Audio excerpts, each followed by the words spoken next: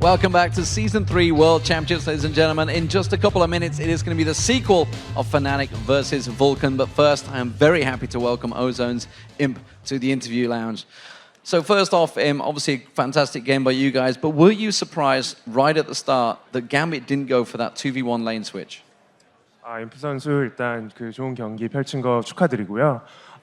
경기 초반에 그 레인 스위치가 일어나지 않았는데 갬빗 게이밍이 그렇게 안 했던 게 그 좀 놀라우지 않으셨어요? 조금 놀라웠어요. 저희가 이 캐틀 소나 조합을 최근 경기에서 써보인 게 별로 없긴 했는데 옛날에 되게 이 조합으로 상대방 라인을 많이 압살했어가지고 놀라웠어요. Yeah, so it was surprising to me because back in the day, a while ago, we used to destroy our opponents using that combination. So yeah, it was surprising to me. And after obviously a great win versus Gambit, you got revenge. How do you feel your group stage chances are now?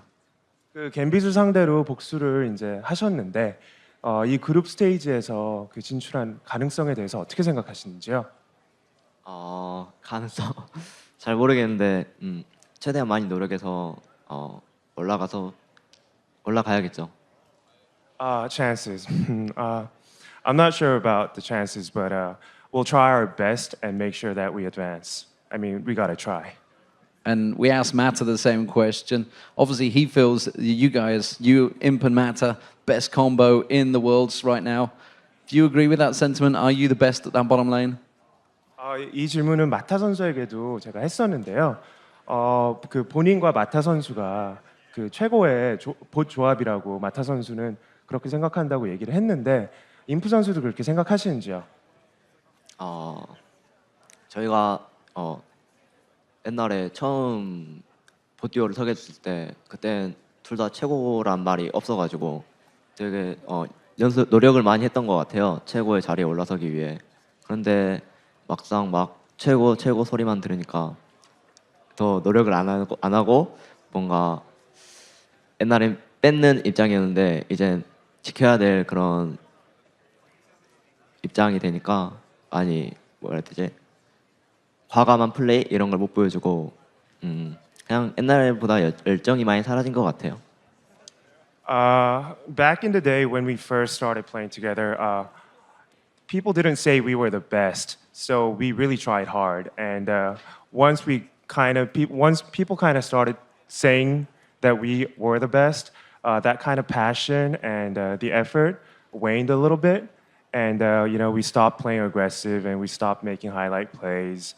And overall, we just, the passion was kind of, we had less passion. So I believe we're going to try hard. We're going to try again. Excellent. Well, thank you very much, Imp, and best of luck with the rest of the tournament for Ozone. So now let's head over to Quickshot and Kobe, who will be standing by with the next match. Thank you very much, D-Man. It is time for our second rematch of the day. Europe's Fnatic versus North America's Vulcan. And even though Xpeke and Fnatic lost their very first game here at Worlds to Vulcan, they bounced back to pick up the winning spree, or 3 games over the last couple of days. I'm 100% sure that Fnatic are excited to have another shot here at Vulcan. Yeah, the first match between these two teams was where Fnatic has looked the worst and Vulcan has looked the best. It's pretty much the best they've played this entire tournament. Vulcan started the match with a red side invade and picked up 2 easy kills, including ManCloud taking out Xpeke. And once ManCloud got that lead on Xpeke, he made Xpeke start playing defensively and never allowed him back into the game. Yeah, but since that match, these two teams have gone in opposite directions. Vulcan has lost 2 of 3 matches, and even in the game they won, they were looking very shaky. While Fnatic has reeled off 3 victories in a row and sit on top of the Group B standings. That's pretty much been the modus operandi for Fnatic all season long. After a shaky start and some stress over the roster, Xpeke and his team have worked their way back into the World Championship after winning the title all the way back in Season 1.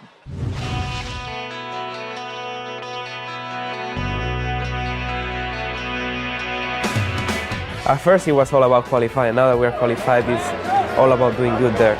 I know that for Fnatic it was a huge thing. What happened last year and what happened this year is like, I think they couldn't be more happier. It's gonna be really, really good. Gonna see all the good teams.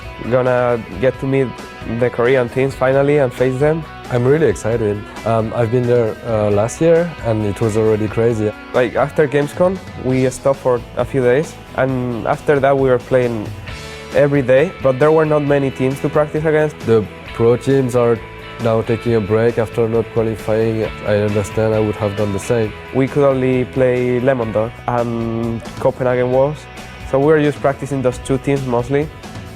Our team right now is really motivated. Everyone wants to play.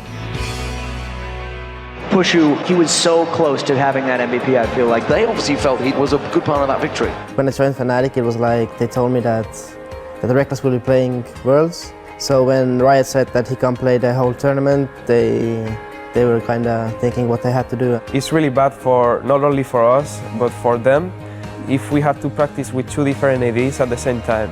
So the best is just to take Pushu and go with him, practice with him a lot, and he's doing good. He saw that he can play at the top level. I think he improved a lot and he deserves to be there now. Probably when we were stronger is when we were with like the first roster we had back at Season 1.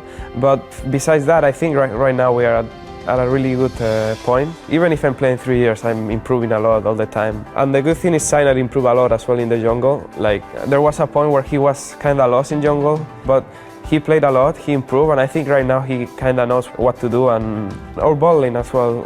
At the beginning, our bot lane was not really strong at all because I had to first switch from AD to support.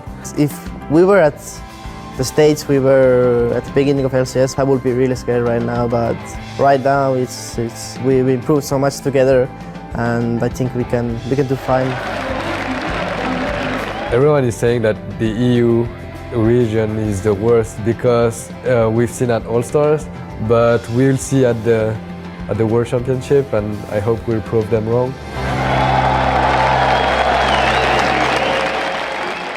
Very nice words from Yellowstar at the end. Yeah. Well, we'll see how EU does at the World Championships. As it stands, Fnatic are doing pretty well. I think Pushu deserves to be here as well. I'm glad they brought him. His performance at Gamescom was fantastic, and it's a difficult place to be in when you consider he's going to be replaced once Reckless turns 17, which is tomorrow, I think. It's pretty close. Anyways, guys, let's check out the starting lineups for tonight's showdown. On the blue bars, it is going to be Fnatic this time round. Soaz in the top lane, Cyanide in the jungle. Mid lane is going to be Expeke with Pushu and Yellow Stars, your AD carry and support. And in the red, it's Vulcan. Psycho Sid is up top, X-Smithy's in the jungle, ManCloud's mid, Zuna's AD carry, and Bloodwater is supporting. So we are about to jump into Champion Select. This is, of course, a rematch. Vulcan convincingly won the previous game between these two teams, and we argued that the picks and ban phase was potentially the most important. We'll have to see if Fnatic have learned from that. Man, did the analysts really give Fnatic flack for picking that Yorick last? And Fnatic even, they admitted, weren't exactly sure where they were going with that. It was just kind of Soaz liked Yorick, and he usually has good laning with him. Well, I think they'll be more focused this time. I definitely think so. This time round, we do see that Vi is going to be taken away, so that is definitely targeted at Smith. He's played 3 out of his 4 games, and I love Smithy's Vi. It's definitely one of the most influential changes that Vulcan have had in terms of starting fights. Like Double F said, though, Smithy plays all the jungle champions, so banning out one of them isn't going to be a very big deal for him. Mostly that just means that the Vi level 6 gank at mid is not going to be there. They won't have that guaranteed ability to lock the opponent mid laner in place that will line him up for anything that ManCloud wants to be or wants to use. That's why Vi is so highly prized in these mid-centric games, is because she guarantees you to hit your skill shots. Well, we'll see how this works out. Fnatic do have Ari up and available. We know how Peke likes to play, but the question is, have Vulcan planned this out? Are they aware of this thought? Corki and Oriana were the last 2 bans, so a lot of powerful champions still up and available. Elise is another priority pick, I think, for actually both of these teams, I would say. That's interesting that they did leave that Ahri up, because that is definitely a go-to pick for Peke. The speed with which Vulcan locked in their first 2 picks, though, they definitely knew that Peke was going to bite on that one. So Mandatory Cloud, I feel like he's okay with laning against a teleport Ahri. Whenever Peke does have Ahri, taking that teleport, foregoing the ignite, makes him a little bit less dangerous in lane because it's not a combat summoner, and someone like Mandatory Cloud can take advantage of you if you don't have the extra power of ignite. The other thing I just want to note is that it is Pirate Day today. I asked Cyanide if he would please jungle Gangplank. I don't believe he'll go through with it, but at least he gave me the shout out here. At least he did. Our matey indeed. We'll have to see. It's been a long time since we've seen Gangplank. That was okay. Put a little more into it next time. So we do see Fnatic flicking over. They have not locked in either Gangplank or Yorick, toying between the different picks. Now, if this Ashe is locked in, which it is, it was banned against Fnatic by Vulcan the first time these two teams played. They actually did not have Ashe banned against them in the other games here, though, and they did not pick up that Ashe. They went something like Varus multiple times, so it's interesting that going up against Vulcan this time, they do go back to this Ashe-Zyra combo, which was so good for them at Gamescom. That was really the crux of their strategy during Gamescom, is this Ashe-Zyra plus Ahri. They can have Ahri split pushing as long as Peke gets off to a good start. He's an amazing split pusher on Ahri, great duelist, has that teleport. And then Ashe and Zyra are wonderful at defending turrets 4 versus 5 because they have so much counter engage, and they're also good at turning the head. As soon as the teleport comes in with that Ahri, joining the battle, they can engage with Crystal Arrow. Well, we'll see how this works out for them. I was going to highlight that with that Zyra takeaway from Vulcan, that's Bloodwater's 3 of 4 games being played on Zyra. So not only is it that immense control, you're denying it from Bloodwater. He is going to fall back onto Sona. This will be the second time he's playing it here in Worlds. Those are his 2 champs. You know what I mean? It's not like... He's a big fan of Sona. Exactly. I don't think that's going to hurt him too hard. But with the Lissandra lock-in after Ahri's been taken here, I'm pretty sure Vulcan are going to look to pick off Peke, because Lissandra's actually very good at, if there's any lapse in vision, her plus Smithy, it's going to be a Manclar plus Smithy combo here to prey on Peke and catch him out if he does go split pushing. There's no teleports right now on Fnatic, which is very uncharacteristic of Fnatic. They usually have Soaz or Peke running a teleport, so maybe my previous point is invalid. Soaz was sitting on teleport for a very long time and has only just recently switched that over to Ignite. To round out the Fnatic composition, it is going to be that Lee Sin and the Zac. So they have got immense initiation, they've got immense utility, they've got an assassin in the form of Ahri. I feel like Fnatic have got a very well-rounded comp here. They can do many things well. They've got really good hard engage with that endgame Crystal Arrow plus Zac Elastic Slingshots following that up. Very, very long range engage here from this Fnatic team. And, you know, if they don't actually end up taking one of those teleports, then the split push will be a little bit harder to pull off. But having Ignite makes Ahri a much better duelist. And if she can't outmatch 1 versus 1 up mid, then she'll actually have a much bigger upper hand in those fights, rather than running that teleport and running the risk of going down to that Man-Cloud Smithy combo. Well, I very much like the lock-in of this Vladimir. Going to allow him to, at the very least, dodge the arrow. And in late-game teamfights, that could mean someone else is going to eat an arrow to the face if he Sanguine pulls underneath it. But this is something that we've seen a fair amount of. Vlad is a sort of fringe pick. We don't see it all too often, but he's there. Yeah, it's always funny to watch you dodge an arrow just to have it hit your AD carry right behind you, which is even worse. The thing, though, with the last pick, Vlad, I love this pick against Zac. Zac does not have early spike damage. He has no pressure on a Vladimir where Vladimir is weakest. So Vulcan are definitely going to want to get that matchup of Zac versus Vlad. Expect to see some deep wards, probably one of those ozone lane wards, so that Vulcan can get the matchup that they want here, because Vlad scales up very well against Zac, and he becomes a split pushing monster, especially running Flash Ghost. Well, we'll see how it works out for them. You guys have been voting on this match at home, so let's see who you guys think is actually going to win this one. According to LOLesports.com, 75% of the fans are sitting with Fnatic right now. Double have picked Vulcan, and the rest of the casters, as well as Monty and Crepo, they've sided with Fnatic That as well. is pretty overwhelming right there.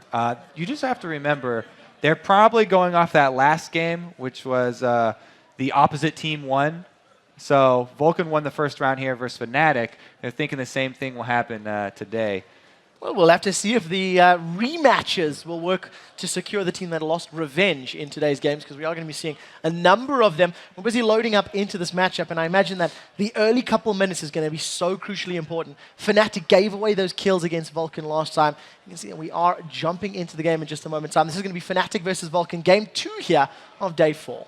We do, again, have a Caitlyn plus Sona lane, though. So you have to watch out for the early turret pressure from Vulcan from that bottom duo lane, or whichever lane they end up going in. Well, we'll see if Vulcan can make it work for them. All right, Peke did go with the teleport. He almost tricked us. No, he almost tricked you. You Okay. were doubting yourself. You were doubting yourself. And at the last moment, Peke did lock in that teleport. So as this time round with Flash and Ignite on that Zac. He's going to be looking to secure some kills in this early to mid game. So the thing here is, this is Fnatic's very clear playstyle that everyone always talks about. Oh, it's so weird to play against. Crepo and Montecristo were saying this style is so strong that without actually playing against it, they didn't think Vulcan would come up with a counter. But Vulcan are very much aware of this signature Fnatic style, and Bloodwater does a lot of work beforehand to come up with counter plans here for Vulcan. So we'll have to see if this one's actually going to pay off. This will be very interesting because all the research has definitely been done for Vulcan. Just can they execute? And this is going to be the first time that we're seeing Psycho Sid or Mancloud on Vladimir and Alessandro respectively here at Worlds.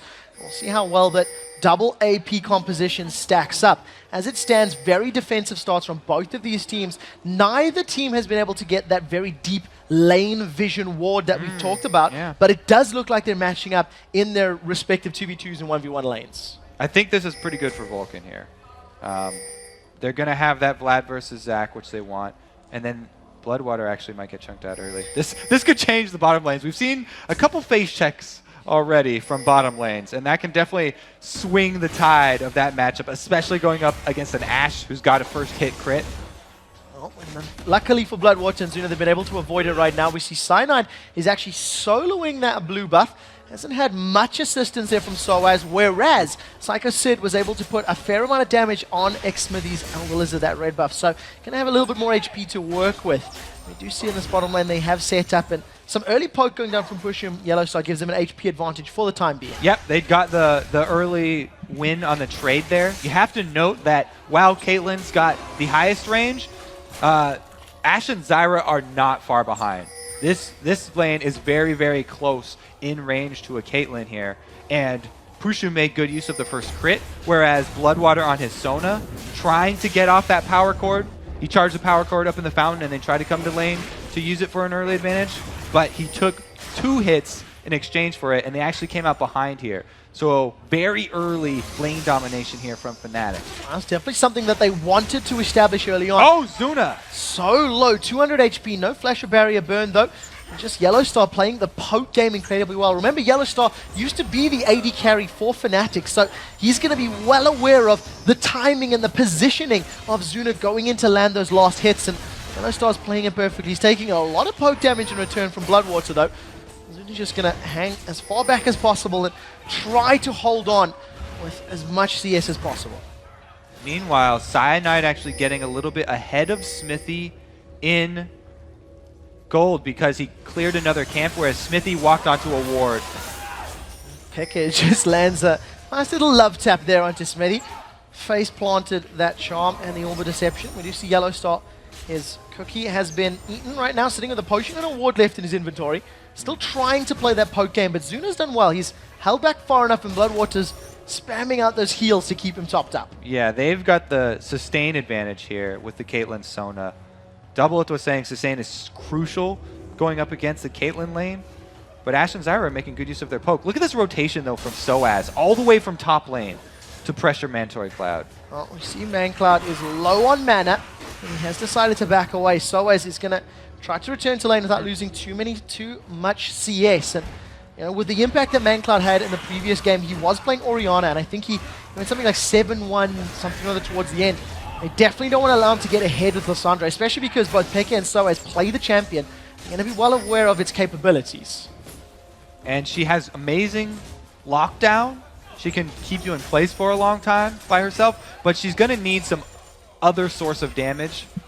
Her soloing Ahri is a little bit difficult because the extra damage was taken down on her a little bit to compensate for how much crowd control she does have. So we'll see as we are getting closer to level 6. ManCloud is very low on mana, but thanks to Lissandra's passive, going to be able to have some free spell casts every now and again. He's going to decide to back away now with that 36 CS in his back pocket. We'll see what he decides to pick up. We see Xmitty has already secured himself a pink ward after going back and going to try and get some vision control. A pink ward secured for ManCloud as well, so definitely placing some importance on this early game vision against Fnatic. They don't want to get caught up by those rotations and potential ganks that Soaz and Sun have already been looking at, trying to see if they can taste victory. Yeah, it's very uneventful early game here. Some more good wards coming out and some heavy jungle farming from Cyanide here. He is slowly getting a little bit ahead of Smithy. Meanwhile, the mid lane definitely went Peke's favor as he was able to shove one minion wave up before Mandatory Cloud arrived. But since Lissandra a little bit slower at pushing, he's going to arrive in time to grab these ones up. And we see a slightly different build here from Xpeke. He's gone with that Chalice of Harmony, early magic resistance against Elise, Vlad, and Lissandra. That makes perfect sense. Yeah, double AP. It's actually a triple AP because their jungler is AP as well. And he's only really worried in the early game about that combo of the Lissandra plus the Elise bursting him down. So I really like going this Chalice instead of, you know, something that the Chinese teams were opting for with rushing the Abyssal Scepters. Charm's going out. That's the first one we've seen Peke miss. He got some decent damage on ManCloud. He was hanging out in the river. Right now, Pusher and Yellowstar are extended. That's they got the exhaust down. We see Xmitty has been rooted in place. Yellowstar's been able to save Pusher for a while. He does flash, gets away from the cocoon. Tower damage is there. The barrier bait is up. Now the tower turns onto Bloodwater. First blood is secured, but look in the background. Peke's used the teleport. He's been able to pick up one. Now barrier is down. Peke's low on mana. Zuna dropped to 150 HP. Final rush is going to be enough. Peke with the double kill. 3-for-1 to Fnatic. That teleport definitely paying off right now. He's able to turn that completely around. Even though first blood going to Vulcan, 3 kills for Fnatic, all assisted. And the first blood was secured with Bloodwater, the support. That's not ideal when it's your carries you want to give the gold to. Yellowstar and Peke trading as much damage on this tower as they can before their minion wave is taken out. And Peke hasn't even lost in form up in the top lane. Ignite is burning on Psycho Sid as Soaz is going to have his cell division. Not even going to get popped just yet. But let's bounce. Hemoplay, Ghost, Flash, everything blown in that top lane. So many summoners are down for Vulcan now. Their bottom lane is no summoners as well. They do have a pink ward for this dragon though. And because Peke just recalled, it is going to be Vulcan actually answering with an objective. Very smart move right here. Even though they lost out on the kills, they took advantage of the low health of that mid laner to grab something back. That keeps the gold basically even right now. 200 gold separates these two teams, and that's a good start. Cyanide trying to extend that a little bit further. Realizing the dragon was going on, he's going to steal away this red buff from under Vulcan's nose. Very good counter here from Cyanide. Whenever you do have that vision of the opponent jungler, you need to take advantage of it. And all said, I think Fnatic still came out definitely ahead in that last foray down bottom. Even though Mandatory Cloud was able to shove mid, he's still behind in minions because Peke took a lot from the bottom lane. As it stands right now, Pushu's returned to lane with those 2 assists with a BF sword. So that's going to be a lot of damage being traded if he can land. Vladimir's trying to place his ward right now into Cyanide with red buff. So Cyanide putting some very good damage down. Realizes Hemoplague's not up. No Nor is summoners. that. Take a look at that. The slingshot comes in. There's no bounce either, but the stretching slingshot does catch. Sid is slowed down. Red buff is up. It's going to be ticking. It's Cyanide secures it. In the bottom lane, Pushu with the BF sword is going to secure a kill into Zuna, and Fnatic with a 5-1 kill lead are in great position right now. Bloodwater not level 6, no crescendo for him. That means Zuna's gonna go down.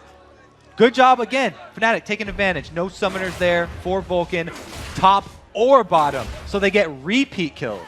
As it stands right now, Smithy's trying to set something up in the mid lane. Spirit Rush is available. Peke dashes to the right, has 2 more procs available, and he's going to be able to stay out of range of that cocoon and does actually get out cleanly. Now, Yellowstar and Pushu are applying damage to this tower, and it's a couple auto attacks away. This is going to be first tower of the game. Falling to these minions, most likely, Fnatic are going to try to even up this global objective score. Okay, so minions do get that early turret, but the dragon was already taken by Vulcan, so they won't that extra control for the bottom lane won't do a lot for them in the near future. And we'll have to see at this point, will Zuna go the route of Genja and freeze that bottom lane? Or will he try and shove it back and get his team some more pressure on their map elsewhere? While talking about decision-making of players, Manclad's going the way of Expeke from game 1 with his Lissandra. His first big item is a Negatron Cloak. That didn't work out for Peke when they played Vulcan. He didn't have the damage necessary, and we see he has to deal with Peke's early Fiendish Codex and presence, and Manclad's got the defensive start. Yeah, well, he's definitely thinking there's 2 solo lane APs up there, and then his team has the Elise and the Vladimir as well, so someone over there with an Abyssal Scepter will be nice in the late game, pulling down the magic resists of Fnatic. Means that his lane right now in the middle is going to be safer, yet the kill potential is not very high at all. Manclad now falling further and further behind, over 20 CS behind Peke right now. Teleport will be up in the not too distant future, as around about 20-25 seconds on that cooldown, and we'll have to see whether or not Fnatic want to make another play. There's no tower on that bottom lane, so if Zuna and Bloodwater stay extended trying to farm, they're at risk of being jumped on by Peke's Ahri. Yeah, so far it looks like, even though Vulcan have had so much footage of this Fnatic, this exact Fnatic style, not doing a great job of adapting. The early teleport really turned this in Fnatic's favor. Once again, giving away that Ahri. It's something that Vulcan did during picks and bans. Their final ban was Orianna and not Ahri. Right now, Fnatic grouping up in this mid lane. There's 4 of them here available, trying to shove down this lane. You can see Zuna not freezing lane in his tower, instead pushing it down towards Fnatic. And Fnatic going to get a 4 versus 3 potential. Remember, Enchanted Crystal Arrow is up if anyone steps out of line. Mancloud does have his ultimate ready, but he's stunned right now. Does get rooted down. Stranglethorns throws them up, and that's a pretty awkward engagement for Fnatic. They didn't seem to commit to it. Look, they chunked out half of Mandatory Cloud's life, though. That is one of the weaknesses of Lissandra. Yes, she does have an immunity that she can cast. However, she can't do anything if she gets CC'd from 100% to 0. They didn't dive in on that one because they couldn't chain them. But still, chunking him out to 50% means there's not a lot of aggression they can return. A lot of damage going onto that tower as well, dropping into a couple hundred hit points. We see that Pushu. He's returned to the bottom lane to stay even on CS with Zuna. However, he's sitting on that pickaxe and BF sword, so significantly higher attack damage to the Vamp Scepter Berserker's Greaves that Zuna has to deal with. Now we see Sid and Soaz. They continue their island battle, as it were. Both of these top laners, for both of these teams, in fact, play that stick alone in the top lane. That's a crescendo into a Glacial Doom. Peke is going to Spirit Rush away. He's still alive. Cyanide. He survives. The Cyanide takes the ace in the hole. The Grasping Roots in the background locks up Vulcan. And in actual fact, it's Fnatic that pick up a kill. Here comes Soaz. Slingshots in. He interrupts Mancloud. Mancloud cannot get away with the Claw of Doom. It signals his doom. Zuna flashes forward. Cyanide gets away with about 10 HP. Now they turn their attention onto Zuna. Ignite's ticking. It's not going to be enough to pick up the kill. But Fnatic grabbed 2, and all of a sudden, Peke wants to play with Psycho Sid. No Spirit Rush. Sid's going to get away. Sid will easily be able to ghost out of that. But the dive right there, where they tried to hold down Ahri, was the plan with Lissandra. They even used Crescendo for that as well. But a beautiful body block from Cyanide, saving Peke's life. And then there was just not enough damage with that Lissandra going Negatron Cloak early. Also, Cyanide was able to get out of that alive. Again, Lissandra, huge weakness with being interrupted by crowd controls. Amazingly played there by Fnatic. Fnatic are now 4,000 gold in the lead. They're going to secure their 4th tower of the game. They have the bottom inner turret. They have all outer turrets. And Peke, even though he doesn't have teleport, he's going to be playing the split push role. Kobe, it's almost like you know how Fnatic play. Well, yeah. we talked about it before. Teams are very aware of this. It looks like Vulcan are trying to answer that split push with this dragon.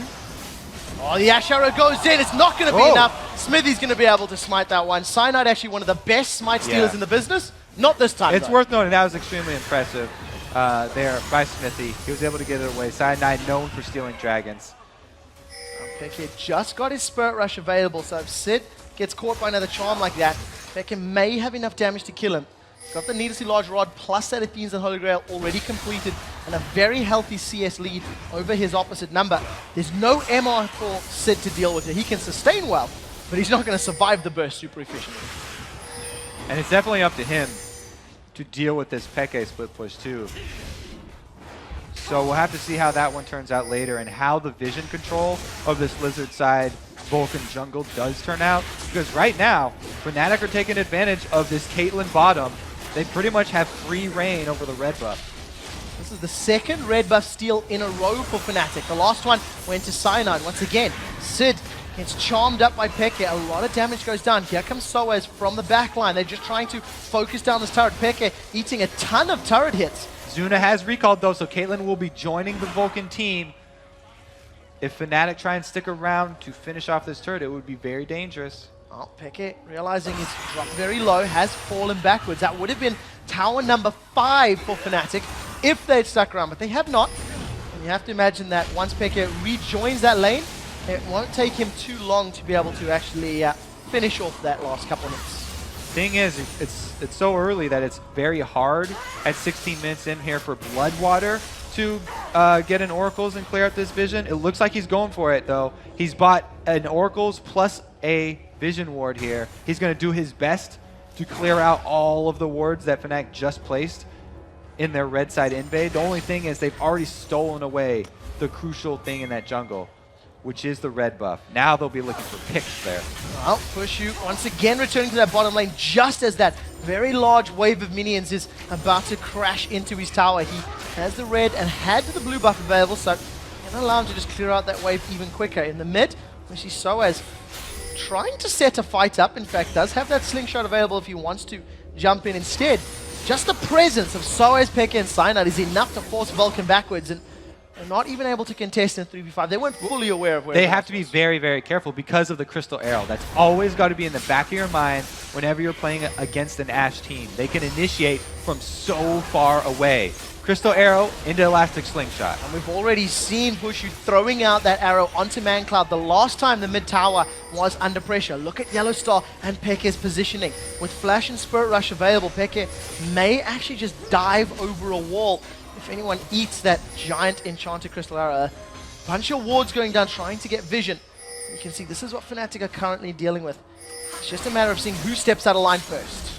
Peke also has his Deathfire Grasp, so he's looking to 100% either Zuna or Bloodwater. He got the charm! Charm does land on Bloodwater. It's not going to be enough. First proc of Spirit Rush. I think it was used there by Peke. We'll see if he decides to continue in. Yellow Star's hanging around on the backside. Spirit Rush proc 2 is down. Glacial Doom comes out. Now the arrow does catch Sid. That is immense. There's been no Hemo Plague yet. They've traded mid laner for support in mid lane. Now Sid forced backwards. The Hemo Plague was out, only catching Pushu. That's not going to be enough to kill him. Psycho Sid's going to be the next victim as we do see the Cell Division coming up. Cyanide has got a double kill in the background, and Zuna, the only member of Vulcan to survive. Fnatic now turn their attention to this mid inner turret. Zuna's still alive, but he can't defend against 4. Again, Vulcan use everything to burst down Peke there. They get him, but now they're going to get Ace. Cyanide jumps in. He didn't even use his Dragon Rage. Zuna now on the other side. Root comes out, not going to be enough. Stretching strike from Soaz finishes it up. That's a delayed ace from Fnatic and tower number 5 to stack it up. Cyanide trying to kick him back into the rest of his team. Okay, so they get Peke with the ult into the crescendo, into the Zyra knockup. Very good answer here from Yellow Star to counter all of the initiate that Vulcan put out. And that Zyra Stranglethorn just won them the engage. Knocked everybody up after Burning Crescendo as well as the Ice Tomb. There was no more left for Vulcan. Vulcan basically became a flying team in that engagement. So many knockups coming in from Zac, from Zyra. They couldn't do a thing. Now ManCloud's trying to pick up his blue buff. We see Smithy. He does get charmed. Here comes Peke. DFG was used. Second proc of Spirit Rush. The third one still going to be used to finish off the blue. And that's another kill going to Fnatic. This time landing in Yellow Star's hands. 3-0-8. At this point, Peke also has all the things that he needs to be a solo split pusher. He's got his magic resist. He also has his Deathfire, which is the killing potential, but he's used everything in that last pick. Hemo Plague did go down. A good charm onto ManCloud. Now Glacial Prison is available, but you see ManCloud decides not to chase, decides to fall backwards. Pushu's going to land his last auto attack to secure tower number 6 and give Fnatic an even bigger gold lead. That's around about 8,000 gold right now. It's actually Bushu taking the turn on doing that split pushing. Fnatic's so far ahead, they can let their AD carry. Well, yeah, it's Peke down bottom pulling resources over to his side of the map. Very confident Ashe play right there because of the hot shot, even though they don't have wards in red side anymore. Able to get another turret for Fnatic, and they are looking like they're going to run away with this one. Crepo and Monty may have been right there. Seeing the Fnatic play style is not the same as actually playing against it and practicing. I have to question the Lissandra pick as well. It hasn't worked out for ManCloud. He's such a strong player, and you feel that maybe on the champions could have done more. Now, red buff is going to be secured here for Vulcan. This is the first one in 3 that they've been able to get their hands on. You see Pushu and the rest of Fnatic, they are pushing up the mid lane. Enchanted Crystal Arrow is available. You see Yellow Star, he's clearing out wards at Baron, so keep that in mind. Now, Peke threw the charm out if ManCloud had landed, and it would have caught, but not this time. Now they've kept the Ashe Arrow down onto Smithy. He has no repel to fall backwards. Expeke does get locked up by the tube. Crescendo catches him and Pushu, which is immense. We do see that a great survive there as the Locket of the Island Solari keeps Peke alive. Now Pushu turns his focus onto Sid. That's 4 quick kills back to back to back, and that Locket keeping Peke alive. That's the tower down. This is going to be the inhibitor as well, and Fnatic may continue to push. That was very beautiful play there by Pushu, picking up those last 3 kills, going under the turret. But again, the Frozen Tomb into Crescendo onto Peke seems to be what Vulcan were having as the answer, and it did not work out. There's a surrender. Vulcan calling it quits at 21 minutes, 30 seconds. Fnatic now convincingly in the lead of Group B. And it's hard to find faults in the gameplay. Vulcan simply outplayed. The whole time that I was over there at Gamescom with you, watching Fnatic play live for the first time, and they kept on getting Ashe Zyra and Ahri or Fizz with teleport split push. Nobody really had an answer even over in EU. I don't think many teams are going to want to give them that combo again. Well, very first time Vulcan played them, they banned Ashe out. Vulcan they knew that it could come. They'd done their prep. They banned it in game 1. Game 2 let it slip through, and Fnatic snapped it up. I mean, that was their second and third pick. Ashe Zyra said, thank you very much. We've got Ahri, we've got Ashe Zyra. Like, whoever else we pick, doesn't really matter. We got the core elements of our comp. Yeah, they got all 3 right off the bat, and Peke didn't even have to do that much split pushing that game. He used his teleport early to get the early advantage, and after that, he just got too many items. Before this game, Peke had a 10 KDA over the first 4 games they've played. I see that Pushu had an 11 KDA. That's just going to get even higher. They started off really badly against Vulcan. Vulcan completely smashed them. And since that game onwards, Fnatic have just gotten better and better and better. And who's going to stop them? No Yorick, then no win for Vulcan. Guys, let's send this one over to Riv and crew for a breakdown of Fnatic's incredibly strong win. Thank you very much, gentlemen, and an incredibly strong win indeed. Coming out of that game, Doublelift with the only pick on to Vulcan. However, it did not go through. You guys How does it feel? advancing in that? I was wrong. We went with the love. Vulcan felt the love, but couldn't feel for the win. It was a few mistakes, as we had picked out before. We're going to start with picks and bans, however, right off the bat. Freak, what were we seeing in this? We were saying both teams kind of pretty much got the cream of the crop there, but it was an execution. Yeah, these teams both got to run, I think, really solid compositions. They executed their own game plans. It wasn't like one of those Ozone, we're playing Rise because it's all we can play sort of things. It was they got to run comps they actually wanted. And it's actually what I was speaking to in the pregame about the fact that the champion pools for AD carries as well as mid laners in Europe are a little bit bigger, because here's the Ashe coming out, the Ashe Zyra combo, of course, that was been popularized. Our first Ashe, yep. Yeah. I'm actually surprised to not see it sooner. Yeah, The rise of Corki kind of helped with that, though. Sure, of course, but even with all these options on the table and all these other carries available, it's the fact that you've got guys who are familiar running a lot of utility AD carries to bring other elements to the team, and you saw it work really well right there for Fnatic. What I liked about the picks and bans was I actually really liked the team compositions coming out of both sides, because you had a really strong pick comp with the teleport, Ahri, Ashe, Zyra, Lee, and Zac, able to really punish positional mistakes. But if we look at Vulcan, Caitlyn, Elise, Lissandra, Sona, Vladimir, with that Spirit of the Spectral Wraith Vlad, you have a really strong 4-1 split push because they've got a solid siege core. And once Vlad starts getting rolling, if Vlad starts getting rolling. He's so difficult to stop. And that Ghost Flash combo on Vlad with Spectral Wraith was, we originally saw Reaper playing it in Korea, Jin Air Falcons, and then that transitioned over into like a lot of Flames play on Blaze as well. So that's where this kind of strategy comes from. But it is really, really difficult because you always have to send 2 people to stop the Vlad. And with double summoners, and if he skills into utility with the CDR, or the summoner spell reduction, he can just get away every time. Yeah, and I really like both of these team comps, but I agree Fnatic picked way better than Vulcan this game. If you think about Vulcan's comp, Vlad has to get going before he's able to like have any game impact, whereas Zach is just always strong throughout the game. Basically, Vulcan has to play perfectly and not die, which is exactly what they did for their comp to work, because Vlad has to actually be able to put a lot of tower pressure in the side lanes before they can start having that 4-man siege.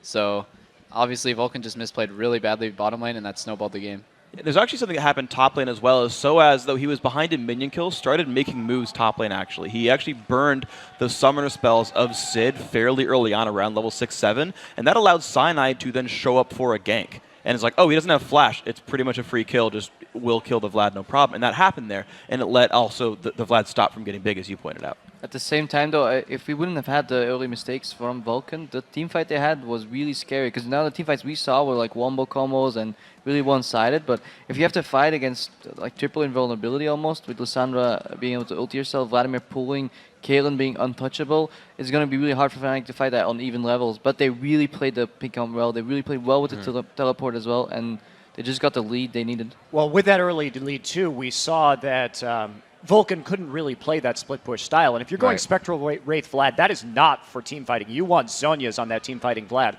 So if you get to a point where Fnatic is forcing 5v5s on you with a Spectral Wraith Vladimir, you're in really big trouble. And talking about that early lead, we have a replay to show you. We'll get that up on your screen. Crepo's going to walk you through it. But before we start this off, Crepo, just kind of go through what your idea on this was and why we need to watch it again. Okay, so this is a really vital point in the game. When First Blood happens, if Vulcan gets it, they get ahead enough so they can really stall for the late game, get their composition rolling. At the same time, Fnatic, if they have teleport, which needs to be respected. What's going to happen here later is basically Blood will be walking forward, and that's really interesting because when bot lanes get ganked, sometimes you don't even need to see the jungler because you see a shift in behavioral patterns. If somebody's playing the same way all the time, moving back and forth on the same line, and suddenly he shifts his behavioral pattern forward, like Bloodwater will do once we're on the clip, it pretty much gives Fnatic, hey, what's going on? He would never play this aggressive. He hasn't played this aggressive. At least it's coming. So if you roll the crypt right now, we can see what happens. Sona goes forward, tries to get the exhaust on Ashe, which is a really good idea. But there comes Smithy. He comes in, exhaust goes on Ashe. Really good roots by Zyra. Pops the ulti as well. Doesn't have ulti red. Flashes from Pushu. This is money. Money barrier right there. Baits Bloodwater under the tower, and at the same time, we didn't even see it because that's how quick it went. Expect it, teleports in, picks up Zuna for a 3-for-1 exchange. Yeah, right on that ward that was nearly expired too. Didn't even need the ward because they had the minions, and because they shift their behavior pattern so early, Fnatic can really say, hey, we're getting ganked. They don't even need to see the jungle yet, we're getting ganked. Which means Peke has about 5 seconds to move away, teleport, and still be in time to pick all those kills all the up. time in the world. And there was actually even a pink ward that Vulcan had put down in the brush right above the lizard camp to guarantee that that gank path did not have wards on it. They know he's coming in from darkness, and we still see the Sona come up. You should always make sure you let the jungler reveal himself before you go, unless the only other option is flash exhaust by Sona, guaranteeing that the Ashe is locked up. And that's just like a straight out of the book of risk versus reward, because I feel like there's a lot of ways to misplay that, mostly because of XPK taking TP. And you should respect the fact that Fnatic always turns around bottom lane ganks with TP. You see that like a lot in their game, even here.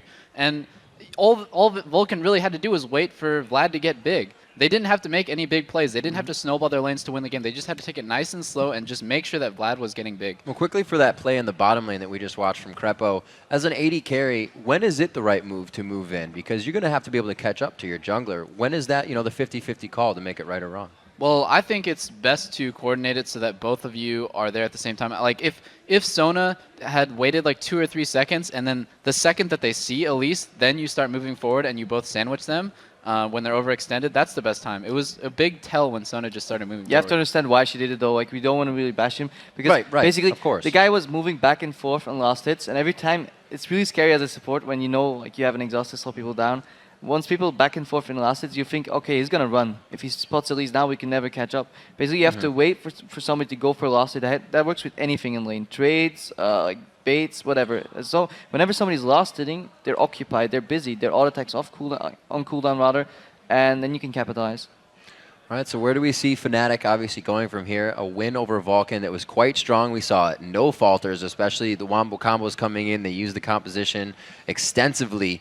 Cyanide played really, really well this game. Cyanide, I believe he died 0 times. Yeah, correct. So. Yeah. Some savers with shield kicks, like turns around in middle. He flanked, turned around, and pushed by Vulcan, and just got a kill out of that and escaped. And just overall, you know, anybody take this away. What's your overall thought on continuously picking new champions? Because we're definitely seeing a variety come out. We just saw the Ashe. We've seen different. We saw Nocturne in the first few days. It's the 4th day in here. People are still bringing out new things. How much does that affect the game? I think that's really important for teams to display so much breadth. Now, you could say, well, I want to hide our strategies. I want to hide the Ashe Zyra, hope no one watched the EU regional, and then bring it out in the quarters or something against a team who doesn't know you. Okay, you can do that, and maybe that's the right call. But also, I just like the fact that teams can come out here and say, look, there's no point banning us out anymore. Like, you almost just sow more confusion into the pick-ban phase where you're like, look, you've got way too many viable options to ban away. You can't remove any of our options, and it's almost intimidating because there's no plan now for your opponents. Yeah, and really there's no point in hiding anything in group stage, because if you don't make it out of groups, then what are you hiding it for? Like quarterfinals that you're not even going to make it into? Right now is crunch time. If you win and secure, and you make sure that Vulcan, well, right now Vulcan has 3 losses, so it's incredibly hard for them to make it out of the group stage, which makes it even easier for Fnatic to make it out. This wide variety of champions actually makes it so that people can't really ban out a player anymore, but they have to start banning out strategies they don't play well against. And that separates the good teams from the best teams, because you can easily pinpoint a player with a small champion pool and say, hey, we're going to make sure that guy doesn't get into the game. But once the coaches have to really read, like this team has 3 different strategies in which 2 different champions are really the pinpoints, that's when League of Legends pick and bans phase. It starts to get really, really interesting.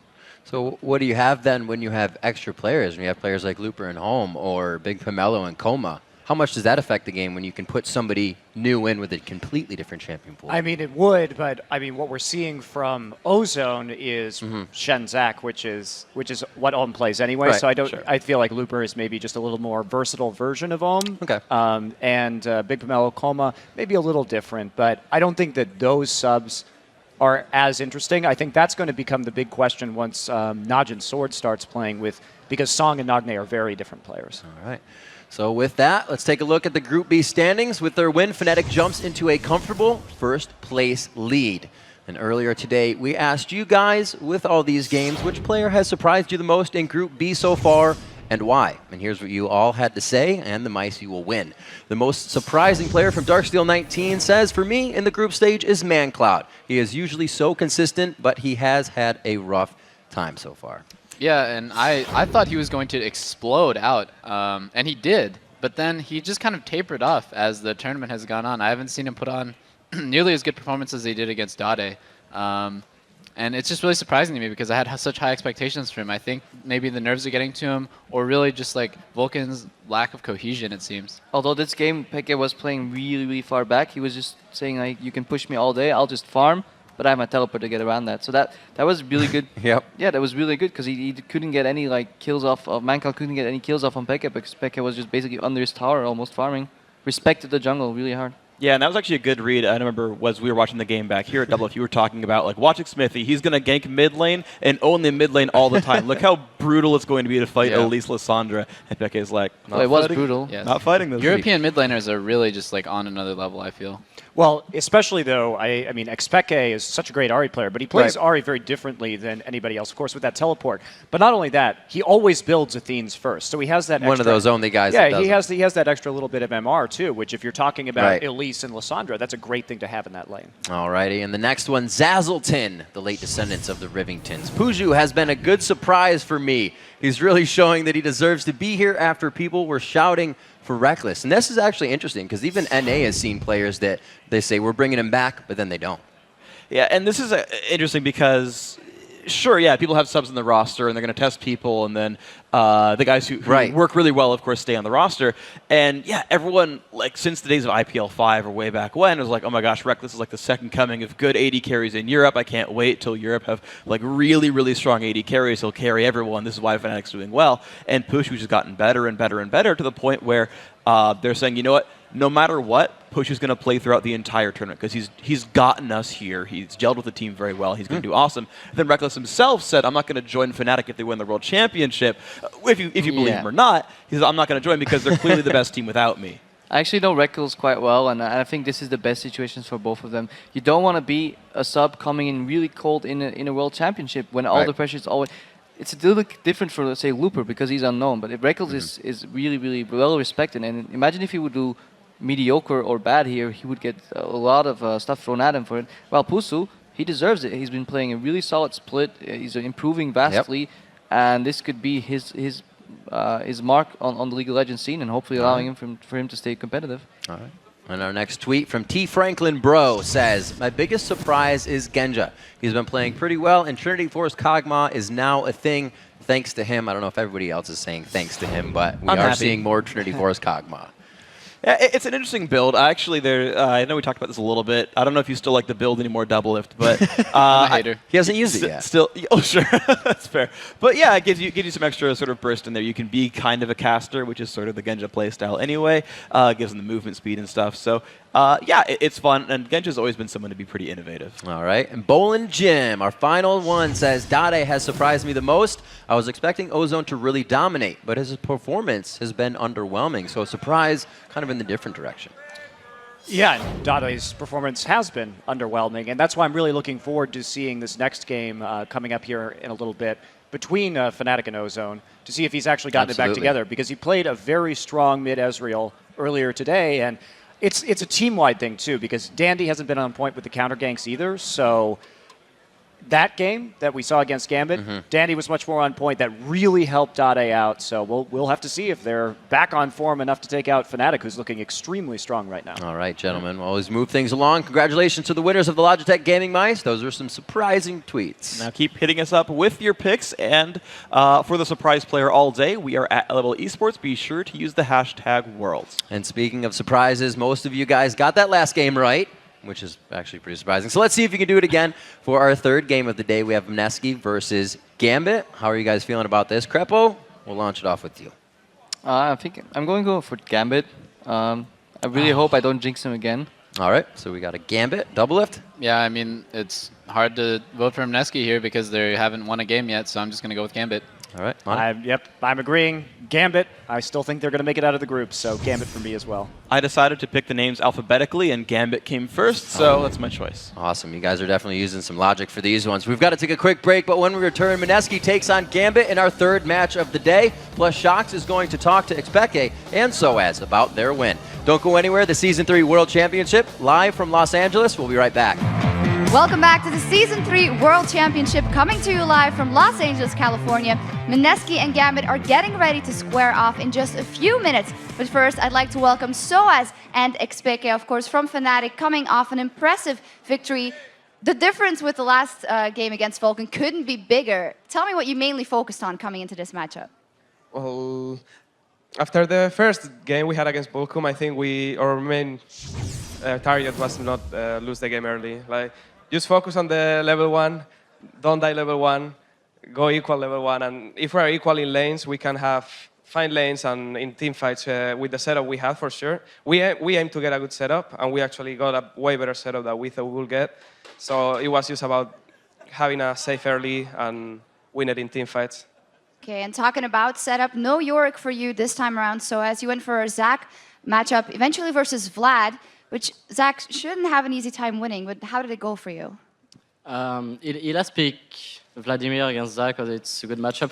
Told Sign I had before the game, just try to cover mid and gank bottom if you can. Just leave me top one-on-one. And as soon as I'm like six or a bit more, we can try top. And I make him waste his summoner at level 6 or 7, I don't remember. And after I cyanide to come top and we get a kill. And Yeah, after that, I was fine. But the only thing you have to do against Zach is try to get your turret really fast if you get a kill. Otherwise, Vlad is just gonna... As soon as Vlad have more level and revolver, he can snowball the lane really hard. Mm-hmm. And you had a matchup versus ManCloud, Ari versus Lissandra. Tell me a little bit about your experience playing versus him and maybe the other mid laners that you've been up against in this tournament. Well, I didn't think he would pick Lissandra. Because versus Ari, Lissandra is good before 6. With Elise, it's really good. They could pretty much one-shot me. But if I decide to play passive, there is nothing they can really do. And that's what I was doing, just farming and not letting them kill me or anything. And I had teleport, and thanks to it, I got 2 kills bottom, and after that, it was over. Like, he took Ignite, wanting to kill me, but I think teleport would have been way better for him, because he should kind of expect from me to not play aggressive. Like, I'm not going to go on him if I don't know where the jungler is, and he cannot really go on me if I'm playing defensive and I can charm him. So I think he did fine. Their idea was really good of just ganking me and killing me a lot, but I just play passive, and thanks to teleport, it didn't hurt me at all. All right, now, of course, 4-1 right now, but going up against Ozone later, an incredibly important matchup, and we just saw them beating Gambit, so how are you going into that? We're gonna prepare like any other match, like prepare for picks, bans, level 1, everything. Try to don't do the same as the last game, and maybe try to surprise them again. All right, well, thank you very much, guys. Incredible performance. Good luck in your next matchup. As for us, we're going to head over to Kobe and Trevor for more group stage action. Thank you very much, Sharks. It is time for our third game of the day, and this time it features Southeast Asia's Mineski taking on Europe's Gambit Gaming. Even though Gambit did win the first head-to-head match in only 24 minutes, for the first 13 minutes, it was anyone's game. Mineski got first blood and kept Diamond in check during the early phase, but Gambit exploded mid-game thanks to Alex's Ari and Genja's Corki. Gambit are coming into this one after a loss, and they're now tied with Ozone. They need every win if they want to catch up to Fnatic. It's going to be a difficult task. This is definitely a game that they should, in theory, have in the bag. We've already seen them outplaying Mineski on an individual level, even after giving up first blood and sort of trading even though that's CS. But it's really going to be up to them to take the initiative, because if they play like they did against Ozone and let Mineski get towers or get map control, they run the risk of actually losing another game. We'll have to see how much Mineski have learned, because they keep on saying, you know, after every game, they're taking away a lot from each loss that they're having here. And, you know, if they build all that up, then they go with something. What if they just straight up copy the strategy of Ozone and execute it? Well, we'll see how it works. Let's check out those starting lineups, guys. Spawning on the blue side, it is going to be Mineski with Snoy in the top lane, Kaigu in the jungle, Yume in the mid, with EXO and TG as your AD carry and support. Some Kaigu fans in the back. A lot of Kaigu fans. In the red, though, it is Gambit Gaming. Darian is up top. Diamond is in the jungle. Alex is at mid, Genja's on AD, and Voidal is supporting. Well, we're about to jump into Champ Select, and I want to touch on what you were mentioning, that with each game, Mineski are getting better and better. They had a very hard loss to Gambit, but against Fnatic, they held on for 10 minutes longer. They almost had their Nexus taken down 17, lost it to 27. Against Vulcan, they actually outplayed Vulcan in several of the fights. I mean, I distinctly remember a 3-for-1 trade at Dragon, where TG and EXO just kited and baited ManCloud's Karthus. There was a flash in to save. EXO flashed in to save TG from the ace in the hole. So they have the ability to make plays. They've had those moments of brilliance, but they need to pull it all together into a cohesive game. Well, first ban out the gate, Renekton taken away from Darian. That's one of Darian's signature champions. He's been playing it for a very long time, and super close up there of Darian, who's screened for the time being. Thresh, this time taken away from TG as well as from Voidal. He doesn't tend to trend towards that Thresh. I want to see, you know, what Mineski are going with this. It looks like just powerful champions all across the map here. They're going down bottom lane even now, taking out the Corki. Everyone knows how much Genja loves this these Trinity Force ADs. So, Sona, I was going to say Zed and Ari still up and running.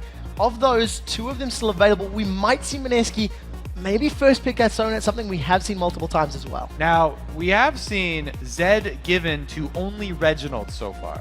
Gambit could leave Zed up, but it does sort of show sort of some disrespect, I guess, when you leave that up against teams. Zed is up. Okay, there's an instant lock-in. They're going to go with it. We'll see how Mineski can actually perform with him because he is considered the premier assassin right now. And the question is, what are Gambit going to do to counter? Now, we've actually seen Peke in EU trying to run Kennen mid to survive against Zed, and he's held off. It was against Alex as well. Alex, not really a Kennen player, but the point is there are some different options in dealing with Zed, and we'll see how they decide to play this now, out. After just seeing that last Lissandra game, Lissandra does well against Zed. She can make herself immune at level 6, avoid the damage from Deathmark. She's a very good sort of soft counter to Zed. Well, we'll see how Gambit decides to play this one out. Once again, first picking Elise. Didn't work out for them quite as effectively against Ozone, but it's good to see big smiles across the faces of all of the players that are flashing across your screen right now. Gambit definitely taking their time, talking it out, discussing what they want to lock in, but I do expect the Sona to be locked in for Voidal. Yeah. It is his strongest support by a long margin. Like you said, before that last one, he was forced off Sona. He plays it every single game. Yeah, it's definitely his preferred.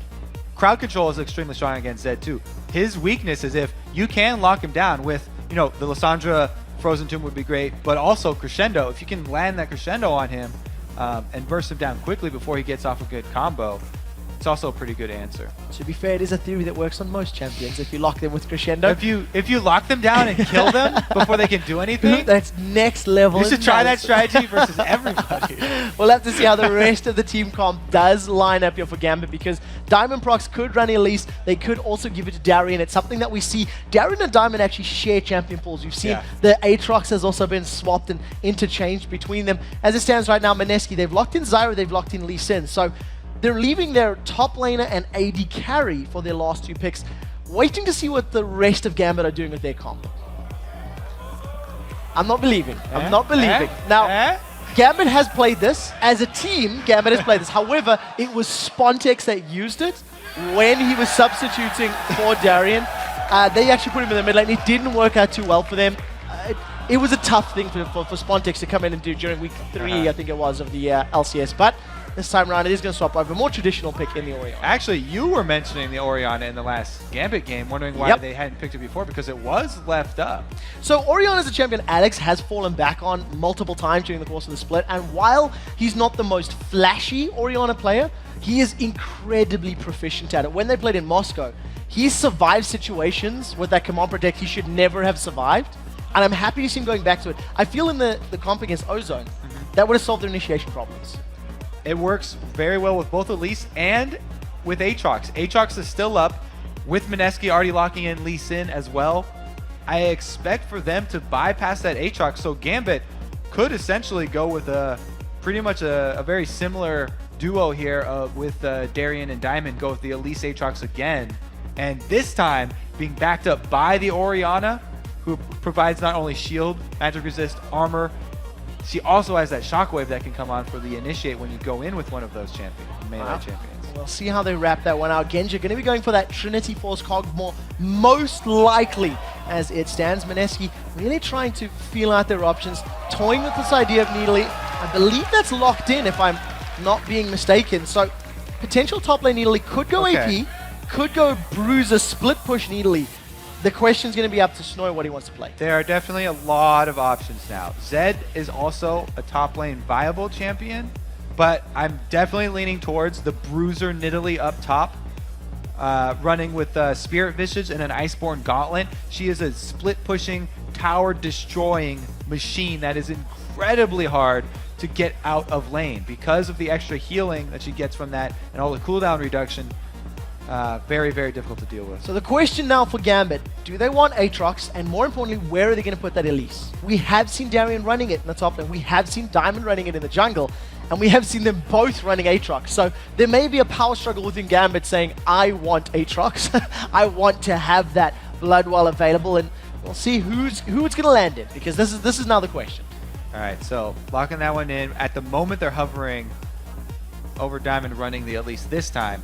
They could always switch that up. But I also like the Orianna shield versus any Zed. You can put that on the Zed target that he's looking to burst down as well to mitigate that one that you're trying to assassinate, because Mineski's team right now, if it's a Bruiser Nidalee, they aren't the best at team fighting. So it's probably going to be split up here. They'll have this Nidalee that's incredibly hard to get out of lane, and then also Zed, who's a great duelist and strong split pusher himself, could even be a 3-1-1 situation. So this is going to be a matchup that we haven't seen at all, the Aatrox versus Nidalee, and we're seeing it at Worlds. Let's take a look how you guys were voting as the teams load into the Rift.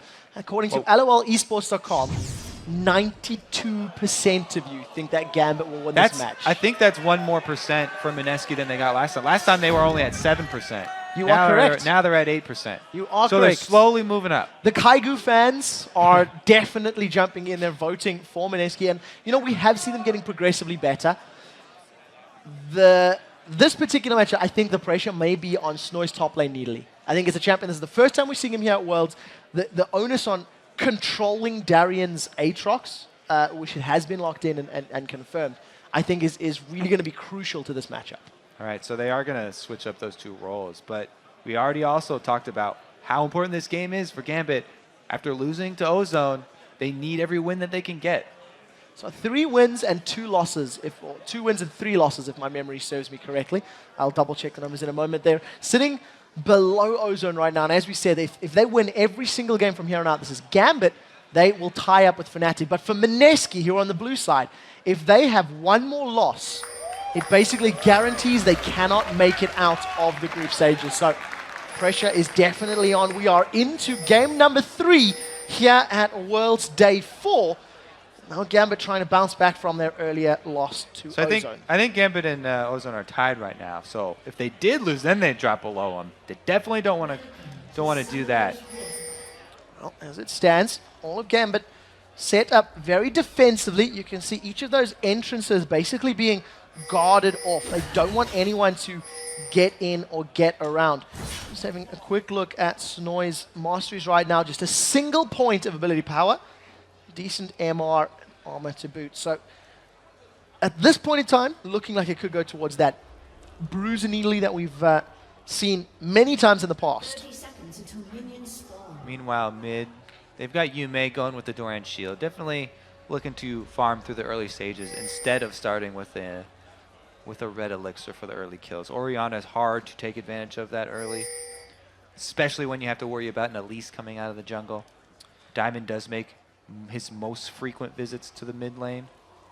So this is the 3rd Z of Worlds. First time that Yume has been allowed to use it. And remember, that Gambit let this one go through. They did not ban it out. Their final ban was Nocturne, targeting that at Kaigu, and he switched over to another comfort pick, Lee Sin, which he played many, many times during the qualifiers here for Worlds.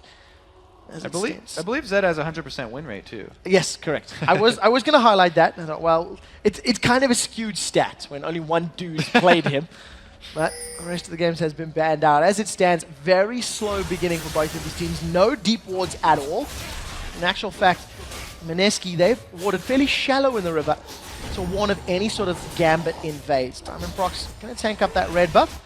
He secured that one for himself. Look at this bush they're hiding in here. This is sort of the Fnatic bush, I guess, for Gambit. They're trying to get the early advantage, but Genja gets out just as EXO arrives. Well, one of the things that we've also seen Darian doing was camping in that top bush with yeah. Aatrox. He was hiding, getting experience back, and maybe this is one of the outcomes of the Gambit bootcamp. A tactical decision of when to hide and leech XP and when not to. But we are going to see another straight up 2v2 and 1v1, 3rd time today. And in the 2v2 on Mineski here, TG has opted for no pink wards. So there's no way that he's going to be able to assure themselves that they have side bush control. So it should be fairly easy for Genja and Voidal to dodge those skill shots. They won't be coming out of blind out of those bushes, and they won't also have to be worrying about Lee Sin Kanks coming through the side. Well, I'll see how well it works out for them. Genja is going to at least avoid that Mystic Shard. TG and EXO are doing the best they can to apply some poke, thanks to Voidal and Genja having that slight level advantage until this very second. They're going to be able to sustain any of that poke that comes down. TG not as effective as we've seen on the poking that Yellow Star was. And since Voidal did go with the pink ward, whereas TG bypassed them, that means that the gank potential is all for Gambit in this bottom lane. Well, we'll see how this potential gank works here for Kaigu. He roamed to the top, was unable to help Snoy out. There's no race camp to steal, so that Sonic Wave is going to go all right. Continues to try to find opportunities, jumps onto Yume's back, but he's going to go try to farm up his own raid camp as we see Diamond Prox now trying to wait in the wings. A lot of damage from Alex onto Yume. Yeah, Diamond has just farmed up all of his small camps first. So now he's in the position to make a move. But because Alex is bullying so hard with those auto attacks, Yume's not getting far enough up to gank. Yume 15 CS to the 23 of Alex Hitches. Both of those junglers have moved away. You do see that now. Kaigu trying to once again find opportunities. He's on bottom. As we look top lane here, Snoy gets jumped on by Tarion. Does manage to avoid the knockup, but eats the Blades of Torment, and that's a level 3 Blades of Torment. So Darian carefully maxing that one first, or level 2 as it were. In the bot lane, just trading. Once again, blows. That's a flash forward into exhaust. Here comes Kaigu. Genja is going to move forward. He's going to get that caustic spittle down. Sidestep to Sonic Wave. First blood secured by EXO. And do you see that? Icathian Surprise. Going to put some damage down. Not going to be enough to secure any kills. And this happened the first time Mineski and Gambit played as well. Well, pink wards don't matter. Lee Sin comes in through the tri-bush. There were 0 wards there from Voidal in the tri-bush area. So while they had something in the side bush for the side Lee Sin ganks, he just came with the most common route of any jungler for ganking. Run right through the tri-bush. Genja and Voidal push up too far. Now Alex in a little bit of trouble as he was collapsed on by Yume and Kaigu, but Yume no energy and not enough HP to actually stick around. He was forced backwards. So Mineski with an early advantage. Now EXO is going to fall back, start to pick up some items. We'll see how he decides to prioritize. An instant Phage coming back into the lane. That should give him great ample opportunity to be mobile and get some damage down into Genja. I think there's going to be a lot of pressure on him. Look at Kaigu. Attack and distance shreds more than half his HP, and now Alex continues to focus down on those auto attacks. A lot of damage onto Kaigu's Lee Sin. He wasn't anticipating that at all. Yeah, the mid here definitely going heavily in Alex's favor. Crushing in CS, plus just now forcing Yume back once again. That lead's only going to increase. Down bottom, though, again, let's shout out that TG, that flash route there from him, setting up that gank. Beautiful start there for Mineski. Even with that, though, because of the CS differences, they're still behind in gold. Well, there's a fairly decent wave here that EXO can start to farm up. Start securing those last hits and trying to use that Phage movement speed to control the battlefield here. Remember, Genja only sitting on those double Dorans. Decided to go for Doran's Blades this time, as opposed to the shield that we've seen from the previous game. Snoy, level 6. This is Darian's level 6. They're trading some blows back and forth, but look at that blood price, really giving him HP back. That's, whenever you're below 50%, that's that triple heal right there. Aatrox actually stacks up very well against a Bruiser Nidalee as well, because Darian started with the Doran shield. The early harass from Nidalee is heavily AD, so that's all going to be reduced by that Doran shield, and his sustain by just auto-attacking minion waves and shoving the minion waves is going to keep him up there until he's shoved out by a gank from Kaigu. As it stands right now, Gambit with a CS advantage in all of their lanes. 60 to 40 in the top lane, 57 to 39 in the mid lane, 55 to 51 in the bottom lane. Mechanically, this is something that Gambit did the first time they played. They stayed even with Mineski until the 13-14 minute mark, then went for Dragon, and then took control of the match. The top lane discrepancy is not really even a mechanical thing either. That's just Snoy last picking Nidalee into Aatrox and going with the auto harass champion who's going to have a hard time controlling minion waves, whereas Aatrox just destroys minion waves when he maxes his E and he's constantly auto attacking to sustain himself up. So great pickup here for Gambit. We'll have to see whether or not this Nidalee does work out. First blue buff has been donated to Alex with Pink Ward controlling this bottom lane. TG and EXO are going to get some support from Kaigu's Lee Sin. 33 CS right now. He was involved in that first blood. Decides to back away for the time being. The wave is to push. Gambit playing too defensively and too safe for that to really work out right now. Not too much action here from Diamond either.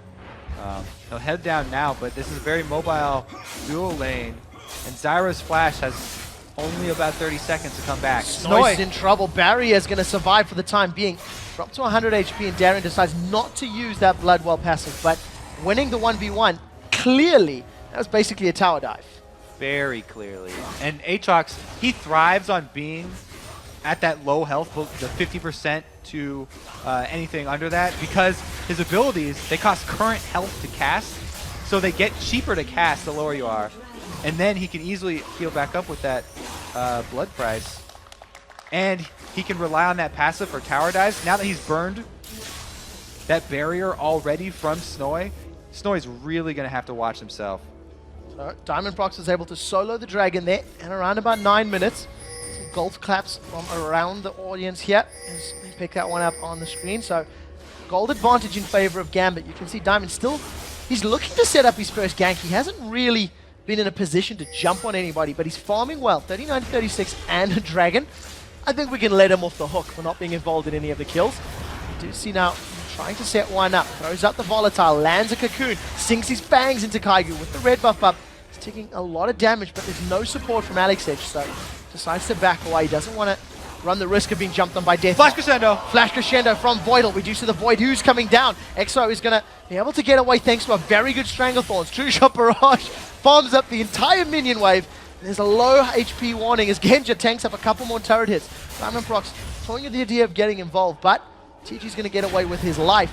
Now, that's with a, would you call a phage an item advantage in favor of Exo and TG?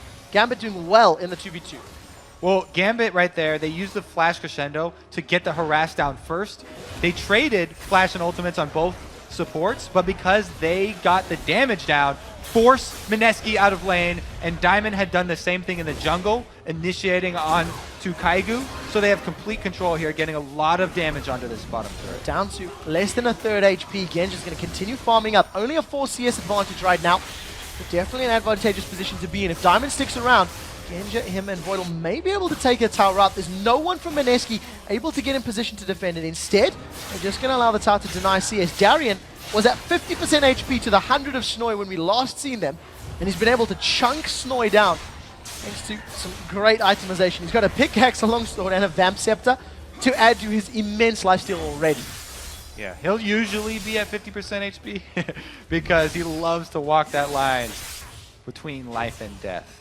Well, luckily, thanks to having that Bloodwell, the line's a little easier to walk. He's got 2 chances there. He's got a few chances to trip and fall. As it stands, 112 CS to 77. Snoy's Needly, which was the last pick for Mineski as well before Darien locked in that Aatrox. Not really paying dividends in the laning phase. He's got that phage completed, working towards Trinity Force. Kaigu is now in the area and may decide to jump in here. Snoy is going to pounce down. You see Darien instantly getting away with that Dark Flight, and he gets out clean. He's not even burning anything major. I really like how Darien goes into Hydra as well. It gives Aatrox even more wave control. Both of his damaging abilities are already area of effect.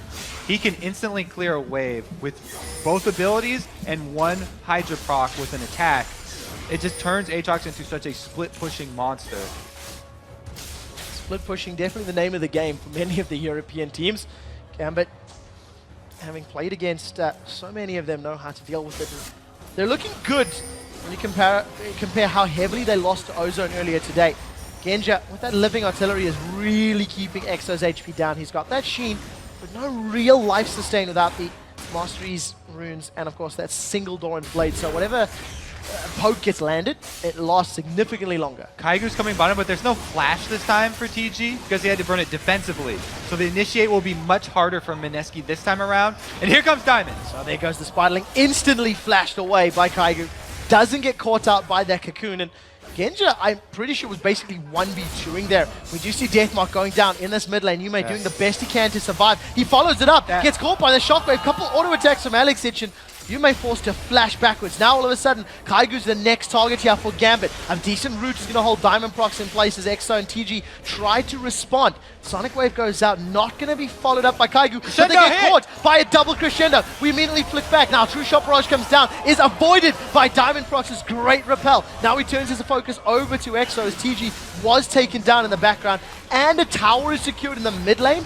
Gambit really turning it on when it counts. Because Diamond has the upper hand on Kaiju right now with the completed Spirit Stone, he is exerting his pressure over this jungle, keeps on returning and finding Kaiju in his own jungle, chunking him down so that the rest of Gambit can collapse into the jungle and gain more advantage from that. They do take away the red buff after that kill as well. So not only do they have the red buff, they have a kill, they have 2 towers, they've already picked up a dragon, and there is a Ravenous Hydra completed for Darian's Aatrox. So if at any point he picks a fight with Schnoi, kill potential is going to be even higher. Dragon's up in 52 seconds, and I would imagine many members of Gambit will be responding to try to secure this.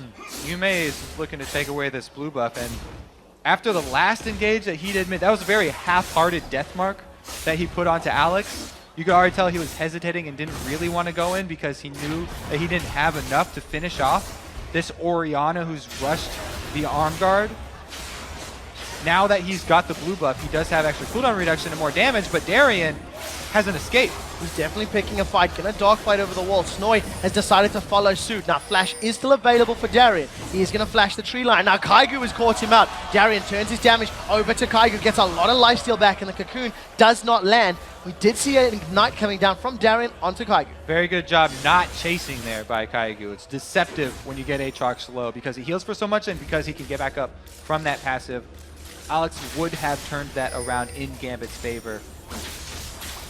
The rest of Gambit right now grouped up towards that bottom half of the map. Diamond Prox and Voidal, they clear out the wards in the Dragon Pit, and they're going to drop this one down. The minion Spiderlings are tanking up most of the Dragon damage, so Diamond Prox mostly untouched. True Shot Barrage lands, doesn't secure it though. Because of Darian's run through the top lane there, and his long run around through blue buff, he got so much of Mineski's attention that Diamond didn't hesitate, used that time to distract Mineski, go get the dragon again. Well, Darian right now 170 CS, tied with Alexage on 170 CS. Alex has gone for the Haunting Guys to supplement his Tear of the Goddess. Yume definitely thinking about a fight, and with the help of Kaigu, he may have enough damage, but Alex, he's not intimidated at all. He has a 4-level advantage over Kaigu's Lee. All that he has to worry about is Zed plus Lee Sin combo, so he's rushed that arm guard for the early armor, and then he's going with very early items here with the Haunting Guys. Darian now gets to wait till that Q drops off. Yume just gets bursted down. Now Darian throws down the Massacre. This is 1v2. Schnoi has no mana, but in the Cougar form, is not going to cost a lot. Diamond Prox is going to repel up. Does land Cocoon? Is it going to connect? That's the question. Schnoi gets caught out. Blades of Torment lands as well. They're going to tower dive this one. Bloodwell is available. Schnoi throws down the barrier. He tries to pounce away. 200 HP as Darian lands the slow. That's going to secure it.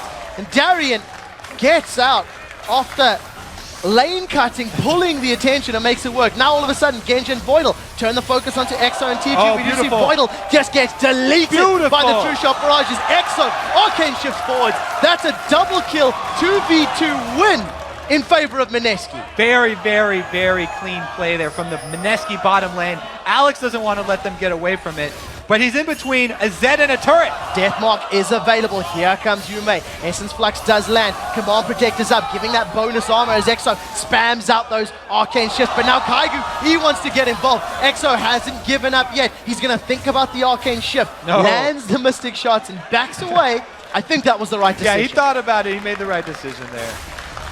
Darian, by the way, just want to say he's got very good accuracy with his Blades of Torment. So this is the crescendo initiate, and then Exo, he takes the initial burst from Kog'Maw, but barriers it and is able to flash out and ultimate right back over Voidal, timed perfectly with TG's knockup from the Strangled Thorns, and here he able to re-engage onto Genja. Zyra also living because of her flash. So importantly, Zyra just able to sidestep that crescendo. If the Strangle Thorns hadn't landed, it could have been a very, very different fight. So 3-3 on the kills, but Gambit are 7,000 gold ahead right now. Massive, massive lead. You can see 2,300 in the top lane, 2,300 in the mid lane as well. And 80 carries, as we highlighted, Exo 3-0. But he's the only shining light for Mineski right now. And he's down in CS. It's really Diamond again, going into the enemy jungle. Here comes Exo. Sonic Wave lands. Resonating Strike follows up. Kaigu, Dragon's Rage, kicks him in the head to secure the kill. Genja's definitely thinking about picking a fight here, even without Voidal. That's the first kill of the game going to a member not being Exo on the Mineski squad. So a couple skirmishes going in Mineski's favor, but they're down so much CS. They're so far behind in gold here. The CS and the turrets are really, really hurting them. Aatrox is amazing as well at taking down those turrets because for every percentage in that passive, it also gives him attack speed. Decides not to use the Massacre for that one. Darian and Alex going to be able to close out their tower in the bottom lane. Diamondprox and Genja, they're keeping control of the bottom half of the map. Red buff has spawned, but Diamondprox is going to take that one away. And now Genja, 176 CS with his Trinity Force completed. He's trying to get in range of the tower. You can see Snoy hopping over that wall, but he doesn't have his Triforce just yet. Big golem secured there for Exos. Now Genja and Diamond, once again, they're just hanging around this jungle. They're trying to find a way into an engagement. And Mineski haven't really been out of position just yet. Mineski really have to concentrate their efforts in one area right now. Darian, like we said, was going to become a split-pushing beast with that Hydra. He's actually gone into Akinsu's Rage Blade, just so when he does get low, he's going to get that extra sustain.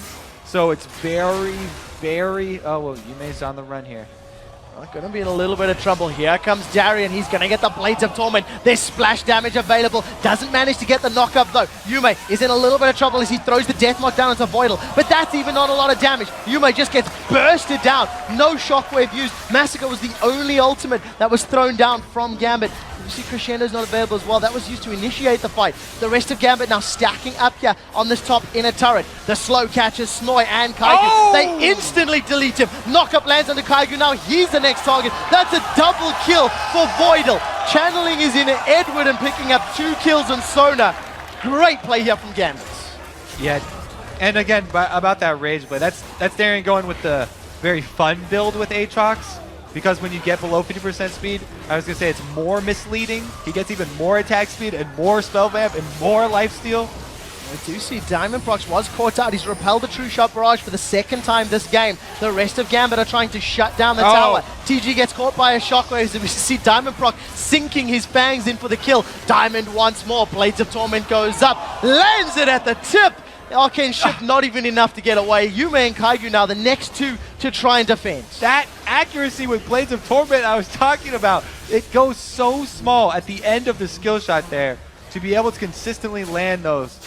Darian is just spot on. Yeah, really, really great play here from Gambit. They've secured the first inhibitor turret of the game in the top lane. They picked up the inhibitor in the mid lane. There is an exposed inhibitor in the top lane. They haven't given up. That's a double knockup as now Kaigu forced to kick him away. Voidal picks up his 4th kill of the game. That's 4, 2, and 2. And now Gambit looking to close this one out. 22 minutes on the clock. Darian still has his Bloodwell if he needs to tank it up. Snoy on the sideline throwing out those javelins, and it's not going to be enough. Gambit decide to err on the side of caution. They have backed away.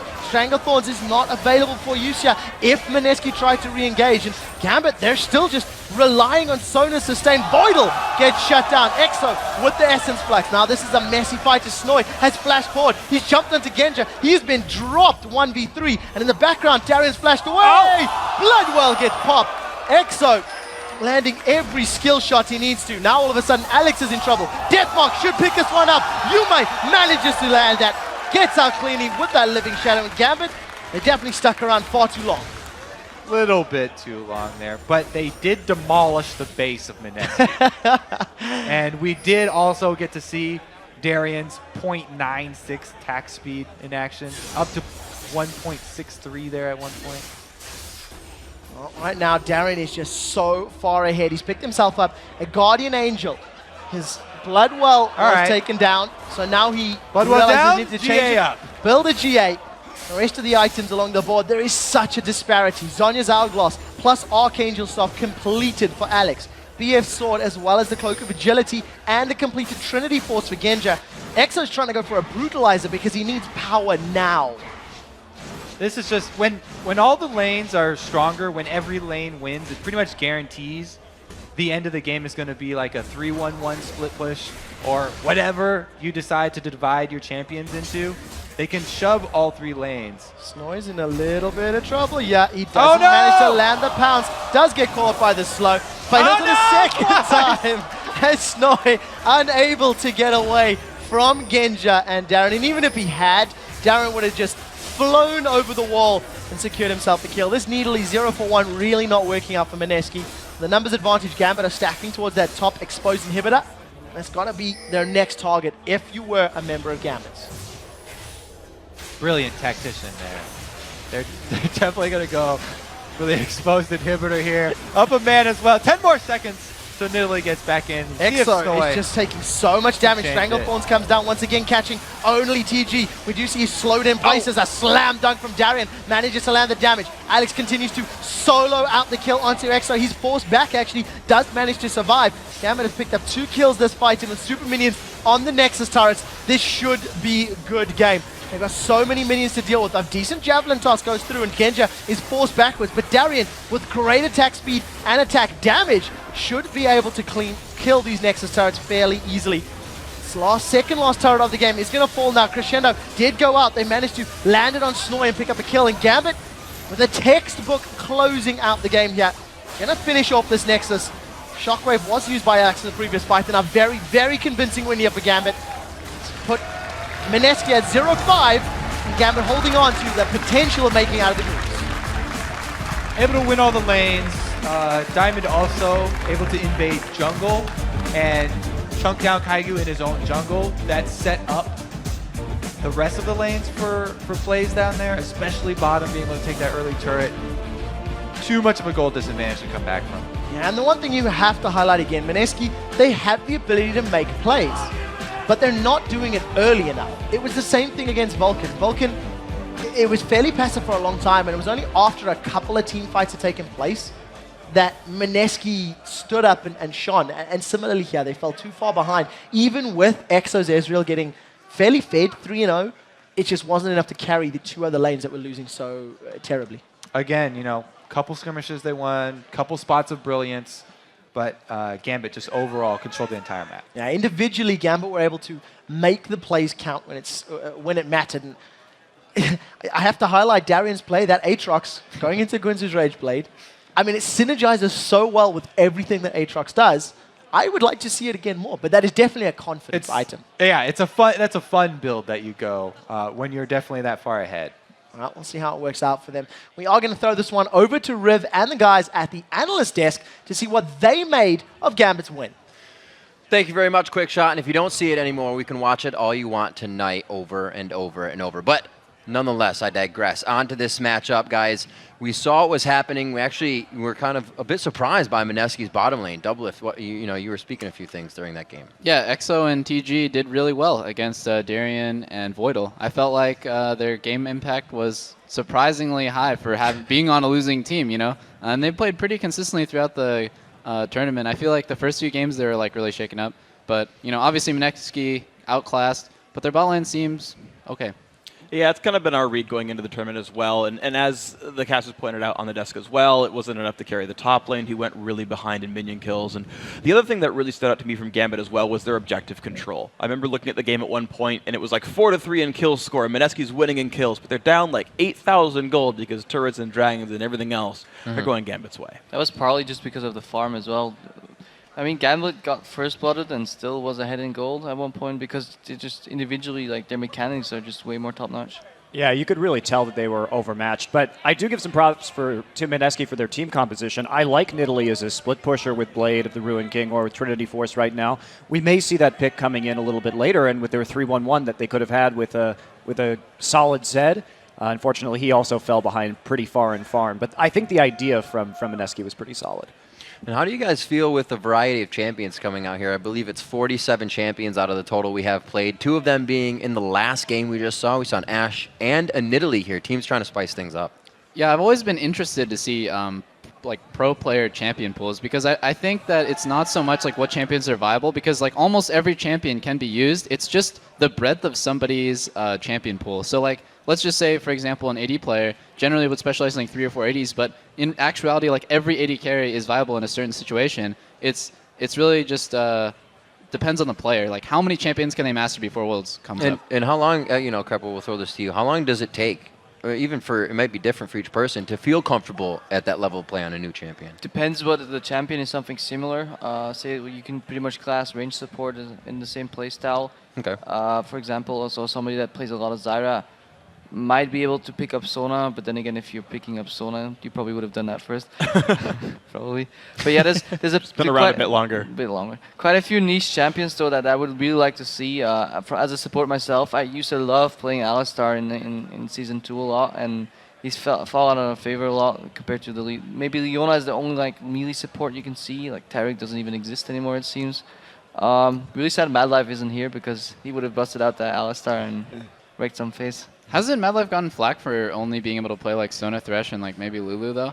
And Blitzcrank. Oh yeah. Oh, and He can play Alistar. Lulu, it's just not optimal to teams. And he was 1-1 during the summer season on Alistar, and he had a very impressive game against the KT Bullets, but it is a shaky and a very risky pick. It's an all-in pick, and if you can make the plays, you look like a god, but if you can't, you look pretty foolish. Yeah, and also to add on to some of these points as well, a lot of the champion picks end up being strategic level things where you want to run things that synergize well with your composition. I know you've talked a little bit about like if you show Lulu or Nami really early, it's like, oh, we're clearly going to go in on you. We're looking to get some picks off there. If I'm getting the champions right, actually, in your analysis, but yeah, so some champions will only come in when your team wants to run a certain strategy, and if they're not running that set of strategies for whatever reason, you won't see those champions come in either.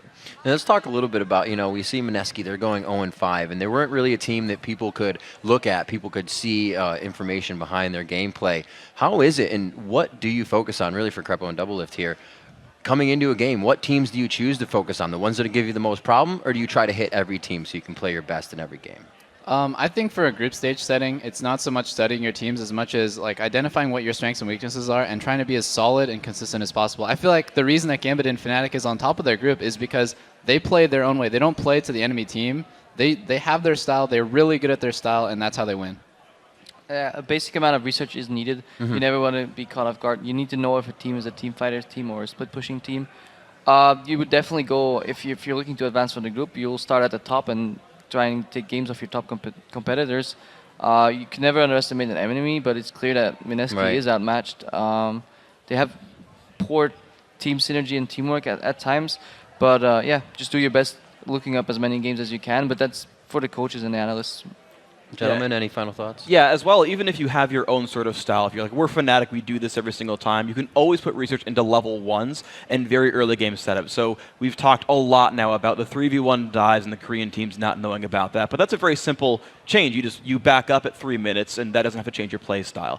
Or secondarily to that, level 1s, oh, they always go in this way or they always ward this spot. I've seen teams in NA will camp a very awkward brush because they expect the other team to run right by them and set up a trap, and that's worked for teams like Curse. They know what's going to happen, and that level of research can get you some advantages. Monty? No? Well, I saw you nodding. Just in terms of Mineski, Right. though, they can't be discounted because if they try some more unorthodox strats and they can catch somebody off guard, Sure. they could really be a spoiler in this group. I mean, they're very dangerous with how close everyone else is. I just feel like they lack the individual level of play to really pull off that spoiler. Actually, I think Mineski can potentially spoil a game if they play off their bot lane. I think if they focus all the resources into getting their bot lane ahead and then their side lanes, their solo laners just don't play aggressive and just try to keep even, just split the lane even, they can potentially spoil someone's day. All right, guys, and with that, moving on a little bit, let's take a look at the Group B standings after our 3 games so far. Fnatic is currently sitting on top of the group at 4-1. Then it's Gambit in second, also with 4 wins, but 2 of those losses. In third place, it's Ozone and with Vulcan in 4th place, and Mineski still in 5th. Now, gentlemen, we have seen how the teams are stacked up, so let's go ahead and take a look at how the 4 of you are doing in this competition of voting. The viewers are still in the lead at 18-5. Good job, viewers. Crowd, give yourselves a hand. Monty and the casters are tied with 17-6. Doublelift is 16-7, and Crepo is 14-9. Yet on a winning spree. Yep. I'm coming for you guys. All right, we'll see. Gentlemen, it's time to try and improve those records right now, or Crepo, if you want to try to keep your winning streak going. Up next, it's Fnatic versus Ozone. So, gentlemen, this is one of those pick with your heads, not with your heart games. Let's start with you, Doublelift. Ozone looked actually, I feel, very mediocre looking into their first game, but I think Dade fixed his kind of slump that he was in by going back to Ezreal. I'm going to go with Ozone on this one. Their mid game seems really strong, just very Korean style. Yeah, I agree. I'm going with Ozone again. I said that if they had another poor performance, I would have switched, but I think it's really hard to make this call because of how well Fnatic's been playing as well, and I am really excited to see this next game and see if Ozone can, both teams looking strong today, who's going to take it. It's really important how this group turns out, so critical match. All right. See, I have to go with Fnatic for a multitude of reasons. First one being these guys going for the other team. Other than that, they showed a double AD composition, and a lot of teams don't know how to play against it, but we've scrimmed Fnatic quite a lot, and they have actually brought double AD into the field. So they know part of the weaknesses and part of the strengths of it, as well as Fnatic just looked really, really solid all the time. Even if Ozone is recovering from a shaky early start, I just think Fnatic is stronger.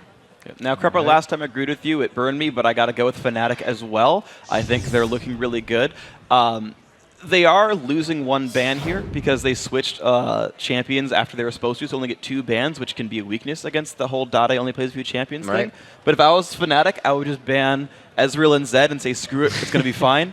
I just think Fnatic, though, they have the gameplay. I think they have what it takes to win. Yeah, that said, in terms of bans, I think I'd rather ban Zed and Lee Sin against them, but that does leave up Thresh as well. And so without those 3 bans, it could really hurt them against Ozone. You're going to be giving them a preferential pick for sure. You can't deny, like, Cyanide played really well on Lee Sin, though. They might go for the early Lee Sin steal. We're split on the decision again, but I am interested, you guys picking Ozone, putting so much faith in Dade after one game on Ezreal when it might surely be banned out. So it's going to be quite interesting to watch. And while it's going to take a lot for these guys to upgrade their pick rate, it's easy for you guys to help us upgrade our broadcast. Yeah, just go to bit.ly/worlds1 and answer a couple of questions like what pros would you like to see on the analyst desk in the future? It's so simple, even Willem could do it. Yes, he could. But we've got to take a quick commercial break. When we return, it's time for our 4th match of the day as Fnatic tries to punch a hole in Ozone's chances for the quarterfinals. Stick around, the Season 3 League of Legends World Championship. We'll be right back.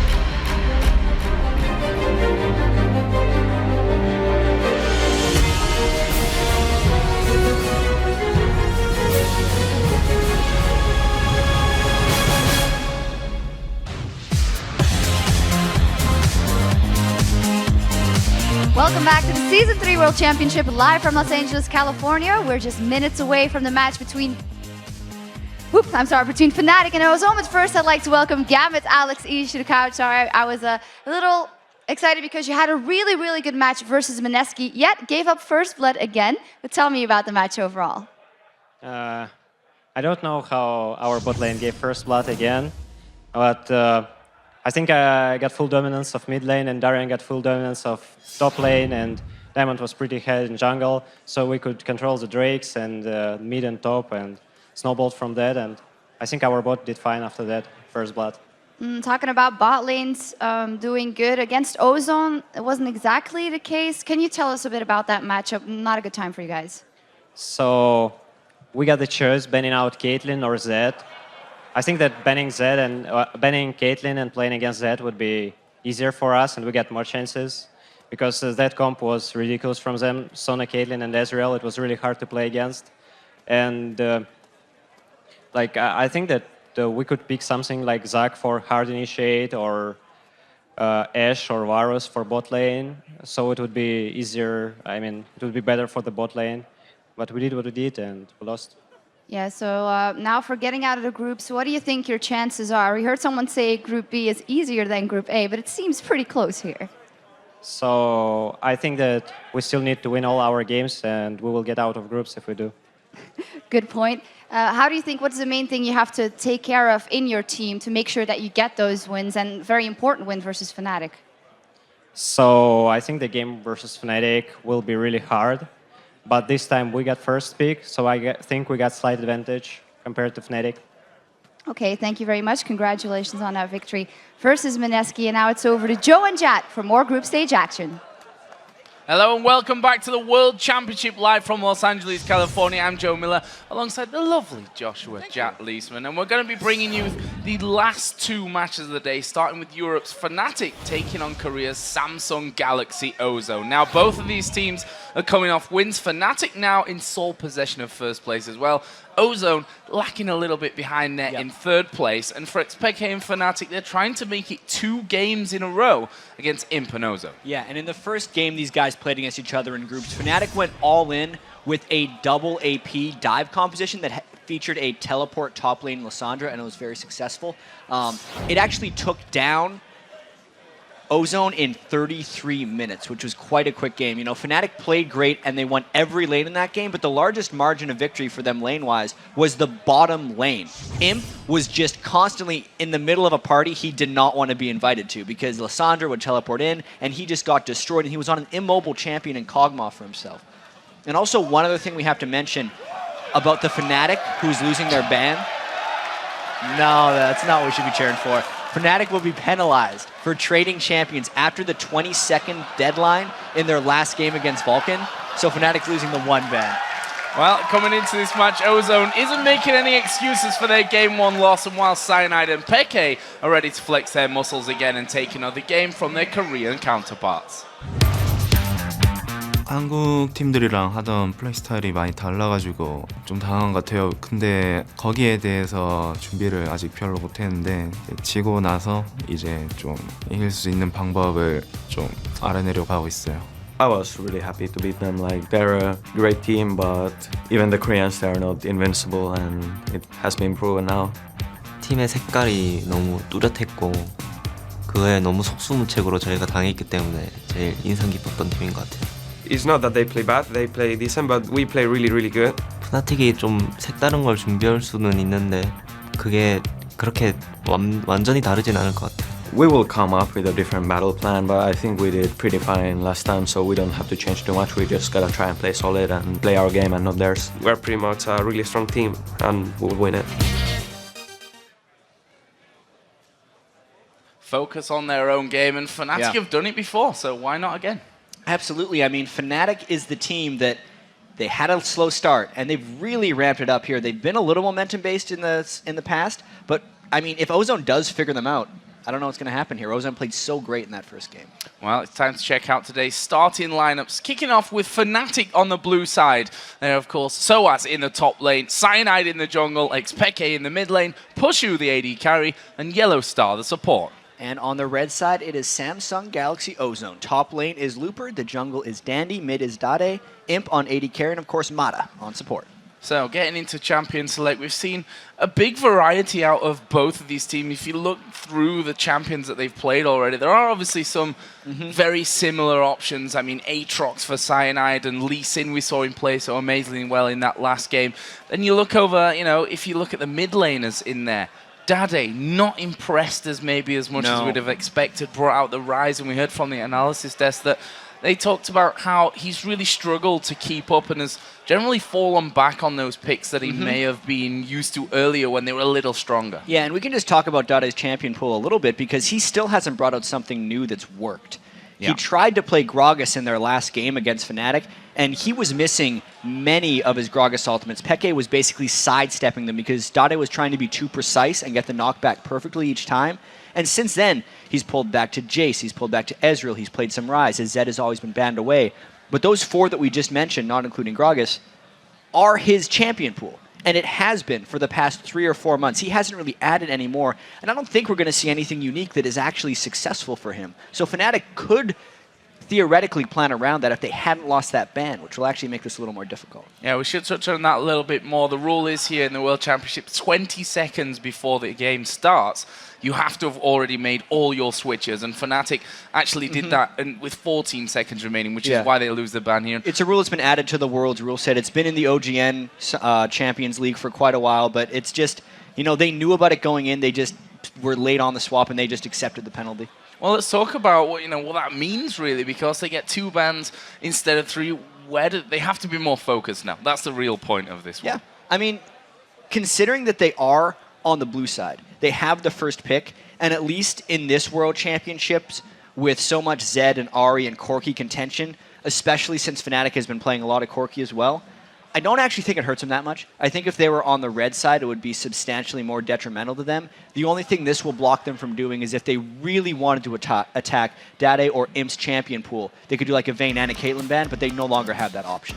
Well, we're going to jump into Champion Select and see exactly how this one is going to go down. So don't forget, Fnatic, only 2 bans in this game. They get to ban out first of all in this matchup. So yeah, this what one's do we expect in there? Yeah, that said, again, Dade, obviously an amazing Z player. He seems to have struggled on other champions. You'd expect that to come out from Fnatic. Yeah, that's actually Peke's a pretty good Zed player too. That's also true. And that means Ozone is basically forced to use a ban on... They're most likely going to use 3 bans on Peke, because that's what most people do against Fnatic.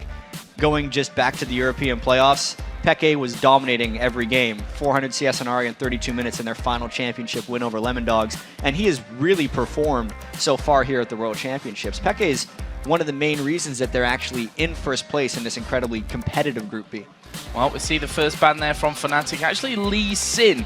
Now, obviously aimed at Dandy in that one. Up until now, only played 2 champions, funnily enough, Jarvan and Elise. So that one's still going to be open for a while. Thresh banned out as well. That's both the Fnatic bans gone. Ahri, Shen, and a Leona ban there against Yellowstar. And of course, Zed gets popped in. They decided that it's absolutely okay. We just saw the first Zed loss here at the World Championships when Mineski was allowed to play it. Reginald was previously the only person to actually get to play Zed, and he had been 2-0 with it so far. It's a pretty bold strategy there to just give it right around to Peke, because, I mean, what does Dade have left for him at this point? We've been through his champion pool. Right now, it reads Ezreal, Ryze, and Jace, unless he has something new up his sleeve. Well, the Gragas as well, which they lost with against Fnatic. I'm not expecting. I'm personally not expecting to see that again. No, I don't think so either. Yeah. It just didn't work out for them whatsoever. It could just be the Lissandra right off the bat if they decide to go with mid lane. As soon as Lissandra hits 6, she could potentially just use her Frozen Tomb to just, on herself, avoid the ultimate. I think we can safely say that that will be Dade. I mean, if you look at Lupa and what he's played so far, they've been the more tankier champions, the Shen, the Singed, and a Zac in their last game that they played against Gambit. So, expecting that Dade will get that Lissandra. Fnatic, a team who have played Lissandra in both the mid lane and the top lane on many occasions. But let's move across to Fnatic, because they've picked up that Corki that's been so highly contested, along with a Zyra. And whatever this next pick is, I mean, it could just be a support, but I'm still not actually sold on where they're going to be putting this stuff. I mean, based on what we know about Ozone and how they're such a heavy team on preparation, I don't think they could just fly off the handle and be like, oh yeah, we prepared this Lissandra strategy that we're bringing out on game 6 of the group stage. I feel like if they had it, they would have brought it out much sooner. At the moment, they actually have Fiddlesticks as their planned counter against Zed, because what Fiddlesticks can do to Zed is as soon as he goes in for the death mark, you pop the 3-second fear on him, and it effectively makes it so he can't apply damage during the death mark, and therefore he can't assassinate someone, which is the plan with that Fiddlesticks. I'm very interested to see if they go double AD again with even more of a poke composition, even more ranged champions, and no true tank, just because it works so well for them against Gambit. Well, let's see the final 2 picks coming in here for Fnatic. Bottom lane or duo lane sorted out here. That's Zed for... We're assuming Peke. We can never put it past Soaz to play a champion like that. Yorick. Oh, no. We have to say... wow.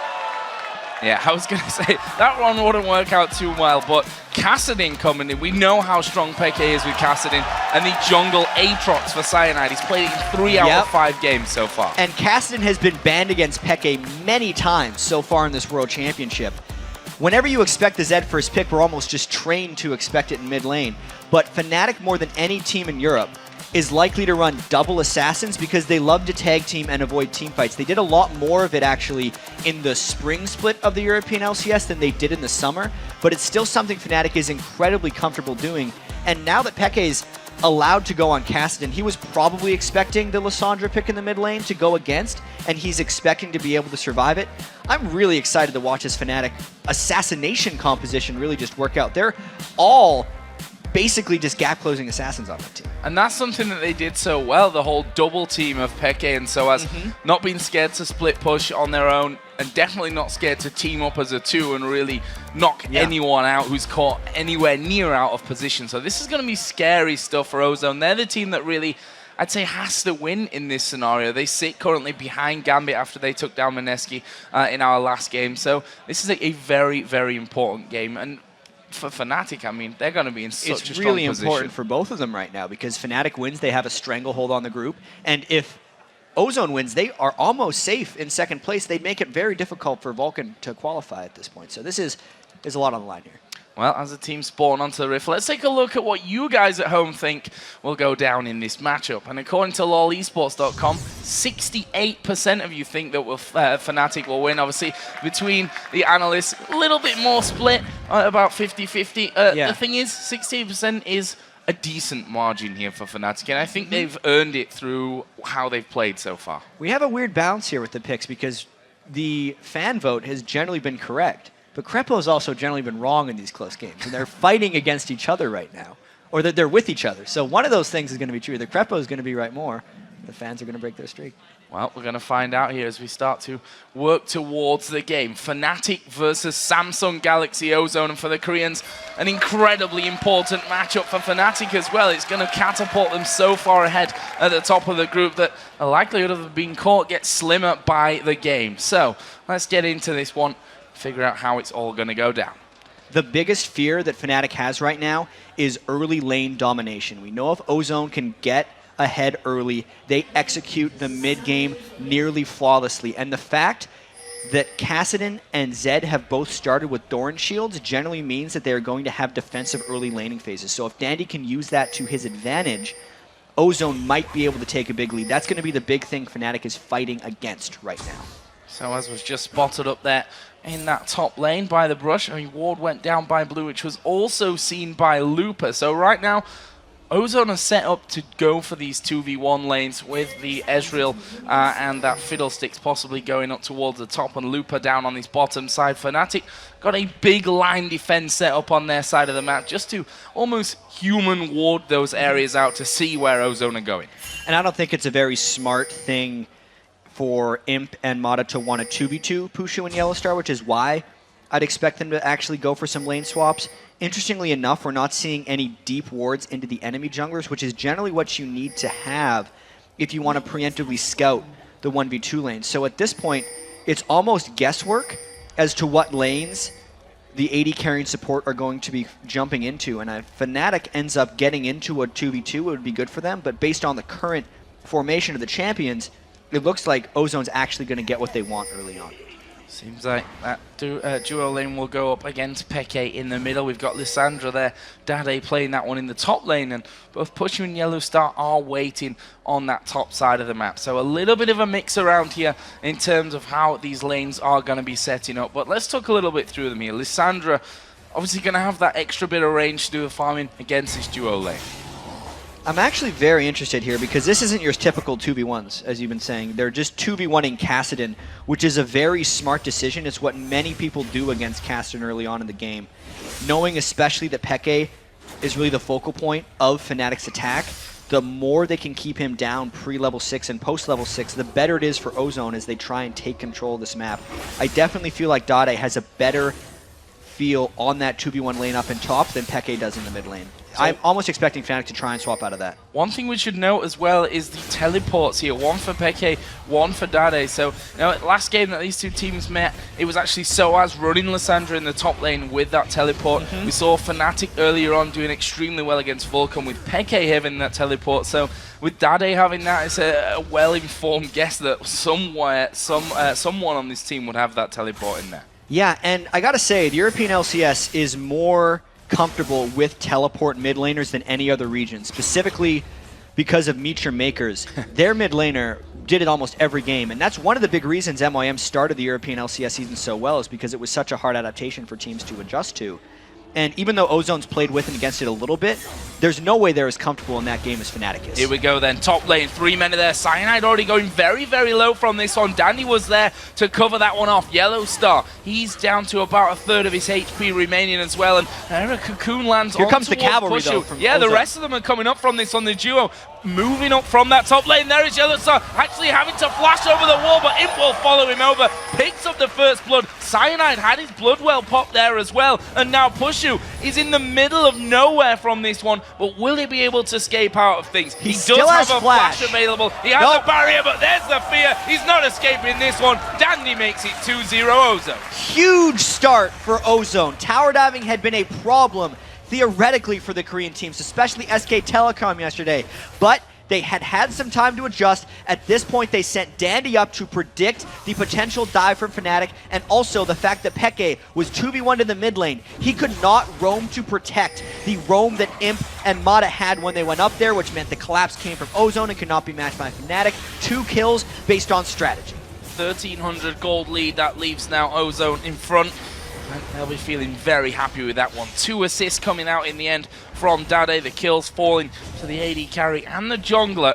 Overall, a brilliant start for Ozone at the kickoff of this one. And Peke obviously being starved somewhat in this 2v1, but funnily enough doing better than Dade has in terms of getting that farm. Yeah, and I think that's just a result of Dade having to deal with the turret dive, whereas Peke was effectively abandoned in the lane. I would still much rather be Dade in this situation. Picking up the 2 assists, knowing your team got the 2 early kills, and just generally knowing you're on Lissandra right now. More realistic in the 2 lane, but he went up too far. That is just a mistake. Absolutely incredible. Miles out of position there. Coming around, there was that ward in the Tribush to spot them. Fnatic making the best of it. Dade having no flash. Couldn't get away with the claw either, and that's almost a gift back to Fnatic at this stage. He hadn't even skilled it yet. He had 2 that's why he didn't have it then. 1 at W, which is even more of a reason that he shouldn't have been there in the first place. That gives something back to Fnatic, absolutely. Probably a gift that Fnatic certainly weren't expecting at this stage of it. Either way, let's move on because the Dragon now has been started here by Ozone. Yeah, Dandy can tank for a little bit with his Spiderlings. Those are actually gone, by the way, but there's just more people down here for Ozone. It's an early Dragon play. They 4-man it. Peke, this is another example, actually, of the Doran Shield early start by Kassadin being punished by Ozone. Wow, Dade once again going super low. He's dead once again. Grasping Roots coming into it. He did hit level 4 there. He had the E. It just had been burned potential. I don't know when he used it. He may have used it to farm. Lissandra is not Dade's specialty right now. Well, it doesn't look that way, does it? We have to admit that 2 times now getting caught out in these 2v1s, a lane where you have to play so incredibly defensive and carefully. Meanwhile, Dandy is coming up to try and stop the pressure that's now been put down by this duo on that top lane, but the turret is not quite at half HP by now. Peke here in that mid lane, he's not quite hit level 6 just yet either, so once he gets that Rift Walk in there, he's going to become a little bit safer in terms of his mobility and escapability. Yeah, Peke, once he hits level 6, should have a little bit of a reprieve from all this pressure from Ozone. And just kind of going back to that Dade, he had actually used his E to farm a minion wave while Pushu and Yellow Star creeped up from the brush.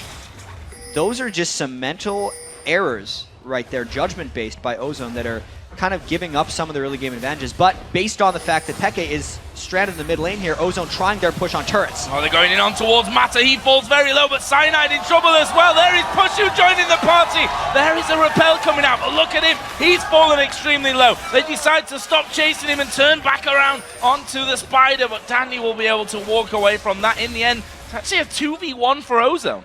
Yeah, Imp just managing to pick up a double kill at level 5. He's got the Ignite that I believe helped him pick up 1, but that is mind-boggling right there for Ozone. It's the weakness of Peke early on in the game being pressured by Ozone. They tried to approach an attack, but Ozone just had too much power up there, and that's one of the things that Ozone did so well against Gambit, is they would just sit outside of their turrets and dare Gambit to come and get them. At this point, Fnatic tried, and you can kind of see why teams are so hesitant to go in, because it backfired terribly there for Fnatic. Pushu's Corki. So far coming up big once again. We saw it in their last game against Ozone. He finished 8-1-11 in that game. Now it's at 3-1-0. Everything going their way. Mata, they go, they're both caught by it. They jump in, Stranglethorns goes down. There is a shutdown, and the second kill going to come around. Yellow Star pulling that one off, but again, a positional play working out brilliantly for Fnatic. And that was just a great scout there by Fnatic. How would they guess that Ozone would be trying to get control in that area, since the Dragon was already down, in a sense? That's essentially, it's got to be catching Imp on his way to blue buff, I'd imagine, but either way, it was just a great jump by Fnatic, and that's what Fnatic will be trying to do this entire match. They don't have a team fighting composition. They have one that is completely built around catching people off guard and finding small fights. And knowing that Pushu has those 4 early kills is going to be a very early Trinity Force. Imp and Pushu are going to be battling each other as they're the ones that are holding the majority of the kill gold in this match. Now we see a red buff steal coming out from Cyanide, capitalizing on the fact that middle turret now has been finished off, the first one of the game, funnily enough. After all this crazy action that we've seen, we're not quite 10 minutes into this game, and Fnatic have clawed that early gold deficit back. I mean, let's take a step back here. This was a 2-0 start for Ozone. And that's generally a disaster if you're Fnatic, getting down 2 kills to a top-tier Korean League of Legends team that generally know exactly what to do with a lead. But they haven't played against Fnatic. No one has played against a team like Fnatic, who knows how to hide in the fog of war, despite how many wards Ozone may try and put down, and just attacks you from very unconventional positions that teams are not ready. Oh, Peke, yeah, up on his top side, and bit of a trap set in wait for him. We've got Lissandra on the top side, at least Fiddlesticks is around there. There's a ping on towards Fiddle, and look at that, they've actually pinged into the brush here. So Peke's been told that this is a possibility as the ulti does go in. There's a cocoon landing on towards Peke. Can he escape this one? He's going to go very low, but there's a Riftwalk, there's the claw to follow in. Daddy picks up a kill. And that's really Ozone fighting back, giving Fnatic a taste of their own medicine. It was another time where they're just waiting for Peke to commit a little bit. They chained their crowd control properly, and Peke paid. Now Pushu coming up, and you see those bombs putting down incredible amounts of damage to take out that minion wave before that turret could be finished off. So a save on that front. It leaves us at just a 250 gold lead, let's call it, at this point for Fnatic. Lupa, I have to say, along with Soaz, they've been the quieter of the teams here on this bottom lane, 1 versus 1, pretty much just farming up against each other. The Cutlass already done here for Soaz. The kickoff there is Imp. Well, he's going to get caught out there in middle, and that happened so fast, we missed it. There's going to be a lot of that in this game. Yeah. Those incredibly quick picks, because so much damage is on Fnatic and they can kill people so quickly. And also this Zed matchup, there will come a point in time where Soaz does more damage than Looper can handle, and that will cease to be a 1v1 matchup that Ozone is willing to commit to. So, rest of Fnatic actually moving towards this bottom side of the map. Yellow Star just getting through there. Only 1 turret hit taken. That minion wave going to come up, and this should be turret number 2 of the game here for Fnatic. Nothing really from Ozone in the general area to stop this one going down. Peke in the middle is making sure that Dandy and Mata don't push that middle turret out even further, and that will be the 2nd turret of the game going over to Fnatic. And I think the most important part of this game that we haven't talked about yet is how Fnatic has been able to hold on to all of their turrets. When Ozone got the 1 or 2 turret lead on Gambit earlier, it ended 10 turrets to 0. But the fact that even with Peke getting 2v1 in the mid lane early on in the game, the fact that Fnatic has not lost a single turret is the thing that is stopping Ozone from taking the appropriate amount of map control to corral Fnatic and stop them from getting picks. So here we go then, Dragon started again by Ozone. Peke's teleport has just come off cooldown. They may go for this one. There is a smite steal. Cyanide showing once again. He is a master stealer, and he's done it once again. Soaz actually was by Tribush. He's just going to use those shadows to get out of there, and so expertly done. Dragon steals are such an immense swing in gold. That's 975 gold that Ozone committed to with 4 members of their team, and it got swung back on the other side because Cyanide made 1 miraculous play. That's effectively a 2,000 gold swing. You generally get 450 gold in kill and assist combined for a regular kill. So a steal like that can potentially be equivalent to a 4-kill swing in gold. That's incredible. And that leaves them 2,200 gold up on Ozone, who right now are all ganging up in this top lane. Peke being caught out there once, but doesn't look like he's going to fall for that a second time. He just pushed that wave up towards the turret and decided to back away. Meanwhile, Soaz pushing out this mid lane. He's now up to 120 CS.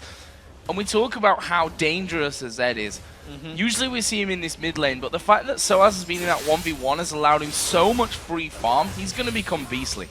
It's one of the things that as Zach was becoming more and more popular in the competitive scene, actually before he got nerfed, teams were smartening up about putting hyperscalers against him, because as powerful as Zach can be in the teamfight phase, he is effectively non-threatening in a 1v1 matchup. So things like Nasus could farm for days and get a crazy Q, or Vladimir can reach a point where he is stronger than Zach and just outpressures him. Zed is not seen in that matchup very often because either Zed's banned or he goes mid lane, but it absolutely works. And that's something that Soaz is approaching right now.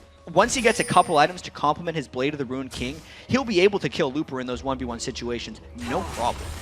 So let's have a look at some of the items coming in here, and we'll touch first of all on that Zed. That Blade of the Ruined King done. Sunfire Cape on the other side. Oh, wow. Wow. That was a surprise party. I think Mata surprised himself that that party was going on there, and he will just back away. Ulti burn. And there's a huge battle for vision going on that we can't even really talk about because there's just too many wards on the map to mention. But there was a ward that wasn't in the direct location of Mata, but it did show his approach. And then Soaz waited just long enough to back away from him. Oh, there's a Cocoon flashing by, and Fnatic seeing that go straight between them decide, okay, well, let's back away from this. There's quite a few people here. Peke doing what Peke does best here. He's pushing that top lane out. He's going to continue to push, draw people away from the middle of the map, and then use his teleport to get around there and join the rest of them. And the scariest thing about Peke right now, if you're Ozone, is the fact that he's still charging up, and Ozone is yet to take an advantage. In fact, Ozone knows they're behind right now. You can't do that against a Kassadin. If you're a team like Ozone and you don't get any turrets down after the weak early game of a Kassadin, you are in extreme amounts of trouble. Even Ozone doesn't have an incredible teamfight team or an incredible poke team right now, so really, they're kind of at mercy of Fnatic's roam for the rest of this game. They really have to pull off something miraculous or catch a few opportune teamfights where Peke just can't get going, because he's just going to charge up and go extreme. Dade at this point actually working his way up towards that Sonya's Hourglass first of all. I mean, right now it's not a time that Ozone would be wanting to fight in this game. If we look down the two AD carries, both do have that Trinity Force finish, but Pusher has just played so well in his Corki game so far, positioning-wise, and the fact that you've got that Zed now with the Blade of the Ruined King in means that Ozone, if they were to fight, are probably going to lose out. And I think so much of that just goes back to Dade. After he was able to help his team pick up 2 early kills, he really gave them right back to Pushu. And I mean, you have to credit Yellowstar and Pushu for hiding in the right spots and making sure Dade felt safe about where he was. But if that wouldn't have happened, this entire claw back from deficit and eventual lead taken by Fnatic just wouldn't have been possible. Pushu, once you start giving up 2 kills in that lane, unless you do something miraculous to come back, it's just going to keep going against you. And considering Peke was already in the mid lane and Soaz was effectively just in a farm off for Looper, that would have just started the train for Ozone, and it just hasn't been able to take place. Well, it's like Fnatic have got their next objective in sight. Final outer turret that's left standing here is Yellowstar going to get caught out inside of the jungle. Mata going to be draining health away as the Strangled Thorns go down. Pushu, he's in a lot of trouble now as he gets caught between them. Ultimate is going to get put down, but he's managed to survive. Looper picks up Yellowstar. He will finally bounce in the middle of them. Peke comes in to try and clean things up. Looper going very low. Him and Cyanide battling as there's a triple kill for Peke, and I've got a feeling it's not over. Looper going to have his passive pot, but it's not going to be enough to keep him alive. This is going to be the first ace of the game for Fnatic. And watch how they gave that to Peke as well. That's trouble right now. A 4-kill Kassadin based on a 17-minute mid-game teamfight. Peke doesn't even have ability power before this fight. One of the big things about this, Pushu got the jump, even though it seemed like Ozone felt like they had one. Dade was not involved in this fight. He actually put out his claw in the wrong direction to escape this fight while Looper was coming in from the back. The coordination in this fight was not there from Ozone, and then Fnatic did their trademark flank. Soaz and Peke could both approach the fight late and get on priority targets at the right moment, so they were able to bypass the tank line of Ozone, which was Looper, and assassinate, which is what they have in their comp. And the funny thing is, Pushu, who should be very killable for Ozone right now, Lissandra ulti onto him. That's like the perfect time to kill the AD carry. You saw he didn't even break half of his health. Now, that's because of the way he started off in this one, going up to that Zhonya's first. Peke Dragon is teleported in. available. They're gonna be chase this. taken. They're going to fight this one. Peke actually has to flash away back from that one. So he did. Soaz is behind him. Away from that. Soaz does come from the backside. They're closing on to Mata. They're being absolutely exploded. Lupa will manage to jump away, but can you escape Peke? Not right now. Pushu's moving in as well. There's the finisher. Peke dominating. This is exactly the type of game Fnatic loves to be a part of. Soaz could get behind the lines of Ozone and approach the fight properly. It doesn't matter for Fnatic if they do not have tanks, if they're allowed to initiate in the open field. Ozone exposed themselves in that Dragon. Even though Fnatic did not get the Dragon, they got far more in that next fight, picking up 4 more kills. 15-7 in kills. The Gold League starting to run away from Ozone. 4-0 in turrets as well, and Fnatic at this point, absolute plain sailing for them. 6 kills on Kassadin, 6 on Corki. That's a very scary team. I mean, Soaz, he's not picked up kills right now, but he's got 7 assists. He's approaching that 200 CS lead as well, and Fnatic are going to have to mess up at this point. Absolutely, and so Fnatic is a team that is prone to messing up occasionally when they're in these situations, but it's only because they have such a unique and crazy, inherently risky style of play. You can't always get the right flank in a team fight. If a team baits you in at the right moment, it doesn't work out for you, but just the size of their lead right now might make that an impossibility. Even if they got involved in a 4v5, I feel like they could draw it out for long enough that either Soaz or Peke would have the time to approach and actually just clean up for kills. No one on Ozone has been able to get appropriate defensive itemization to actually stop the double assassin threat that Fnatic has coming out. Think about how hard it is to stop both a physical and magical damage assassin coming at you. That was not a good ult either. No. No. Doesn't matter though. Let's push on because Fnatic here moving up that mid lane. Dandy taking a lot of damage there. Has to repel. He's going to come back down with just half of his health remaining. Meanwhile, Peke, well, he's doing what Peke loves to do and he's pushing this top lane out. He's going to have to be dealt with, which leaves that middle lane then open. Yeah, and we talked about what an issue it was going to be, knowing that 14 minutes in the game a little while ago, the Peke hadn't been shut down yet, Fnatic was in the lead, because stuff like this happens. Him jumps on, there's a Stranglethorns, Yellow Soul will pick up the kill with it. Soaz comes in from the side, there's Peke jumping in as well. Low HP on Dade, but he will manage to stay alive for now. Ozone trying to push this mid lane back, but the top lane has been decimated. The minions not getting past the steps of the base, and this is going to be another inner turret. As mobile as Ozone's composition is, they're still sitting ducks against Fnatic right now. Whenever Fnatic wants to go in, he's done. He's back down. He's coming down, but he's not going home. Peke now godlike on Kassadin. That inner turret did go down. The inhibitor turret's going to fall with this one. Dade using the ultimate on himself. Doesn't have the Zhonya's yet. Soaz picks up his first kill of the game. Fnatic making this look easy. This is very quickly evolving into a stop for Fnatic. Ozone has nothing to stop the assassination power and the gold lead of Fnatic right now. As he inhib, easily taken down here by Fnatic as he going towards him. He's just about alive, gets himself back onto the fountain. Lupa now bouncing around in the team. He will go down, and that is another kill, a quick kill in succession there for Soaz. They walk away, still managing to pick up kills. Very low on health, but they've done the job and more. Yeah, and they have thousands of gold to spend, which is why Ozone was trying to get in for maybe a fight during the chase. They're going to buy a whole bunch more items now and think they have complete freedom with where they want to go right now. Knowing that Peke, effectively everyone on Fnatic that needed farm got farm. It makes it too difficult right now for Ozone to actually stop them. Second Rod of Ages there picked up by Peke. He's done this before. We saw it actually was his Spanish friend from Giants, Extermin, that really brought that one to life in the spring split, but, you know, why not? It shows you how confident Peke is right now, because I've actually talked to him about double Rod of Ages builds. He's done it on Zyra before, as Matt is actually going to go in for a fight. So I think we have to delay this story, Joe.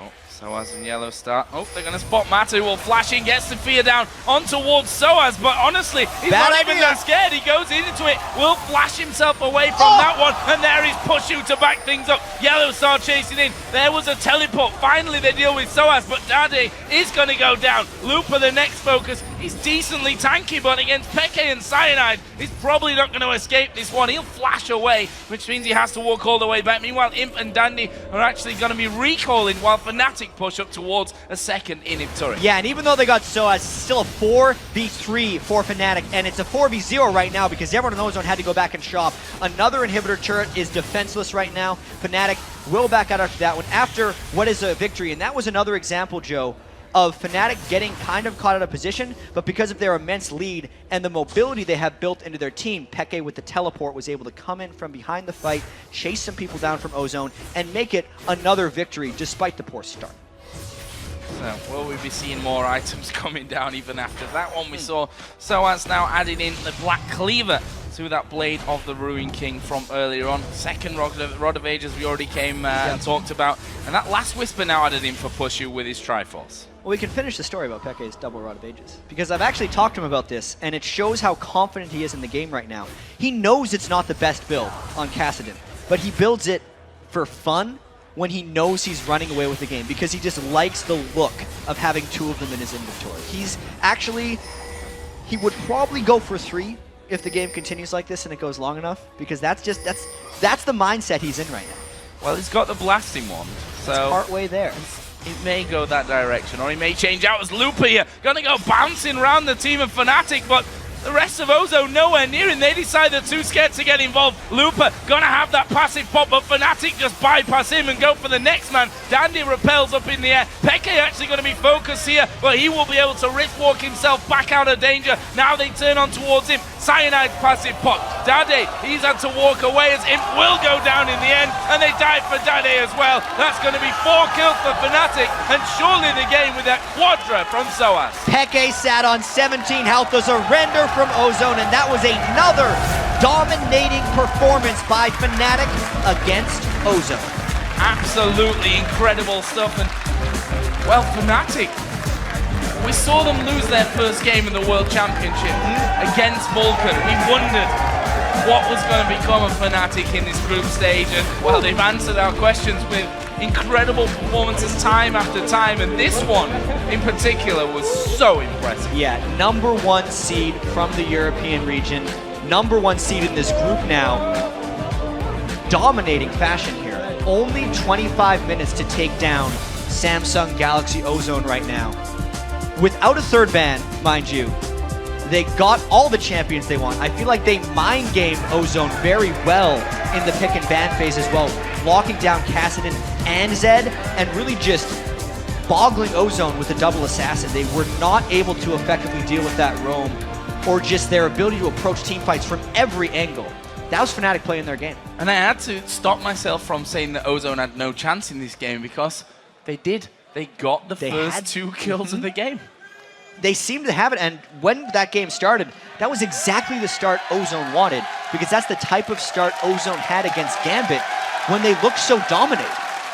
And you see there Fnatic on stage, the fans quickly becoming even more Fnatic fans, I think we can safely say from this one. Obviously the Season 1 champions weren't at Season 2 finals. They missed out on that one, but they're here again, and after that ropey start to things, they're looking very scary. Yeah, and I mean, they have been the top team in Europe all season. Spring Split champions, Summer Split champions, and aside from that one slip up, man, they're looking good.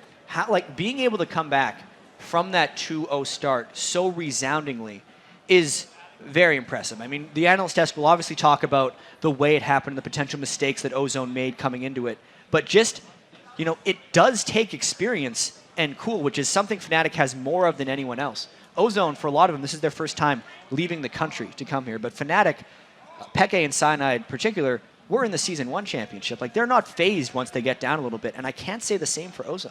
No, they play on a big stage. Maybe better than anyone else. We'll find out as we move forward. But we're going to head over to Riv and the analysts for their thoughts on Fnatic's incredible victory. Thank you very much, gentlemen. And it really was at that. If you consider everything that went into this game, a ban down as well. They were able to come out of picks and bans with what they wanted completely in hand, and then having the first 2 kills against them in the beginning of the game. Double, why don't you just take us off? Start us off. Oh, there's just so much to talk about in this game. Okay, so first, if you can't play Corki and you're not going to play a counter to Corki because Ezreal doesn't deal well at all, then you need to ban it. Like, they banned Ahri, Shen, Leona. You don't need to ban Leona or Shen. They even showed that they're willing to run Singed into Shen in the first 2 games that they played, so why would they ban it against Fnatic?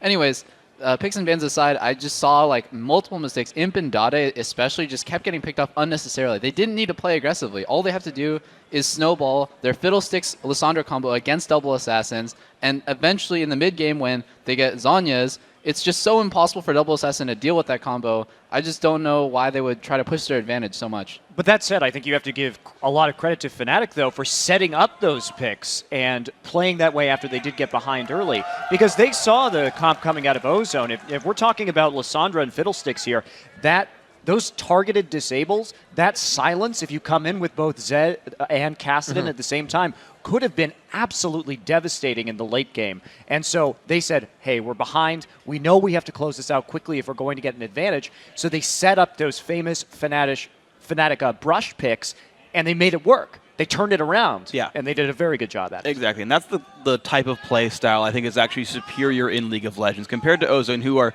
very, very strong, and they're very, very smart, but they're reserved. They're a pretty reserved team who play by the book, whereas teams like Fnatic and OMG, as long as they don't make the wrong calls, make aggressive calls. They picked off the support because he went to ward over a wall and went for a max range grasping roots. That's already... They had already lost a bit of the control of the game, though. While they play really reserved, they play the game really well if they don't make any mistakes. They got ahead 2-0, but then Dade overextended twice in top lane. He actually got unlucky because he skilled his Q twice in the earlier skirmish, in which he actually got the 2-0. And he had no escape, overextended, got rooted out of a brush, and then got killed again. And that actually allowed... Because you have to remember, yes, he got caught warding in the middle of the game, but that was top lane roaming to mid to kill the mid laners there, and they actually lane swapped. That would have never happened if there had been more pressure out of the 2-0 advantage they had. So it goes a little bit both ways, but I do like the way Fnatic plays when behind. It really shows how much mental agility they have, how comfortable they are. Even look at the mid game. Soaz had a ward on Fiddlesticks at the side, and he just said, yeah, normally a player would back off, but Soaz, nah. He's like, okay, I'm going to bait the surprise party Fiddlesticks, and then I'm just going to jump out, and I will show you that I knew you were there and that I baited you, and they got into the heads of the enemy. And Mani, I want to pose a question. Knowing Ozone so well from being in Korea, is it like them to kind of falter into positions like this? We kind of saw a few of the mind games try to come out with the Ezreal pick, but then last picking that top lane. Where are they falling into this? I think they had a good composition. They just ended up getting that early edge and then playing out the early game poorly compared to Fnatic, who set up some beautiful picks. But if you look at it, they knew Zed was going to be first picked. It was obvious with the bans that they had, and their idea was to counterpick with Lissandra, and they were trying, I think it was a smart idea against how Fnatic plays to say, we can deal with your assassins. Like, they were great picks. Like, they had a great team composition, but they did get so far behind that it ended up not mattering, and Fnatic used the brush control to the utmost, not only in that top lane against Dade, but also to pick off Imp and Mata in the by blue buff as well. So you really got to hand it to Fnatic. They played beautifully. So yeah, Fiddlesticks and Lissandra work really well against these mobile assassins, but it actually gets a little worse when there's two of them because it's really hard. Soaz as well as Pekka are really good at dancing at the edge of a fight, especially Pekka. Yes, he can get caught by Fear and he can get caught by real Thunder ulti, but he will just never get in range for that. And Fnatic did that so beautifully. They just set it up perfect traps for Ozone. Like, remember the fight at Dragon? They give Ozone Dragon, they tease a little bit, let them leave, and Ozone thinks they're safe, and then suddenly behind them is Soaz waiting in a brush, and they just get blown up. Yeah, and that's actually another thing that I like from Fnatic is when I think about the team, it's Peke obviously is someone a lot of people look at, but also Soaz has so much room to make plays. And we saw multiple of them in this game. And as soon as they said, okay, well, Peke, you're on Cassim, but Soaz, you've got Zed, another individual playmaker, they can both go by themselves and be their incredible players there. Remember, Soaz won the 1v1 competition for top laners in All-Star game. He's legitimately one of the best top laners in the world, and he gets, when he's not playing Yorick, he gets the freedom to go make plays and make a bunch of stuff happen, which happened here. And still, I think the bot lane was actually MVP this game. Oh yeah, like actually, I was about to say Pushu made me eat my words. He was pretty substantial game. He had pretty substantial game impact this game. He had started the game off 4-0 on Corki, partially due to Dade's mistakes. 4-1. 4-1. But also he just played a very solid game, and so did like Zyra had amazing grasping roots the entire game. They had a really solid game all around. Everyone played well. Their synergy they got killed early in a skirmish, and they said, well, that's too bad. It happens. Wait in the brush, get a kill Dade again. Immediately realized that wasn't enough for Fnatic to get back in the game. Only top lane winning wasn't enough. They had to stop Peke from being shut down, so they rotated them mid, got another pick off, put Peke in top lane. Peke uses teleport to get that farm, and he's snowballed into the game. And we've seen the ban on Kassadin. This is first game being picked, which makes him the 48th champion that we've seen now within Worlds.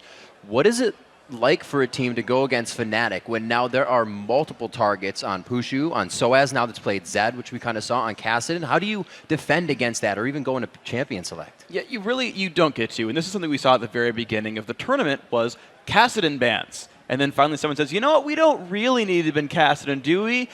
Yes, you do. You 2v1'd against Peke, right? You shut him down. He had very little minion kills. He couldn't roam into that top lane and turn around the kill. Then he burned his first teleport to soak up experience in the top lane when Dade was pushing. So he's sitting there doing nothing but waiting to stack up with Aroa, and then shows up to a team fight, gets a belated quadra kill. Yeah, gets another one afterwards. But that's a team fight somebody else set up, though. Sure. Kassadin only scales into the game if your team allows you to scale into it. You can shut. Actually, Ozone did a good job at shutting him down. The other lanes just go behind. And I just kind of want to draw a comparison between Xpeke and Faker, who are both very high playmakers. Well, Xpeke makes his plays generally with TP, but they're both have insanely big champion pools that you can't really ban out, and they're both just incredibly solid players. Obviously, they're not going to ever face each other until semifinals if they both make it potentially, but they're just so good and they're so versatile. And looking at their composition, we talked a little bit about how high risk, high reward it was. If you're not able to get early or ahead early with a pick composition like that, you kind of get torn apart, Prepo. Well, they didn't get, but yeah, if you don't get a if you don't bounce back from the initial setback, then it's gonna get really hard. You have to play for picks, and that's what they did. Fnatic's really good at that, though. It's so scary to play against them. I really liked some of the movements they had over the map. I don't know if I was behind, I would have actually seen those paths they had to take, because they realized even if they were getting control over one lane again, they realized that was enough. They rotated into mid lane, snowballed it there, keep getting a farm on Peke, and then they had really good fights. So the big fight at 18 minutes, we don't have a replay of it, but we were kind of watching that off. What were the thoughts there? They obviously invaded the jungle, and then we saw Ozone quickly going for the dragon. That kind of even set them farther back. Monty, if you want to talk to that a little bit. I'm trying to remember. This was the top lane jungle fight. Hard to do without a replay. I mean, they did file in a little bit one by one right there, and I'm trying to remember, but I think Fnatic used the lizard brush really well to deny a lot of damage. It's kind of that I think I can mentality. You can help your teammate out. I can help you. No, we're both going to die. Maybe a third one can help us out, and it looks like. In the jungle, it's really nice to fight with double mobile assassins, though, because unless you have full vision with wards, they can constantly jump over walls, come in and out, and you see that Peke draws that. Peke is really good. That's his signature playstyle at drawing aggro, going out of the fight and getting back in. He will almost always burn his flash going out. And Pekka is really good at using target CC. Like Lissandra ultis, usually they leave you in place. You can see Pekka every game just pour it out and still get Lissandra ulti where he ends up, because he reads the game so well. He knows exactly when to go in and out. And I think a lot of these fights, when Ozone gets blindsided, is in part due to Imada underperforming a little bit, because I generally see him in, champions. He has amazing map control. He has amazing vision around. His team never gets flanked. And then I see multiple times Zed will flank his team, Kassadin will flank his team this game, and especially in these crucial turning point fights, that you can't afford to get flanked or else you're going to lose. Right on. All right, guys, so moving on a bit, let's check out the Group B standings heading into our last game of the day. All of you are awesome for sticking with us, and the fans as well. Fnatic is holding on to first place. Then it's Gambit in second. Ozone now in third. And fourth place, it's Vulcan and Mineski rounding things out. So it's time to now pick the final matchup of the day. Vulcan versus Mineski. Freak, we'll start with you. I'm going to go with Vulcan. Their last win over Mineski was really close. It was kind of a back and forth battle, but I think Vulcan has a better handle on it now. I think they'll be able to pull it through and keep themselves in the run for the playoffs. Crepo? I agree with Freak Vulcan. Mineski not the strongest showing. Vulcan has really good parts of the game is really good.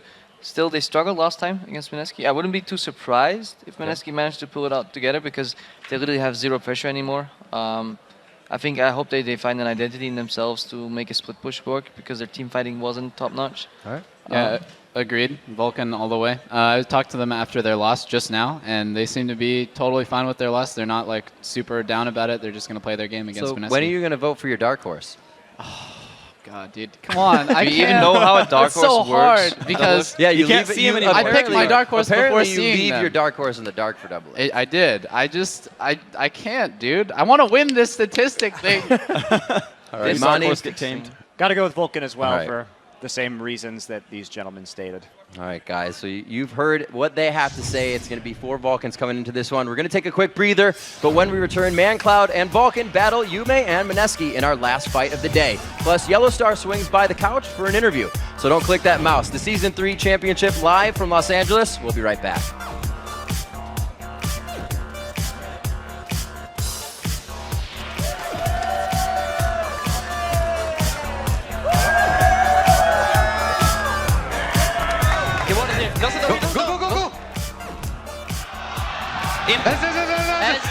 Nice!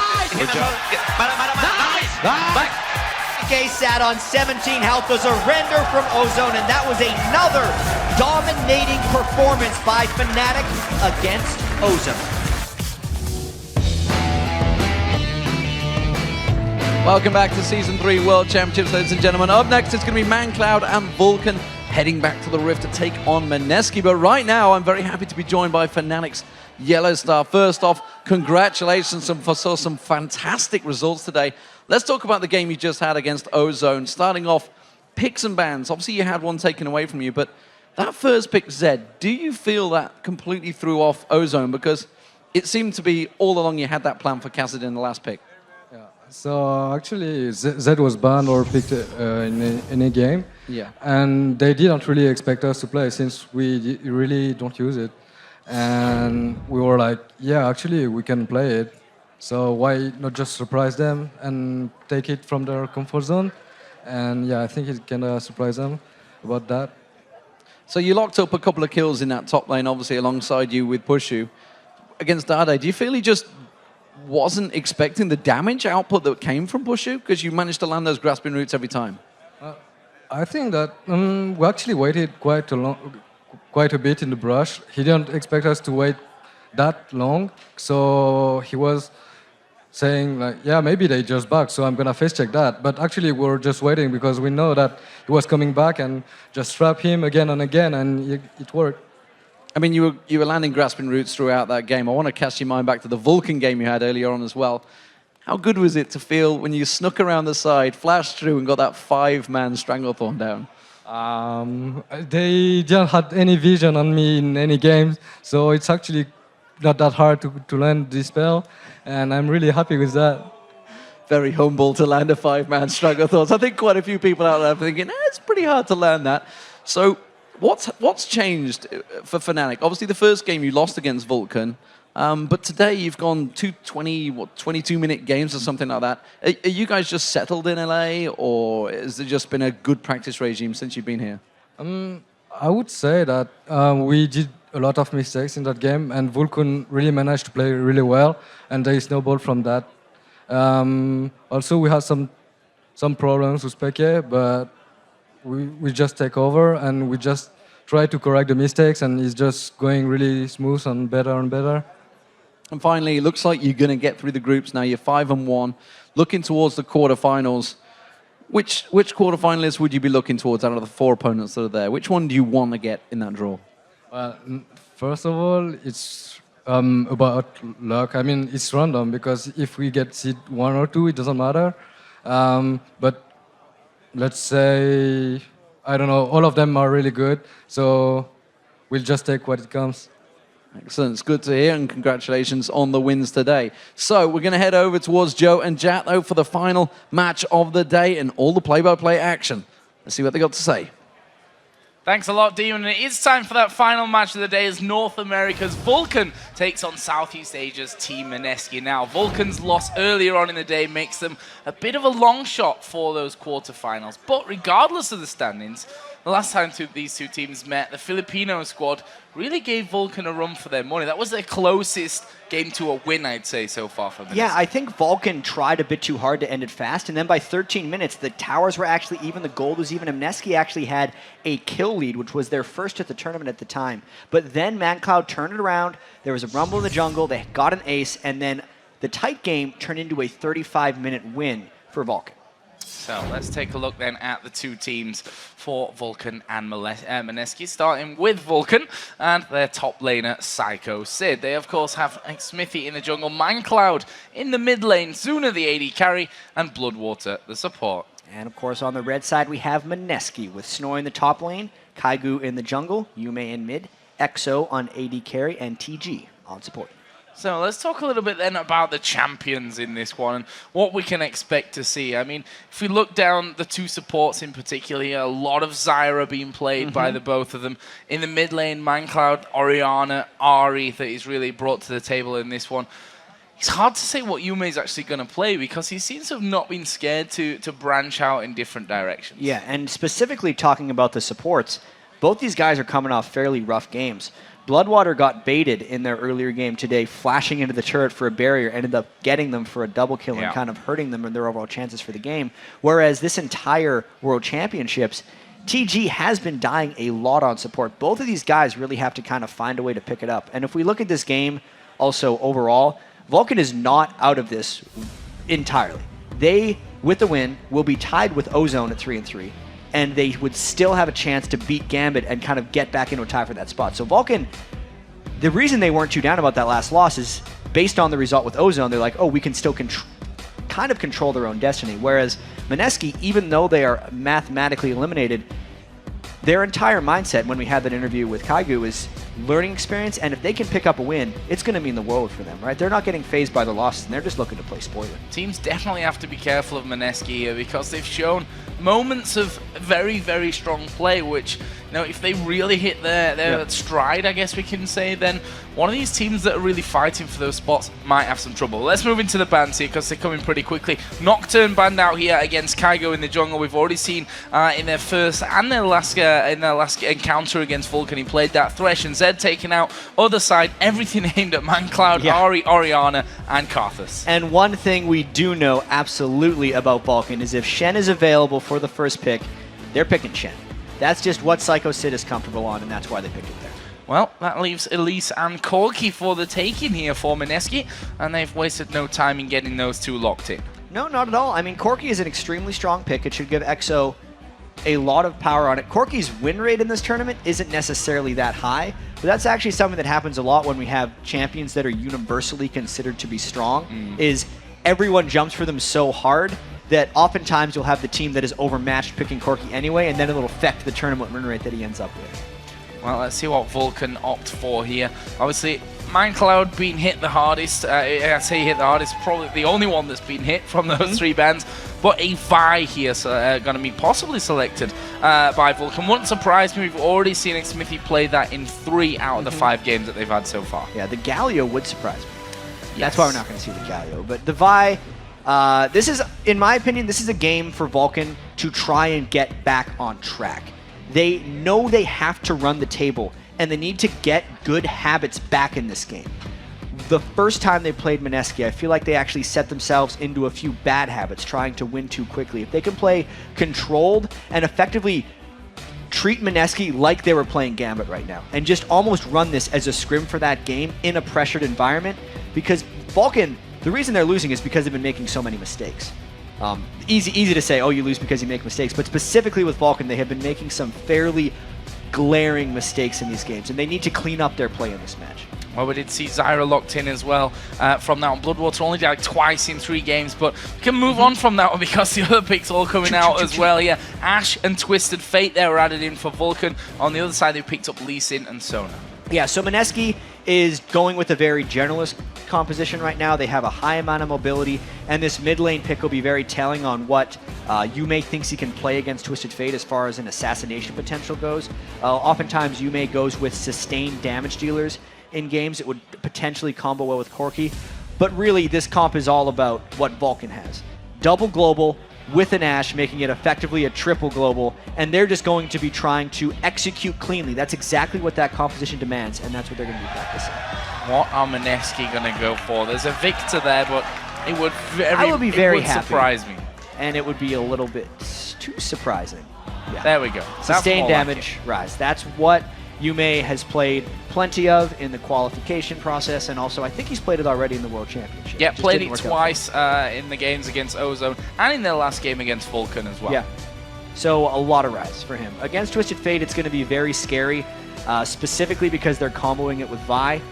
Early on in the game, even level 5, before Vi gets her real gank threat with her Assault and Battery, because Twisted Fate can lock up with the gold card, it means the Vault Breaker is a guaranteed land. And as far as single skills go in the game that have 1 packet of damage, Vi's Vault Breaker is the most in the game. At max rank, it does 340 damage plus an aggressive AD ratio. If you can guarantee landing it, usually kills the other person.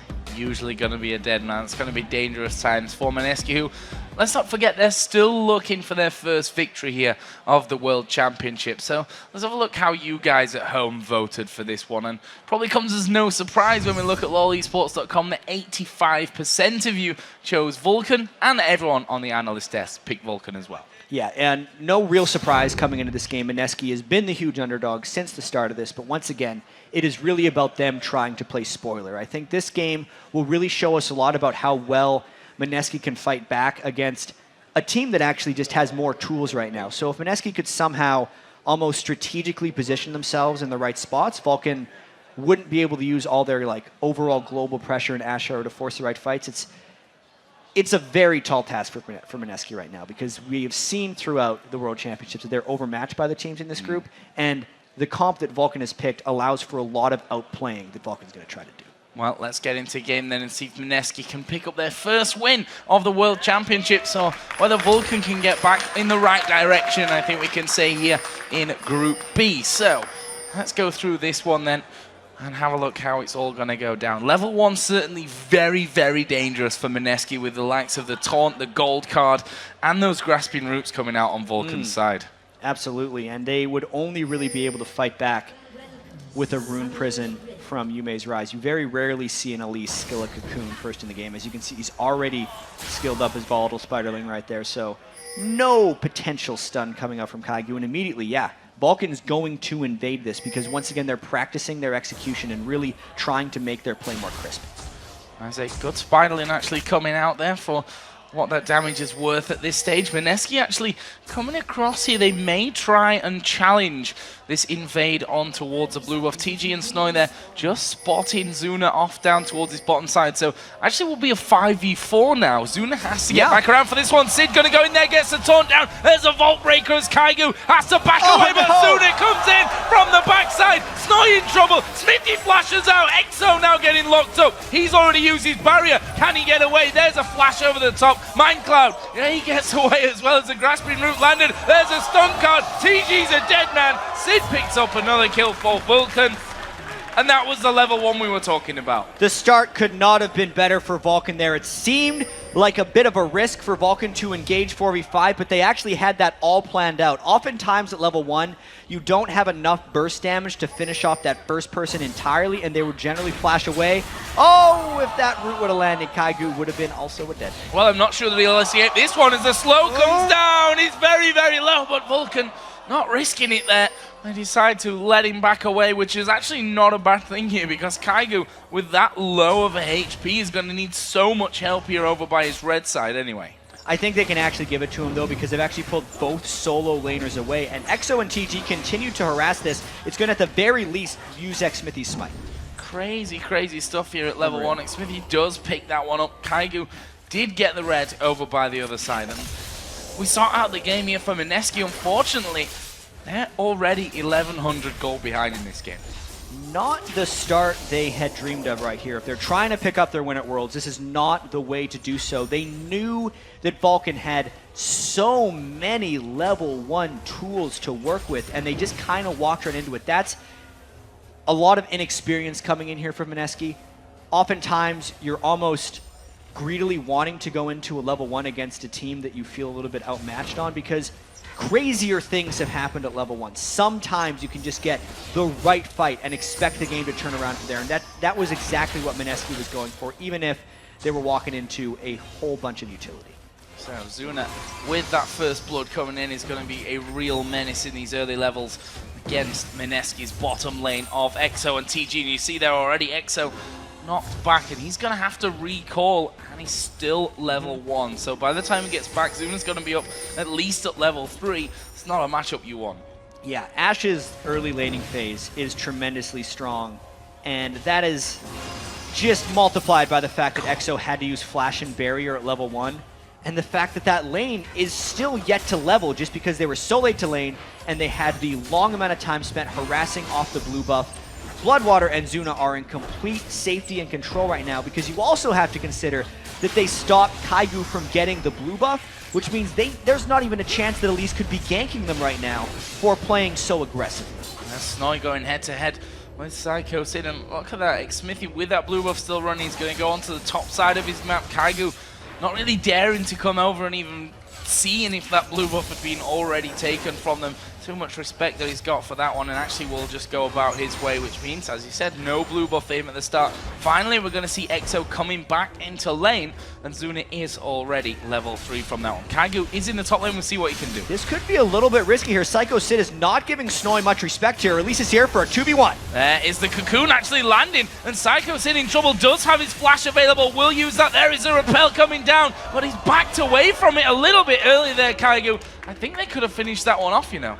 I think they were fearful of the X-Smithy counter gank if they went all the way in. Snoy and Kaigu were both a little bit low and couldn't take multiple turret shots.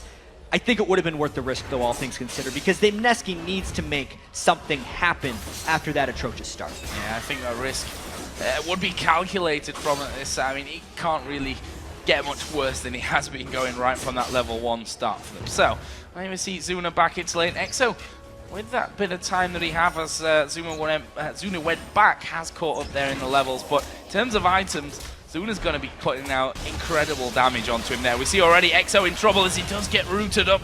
Has to use a Valkyrie to back away from it completely. Less than half HP, he's got to go home again. Yeah, and I really wonder if we're going to be seeing more of Ashe Zyra into Corki matchups right now, because Doublelift has talked a lot about lane matchups and how if you don't play Corki, you at least need to play a Corki counter. We've seen Fnatic play it today, we've seen Vulcan play it today, and we know in the quarterfinals, Cloud9 actually just arrived today in Los Angeles. They were kind of the originators of the Zyra Ashe lane. It's definitely working out for Vulcan right now. You can see that early on, Ashe can outrange and outtrade EXO a little bit, and since he has the level advantage, it'll also mean that Zuna hits level 6 first in this lane matchup, meaning his Enchanted Crystal Arrow can kind of combo for some kills with Zyra and her double crowd controls in the lane. It's working out wonderfully for Vulcan right now, and I expect to see more of it. And there is EXO again. He literally walks into the lane, grasping roots, the plants, a volley, and an auto attack, putting him down at half HP already. And that is just not good news whatsoever for EXO. He's up at his 20 CS behind already, not to mention that kill and assist that Zuna already has. Minion Wave is going to be headed his general direction, but another thing to mention here is that the ward control, the map pink walks down pretty much across the board for Vulcan. They've got complete site control, and they'll be able to make plays off that as well. The only thing they have to worry about here is Kaigu, who's actually coming in for gank right now. Yeah, but MindCloud actually using his flash, and here comes X-Smithy right on towards Yume. He's not quite level 6 yet, so doesn't have Assault and Battery to lock him up, but look at the damage coming out. Both Kaigu and Yume falling to roundabout half HP, and they have to back straight away from that, not able to follow up onto MindCloud. Yeah, Mineski got so much damage onto MindCloud at the start of that gank that he wasn't able to participate with X-Smithy's late arrival right there. A little bit less damage down onto MindCloud, and X-Smithy would have landed the counter gank. But all things considered, it does mean Vulcan can push back a little bit. Yume had to go back since he's just running the tier. Such a squishy rise right now, and Vulcan gets a little bit more turret pressure. So down on this bottom lane, CS continues to grow for Zuna. EXO, pretty much that half HP is where he's sat right now, and he's probably going to stay there for quite a while. It's Smithy obviously having the timing. They picked up that blue buff right from level 1. He's going to take that again as ManCloud is going to be Destiny down towards his bottom lane. TG won't escape that one. There's a flash away, but Smithy coming around the side. He's level 6. There's a Sultan battery. Slams down EXO for the kill. 5-man gank from seemingly nowhere. That's the tools that Vulcan has if they want to just pick on someone. EXO and TG, even if they hadn't been bullied in lane, even if they had their summoners spells up, don't stand a chance against a 5-man gank that can appear just like that. What Mineski needs to do in that situation is have the other lanes pushing. Snoy and Yume would have needed to have enough pressure on their lanes to prevent that from happening, but once the 5 people get there, there's really nothing for Mineski to do as long as Vulcan executes cleanly like they did there. Mineski actually coming down towards Dragon there, forcing Vulcan away. They started it after they had that 5-man pressure down at the bottom. Twisted Fate and Shen had already gone back, and they decided it's probably not worth it at this point in the game. I mean, their gold lead, we're not even 10 minutes into this one. It's already an incredible lead for them from the CS advantage they have in that mid lane, in the bottom lane, plus those 4 kills on the turret as well. Exactly. I'm expecting a very controlled game here for Vulcan, only because sloppy play and mistakes have been what's pained them in this group to get them 3 losses thus far. Oh, there's ManCloud going low. The arrow actually coming through, but ManCloud, will he get taken down? No, he won't. Flash from Zuna. They've got the slow. Kaigu now in all kinds of trouble. He tries to dive away onto the minions. Great cocoon, and they can't follow through. Kaigu survives, but his teammate not so lucky, and this is going to be the second turret of the game for Vulcan. I still got to credit Kaigu a little bit for being able to jump to that minion with his little tiny spider bite to just get the inch he needed to avoid himself from getting for Smithy. But if he sticks around too long, another cocoon assault and battery is up. I don't think Smithy can get in range. No, he's actually backed away from that, but in this bottom lane, EXO in all kinds of trouble here, going to get slowed down. There's the Hawk shot coming out for the Vision. He uses a Valkyrie, and that will just be about enough to get him away. Ooh. 5 kills for 0 still, and Smithy everywhere right now on the map. There is the assaulting battery. Snoy going to be struggling to get away from this one. Will actually get through on towards his minions, but Psycho Sid is chasing him down. Is he going to get there? 4 seconds until the taunt comes up. There's a Vorpal Blade, and Snoy just about lives. With the rank 1 safeguard, the teeny little shield that he was able to get out because he pathed towards the brush, which delayed the visibility that Psycho Sid would gain on him.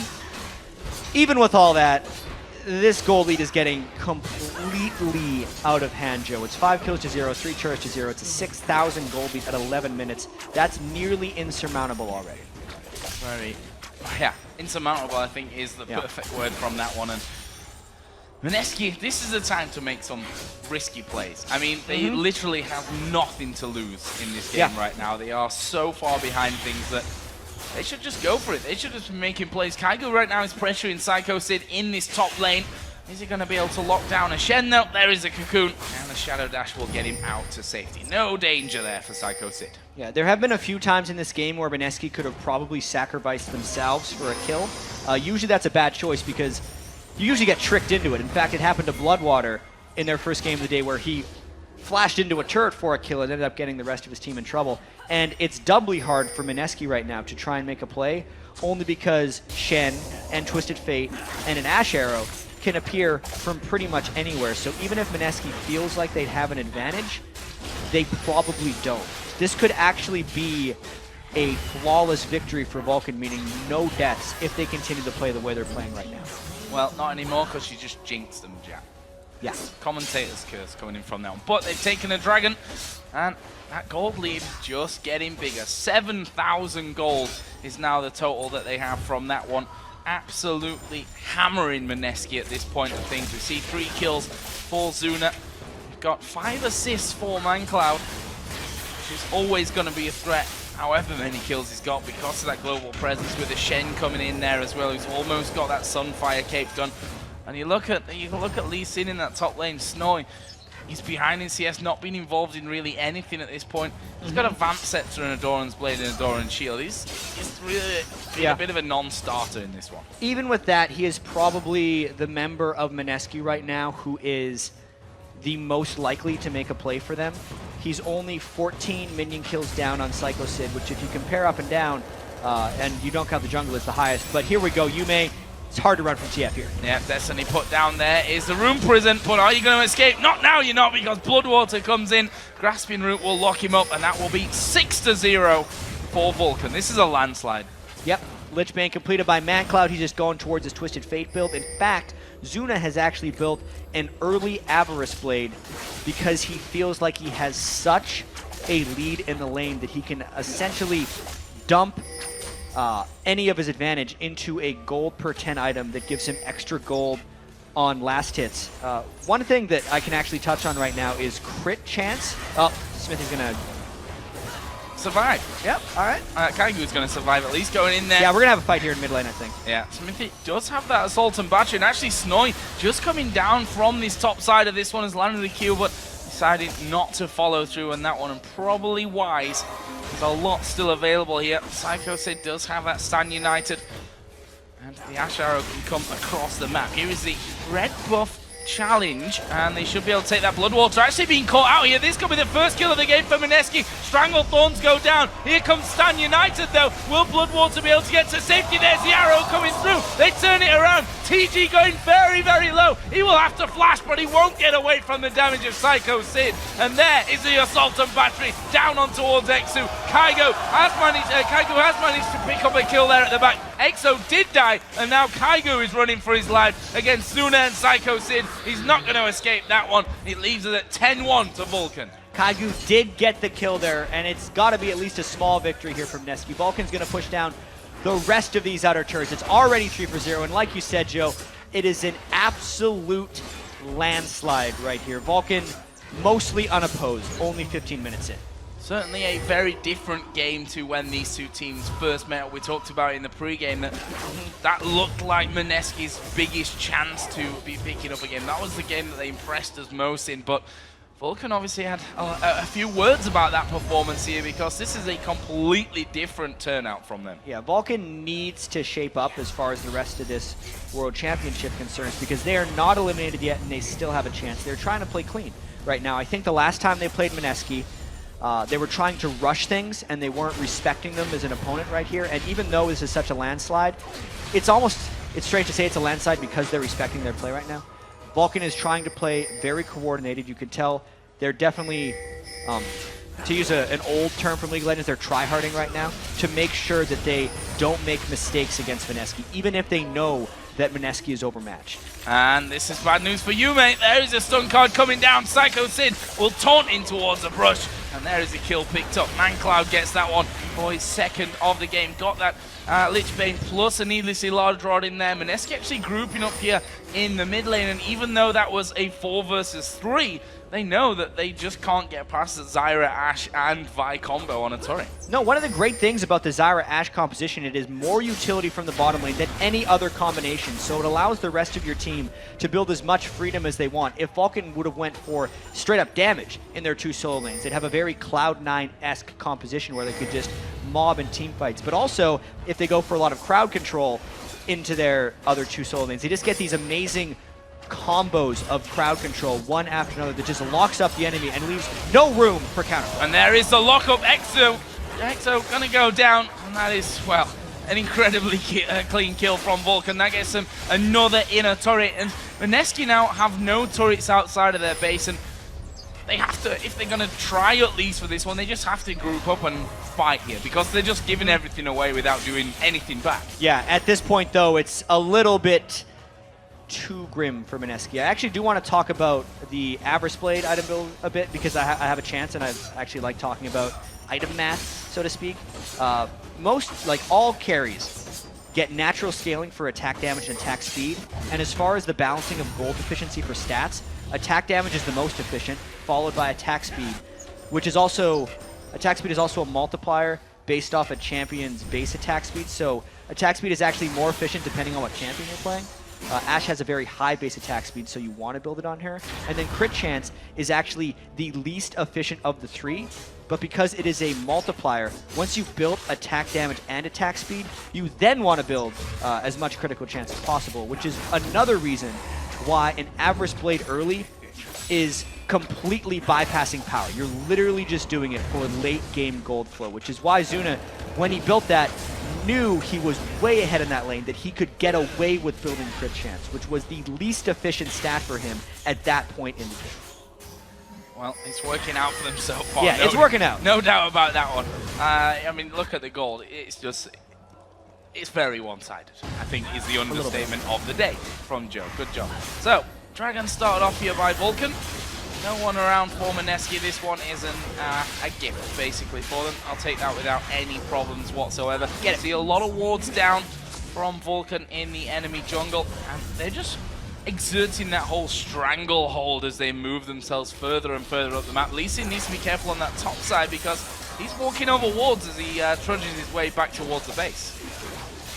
Yeah, I'm expecting an Ash Arrow very shortly, followed up by probably X-Smithy and maybe Psycho Sid coming on the back of him. They can effectively get to anyone they want, knowing that ManCloud gets to go wherever he wants as well.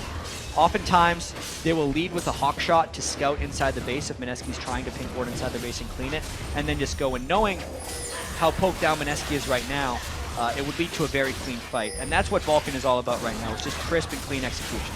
And we just saw there the Shen pulling everyone away from that mid lane. Here we go. Arrow comes down. Assault and Battery goes down. X-Smithy and Psycho sitting there. Crescendo comes in. Strangle Thorns will actually knock Yume up. That's 2 kills. A double for Bloodwater as they move over towards the backside. Corki comes off the fountain. Kygo will be in there. He's fallen very low. Exo has to flash onto the fountain itself, and there are only 2 men left alive here for Mineski to hold on to their base. Looks like a 19-minute inhibitor for Vulcan, and we can't be too surprised knowing it is a 16,000 gold lead and a 7 turret to 0 deficit that Mineski is fighting from right now, Joe. Vulcan playing it a little bit safer though here, backing away from this one. Kaigu and Exo managing to hold them off, going to push out that bottom lane and that mid lane as much as they can, but this one is just surely a matter of time until Vulcan really break through, maybe take that ace in the base and finish things off. Yeah, this is about as one-sided as they come right here for Vulcan. And as far as the rest of the group is concerned now, I think we can talk about this because Fnatic moved to 5-1. Gambit is sitting at 4-2, and this victory will move Vulcan into a tie for third with Ozone, who I don't think anyone expected to be 3-3 coming into the World Championships here in the group stage. And for all the North American fans out there, it means Vulcan is still in control of their destiny because the team that is ahead of them, I believe, someone please tell me if I'm wrong here, if you're from production, if they beat Gambit, they haven't played them twice yet, if they beat Gambit, they will tie them in the head-to-head, and that basically means they would have to play another tiebreaker game. So if Vulcan wins out and then wins the tiebreaker, they're into the quarterfinals. They are completely in control, and a practice game like this, well, not a practice game, but the practice they get from this game is very important. Well, Kaigo at this point going to be caught out here by Smithy. We see him repelling, but where's he going to go? He actually goes further away from his base than he originally was, and he's finished off by X-Smithy, and now they're chasing down Corki inside of the jungle. There's Destiny. Stone Card comes down. Exo actually managing to stay alive for quite a while. ManCloud now in trouble. He goes down. Snoid picks up the kill. There we go. They get one back there, even though Kaigu was going down. The rest of Vulcan, though, collapsing in. Mineski's got to run away. Snoid down to half HP. There it was. The Assault and Battery. They've actually managed to lock Yume up there with those Strangle Thorns as well. There's a Crescendo, a good one, actually coming out from TG. But in the meantime, Zuna hammering away on this top inhibitor. There'll be nothing that Mineski can do to stop this and that inhibitor going down. Yeah, even though they have 4 people alive right now, they just do not have the strength or the gold to get Vulcan out of their base. 16,500 gold, almost 2 minutes in. 22 minutes in, and Vulcan actually backing away once again from this one. And probably, well, to me it looks like the fact that they're not recalling at all here, they may just go in there and pick themselves up a Baron. Slow and steady wins the race right here for Vulcan. You can see right now ManCloud hasn't played the perfect game he'd expect right there, getting caught a couple times here. You can see though Mineski's still got smiles on their faces. They know that they were overmatched here, but they're still trying. I feel like they're playing the game right now. They want a couple kills. That's the game they're playing. Well, we've talked about this before for Mineski. It's not like they've won nothing almost here because they're coming in. They get incredible experience going against teams like this. They almost build for their future coming in, and they win prize money as well along the way. It's definitely not a bad deal either way for Mineski, but their aim here is certainly to shock someone. It's to pick up a victory in this group stage somewhere along the line. Yeah, if they want to do that, though, they have to play substantially more aggressive early on in the game. I think we actually saw the start of that in this one when they, even though they were outmatched champion-wise at level 1, they still went headfirst into it because they were hoping to get an early advantage. That didn't work out for them, and it was clearly all downhill from there. So, Baron on here for Vulcan. Lane's being pushed up. Zunan out with that static shift added into his Infinity Edge. We got a Zonya's on Man Cloud as well, and so he could have done with that. He gave the second kill of the game away as the Destiny onto the base steps, but Vulcan here are pushing this bottom lane. Right now, Mineski are focused on pushing this mid lane out as we are going to see a Solemn Battery coming in. There's the arrow. Stranglethorn's going down. They're going to lock up Exo. He's not escaping. Kaigu will fall as well. Destiny going to be popped. He comes in from the side. He's got to pull the card. There it is. He's on the fountain, but he's pulled it nonetheless. Yume goes down. Triple kill for Zuna. Gotta feel good there for Vulcan. 21 kills to 2. They need to take the momentum from this game and move it throughout the rest of the group. So here we go, the Nexus turret's being focused. Only Snowy left alive. He's going to dive in there, give Zuna a kick, but he gets off to the ward and he actually gets into the fountain. Still with some life. Zuna going for him. Zuna, is he going to finish him off? No! Sid going to tank up the fountain. Zuna dies as well. And Snowy holding on just about. They're going to go for him again, but the Nexus here being hammered away on will get finished off. And Vulcan pick up a very one-sided victory to keep their hopes alive during the World Championship. Yeah, we knew it from the start. Vulcan was in a must-win situation, and Mineski was just looking to play the spoiler. They didn't spoil much today because that was a 21,000 gold advantage accumulated across a 24-minute game. Vulcan went back to the Zyra Ashe. They got their Twisted Fate Shen, which is their favorite composition and has been throughout the North American LCS season. If Vulcan can get compositions like that against the rest of the opponents in Group B, it's all in their hands. You have to admire Mineski's spirit here as well. I mean, this is a tough time for them. They've come here, they've been beaten soundly in every single game that we've seen from them. They've still got smiles on their face. They know that their League of Legends career is not just for this one event, that they're building for the future as well. And all credit to them, they're still having fun. And I think the fans are also behind Mineski in large part to their attitude here. As you can hear. There we go. Yeah. And it's a tough situation for them, but they're handling it like they can, right? They're just being positive, trying to get a couple kills here and there. And if they pulled off a spoiler, everyone would remember it. Well, and that's the thing, because in this group where it is so very, very tight right now, where we have 4 teams and none of them are 100% safe in the positions that they're right now signed, it means that if Mineski do come out in the next game and come with something absolutely insane that I'm not going to say never seen before, but certainly that we weren't ready for, and more specifically their opponents aren't ready for, if they can pull off that one upset, it might knock out one of the big favorites in this group, which is something to hope for, I guess, if you're a Mineski fan. Yeah, because, I mean, we look at this group now, and it seems like Fnatic, they need one more win, and they're in. That's what they need to clinch. The rest of it is so up in the air. I don't think anyone, I know that no one on the analyst desk predicted Ozone to not make it through. That's an extremely real possibility right now. If Gambit wins out, Gambit's in, right? Fnatic wins one more game, they're in. There's some dangerous times coming up for these guys because they're 75% through the group stage right now, and that's it for them if they don't make it through the group stage. Their season's over. Yeah, season would be over for the teams that don't finish in those top 2 spots. That's how cutthroat it is here. But for us, we're going to send it over to Riv and the guys at the desk for a breakdown of Vulcan versus Mineski.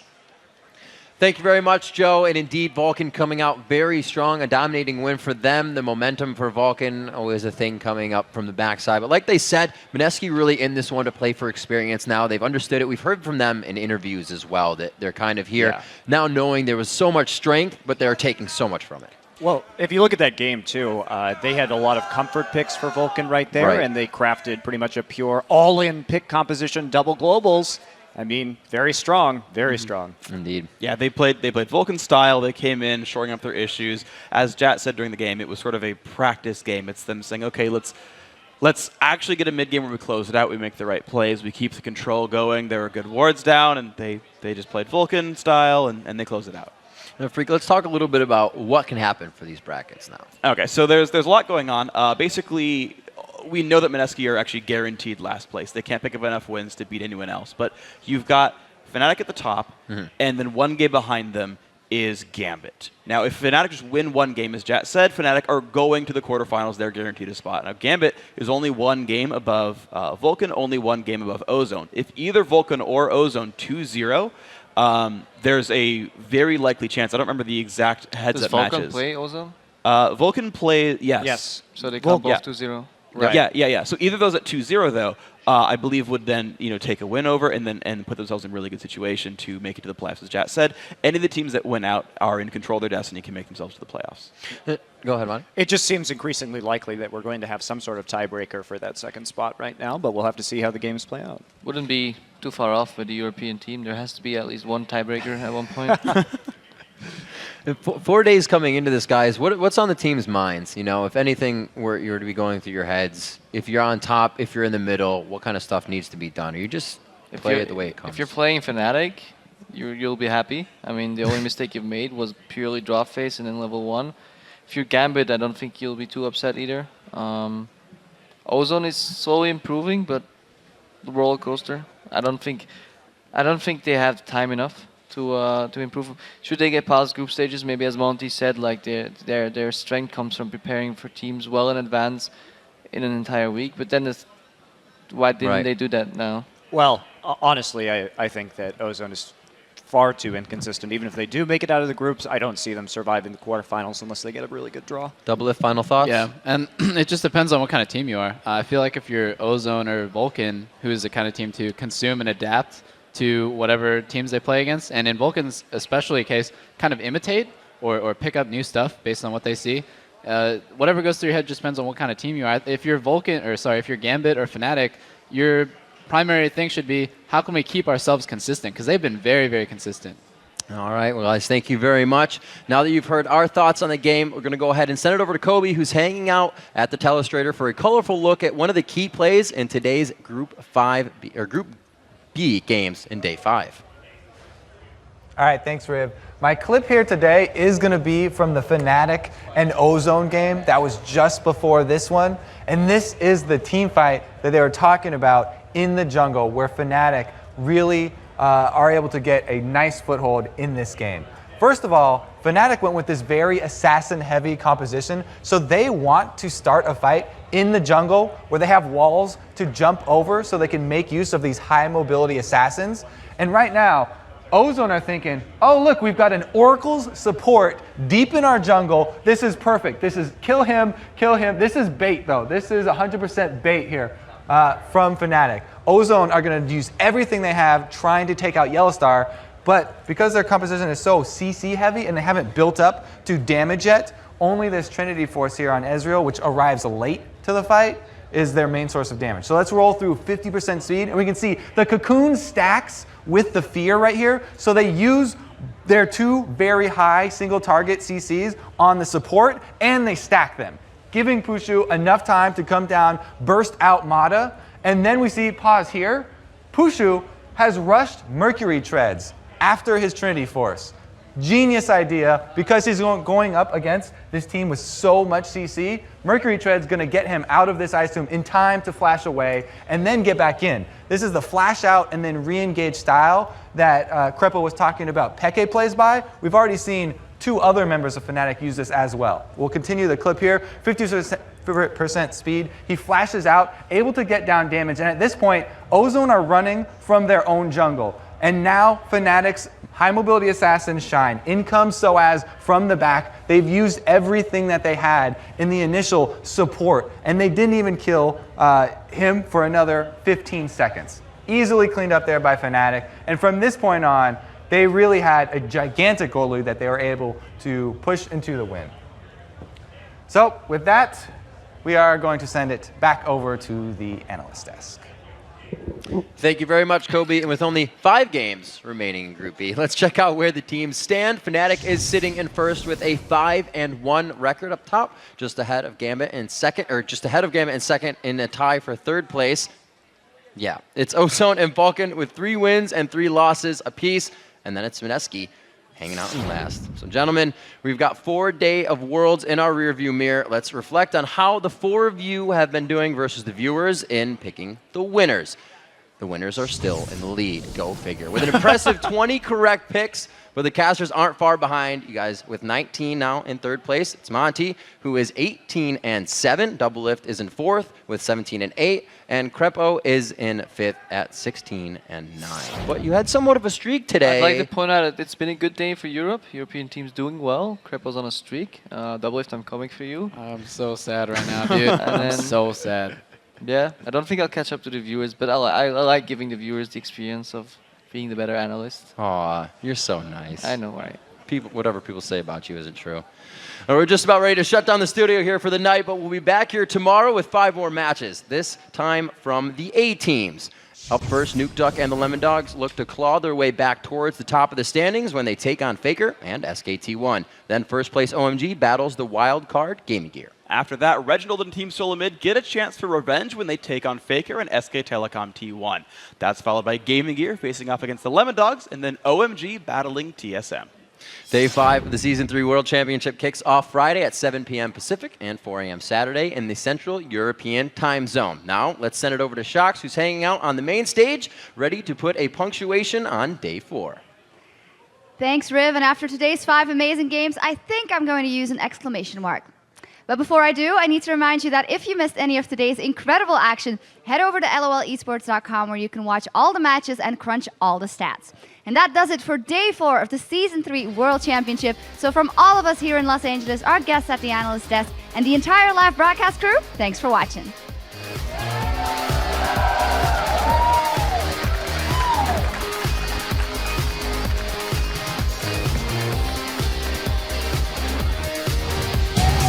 Welcome, ladies and gentlemen, to the League of Legends Season 3 World Championship! Oh! They instantly delete him. Knockup lands on the Kaigu. Now he's the next target. That's a double kill for Voidal. Flashes in for the kill. First blood is secured for Danny. Now Alex forced to flash over the wall. Dade chases.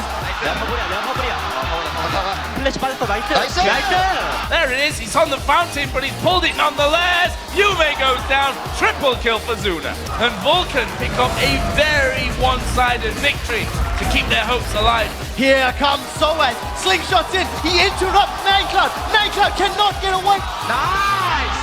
Fnatic now convincingly in the lead of Group B. But it's not going to be enough to keep him alive. This is going to be the first 8 of the game for Fnatic. Nice! Nice! Nice! Heke sat on 17 health, a surrender from Ozone, and that was another dominating performance by Fnatic against Ozone. Yeah!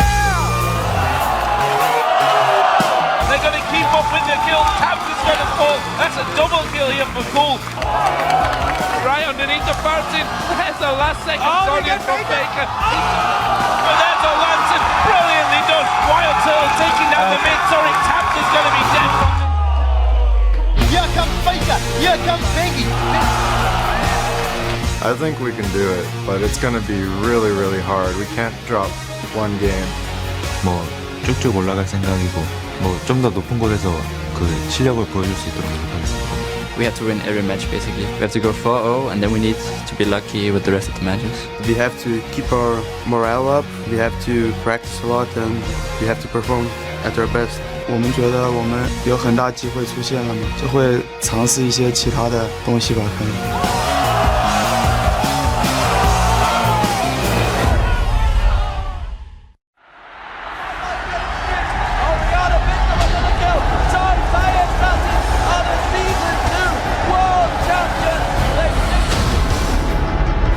The road to the biggest event in esports begins right here.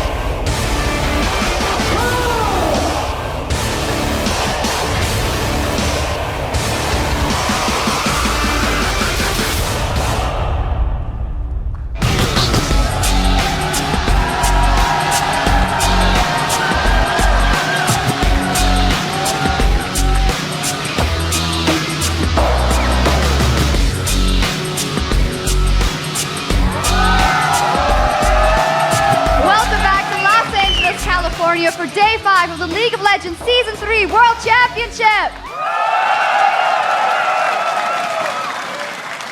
I'm Evie Shock supporter, and I was going to say something about the studio audience, but they're just not loud enough.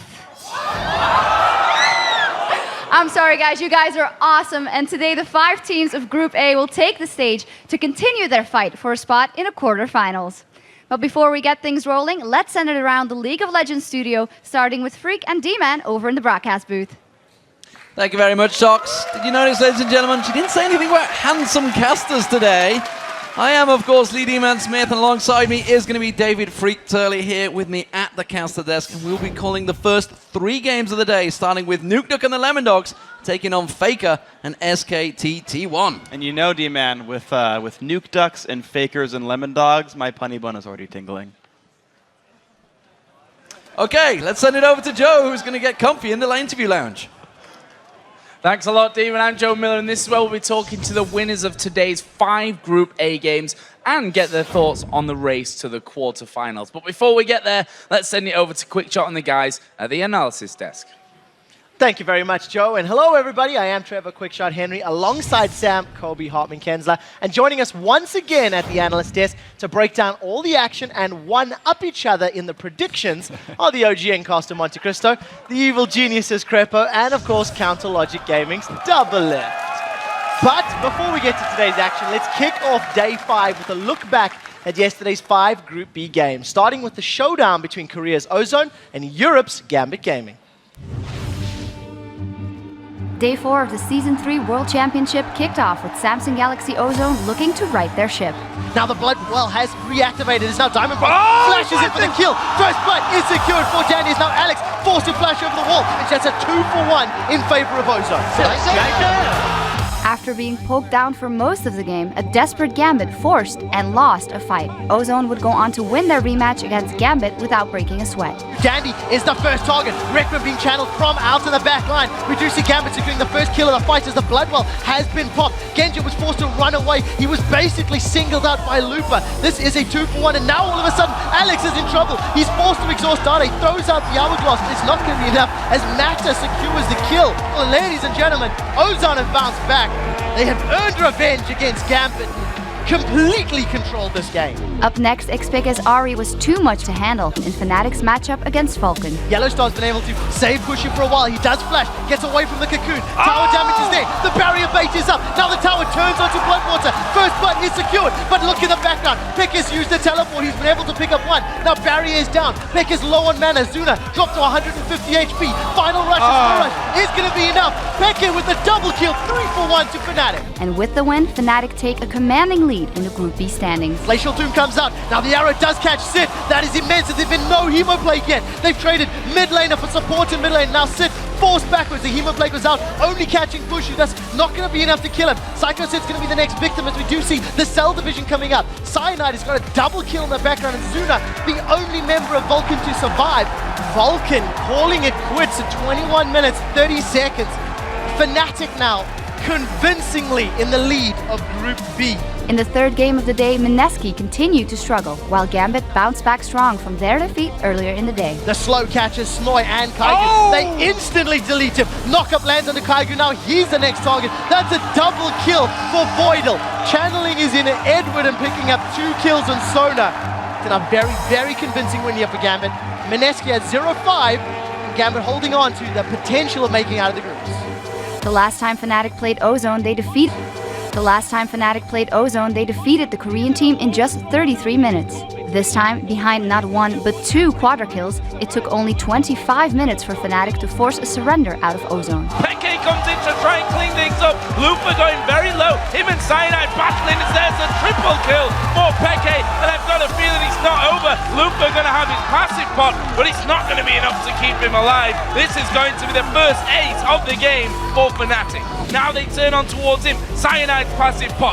Dade, he's had to walk away as Imp will go down in the end, and they die for Dade as well. That's going to be 4 kills for Fnatic, and surely the game with that quadra from Soas. The surrender from Ozone, and that was another dominating performance by Fnatic against Ozone. With nothing to lose, Mineski were trying to play spoiler in the last game of the day, but they could not spoil Vulcan's nearly perfect start. Zuna comes in from the backside. Snowy in trouble. Smithy flashes out. Exo now getting locked up. He's already used his barrier. Can he get away? There's a flash over the top. Mindcloud, yeah, he gets away as well as the grasping root landed. There's a stun card. TG's a dead man. Sid picks up another kill for Vulcan. And Vulcan would have no problems on their way to the win, keeping their quarterfinal chances alive. There it is. He's on the fountain, but he's pulled it nonetheless. Yume goes down. Triple kill for Zuna. And Vulcan pick up a very one-sided victory to keep their hopes alive. Gotta feel good there for Vulcan. They need to take the momentum from this game and move it throughout the rest of the group.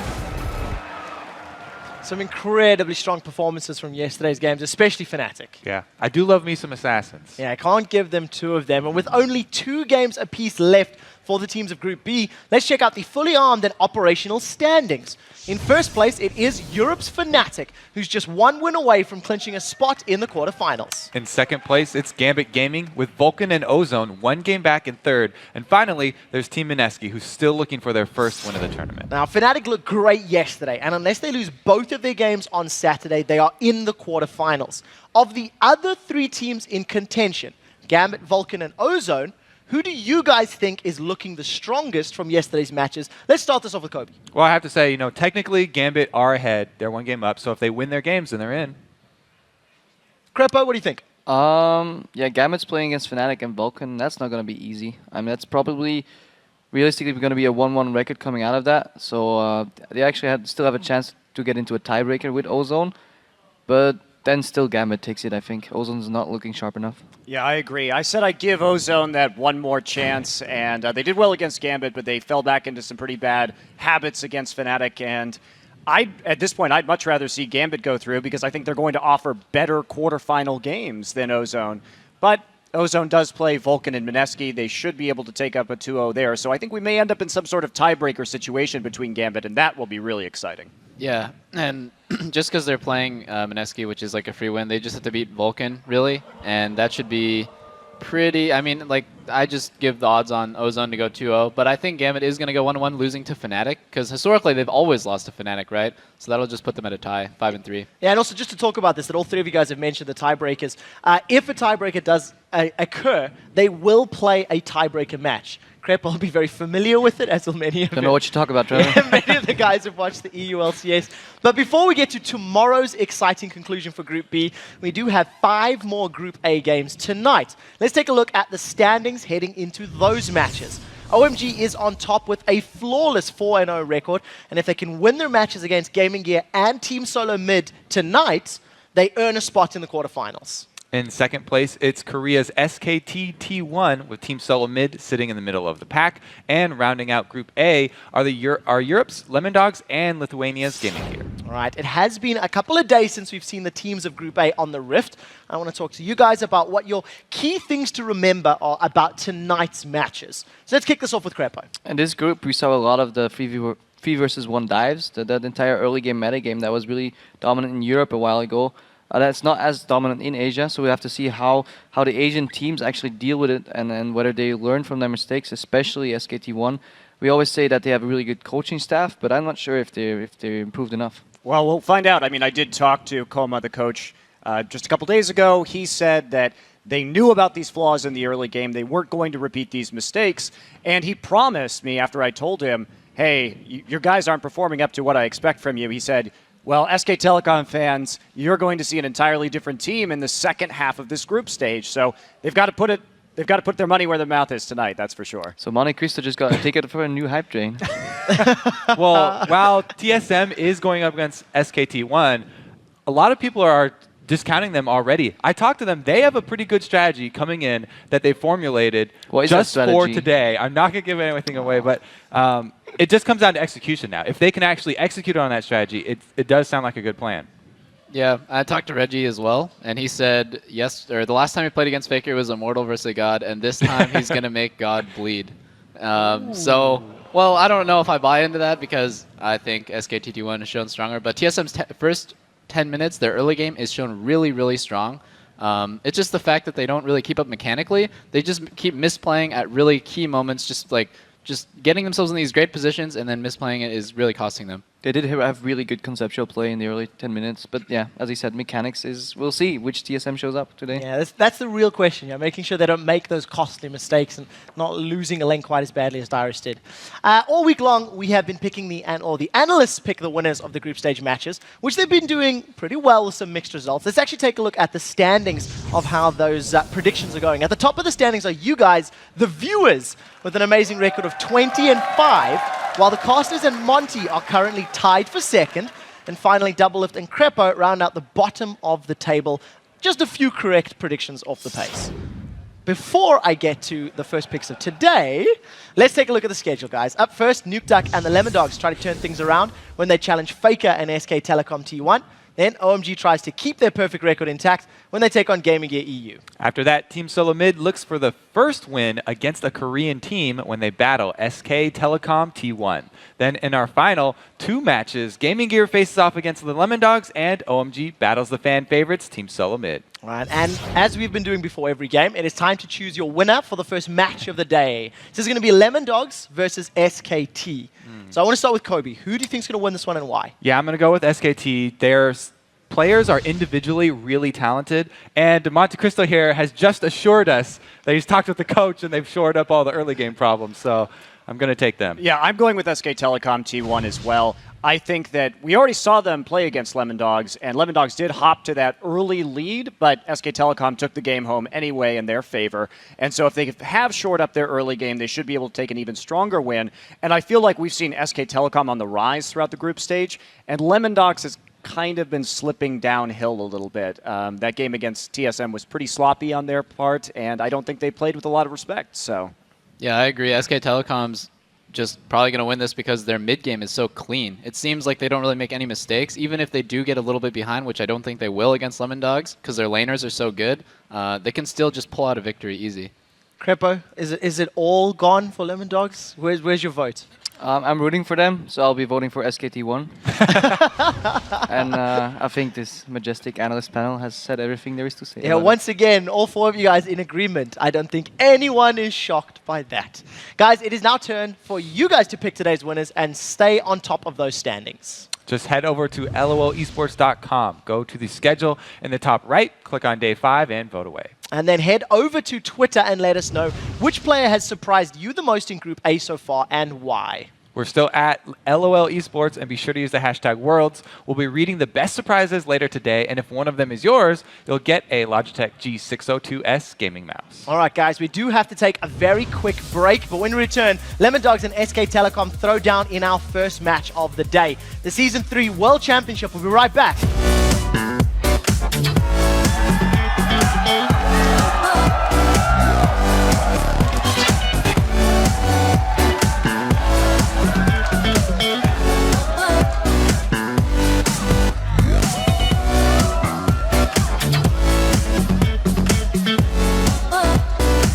Welcome back to the Season 3 World Championships live from Los Angeles, California. It is time for our first match of the day. It is going to be Europe's Lemon Dogs versus Korea's SK Telecom T1. And if the rematch between these two teams is anything to go by the day 1 fight they had, they're going to come out swinging. And Lemon Dogs in that game came out swinging for the fences. They had a very risky, super hardcore all-in level 1 strategy that was really cool. And in the end, they got first blood, they got the first turret, they had some early control, but the mid-game control from SKT, that was too much for Lemon Dogs to take out. And as we saw, SKT took that game pretty convincingly. Now, coming into the game, though, Lemon Dogs had a really solid plan. I talked to them, their picks and bans. They basically predicted all of the SKT picks and crafted a strategy that they thought was going to counter. The problem was for the Lemon Dogs, they failed to execute it very well, and Faker pretty much made everything happen. He got Ari, and he destroyed the opponent mid laner.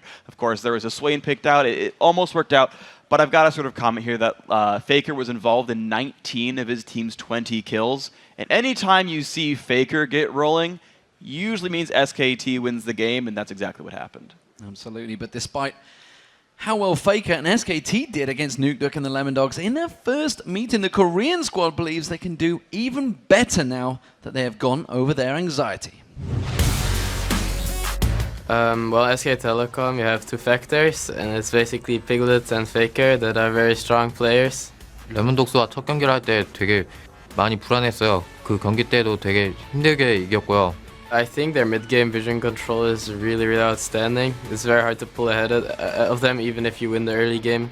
The most important thing about them is like they have an edge over every team in terms of map control. I think we can all agree that Faker did like a really good job already. Like even when his team was behind, he tried everything he can in order to bring his team back, and I've been really impressed by him, by his play. 레몬독스 팀도 좀 잘하더라고요. 저희가 좀 방심하고 왔었는데 첫 경기를 하고 나서 좀 그나마 좀 방심이 풀렸던 것 같아요. We're not really scared of any one of them. We do some respect bans, but that's pretty much it. Yeah, interesting thoughts there from Faker. Obviously saying that they came in a little overconfident, and we had that feeling. And honestly, if you're ever going to beat SK Telecom, I feel day one was when you had to do it. And that's traditionally been what's happened. We talked about that before the tournament even started, where in a best of 5, they will lose the first game or the first and second game and then come back. And, you know, maybe they really are the best team in the tournament, and they just had that slouch in day one. They had a bunch of close games. They lost to OMG, and they really are unstoppable. Or we just see that these guys are actually very much mortal, and that Lemon Dogs still have a great chance into this game. Well, we will see. Let's check out those lineups, because starting out on the blue side, it is going to be the Lemon Dogs. In the top lane is Zoro0, the junglers, Dexter, Nukeduck in that mid lane, Tabs as the AD carry, and Mithy is the support. And in the red corner, it is... I'm going to wait for that applause real quick. In the red corner, it is SKT with Impact in the top lane, Bengi in jungle, Faker in mid, Piglet on AD carry. Those are not fake cheers, those are real cheers for Faker. And of course, Pumandu on support.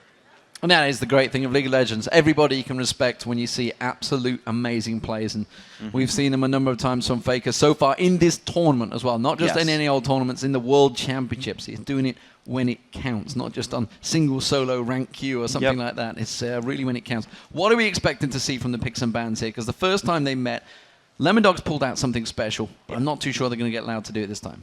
I talked to Tabs briefly before the game started a couple hours ago today, and he said they had a plan ready. Now, I don't know if it's a really cheeky plan where they're doing something like Swain again and baiting all the picks out, but just from what I've seen of Lemon Dogs, they're very intelligent in picks and bans. Here's the Vayne ban coming through saying either they ban Caitlyn as well or steal Caitlyn, or they're saying we know Piglet's going to play that champion and they're ready to deal with it. Interesting, Kennen being taken away as well. Lee Sin taken off from Bengi, Shen taken away from Zoro0. These are actually all top lane champions into Zoro0 so far. There's the Ahri ban. Zed may get through. That's the real question here, is you've got champions like Zed, you've also got Fizz in there that we've seen both these guys run, and SKT are now considering what their ban is, because SKT have actually traditionally first picked Ahri whenever available. There's the insta-lock Zed. They didn't want to give away Elise. Interesting, and well, you saw Zoro0 very happy to lock that one instantly. I'm pretty sure SK Telecom knew that was coming. There's some moment they went, we're going to have to use it on Elise. That means we're going to let Zed through. Let's see what Nukeduck can do on that. That's awkward, though, that they banned Elise, because that's one of the other great early game junglers. And thing is, Vi, which Bengi's also known for, is a champion that Dexter loves to run. He's done it this tournament. So I feel like SKT banned themselves out a little bit here. I actually don't like the Elise ban so much, because you would have predicted the rest of these. There's the Caitlyn, not steal at this point anymore, because of course Piglet's going to play Corki. But Lemon Dogs have picked their champions in fast. They saw this all coming. They're confident in their picks so far. Well, this does show that this is a team that's researched it. Obviously, after the first meeting, the fact that Corki was picked up there, flavor of the tournament, it seems, rather than flavor of the month. And Zyra, of course, alongside him. Zyra also doing very well in this tournament. Yeah, she's actually been the most picked support that I can recall actually in this so far. So Faker, this is actually a shout out. I was talking to Faker in the Champ Select lobby, and he said, I'm going to jungle Lulu for you. He's not actually going to, but I appreciate the shout out, Faker. Riven, though, that's interesting. All right, so I'm guessing that's Impact in the top lane. They've already locked in the Jarvan jungle.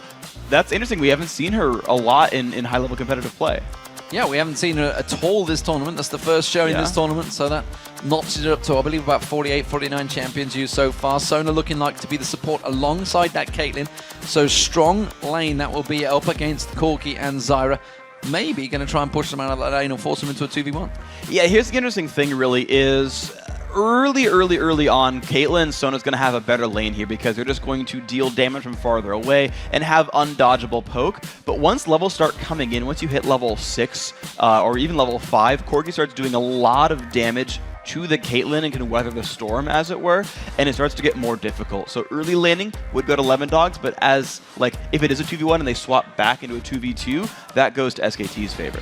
Well, we did see, of course, yesterday Fnatic using that Corki, and actually the power, the damage that they can do early on kind of wasn't really respected by, I think it was Dade, wasn't it, that got caught out a few times. Final pick coming out. This is going to be for Looper, it seems. Oh! Wow. So, take us through the picks, because where the heck is Faker going to be playing? He's not going to be on Singed, he's going to be on Riven. This is a counter pick that no one saw coming. Faker, knowing he's up against Zed, and now I take everything back that I just said. Because they're like, oh, we know you're going to... Because they removed Elise, which is the other champion that Lemondogs had first picked, saying, we know you're going to go for Zed here. We'll counterpick you with Riven, and Riven's going to stomp on that matchup. Faker's going to want to fight Nukeduck, and Nukeduck's not going to like the results. Well, we'll see how it works out for them, because Lemondogs, well, they could switch it around. What do you see from Lemondogs? Because let's not forget, they could decide to switch it to a 2v1 in that mid lane. And 2v1 mid you can do. The one downside you have for 2v1 mid is that you can't deny experience. And you can't even 3-on-1 dive it either. So a lot of your options are actually removed. But at the same time, you then free up your lanes to roam around. Unfortunately for Lemondogs, Sona's not a great roamer. She's not like a Zyra or a Blitzcrank or a Taric or an Alistar where you make plays. She just... I can go hear the jungler as he steals a red buff away. So it'd be okay to 2v1 mid, but not optimal for Lemondogs. So that is the teams, and while the teams do load onto the Rift, let's take a look at what you guys at home have voted for this one. According to lolesports.com, 79% of you guys at home have voted for SKT, and of course, all the analysts, guys, went for the same team, so everybody's on the same page right here. Right or wrong, we're all in the same boat, so everyone high five your monitor for me. We all agree with each other, that's nice. Except for the 21% of you who went for Lemondogs. You guys are unrepresented here. Well, to be fair, Lemondogs generally don't get the vote anyway, so they're going to be fairly used to this anyway. What was the stat? 25 out of their 28 games in the regular it's something season? ridiculous. The main one was against Fnatic, of course, when they played in the European LCS summer season. It was 96% voted for Fnatic, instead Lemondogs still came out and won. So they don't care about the vote. Of course, the analysts, they all care about the vote, because obviously everybody's chasing the viewers right now, and the viewers, well, they're all on the same page. So everybody believes SKT Telecom could be taking this one. We'll see how it works out, because we are getting into the Rift. On the blue team, it is going to be Lemondogs, and the red team is SK Telecom T1. This is game day 5 of the group stages. One more day to go, ladies and gentlemen. Tomorrow is the big Super Day straight in there. Faker's going to get caught out. Can he get taken down? Yes, he will. First blood going down to Taps. All right, well, I'm going to start taking back a lot more things that I was thinking. I'm going to rewatch that on my screen. Basically, he just gets jumped on by Lemondogs, and it's just a bunch of crowd control falls onto his face. So just like last time, Lemondogs got first blood, this time a bit earlier than before. This actually might be one of the fastest first bloods of the tournament. It was definitely before 1 minute in. Now, remember that last time SKT did come back from a horrible level 1 and end from an early first blood deficit. But Tabs having Boots now in the lane means that the 2v2 is going to be brutal. The fact that he bought Boots tells me he's looking specifically for the 2v2 more so than before, because with movement speed, he can abuse the range disparity he has against Corki. Well, it does seem that SK Telecom are not going to be outdone by this one. You can see the 4-man invade possibly down the bottom. Lemondogs doing the same, going up the top. They had something funky planned out before. Remember, against OMG, it worked heavily in their favor, also against SK Telecom, but this time around, they've already got that first blood. Let's see if they can take anything more from this one, Freak, because this, at the moment, is going to be a standard red exchange. It is just starting out as a standard red buff steal on both sides, and I don't think much is going to happen for this one. The only thing we've really shown so far, and actually Nukeduck kind of showed that they were going for red, which isn't a big deal. The only thing we've shown so far, though, is that Zoro0 is going to be committing himself to that bottom lane and will be put into a 2v1. SKT, I think, are going to get the better side of this, because Corki is going to be able to survive that early game lane deficit, and then we'll see what the junglers end up doing with these lopsided lane matchups. Well, Nukeduck happy to go in towards that 1v1 lane. You said it's going to go heavily into the favor of Faker. We'll see how it works out, Riven versus Zed in that mid lane. And really the first blood assist for Nukeduck doesn't change very much. It's just a Doran shield and maybe 1 or 2 more potions than he would otherwise. But the really fun thing is going to be what Impact does with his teleport, because he went and took the double golems, and then he can show up to his lane late with a bit of an experience advantage, and I want to see how that pans out for him. Yeah, with that teleport, of course. He's going to be heading back towards that top lane. We'll see how it develops. Bengi in that mid lane. Nuke taking damage from Faker already. Jumping straight on him.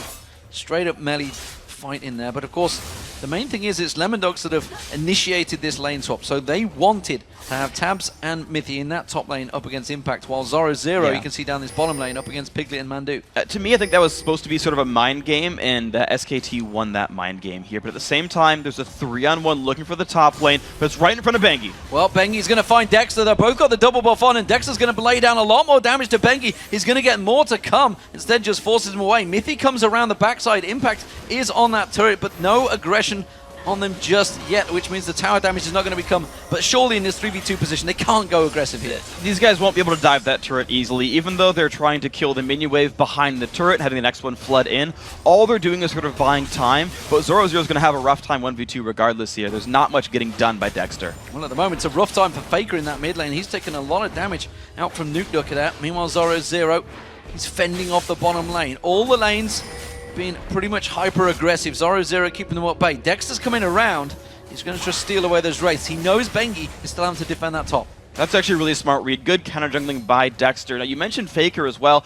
I'm surprised by the Doran's Blade opening because he knows Nuke Duck can deal damage to him and wear down the health bar. And with Faker having no way of regaining his health back without having to auto-attack things and be in Zed's attack range, it's been making a really rough situation here for Faker. Well, it's something we've seen in the past. Obviously, with the Orianna, you think he goes with that Chalice instead of going defensive. He wins these matchups ordinarily.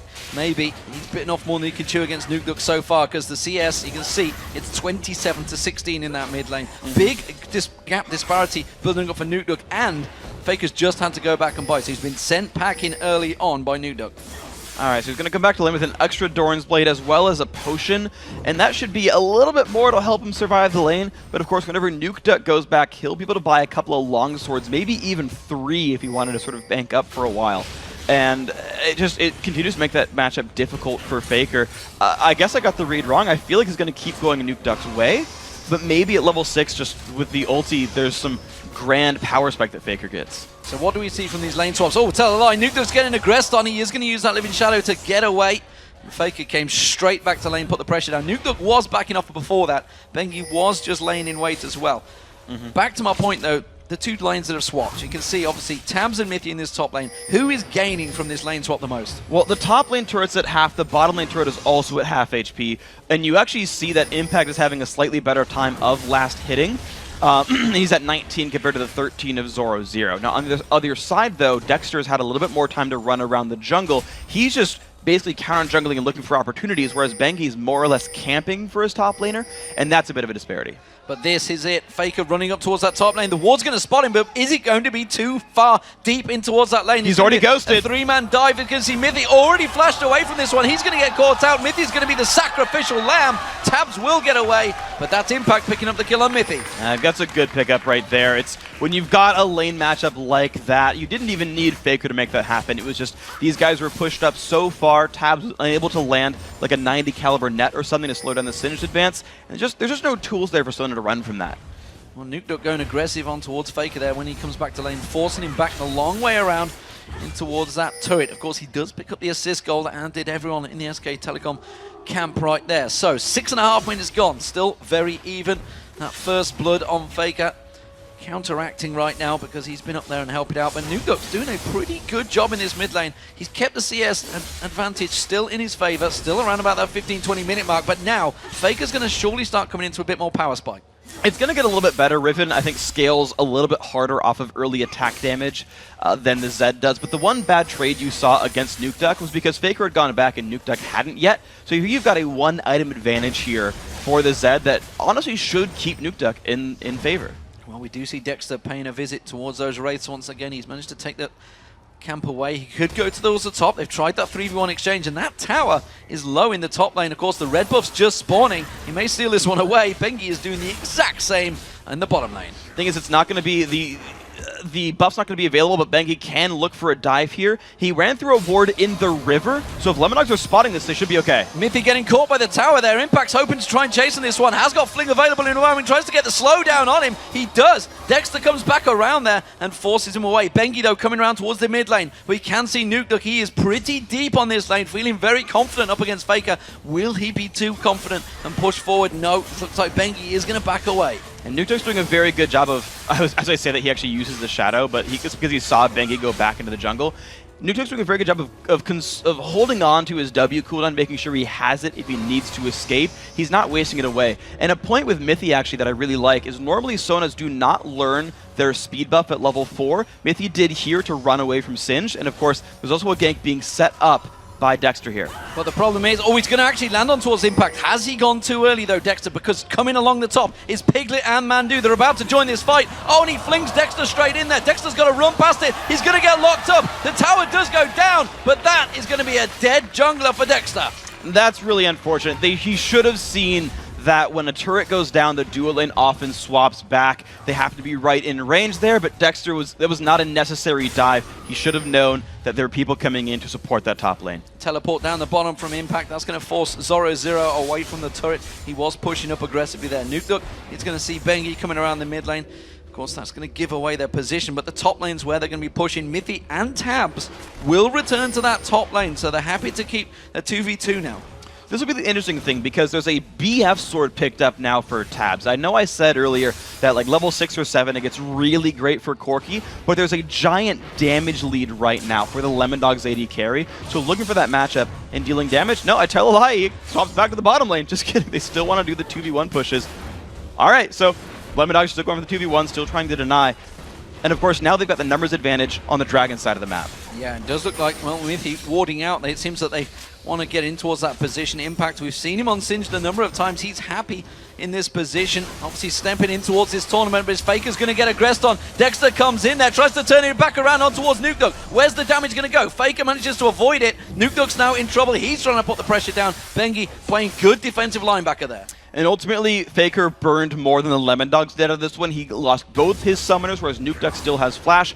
Ults come back from cooldown pretty quickly. But this top lane is getting rough. Piglet and Mandu are pushing that turret down so fast that I don't know if the Caitlyn Sona will kill the opposing SKT turret nearly in time. Look at that. The communication there. Impact's realizing that Faker's going to go back. There's a wave of minions about to be pushed on towards that lane. Instead, he comes up, puts down his smoke, and manages to pick up a couple of CS. His bottom lane, of course, was pushed up heavily. That means Lemondogs are going to be putting pressure on towards that bottom tower, but this top tower, it's going to go down. This is going to be the second turret of the game for SK Telecom. I'm very impressed by the moves here by SKT because you normally consider Caitlyn such an incredible turret pusher, and yet despite all of that, SKT has just built a turret lead out of this one.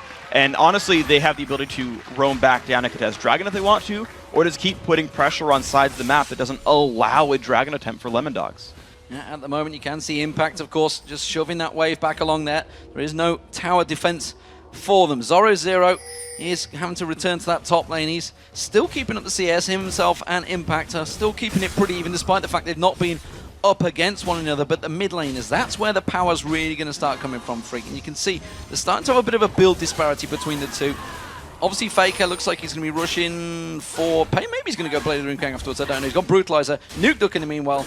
He's rushing out for that Blade of the Rune King. Yeah, there's a couple of different builds you can see from Rivens. I've seen a million different ones. So some people can rush a Last Whisper. Some guys can actually go for an early Bloodthirst or Ravenous Hydra. We'll see where he goes. Of course, early Brutalizer is standard. Now, of course, Dragon being picked up. SKT got their turret. They roam back down. Lemondogs are not ready to stop this one, though. Crescendo comes across. Bengi just jumps in. Mithy goes down already. Yeah, you can see them immediately. Dexter's going to come back around. He catches 3 of them, gets flunked straight away. Zoro0 comes in. Can they get the damage down? No, they can't. That's going to be a double for Piglet. Zoro0 goes down as well. And now Nuke's in all sorts of trouble. SK Telecom are cleaning up here. This is going to be the 4th kill. And wow, they just dominated Lemondogs there. 6-2 in kills. Lemondogs limped into that fight kind of one at a time. Not a well-constructed battle at all. You saw them just getting picked off one by one by one. Nothing really coordinated there. SKT grouped up, had the forethought to group for the Dragon. Watch this fight. Mithy just gets straight up caught, has to basically waste Crescendo, doing nothing. Flashes away. Watch, they've got 2 members here fighting alone, having to run away. Then Dexter shows up into 4 people, still has no one really supporting. Zoro comes in from the back, and it's too little too late. Two people are dead before the fight really, really begins. And you can just see SKT grouped up. They chase down Nuke Duck all together, and they don't let Tabs get free shots from the back. So SK Telecom in full confident position right now. Once again, they're just systematically taking the bottom and top, taking that Dragon away, taking away a 4-for-1 fight as well.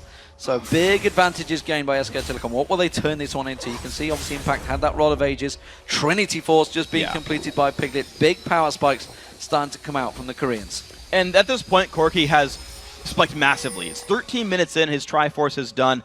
And this is normally a strength of Corki's. He spikes really hard in the mid game. Trinity Force is pretty easy to complete, or at least piece together. But now he's just ahead of the curve in terms of gold as well. Tabs is sitting on a BF sword. If he wanted to go Infinity Edge, he's barely half the way there, but the mid lane's getting dived. You can see Nuke Duck, he's going to get away from this one. Piglet and Mandu pulling that pressure down. Just off to the side was Bengi, and actually, I was wondering whether he was going to head up towards the top. The two, Zoro and Impact, it's actually really the first time they've been up against each other in lane. And the actually difference in builds is interesting because I actually like Impact's build more. Zoro built to split push. He's going for a Sunfire cape, but aside from the Giant Spell, it doesn't help him fight against Singed very well, who's also got a level lead. So Impact's going to have a wonderful time at this 1v1. Well, Impact just trying to run on towards him. He's trying to keep that poison flowing, which he does impressively. That's actually his ultimate is not running, despite the fact it sounds like it is. It's just a spectator issue right there. Tabs getting caught out in the bottom. Bengi pushing in towards that mid lane. A lot of pressure on towards this middle turret. This is going to be the third one of the game, and Piglet goes aggressive straight afterwards. Onto Nuke Duck. You see that burst spike of damage. Remember, he has that Trinity Force. Dexter with the Assault and Battery, but he's gone too deep. The rest of his team are not on the same page. Mithy can't help him out, and now it's a big push from SK Telecom in the mid lane. Figures he's going to eat the trap, no big deal. The mid-game spike is here for SKT. They've rotated everyone down to the mid lane, and notice that they got the rest of their lanes pushing in order to get this to happen. Impact went all the way down to the secondary turret. Bottom already got pushed out as well, and this 5v5 is just stronger for SKT. They can take any turret they want. Well, it seems the Lemon Dogs can't really defend this one. They're trying to clear that wave. Zoro is trying to be that big tank up front. They do finally force SK Telecom away. I'm not too sure whether it's forced or whether SK chose to actually just back away from that one. Well, they've got a bit of time to wait anyway because their minions ran out. They're not strong enough to just backdoor turrets in the face of their enemies. So Faker gets to roam to the bottom lane. He knows he can run away. Texter's ultimate is down, which is the only way Faker gets caught here. So you can see him actually take a fight if he wants to, but could also run. He may also turn this one around. We've seen him do it before, and Faker wants a piece of Nuke Duck. Not going to happen. The ultimate pops from Nuke Duck and finally gets him down, but he needed the help from Mithy. Otherwise, he would have gone down. That was a bit overconfident. Faker was sitting on about 2,000 gold. He had bought up a BF sword and boots his speed after coming back to base. If he had those items, he'd have won that fight. So you're right that Faker didn't get caught. He happened to go back into the fight and got overconfident. So, which was what he talked about in the video. Said I won't get overconfident. Seemed to still happen here, though. Seems to still have that confident flow, and why not? Because right now they are 6-3 up. Zoro gets caught and spotted out by that Phosphorus Bomb with Piglet. The ward gets placed in there. Bengi going to be taking away this blue buff from Nuke Duck. It's not going to harm him too heavily because not a lot of heavy mana champions, if many at all. Yeah, there's no real need for the blue buff from these guys. It actually works incredibly well on Vi. Getting more abilities out is pretty massive for her. But in the end of the day, it's just SKT taking blue because it's taking map control. These guys are very, very good at taking control of the mid game and not letting their opponents breathe. You're seeing Impact not even let Zoro last hit minions here, just body blocking them with himself. Of course, Zoro trying to freeze the lane if he can. But I don't know if it's going to mean much. He's going to get flinged to take damage. Just going to fling him back over. Impact causing a nuisance of himself, and the rest of the team are gathering in this mid lane. You can see Faker and Bengi there. Mandu just off at the side. Piglet joins the top lane. They're going to go aggressive. They fling Zoro and they may have the damage to burst him down here. He's on that turret. He's a big tank, but he's not quite got enough. Gets away with it just about Zoro there. Now they can see the transfer around. Can the rest of Lemon Dogs try and chase on towards it? Impact is low. Piglet is low, but there's no one really there to respond. And look what just happened there. Impact sat there tanking the turret against the main tank of Lemon Dog, saying, Bengi, Piglet, just keep hitting him. Just keep hitting him. He'll fall down eventually, and forced the defending team away in a just 2v1 turret dive. That is what SKT are doing here. And now I want you to pay attention to the pink wards. The ward control is now what's important for SKT, because if they want, they can set up a trap at Baron and force Lemon Dogs to face check into it if they don't want to just play the siege game. The Dragon fight coming in 45 seconds time will certainly be one of the pivotal moments in this game. You can see Tabs, he's got that Infinity Edge built up now.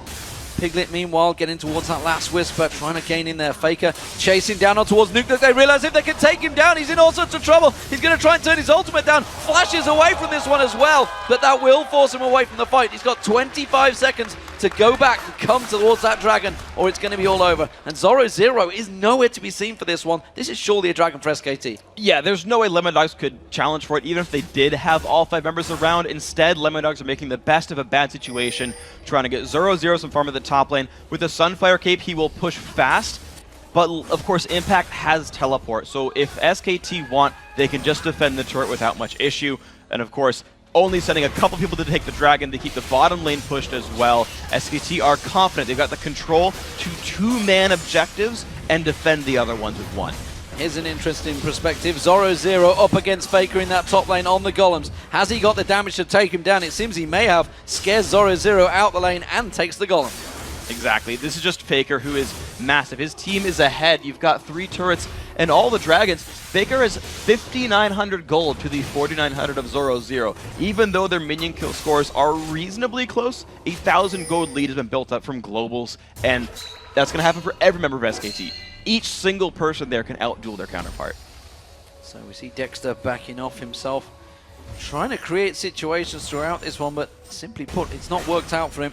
Went a little too aggressive in that top lane early on, and it seems to have just swung like a pendulum for SK Telecom ever since then. You can see that mid lane turret already taking a lot of damage. Tabs is desperately trying to keep them off this one. SK keep coming back, keep returning to this mid lane. They're just getting that little poke on it every time. And that's what, honestly, these guys are doing. Is you saw Mondu actually put a plant down because turrets will hit plants before champions. And so he's like, yeah, just get 2 free attacks, we'll back out in time. There's really no rush for SKT. These guys scale into late game just fine, and they're constantly clearing away the jungle as well. There's really no pressure for them to win fast. They can just keep building a lead and take the advantages as they show up. SK Telecom trying to set a trap here, but I don't believe Lemon Dogs are going to fall for this one. They're not really looking to ward out that Baron just yet, although will they? Dexter taking a look towards it. No, instead puts a wise ward down there. Zoro0 is the one that's trying to do it. He may get caught out of position. SK Telecom going to dive for this one. Tabs gets caught out. He gets dropped down completely. Dexter's going to be the next focus target. He's trying to get away from this one, but Nuke's out of position. Tries to use a living shadow to get away. Cataclysm closes him in there. Goes on towards Piglet. Just gets dropped where he stands by Faker. And SK Telecom clean up. That's a 2-for-0 easy victory there, and that is going to be an inner turret. That is going to be probably some more as well. With 2 members down, there's no way Lemon Dogs can defend their base or a Baron. And the thing is, that jump in was not required by Lemon Dogs. Good job by SKT to set up the bait, and good patience by them as well. But Zoro0 got a ward onto Baron. He knew there was nothing actually imminently being taken. Lemon Dogs thought they could surround Impact, not realizing where the rest of SKT was, and because Mondu has an Oracles, he guaranteed his team was in darkness, and Lemon Dogs face-checked anyway, and they got those kills. I think we're going to see a return. Myth is going to get focused on, has to use that crescendo, gets cleansed off instantly by Piglet. Ace in the hole comes out, blocked out by Bengi, not going to find its target. Impact continues to chase, keeps the whole team away. Lemon Dogs can't go near their own jungle right now. They absolutely cannot. There's too much damage potential here. There's no catch potential, although it is going to be the top lane turret now taking siege, despite the fact that they could keep baiting Baron. It's SKT looking for pushes constantly. Faker taking a couple of tower hits there, got stunned out by Zoro0. Lemon Dogs looking to maybe try and chase on this one, maybe sensing a little bit of an advantage, but meanwhile the mid lane, you can see Impact, he's just running rings around that inhibitor turret. Somebody somewhere has to deal with Impact. Yeah, he's just going to keep the push going, and of course he still has kept his teleport up for an incredibly long time, despite the fact that he could have used his summoner spell to stop the push in the top lane, to get into fights and whatnot. SKT are leaving it up as a resource. Their rotations, something we keep talking about, their mid-game and their rotations for SKT are so good. They're playing it on foot, and then if something really does happen that's crazy, they can use that teleport later on, but they're letting everyone else take rotations in the meantime. So I've got to say that's a good set of plays here by the Korean squad. They're definitely looking good coming into the second to last day of their group. Well, I think back to way back into the MLG New York days when I was alongside Monte Cristo, ironically, when we saw the Koreans first bursting onto the scene in North America, and they absolutely shredded everyone. And back then, they were still 2-3 steps ahead of people. And it seems that still we get to catch up with them. Certainly the Lemon Dogs at the moment, they just seem lacking in when it comes to SK Telecom's sort of positioning. They just seem to put the pressure on all of the lanes to be in perfect position to just set up those ganks. It really is. It's the ward control game. It's a lot of these teams are not familiar with what to do when the enemy team is constantly in fog of war. All these moves come through because you don't see the other team. They don't see where SKT is, and they walk into one brush too many. Same situation. Pink wards, Oracles running near Baron. They see, oh, well, Lemon Dogs are actually in the mid lane. Okay, we can take it now because they didn't check last time. Yeah, and you can see Impact's just keeping vision on them, knows that they're nearby. Mandu's just off the side. They sneak and hide in there, so Zoro has to come all the way in there to check it. Goes in, goes too deep. Stranglethorn separates them out there. Dexter goes in. Assault Battery already used on Mandu. He gets dropped down by Faker. Faker turns it back around. SK Telecom are pretty low right now. If Tabs can gain a good position, he may be able to start getting some damage down, but instead, Impact and Piglet completely separating them. That's going to be Nuke not going down. Now we can see Mithy and Tabs running for their lives away from Impact and Piglet. And again, another fight well played by SKT, forcing Lemon Dogs in. That's a kill on the Mithy. He's just going to go down. Singe chasing, not something exactly new at this point in this game. And it's just over and over. It's SKT setting up fights that they can easily win. Lemon Dogs runs into them, onto the Zyra ultimate. It spreads apart the team. SKT get another clean team fight win, and they take another turret off of it over and over again. Methodical play from SK Telecom. 24 minutes coming into this one. The first inhibitor of the game will go down. It's 12-3 in kills, 5-1 in turrets, and well, you can see that 9,000 gold advantage building ever so more. Tabs having to use the 90 caliber net to try and escape the oncoming horde of SK Telecom. Just about getting away from there. Everybody seems to be on point right now for SK Telecom. We talked about it at the start of the show. Just, you had to pick up those wins on day one. Maybe catch them a little bit disoriented, but they seem to be coming in today full of confidence. Exactly. The SKT are just a team with so much control and knowledge over how to play the game. And Lemon Dogs, being a bit of a new squad, they're a little bit green. They haven't quite ripened yet. These guys have more future to play, of course, for themselves. We talk about what happened with Mineski. They said, you know, we're happy to be here. We're learning a lot, and these are really smart teams to play with. And again, to that point where a lot of these teams haven't played against supports like Mandu, who just create fog of war the entire time and never let you move. Lemon Dogs get to experience that now and say, this is the kind of game that we could evolve ourselves into. This is the kind of game that we could compete against if we learn the play style. And they'll keep learning. Zoro having to use Dominus, going to try and turn it around. The aggression on towards him. Assault Battery on towards Faker. Have they bitten off more than they can chew? Faker's going to try and run away from this one. They got Slice and Dice in a moment. No. Gets to the turret. The rest of SK Telecom join in there. Teleport coming in from Impact. And now they're closing the gap. They catch the grasping roots on towards Dexter. The fling comes in. Dexter goes in to his death and demise. He will go down. It's Faker that picks up the kill. Ace in the hole not getting through there. Faker does go down. Nuke Dog picking up the kill there. Nuke Dog too deep, all on his own. He's going to get taken down. It's Mandu that manages to close it out. It's a 2-for-1 to SK Telecom. And there is a 7-0-3 Corki with a bunch of items, going to continue to lead the charge here. A 4v3. This might be the game-winning push. There are super minions here. Just kidding. SKT looking for the top lane. And just look at Impact's build. He knew what he was up against. It's all about the melee and armor damage, and just goes straight for that Thorn Mail, building into exactly what he's up against in their opposition team. And that's just so smart in general. That we talked about it a little bit with Zoro going for the fast Sunfire cape. He's actually going into a bunch more armor as well, realizing that Faker and Piglet are the most damage, but he's never even had a chance to fight against Impact, who's had an easier build path and really no counter building for him either. And it seems that every time Lemon Dogs try to create that situation, SK Telecom are there, they're reacting, they're already into position. You saw it, obviously that started off with Dexter and Zoro trying to create a situation, trying to get into Faker, but the rest of SK Telecom reacted so quickly. Well, think about what they're trying to catch right here. The only guy who can really engage is Dexter on Vi, maybe a flash from Mithy. But you're trying to chase a Singed, which is like rule number 2 of League of Legends, is don't chase Singed. Or chasing a Jarvan who's going to flag toss away, or Faker on Riven who's going to press Q a bunch and get out of range, or Korg who's going to Valkyrie. Like, every single one on SKT has really good disengage tools. And then when you dive really hard because you're Zed and Renekton and Vi, Stranglethorn shows up. There's really, like, sort of categorically in a team fight, SKT has all the tools they need. In addition to the fact that they've played the mid game so well, SKT I think have done remarkably from second 0 all up till now. Well, it is going to be the Baron for SK Telecom, not a person from Lemon Dogs anywhere near that half of the map, let alone coming in to try and get it placed. But look how many pink wards are down and around that area. They have full vision control of the entire area of Lemon Dog's jungle. And that is SKT earning that Baron. For the last 10 minutes, they've had that area pink warded and Mondu's had an Oracles, and every time Lemon Dogs, sticks their nose in there, tries to chase him down, and gets kicked back for it. And finally, SKT trained them to not look for Baron because it's gone bad every single time. Of course, now SKT have Baron, and we're probably going to see them push in for another win here. He did manage to avoid a couple of puns there, Freak. I'm disappointed in you. Sniffing the air right now is SK Telecom to see if they can find Lemon Dogs. And it does seem that it's going to be another free inhibitor turret. There was no fight put up from that one because Lemon Dogs realizing they can't fight for this one. Look at that. Tabs putting damage onto Impact. He's just laughing at him in his face openly, realizing that they can't do anything about this one. The battle for the Nexus turrets will follow. Faker goes in on towards Dexter. Zoro0 goes aggressive. The ace in the hole comes out, does manage to land onto Faker. Zoro0 gone way too deep away from his Nexus turrets. Where are you going, Zoro0? Get back to your turrets.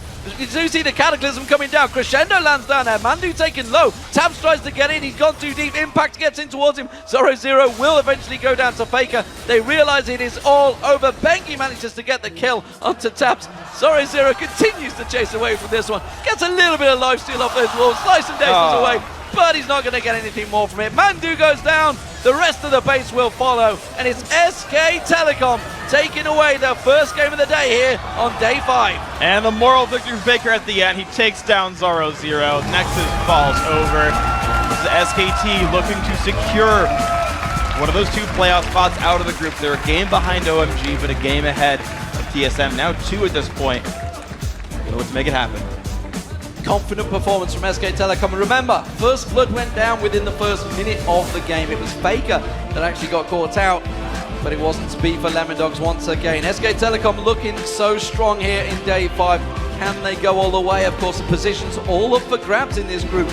Big important game up against TSM later on, because that will really be that decider for second place. With OMG 4-0 so far in that group, you're going to expect them to maybe pick up another win today. It's definitely likely. If we kind of expand our look down to the playoff race, you do have to look forward, as you just said, to the SKT-TSM match. But when you look at this game, SKT, they looked pretty much like SKT. All right, kind of a silly play at level 1. Faker got a little bit aggressive, got caught out. All right, fine. But that didn't hold SKT down. They played the standard controlled game. I think they got lanes that they wanted. They got the first turret kill. Bengi camped for his top laner, and actually, with a couple lane rotations, picked up some kills that way as well, and just built a lead. Took a really good dragon fight in the mid game, and then controlled Baron, and that gameplay carried them through the game. Absolutely fantastic stuff. SK Telecom, they pick up their first win of the day. Let's get over to Quickshot and the guys at the desk to break it all down for you. Thank you very much, D-Man. First of all, congratulations to SKT. Let's talk a little bit about the game. Let's go all the way back to the picks and bans. We seen the Riven locked in after SKT had given away that Z to the Lemon Dogs. Crippa, you were talking about a little bit, and Monty actually mentioned that SKT were talking about the fact they've scrimmed as playing Riven against Fnatic. But talk to me about the matchup a little bit and your thoughts. I just think this was a bait. Nobody in this tournament at this point will get Z for free or by accident, so they actually knew perfectly what they were going to do. And as you saw, Riven was a pretty decent matchup. We couldn't really evaluate how it went in the hands of these 2 players due to the deficit early. Faker had to blow his summoners on Faker Playmaker, but he was face shaking the bush. It was a pretty terrible play by Faker at level 1. No respect again. You have to respect the brush at least if you can't see who's inside. But from a deficit, he played really well, got back into the game, had a really good roam top. Maybe we'll touch on that later. Yeah, just solid play by Faker. I think this is the best game for him to kind of have a wake-up call where he needs, his ego kind of, or maybe not his ego, but his overconfidence can be toned down because he still won. And maybe this is the best time to have a wake-up call. Maybe I can't just be Faker all the time, no matter what. Well, that said, we also saw how the rest of his team can carry right there. And you can see that it was really a decision for them once Faker got down. When he roamed top for that gank, when Lemon Dogs was pushed up to turret in top lane, they intentionally gave that kill to Impact. Faker peeled off, and they waited for Singe to pick that one up. So at that point, they knew Faker was behind, and they were focusing on buffing up their other lanes. And that was Piglet's first professional game on Corki as well. He obviously had a pretty dominating performance. So there's a lot of threats on this team. I want to highlight something that they also did with Impact in particular, because after that level 1 start, we did the traditional sort of red buff trades that we see fairly often at this level of the game. Mandu was helping Impact steal away those double golems. He then recalled, ran back to lane. So not only was it taking that camp, Sin should have been sitting in a 1v2 lane doing nothing anyway. It was a great start and something that we don't see all too often at this level of play. But that's a kind of play that really abuses the fact that if you're in a 2v1 lane, you're going to be freezing the minion waves. And if you know that, you can take that assumption that pro teams make and make plays elsewhere on the map at level 1, come back in time to pick up that experience. There's basically two ways to people play a 2v1 lane. Either they push the wave on really quick, and on the second wave, they'll stack for a little bit, second wave pushing the tower, early harass on the tower. Then there's the alternative where they slowly push it, and until the point where no more creeps are dying on your side, then they push it in. That's like a stack 3 or 4 waves. Generally, they synergize that with the jungler. If you know a team plays a lot like that, they will abuse the fact that their jungler is open. We've seen Darian do it as well in the European LCS match against us. We had no idea where he was. He did Wolves and Wraiths, and then went back to bot lane. Yeah. I have to say, overall, it seemed like SKT was able to make their adaptations quicker. Lemon Dogs also made mistakes. It wasn't just Faker here making some questionable calls. Lemon Dogs, they went for that dive after the bottom 2v1 situation. SKT1, their duo had already recalled, so they were definitely going to make a lane rotation. And then Dexter puts himself behind the turret, cut off from his allies, and it all went downhill from there. Honestly, from Lemon Dogs right there, if we think about, they could have had more dragon control in the early game. They really focused on keeping control over SK Telecom's red in the top jungle, and I feel like they could have made a potentially good dragon play, but they made that decision instead, and I think that cost them in the long run. And I think this is a great game to illustrate why SKTT1 is just kind of stronger right now than Lemon Dogs. Like Lemon Dogs team comp, Renekton, Zed, Caitlyn, that's such an early game oriented team comp. You have to pull ahead early game and then you can snowball it from there. They actually did pull ahead early game and shut down their enemy team's star player, and they still weren't able to close it out. SKTT1 still, even at a deficit, was able to win dragon fights and take objectives. Definitely something every other team in this group and in this tournament will have to keep their eyes on. And after that game, let's actually take a look at where the teams sit after the very first match of the day. OMG are still sitting at the top of the table, undefeated at 4-0. They are one game behind SK2, are currently sitting 4-1. TSM, the last, I believe, potential team that can actually make it out of these groups. We'll have to see how their games go later in the day. And of course, Lemon Dogs now 1-4 at the bottom of the table. All right, guys, one game down. One game you all got right. Congratulations. Yay. Now let's see who you guys like in our second match of the day. This is going to be OMG versus Gaming Gear EU. And I want to look at Kobe for my first prediction here. Who are you putting? Where are you thinking? I'm going to have to go with OMG. I mean, Gaming Gear, they really had trouble finding wins anywhere, and OMG right now are at the top of the group. It's pretty much just follow the numbers here. I agree. I think OMG is looking strong. They haven't dropped a game yet. They've proved that they can play both very aggressively in terms of dives and a little bit more passively as well. So we've seen dimension from their style. I like them a lot going up against Gaming Gear. Crepo? I'll have to go with OMG as well. It's a really small David against an even bigger Goliath. I don't think they can take the game off OMG. Yep, we're all in agreement. Probably OMG. One interesting thing I learned about them, though, from Tabe Royal's support is apparently this is like one of the only Chinese clubs or teams not to ever stream. They almost never stream as like individuals, and they practice like anywhere from like 12 to 14 hours a day, the most of any Chinese team that he's ever heard. Well, we'll have to see if it works out for them. It is so far 4-0 in the tournament. Guys, we do have to go AFK for a second, but when we return, OMG looks to keep their world record perfect when they take on the Wildcards Gaming Gear EU. Plus, the man, the myth, the mid laner, Faker, will join us to talk about the team's great start to the day. Don't go anywhere. The League of Legends Season 3 World Championship will be right back in 3.5 minutes. China's very interesting. They play this very fast, aggressive style. Trying to get into as many fights as possible. Very much focused on dives. Randomly, they'll all just group 5 and look for a 5v5. And if they don't get a 5v5, they'll dive you and they'll take your tower. And they don't hesitate to blow 2 or 3 ultimates in order to secure a single kill, because then they'll turn that into an objective afterwards. That kind of unorthodox super aggression as a team of 5 is going to catch a lot of teams off guard. They basically demolished everyone else in the group. 因为我们坚持自己的对游戏的理解和观念。Analysts are now measuring how fast does the team lose the OMG than how good they played. It's going to be 38 minutes, 49 seconds. It's a very long game for OMG in terms of averages. I think because they're isolated from the rest of the world, people don't generally look to China for strategy. 就是在坚持自己的那种风格，也没有说去研究别的国家的风格。不关注我们，我们就默默的成长吧。我觉得太受关注，肯定就要被各方面的人去研究吧，有利有弊吧。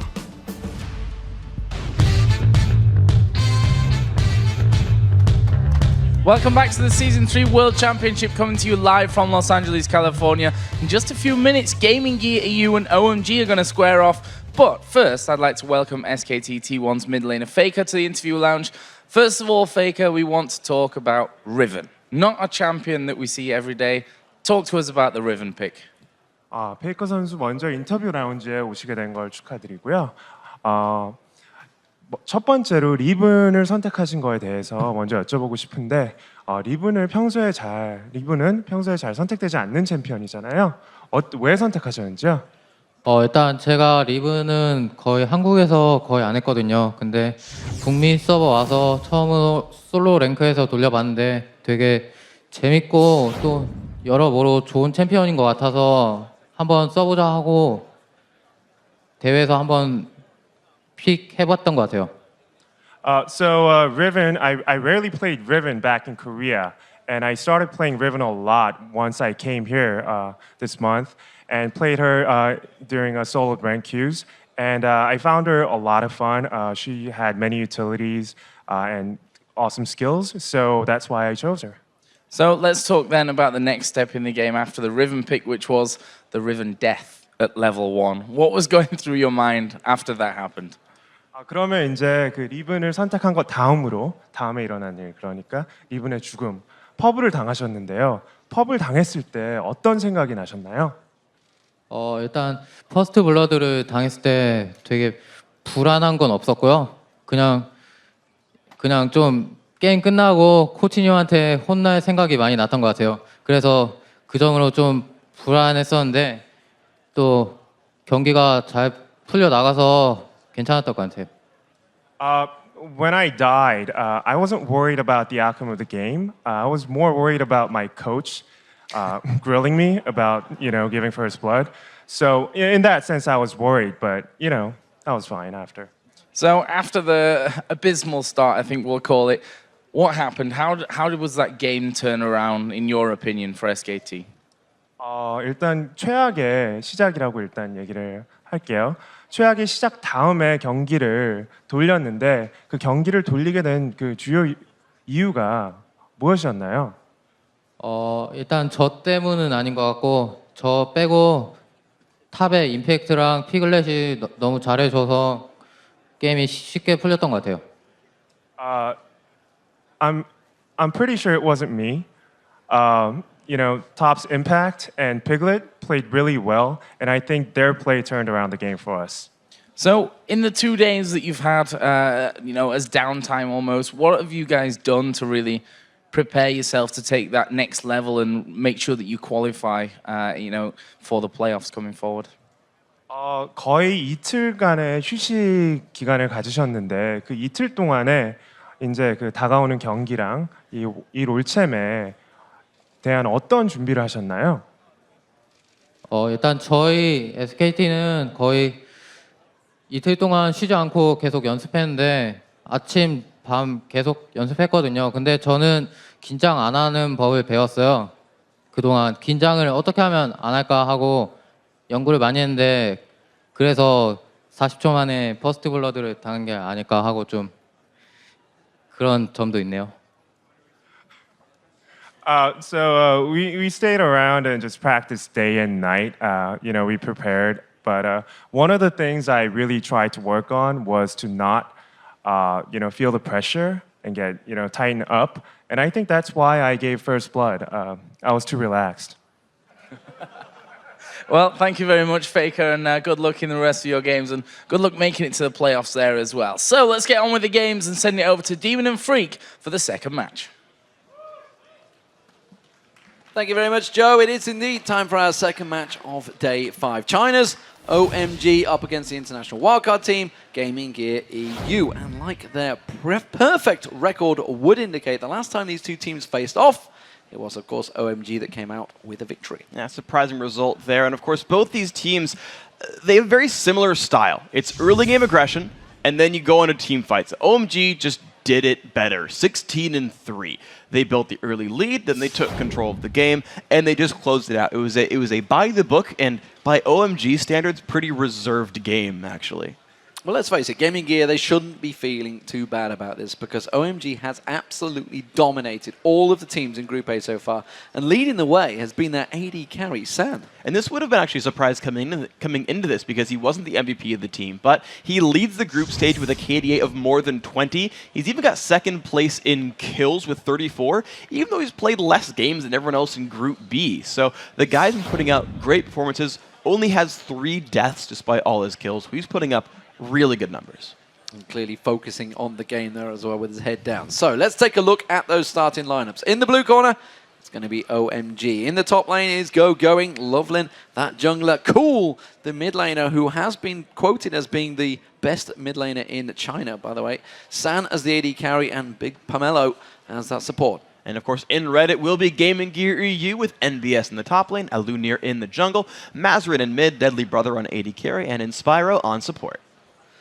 So, coming into picks and bans, what are we expecting to see from this one, Freak? If you look at the history between these two teams, it was Zed, Lee Sin, and Elise being taken away by Gaming Gear. OMG went for Shen, Thresh, and Corki. Are we expecting anything different? Of course, you got to think to maybe the Gragas, the Orianna that Mazarin's played. Exactly. And of course, OMG, well, look at what Cool's been going towards. He wants to get that Zed. We know he does. Yeah, and we'll see what ends up coming through with this one because you have some shared champions and some champions that neither of the guys, or only one guy on each side is going to run. So it just depends on what they feel like running here because you're going to likely see the assassins come through from the OMG mid lane. That's why you see the Ahri ban come out.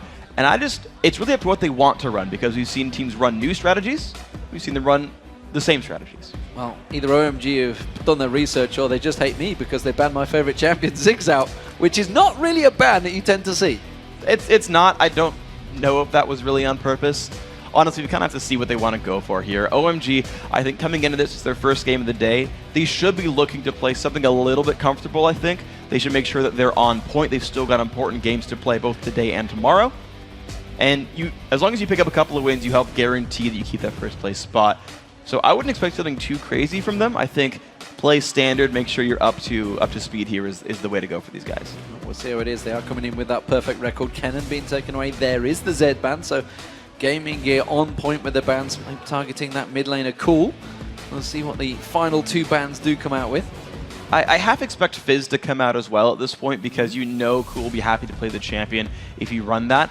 And unless Orianna or Gragas gets banned, you can kind of let the Ori or Gragas get picked up and just take the other here on Mazarin. But Fizz is one I haven't really seen him play successfully, so that would be my guess, but it really depends on where these guys want to go with it. Corki was the final ban, as we mentioned. Flavor of the tournament seemed to be having a very good record so far within this tournament. Zyro, of course, also up there. We'll see what the final choice for Gaming Gear is, though. Will they go for that Shen ban, or will they allow it through? Going may try and take that one as his first option. Yeah, I know Shen and Zed were the 2 champions that have been picked or banned in every game up until today, and of course we did see Zed played last time. So it is actually a Caitlyn ban coming out. That's actually interesting to me. The Shen, of course, already hovered over, and why not? When you look at what OMG does, having a tanky guy to initiate the frontline tower dives, whether it's in lane or into a team fight, or to just accentuate someone else when they go for a tower dive, whether to give them the shield so you can make it a 3-on-1 dive somewhere else, or just to win the mid lane duels when that mid lane is so assassin heavy. He works with so many things that OMG wants to do. Well, let's not forget Twisted Fate is available as well. Orianna and Aatrox are being selected by Gaming Gear. Twisted Fate alongside Shen could be a dangerous combination. Or, with the AD carries both being banned, we could see the Submarine come out. We could see Twitch in there. You never know. I don't think we've seen him yet this tournament. I'm trying to remember if I have. I don't think we have so far. But yeah, the Ori and Aatrox, these are already two champions the Gaming Gear ran last time. I spoke to playing with Comfort. This is exactly Comfort. They actually first picked Ori last time. Yep. They did the exact same thing here. It's Gaming Gear looking to play their type of composition. And then, of course, same thing for OMG. Elise got banned last time, as you mentioned. Here's the Fizz coming out. Here's the Shen coming out. And the likely Elise lock-in, of course. Elise looks like it will get locked in for Loveland. So actually, currently OMG picking their own champions in their own positions. They don't need to know any switches, any trades that could happen. Instead, we're going to have a change around. Looks like Jarvan may be the choice. 6 seconds to go before he locks that one in. There it is. So, Jarvan and Fizz alongside Shen.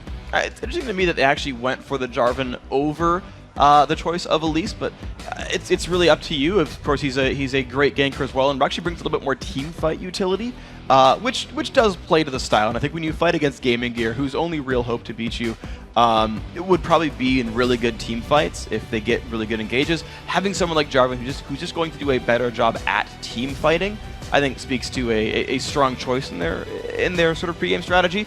And like we're seeing, OMG's playing pretty much to what's stand for them. They're going to play their game here. Waiting for the AD carry, jungler, something like that. Actually, Aatrox probably will be that jungler. Of course, they could go for a top laner. They know they're going to be up against Shen. Will they switch it for that 2v1 lane swap? What are Gaming Gear going to go with? Nasus, maybe that champion of choice. We still... I'm trying to think whether MBS played Nasus throughout the wildcard qualifiers. I don't believe he did. Zyra is going to get locked in, nope. So that could be in the jungle for Alanir, but I've got a feeling Aatrox is going to stay for Alanir because he's more aggressive as the jungler. Yeah, and it's actually interesting to see that the Nasus is now more of a assumed top laner. Yeah. And it's especially a good matchup against Shen. In fact, Aatrox is a good matchup against Shen as well if they want a 1v1 there. So Shen has very, very low kill threat. So if you play a late game scaler like both Aatrox and Nasus, they get to sit there and farm up and be a huge threat in the game overall. And then in the case of Aatrox, if you did run for that matchup, you can interrupt the Stand United with the ult, whereas Nasus can't do that. That said, if you just run Teleport on Nasus, then you can mirror those roams, those globals, and you're okay. But in either case here, I think Gaming Gear made a really good choice with their top lane pick, regardless which one they go for. Well, could we see a tip of the hat towards their Chinese comrades, which is Royal Gaming? Tabe's been running that Annie so many times, and actually he's already said in an interview, if he doesn't get banned against me, I'm going to be playing it in the quarterfinals. So we'll see whether he sticks to that one. Annie, Big Pomelo. The crowd are chanting for it. Yep. It's almost like there it's a new Teemo. There it is. It's going to be Support Annie. All right, there we go. Support Annie coming through. And you're right, you talked about actually Royal Club running it so much at Tabe. And actually, Annie was practically first picked in almost every game those two teams played against each other. And you normally only first pick something away when you're worried about the other team running it as well. So here's the Annie coming through. I can't imagine it's a rare pick for Big Pomelo. He's got to be able to know this one. And this is good. And the thing is, it's not something that really tips their hand too much, because it's something you would expect to come out of that region. It's not a huge surprise. Yeah. So even though it's a new champion, the first time we're seeing it so far, it's something that teams would have seen in research. So they're not really displaying too much. Well, Gaming Gear going the opposite route. They want to stay as far away as possible, going with that Zyra and Tristana combo. So, will we see 2v1 lane switches coming out from this one? Because I'm not too sure they want to go up against that scary lane. Big Pomelo is going to be looking to be very aggressive. You can see Flash Ignite as well. I don't have a wonderful read on just exactly how Annie has all her lane matchups. I've never played against it myself more than like once. So as far as lane matchups, I don't know 100%. But I've got to imagine Ezreal, not really the strongest laner overall. You can hide behind minions and not take Mystic Shot damage. That Gaming Gear would actually be okay to 2v2 these guys. What's actually really worrisome is when Jarvan shows up, because Annie's stun is 1.75 seconds and is targeted, so you're not going to like flash dodge it or anything. And Deadly Brother right now is running with Barrier, not Cleanse. So if Annie lands the stun, Loveland shows up with a Jarvan gank, and you just kind of die. And that's pretty likely to happen in this game. Be interested to see the words of Crepo after this one, because I know he's played it a number of times in just in ranked queue rather than actually going balls deep and going for that European LCS matchup. So we'll see what he says about that one. All right, ladies and gentlemen, let's check out as the game loads up to see what you guys at home have been picking for this one. According to LollySports.com, it's a big number. It's 93% of you think that OMG will end this match with a perfect record intact. And of course, the analysts picked it as well. And with Support Annie, how can you argue? It's going to be a fun show. And you know, even though we all come in expecting OMG to win, I think one of the fun things is going to be all the moves the support Annie gets to make, because Flash Timbers is basically Flash Crescendo, just awesomer. And her landing is, you know, instead of plants, you throw fire at people. You have kind of a Zyra-esque landing phase. You get a big teddy bear. Yeah, it's awesome. You have 625 attack range, which is actually the longest of any conventional supports. I'm calling Annie a conventional support, by the way, so, you know, for what that's worth. But a lot of poke potential. In China, she is a conventional support. Straight up, and York's a conventional jungler. Like, these things exist for a lot of the regions. And it's ultimately going to be, at the very least, a learning experience. But also, you can't completely count out gaming gear. Theoretically, if every team just reversed their records from the first half of the group stage, everyone could end 4-4 and we could, you know, have a big tie. Unlikely, but... Let's not give the production heart attacks just yet, shall we? Let's stick to what is likely to happen, which is, as you guys vote, 93% going for OMG. We'll see if that works out, because it is OMG as the blue team. You can see Big Pomelo already building that stun up, getting ready for this level 1 engage. Remember, OMG, the Chinese teams as well, Royal Club, we'll see in the quarterfinals, have been known to be overly aggressive in these level 1s. They are not afraid to go very deep into the opposition jungle. Gaming Gear themselves are set up ready and waiting for this, expecting the red invade, but it is the blue.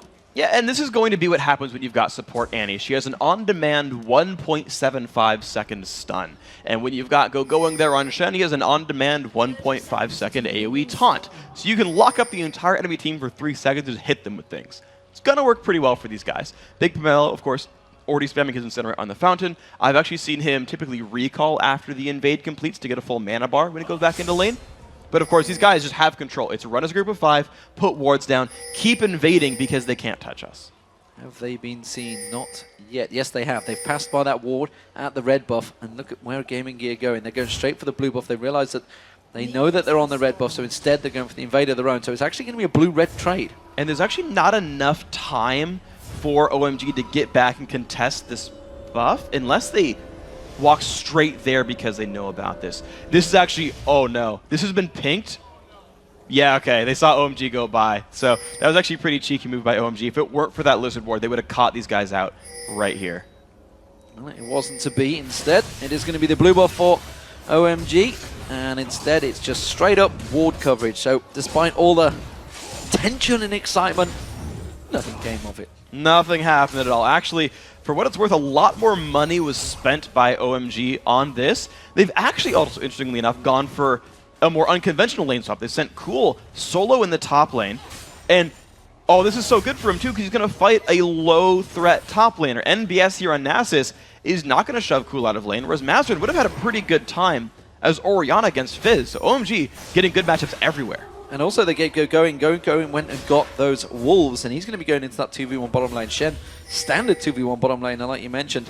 So pressure on MBS in that top lane. Alonair getting caught out by Lovelin, already aggressively. Lovelin going straight in towards that jungle. Now they're maybe going to come around. Blue, luckily for Gaming Gear, has not been taken just yet. I thought it had already gone, but it has not. Yep, Instead, and this is... in Spyro, he doesn't really fancy this one. No, he can't. And this is the thing that happens when you've actually got a high-impact early game support in the mid lane, is you can run around, roam, and with all those aggressive wards that OMG put down, they spotted the jungle route, ganked him at his second buff into enemy territory using that Annie to make sure it happened, and now OMG get 3 of the 4 buffs at the beginning of the game. Mazarine in that mid lane doesn't want anything to do with Annie right now. He can flash stun, throw that ignite out, and of course with the aggression of San as well, already the highest KDA in the group stages so far, as you mentioned earlier on. He's not afraid to go aggressive either. MBS getting caught out. Good turnaround from MBS back on Cool though. That's actually the deceptive thing about NASA. They're going to go in. They're going to see the Wither down there, actually missing the slow. Does manage to get the knock up. Is it going to be enough? Cool taken very low. Has to flash away there. So good trade by Gaming Gear. That's the deceptive thing about Nasus. His Q is actually some pretty good damage. The bottom lane getting jumped on as well. But of course, it's just a gank for one person. They're trying to turn it back around though. They do manage to get the grasping roots on towards Lovelin, forced away. So good defense work from Gaming Gear so far. Yeah, and this is a lane that's very hard to kill. So unlike the Ghost Singe we saw last game, there's not a lot of real kill pressure from a Shen. The damage output is just not high with this group. It does, however, give Going a lot of time to sit and be safe and farm. Look that he's at 12 versus 14 in minion kills. He's not getting pressured at all. Well, it is this mid lane. That's where the pressure's being relayed. You can see it's already down below a third health. San continuing to keep that pressure down. Big Pomelo going around, trying to throw those wards out, keeping coverage, making sure that Alaneer doesn't come looking for those kills, as he so often does to help out Mazarine in that mid lane. Going, is he going to go Shadow Dash across Inspiro? No. Dodges out the grasping roots as well. Zyra so far, as I mentioned earlier on in the last game, has been very successful. You can see 13 wins, 6 losses, and banned out 3 times. So very successful support champion so far in the World Championships. Yeah, absolutely. She just does a lot for these teams, especially when you consider that it just works against aggressive diving teams. Of course, Levlin's still forcing the moves. It's keeping a lot of pressure on him here, of course, with that red buff burning, ticking away. Alaneer forced to back away from the and having to chug through those health pots to get back to those rates. Mid turret, down to half health now. OMG keeping that pressure on. They may dive this. Yeah, he's just waiting around on the side. Just even though he didn't go for any early combat items, the level lead he gained from the level 1 ward pattern and the support anti-roam has just made him huge. Deadly Brother, pretty hurt there. Good shadow dash on towards Deadly Brother, not quite inside the tower range, which is what he was aiming for. Cool, just using that playful trickster to hop around the mid lanes where the pressure's still being applied. Gaming Gear desperately fending off this mid lane turret push. And that's worth pointing out is even though you can't really easily dive the mid lane, the fact that Levlin kept finding a Lunaire prevented him from defending that turret with his mid laner Mazarine and allowed that turret pressure to come in so much more. Levlin wasn't ganking the mid laner, he was ganking the jungler and removing her from the lane. Cool continues to farm the top. This is going to be the first turret of the game going down. OMG will take this one.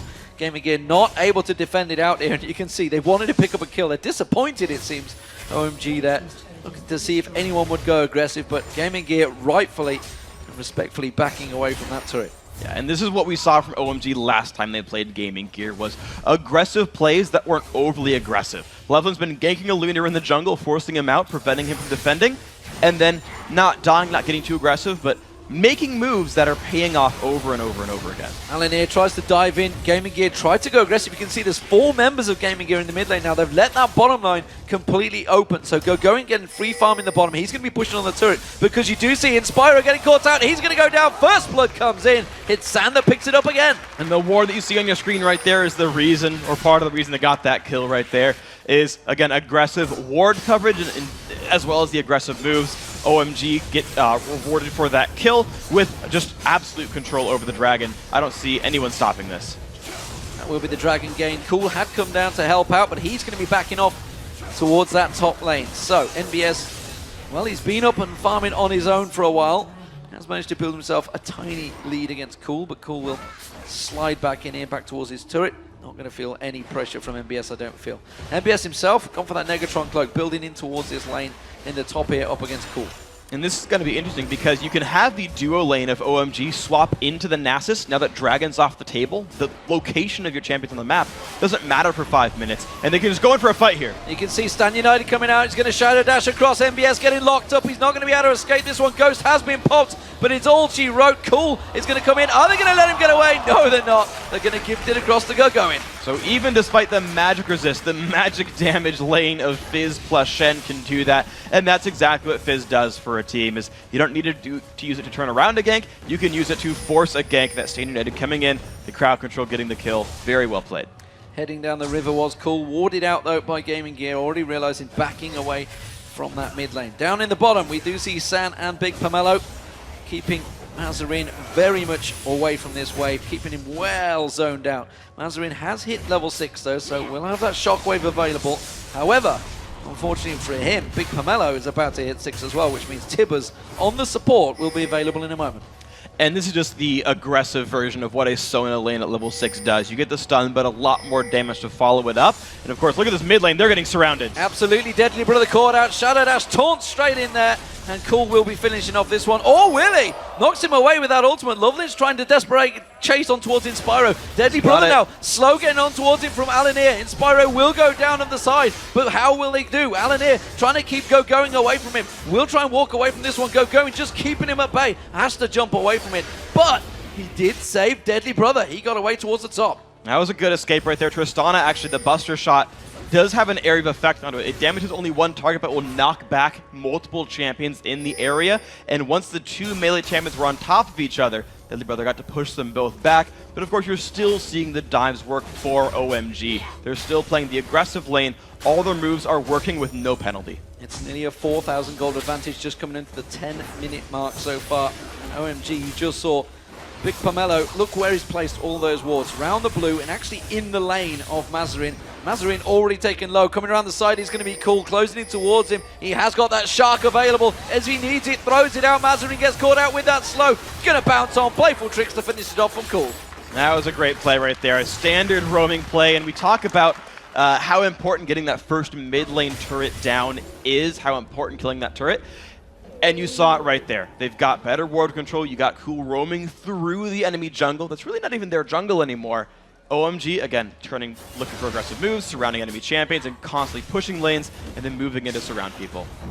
OMG looking to take their second blue buff from the opposition jungle already. Alanir being bullied away from this one by Lovelin. Lovelin being kept well away from it. So that will be the blue buff being taken away. Cool will have that one. San continues his farm in the bottom. And speaking of farm, 92 CS to 70 of Deadly Brother. Deadly Brother falling behind here. And what's interesting as well, though, is that this laning phase, as you talk about them falling behind, the laning phase also, in addition to the dives, is just going so well for OMG that even though we're only 10 minutes into the game and you feel like, well, why aren't they pushing it? It's because it's really only 10 minutes into the game. These guys can play it pretty slow and just destroy Mazarin like this. Mazarin not got a chance. You saw the big Tibbers there using the Chinese panda skin. Well, what else would they use? That is going to be the turret going down. It's San that picked up the kill. Domination here. Loveling comes in. MBS manages to sidestep but gets caught out by that Cataclysm. Has only got Ghost available, so he can't flash out of this one. He's going to get locked up here. San looking to try and close it out. No mana on him. Loveling will be taking this one away. One more hit. There it is. It's 6-0 now to OMG. This is the gameplay you expect from these guys, and it's cool because even though we talk about the sort of the Chinese Death Squad, the 5-man roam who groups up and dives things if you won't fight them anyway, they don't need 5 people. OMG are doing this with 2 or 3. They're actually holding their lanes. Going stayed top, didn't use Stand United. The bottom lane you saw from Big Pomelo and San just stayed down there. It's one guy at a time saying, I can kill you. Here's Cool, one guy at a time, going to the top lane. Heading towards that top. Alanir is up there, but he's got Go going alongside him, who's already feeling confident. Alanir already down to half health. Has got, of course, that Bloodwell available, but he flashes away from that shark coming popping out. And it will be OMG forcing them away from top lane. Yeah, and it's going to be a lot of minions that are missed, even though it doesn't result in a kill. The aggressive play results in a bunch of golden experience going away, which, heck, is worth it. Just the same, that top lane turret, of course, taking a bunch of damage. Now, looking back at the Gaming Gear side, though, they've been just trying to hold their lanes up. And for what it's worth, they have a really good late game. They've got a Natsu who can sit there and farm. They've got a Tristana to try to rely back on. The problem is, though, they're down 6,500 gold. If they don't stop the bleeding, they're just going to turn pale and fall over. Yeah, you can see OMG keeping that pressure down. Big Pomelo going in towards the opposition jungle once again, warding out that red. You see Lovelin throwing down those pink wards, keeping control of that red buff area. Perfectly timed once again. San continues to push their mid lane on his own. He's feeling so confident on that Ezreal and actually forces Alanir away towards that turret. Mazarin coming back in there, but he's so far behind in farm already just against Cool, let alone anybody else. That's going to be the red buff for Lovelin. And OMG systematically taking control of every little bit of resource on the map. Oh, absolutely. These guys, they're playing the controlled game. This is what we kind of expected to see coming into this is, all right, play your best. You don't have to show anything crazy, but just play the game that you expect will intimidate your opponents. And it's what they're showing right here. They're playing an intimidating game of nothing has gone wrong. They aren't missing minion kills. They aren't missing champion kills. They're just doing everything correctly. And the trade from MBS there, being pressured by Going.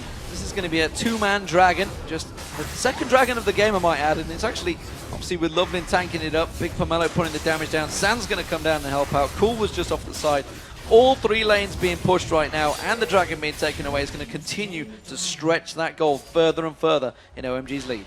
Exactly, 8,000 gold. Now you've got an attempted counter-gag here by Luna. This might work. They may try and go towards him. They are going to slam on down. Going, of course, does have that Stand United, so he's going to try and wait to see if he can use it instead. That's all, every little bit of knockup, but instead he's just walking away from this one. They simply don't have the damage. Didn't have to burn Flash either, so it was actually Gaming Gear who burned more summoner spells in this one. And even the gank attempts aren't quite working here. OMG going to keep making moves as top lane is now on their sights. Big Pomelo comes in, has got that Tibbers available. There it gets slammed down. Alanir, passive pop. Big Pomelo tanking out that turret. The turret itself is low. Oh, perfectly timed. True shot barrage comes across from San. San comes in just at the end. Mop up duty. Big Pomelo manages to pick up the kill on MBS as well. The turret will follow. Full control, OMG. And that only took 4 people from OMG. You still had Loveland holding up somewhere else. Now actually fighting Mazarin. And jungling beating mid laner is kind of happening right now. This is not good. That's going to be a shockwave coming out. Loveland actually choosing to back away. No, he isn't. Who am I kidding? He's going to go straight in towards Mazarin. He tries to push the lane instead. Puts out that Dragon Strike. One more hit will do it. Mazarin has to flash away from this one.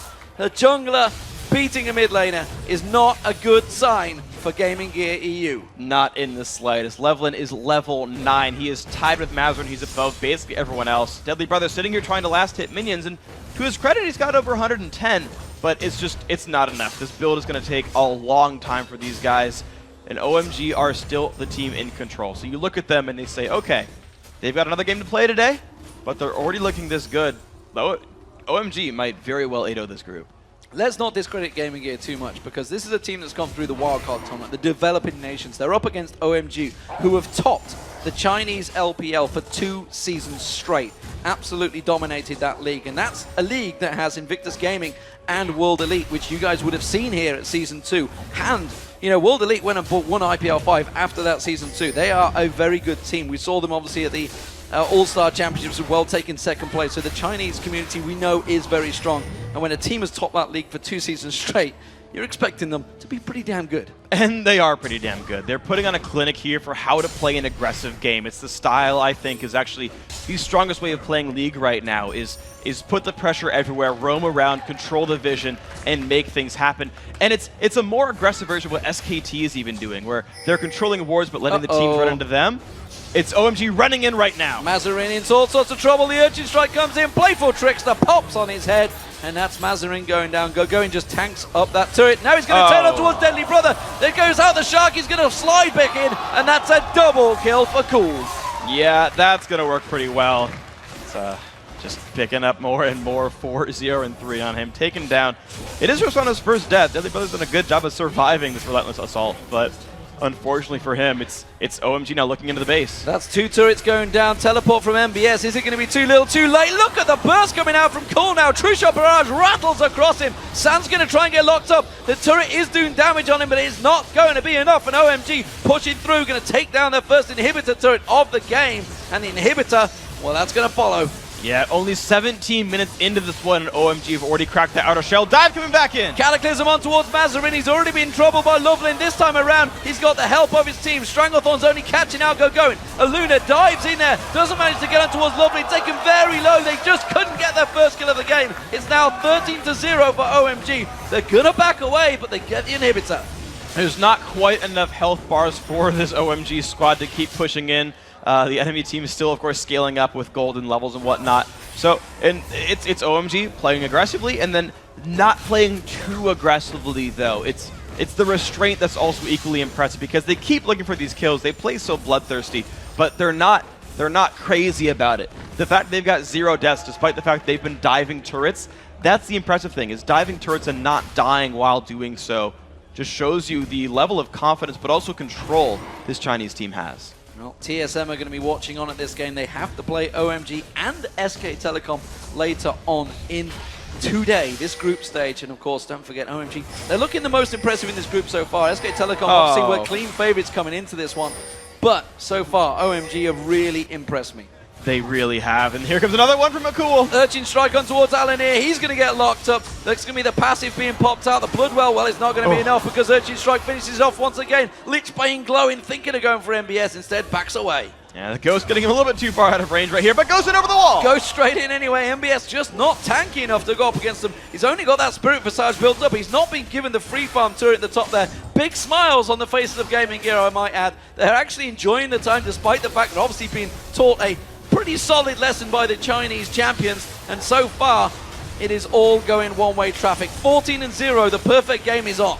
Yeah, let's see if they can do it. 0 turrets, 0 dragons, 0 kills. Nothing given away to this enemy squad right here. The bottom lane, now the target, but Gaming Gear's going to defend. There's the shockwave, pulls in Lovelin and Going. MBS goes in, tries to be aggressive. Lovelin goes leaping, diving through there. Oh, a Shadow Dash catching 3 members, followed up by Tibbers on top. Big Pomelo might go down. Oh. There is Mazarine picking up the first kill for Gaming Gear. San manages to close down MBS. That's a kill. Lovelin manages to get in towards it. Cool picks up the kill on Alania. But OMG, they went too deep, and it was Big Pomelo and Annie that went down and ruined the perfect game. To be fair, though, they still took a fight that was a 2-for-1 plus a turret. You've got to say, even if you die, sometimes it really is worth it, whether you type it in chat or not here. OMG now, the second inhibitor going to be theirs, and the minions might just be enough to close the game out at about 20 minutes. The damage from San there, just 2 shots nearly taking in Spyro's health off the map.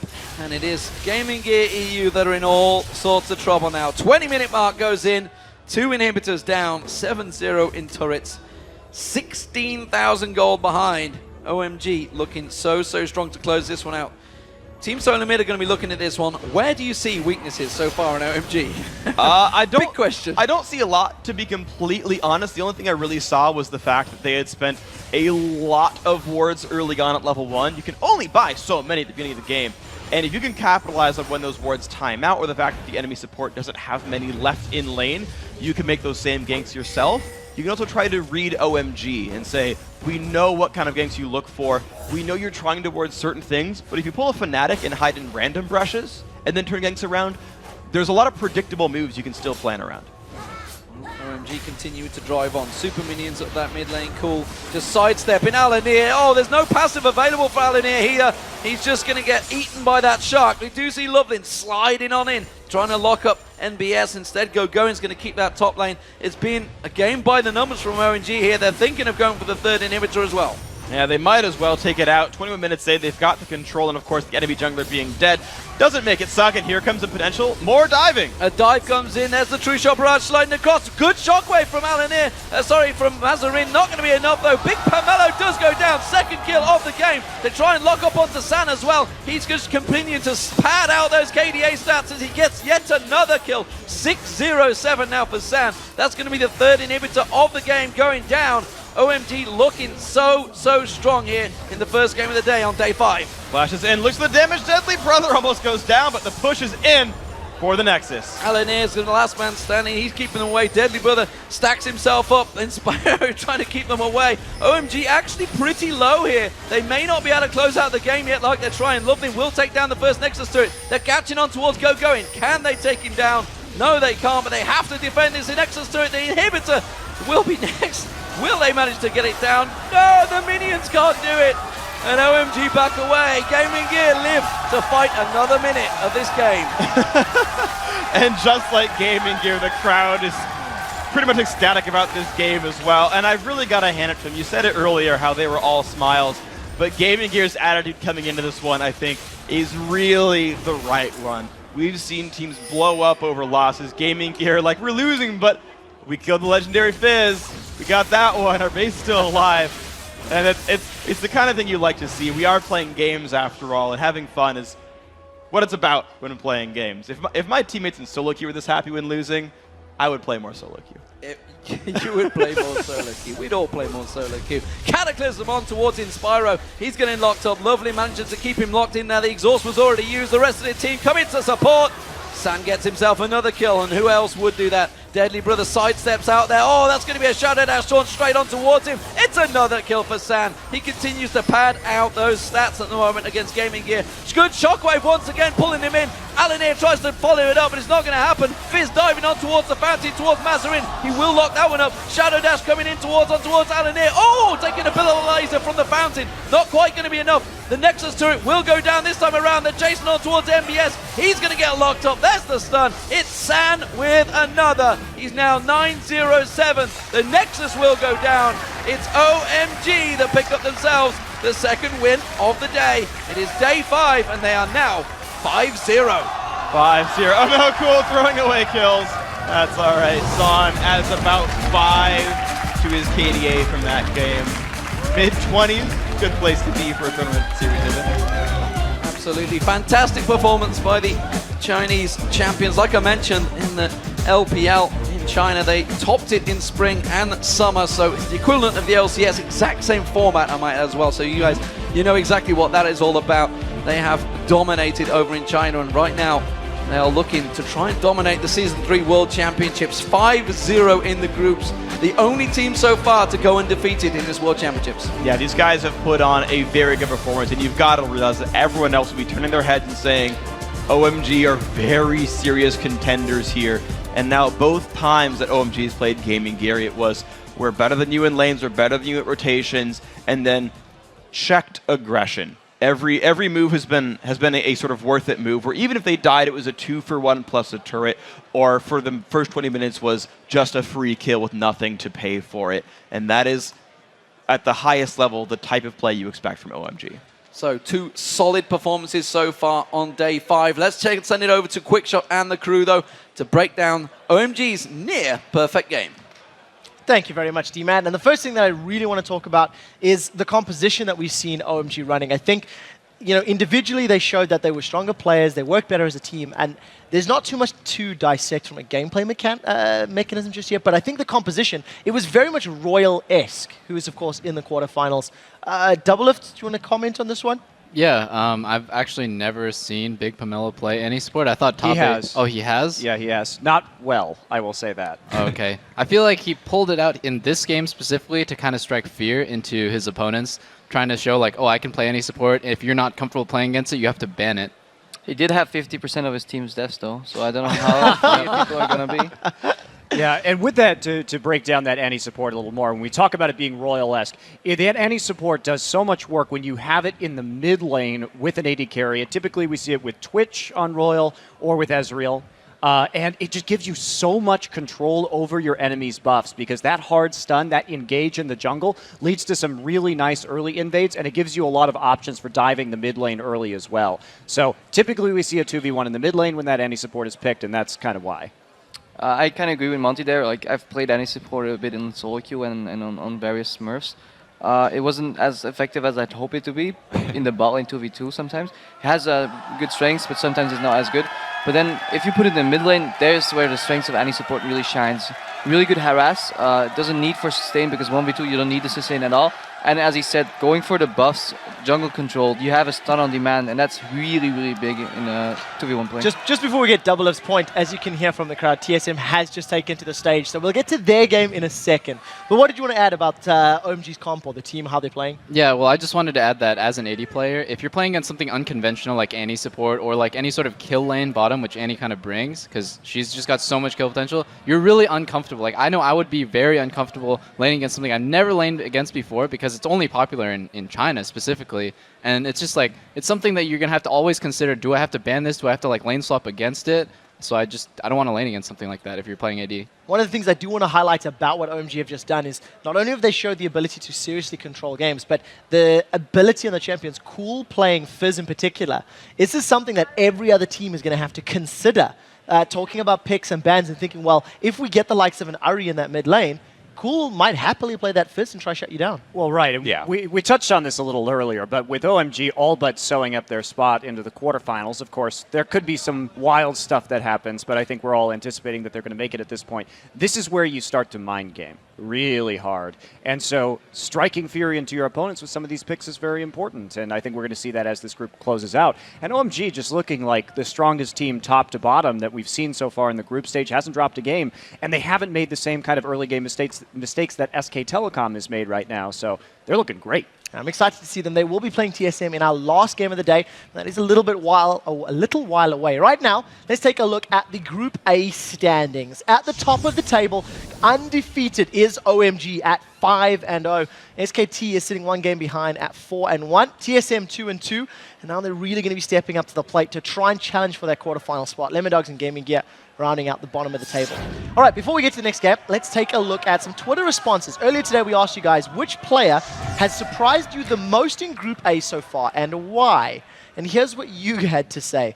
At Twinkie of Doom, that is the coolest Twitter name I've ever heard. He says, Nuke Duck's inconsistent play and inability to carry thus far has surprised me the most. Now, this is a harsh one, but I can't really fault it. I feel like that's a little bit too harsh. Too harsh, because if you think about the group that Nukeduck is in, he's playing against Reginald, who's incredibly aggressive. His playstyle is really unorthodox for mid lane. He's gonna catch any mid laner off guard. You even saw him do well against Faker. And just look at it. He's in the same group as Faker and Cool, the Chinese MVP. This is a really hard group to be playing mid lane in, and I think Nukeduck hasn't been playing that bad. I mean, like, yeah, he's gotten shut down a couple times and made some bad plays, but the mid lanes in his group are just so hard to deal with. And he did bring out that Swain as well. So he's been trying some new things, trying to inject something else into the matchups at mid to try and turn it in their favor. I think he still played pretty well in a various amount of games. Yeah, sure, he maybe did something about people consider a throw, but there wouldn't be anything to throw if he didn't really win his mid lane as hard as he did. And he's a very strong mid lane player, and I think their team synergy just wasn't on point, and his other teammates definitely didn't outclass him either. So I think that was a little harsh from Twinkie of Little harsh. All right. Well, Nukeduck's got some pats on the back here from the analyst desk. At Flexion, he says OMG's jungler Lovelin was amazing with Lee Sin landing almost every single Sonic wave.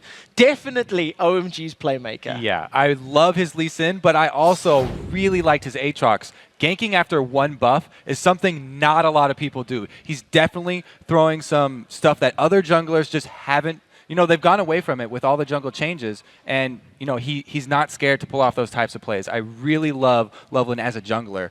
That being said, he was also one of the top supports in the world as well. I really like the fact that they used Loveland had such great game sense, and they said, hey, you know, Big Pomelo and Loveland not working out at their current positions. Why don't we just go ahead and cross those over? And it actually has worked out really well for the team. Loveland's mechanics obviously on point. His decision-making still superb. And I feel now he can affect the flow of the game in a way he couldn't before. And it's been really successful for OMG. Definitely been working on 5-0 in the group right now. All right, the third tweet from Blemish. He says, Reginald surprised me the most by being such a passive Gragas versus SKT Tier 1. Not used to him not diving in first with his team. I would tend to agree with that as well. He does tend to be very in your face. You know, I don't agree with the flack that Reggie got for his Gragas game. I think he actually played really well. And in fact, if Faker, there was like a video of Faker flashing to kill a minion to hit level 6 so that he could escape a gank. Yeah. And if Faker wasn't so good at the game, like, Reggie would have killed him. Reggie actually was incredibly close to killing him. The cocoon missed by like an inch off of Faker. And then if Reggie had killed Faker, then everyone would be like, oh my god, Reggie's playing so great. I think he actually had a really good Gragas game, but people just kind of blindly, I don't know, hate on him. Yeah, I think Reggie played pretty well that game, actually. I think the major reason they lost wasn't his play. It was just some mechanical screw-ups throughout the game. And also, Trevor, I actually didn't get a chance to tweet this, but I'm really impressed by a player in Group A called Double Lift, because in 5 game days he still hasn't lost a single lane yet, which is really weird. I'm a god. I knew that was going to come one of these times. I hate you, dude. The only person I lose lane to is like Marn, Complexity, bot lanes, Velocity, Sports. I always lose to those teams. I'm so sad. MIA is your kryptonite. Exactly, dude. Well, I'm going to have to work on getting better at that one. But for everybody that did send their tweets in, congratulations. You guys have won yourself some Logitech gaming mice, and you guys earned them. All right, we still have 3 more games today, so keep hitting us up with your surprise players. We'll be at LOL Esports, and be sure to use the hashtag Worlds. All right, we're about to get into our next game of the day. It is match number 3, and it's time for our experts to draw upon their considerable experience with all the pertinent information, and then, in Crepo's case, flip a coin. Guys, TSM or SK Telecom, who's it going to be? Kobe? Now, this one does bug me a little bit because I want to go with TSM, but I have to take SKT. I talked to the guys. They've regrouped, and they think that they do have a pretty good game plan coming against SKT this time, but I don't know if they're going to be able to actually execute it. So many of the North American teams have been making these mistakes that we keep calling out. Yeah, and you know, the thing that all of us have kind of latched onto was TSM's first 5 minutes of the game. They could have won the game right there, right? But SKT knows that too, and I feel like it's much easier to fix that as SKT than for TSM to capitalize on what they've done well earlier. Where's your apple pie now, Double Lift? My apple pie, the apple pie is dead, dude. Apple I'm done. pie is apple dead. pie is dead. Apple pie is Freedom dead. is dead. Double the Lift Declaration of Independence is 2013. dead. It's all gone, dude. Crepo, where's your prediction? I'm going to go with SKTT1. Yeah, I think that they're slowly fixing their early game issues. Although I have to admit, having the crowd behind you is really nice. And I did. So I went outside to greet the fans as they were coming in and asked every person like, who are you cheering for, who are you rooting for? And about 90% of them all said TSM. So it's definitely gonna be the home crowd cheering for them. And if they get a snowball going, they can maybe use that energy to. They're gonna need to latch on it. 2-2 right now. There's no more room for error for TSM here. Final prediction. SK Telecom, T1, got to go with them as well. We still see that they haven't fixed that early game Faker's brush check. I know, I saw Koma, their coach, after that game. He looked really unhappy. So, but the problems persist, right? The problems persist. So we still haven't seen that clean early game. But even so, I think that TSM's just a bit outmatched here. So we do have a little bit of time here before the players are fully ready on stage. I want to talk about some of the things that TSM's going to need to do right in this matchup. They did some things well the first time they played SKT, but Dyrus just fell so far behind so early. So my question to the panel here is what does TSM as a team need to do to challenge SKT? They can't be afraid. You can never be afraid of a team when you play at this level, because if that only means you're going to play reactive, and if you're going to play reactive against SKT, you're probably going to lose. And you could see that in a lot of their games so far.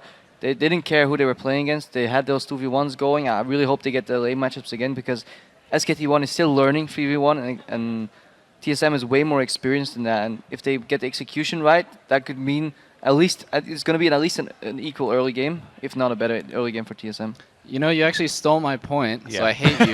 But kind of going off of that, I was talking to Cloud on the first day when Vulcan was screaming SKT, and I was like, what is the difference between Faker and every other mid laner? Because I was just curious, what was ManCloud's opinion on that? And he said, Faker has no hesitation. If he sees an opportunity, he's confident enough that he can pull it off. He'll do it instantly without any hesitation. And I think that's the difference between TSM and SKT right now, because if TSM's not confident in their ability, they're not going to capitalize on every possible play that they can make. That's a pretty good point, actually, because after the loss to SKT previously, there was some discussion among the TSM team about the communication of wards, and that's why they got into some of those face-checking situations. So if the team is not communicating that well, which has been a problem with TSM, then they can't make those very decisive movements, and that will cost them. Well, we're about to find out if they have been able to fix the problems here for TSM, because we are about to jump to a very quick break.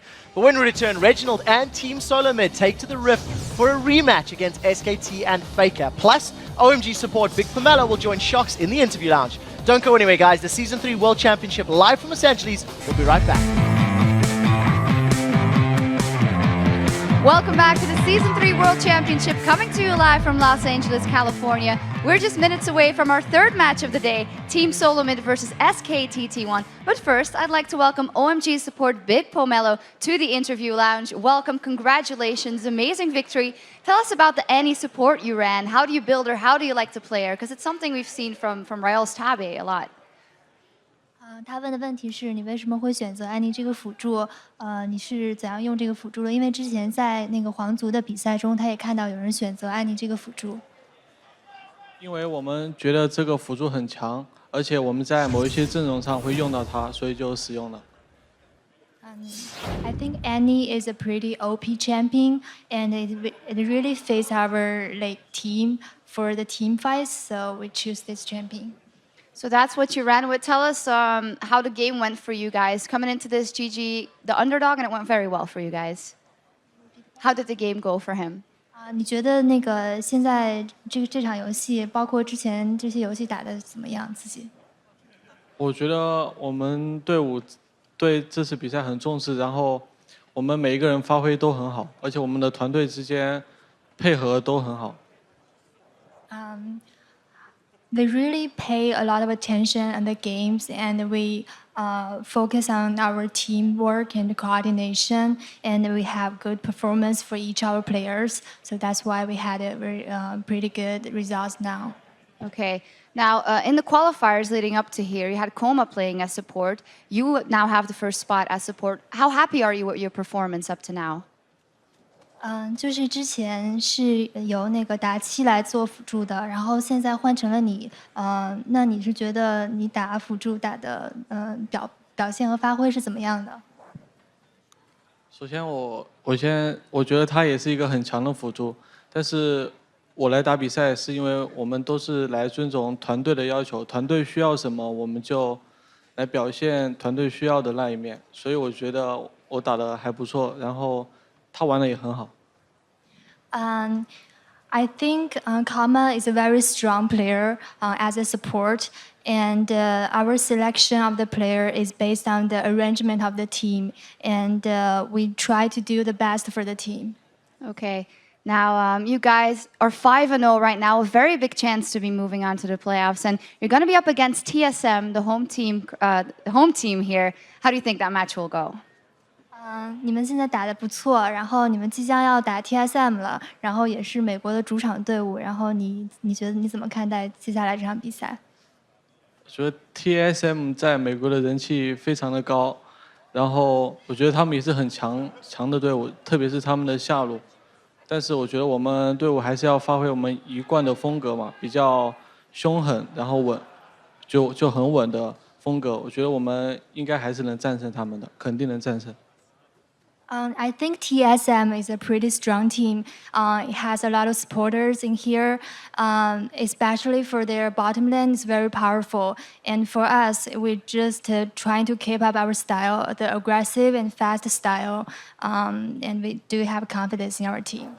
Okay, thank you very much. Looking forward to that matchup later on. And for now, let's head over to D-Man and Freak at the caster desk for the battle between SK Telecom T1 and the crowd favorite, Team Solo Mid.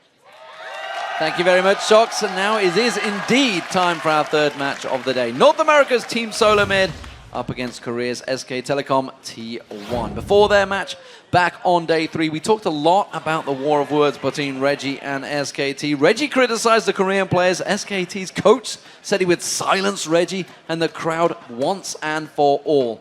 And while SKT was able to walk away with a win, I don't exactly think anyone here in the audience has lost faith in Reggie and his team. No, not at all. And in fact, to the crowd's credit as well, they were just as loud for SKT when they made some good moves as well. So I do like that a lot. But this match was really, really close. 21-13 is a pretty close kill score. But unfortunately for TSM, a lot of early individual mistakes pushed SKT ahead.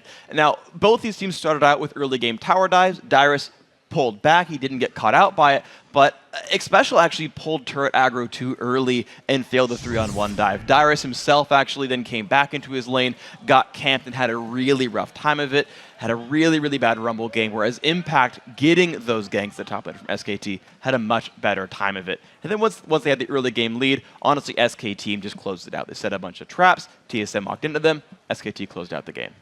And this rematch, well, it could almost mean the worlds for SK Telecom. A win against Reggie and TSM would nearly guarantee them a spot in the quarterfinals. That's right. So if SKT wins this match, the worst they could finish is 5-3. And the best TSM could finish is 5-3. Now, SKT would then have a 2-0 record over TSM and own the tiebreaker. So what would also have to happen is that not only does TSM have to win out if they were to lose here, then SKT loses out if they win here, but then OMG has to also fall down to 5-3 and make a 3-way tie. And that would be the only hope for TSM if they don't win this game here. Absolutely. So, while the odds of making a quarterfinal seems stacked against TSM, if Reginald has proven anything over the last couple of years, it is he's not afraid to put the work in or take the risks necessary to reap the big rewards.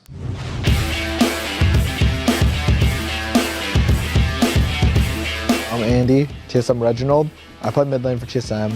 And then I'm the owner of TSM, and I also manage the business side as well. There's nobody like Reggie in this scene. The last person that even came close was Hotshot, and he's already done. I've been playing the game for very long.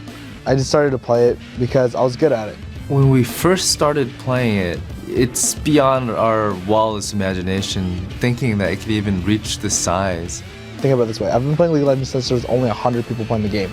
And now 32 million people are playing it on a monthly basis. So Dan started a blog, and so we would just constantly try to teach people how to play the game, and we started to build a following since then. Not many people are that ambitious. He saw a huge opportunity and he took it, and he did really well with it. Really ambitious, really smart, so big risk, big reward.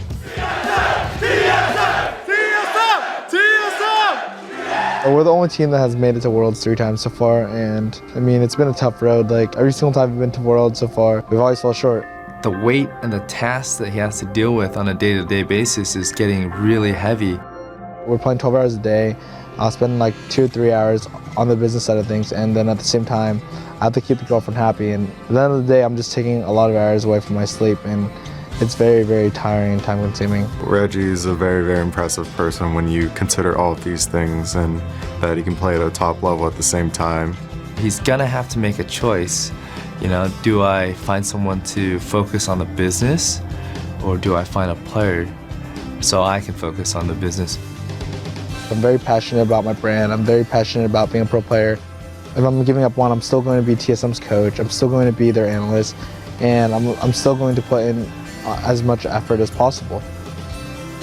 We're an immigrant family. We came here with the clothes on our back and $50. And so growing up, it was not hard, but it was never really easy. I'm really happy for what I've accomplished, but I'm not satisfied. I follow sports where a lot of professional athletes, they end up going bankrupt.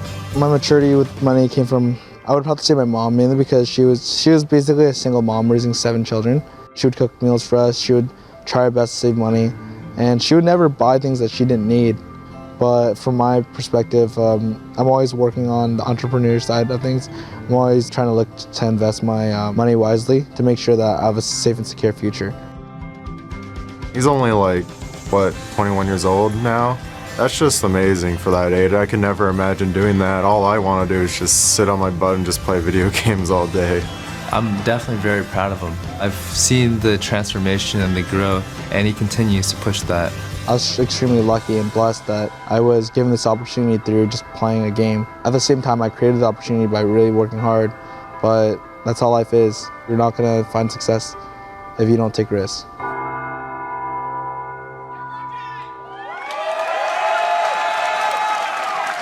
It really is an amazing story, and you and I have been around, luckily enough, to see Reggie effectively grow up in the scene. And you cast your mind back to season 2. He was talking of retiring then, and the pressure is still on him. It is, and he talked about at the very end about taking the right risks, and those risks have paid off for him. He's done, an incredible job making TSM a great team, and here they are fighting for a quarterfinal spot on the world stage. I gotta say, as far as running a gaming team goes, this is a pretty good place to be. Yeah, 3rd year running. So let's check out those lineups. On the blue side, it is TSM. So the top laner, of course, is going to be Dyrus, the odd one in the jungle. Reginald in that mid lane. Wild Turtle as the AD carry, and Xpecial the support. And in the Scarlet letters is SK Telecom T1 with Impact in the top lane, Bengi in jungle, Faker in mid.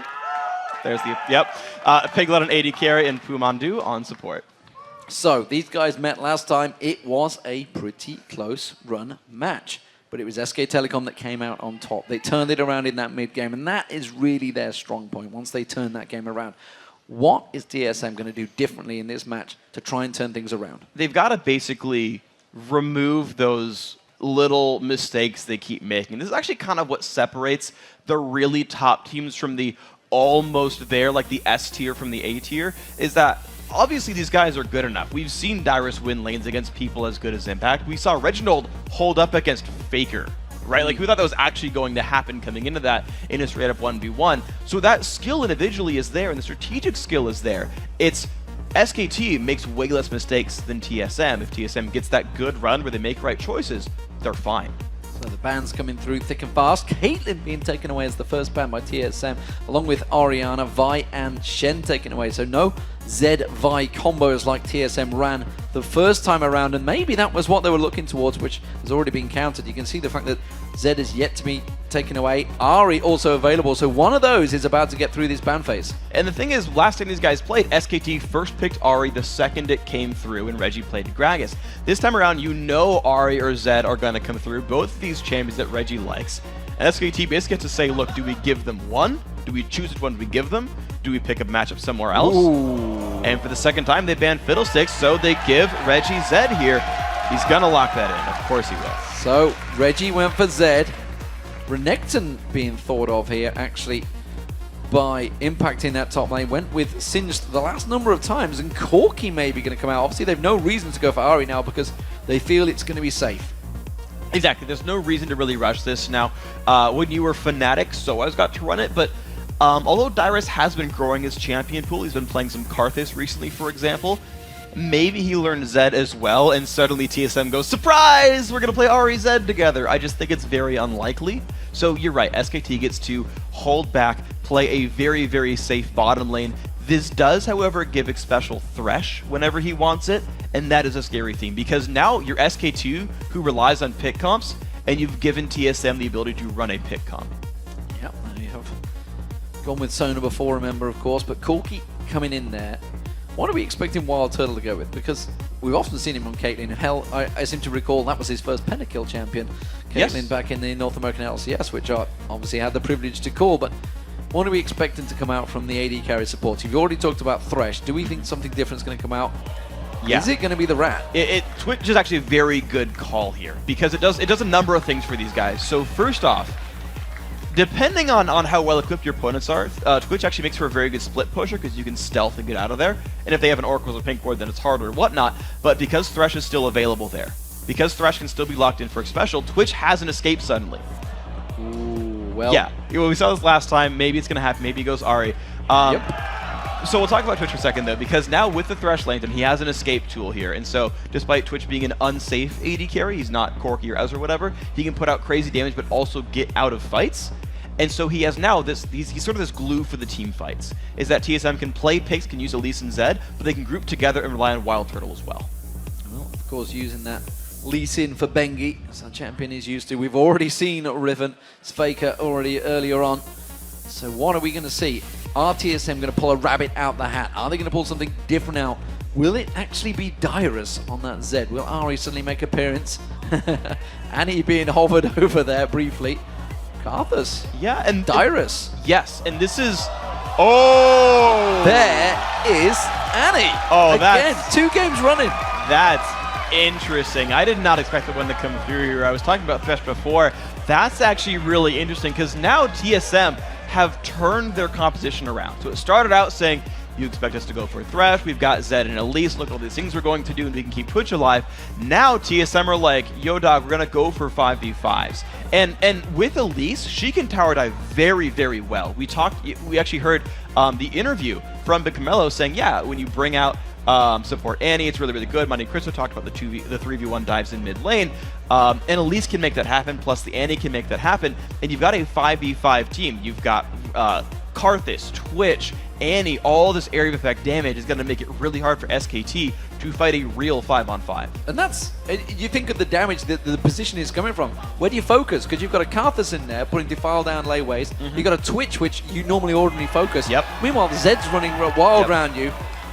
Are we going to see SK Telecom locking in Jax the first time of this tournament? Yes, and that is important. That is a pick that these guys must run right now. Jax is one of the best counters in the game, potentially the best counter in the game, to a champion like Twitch who must auto-attack you and doesn't get away himself. Jax turns on the dodge, jumps on his face, and he will solo Wild Turtle. Wild Turtle will have a terrible time in team fights, in addition to the fact that no one's going to stop Impact from split pushing by himself.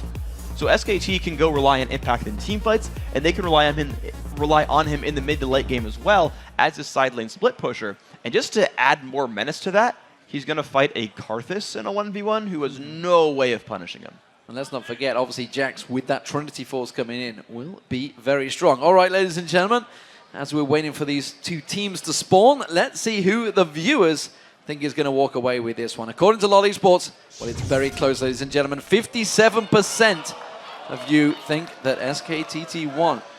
The crowd is not with TSM. Well, the crowd here is definitely with TSM, that's for sure. But you guys at home, you have confidence in the Koreans.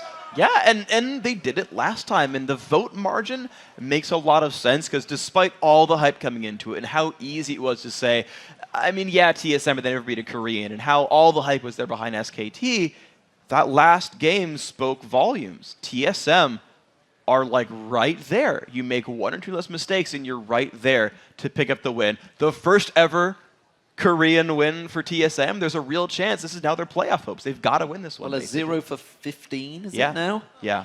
This could be the first time. Bayleave, I believe, is the term that a lot of people have been using. We'll see whether it works out for them. TSM, Reggie, just talking to him beforehand alongside Doublelift. They know the pressure. They know they have to win this game, or they're potentially out of the tournament. It is all on That team you can hear in the background, TSM as the blue team coming into this one with all the pressure of the North American supporters on their backs. And while SK Telecom, they've already won one today. They are feeling pretty confident coming into this game. Hold on, TSM runner Brush and Faker's nearby. All right, his team checked for it. He's not going to find out. Piglet does take some damage from that early invade, though. And as it stands, they may continue pushing on here. SK Telecom getting in towards TSM jungle. Dyrus is just off to the side. He's in a dangerous, dangerous position here. Is anyone going to lock in towards him? No exhaust use. Counter-Strike may be close enough. Slow was there, but instead he turns around, puts some layways back on impact. And there's pink ward control now for SKT. And I'm trying to think if TSM actually saw Mondu run around there, because they could have known that he had a pink ward and then saw him again without a pink ward and inferred that there was vision control over that buff. TSM can play around that fact. They could sweep the ward out or simply make an invade of their own somewhere else. And we can see actually still a lot of teams close together at this level 1. Very tense stuff here. SK Telecom trying to get that ward control. Mandu is the man forward at the moment. And even now, you can see SK Telecom, they are unsure of the risk, backing out. They did get that ward down at the red buff. And it seems that everybody is safe to back away from this one. Piglet is making his way down this river. And yeah, he's wisely getting over to the far edge of this time around. Yeah, TSM actually, I'm trying to think if they would actually spot the champions coming through. There's not enough vision there, so they don't, TSM don't guaranteed know where SKT's duo lane is going. TSM are basically locked into the lane assignments right here. So Mandu does put that ward in river, backs away. Red buff will be going across to the old one. Red buff has gone across to Bengi, meanwhile, in that top lane with a little bit of help from Impact. So, lanes will be standard. We've already seen the mid lane. Faker on Riven up against a Zed. That was for Nuke last time around. This time it is Reginald for TSM. We'll see how that develops. But right now, there's a gank potentially on this top. Dyrus does not know this is happening. Bengi has this for free.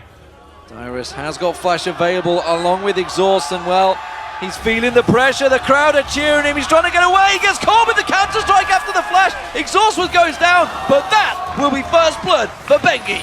Well played by Impact. The flash stun catches Dyrus just in time.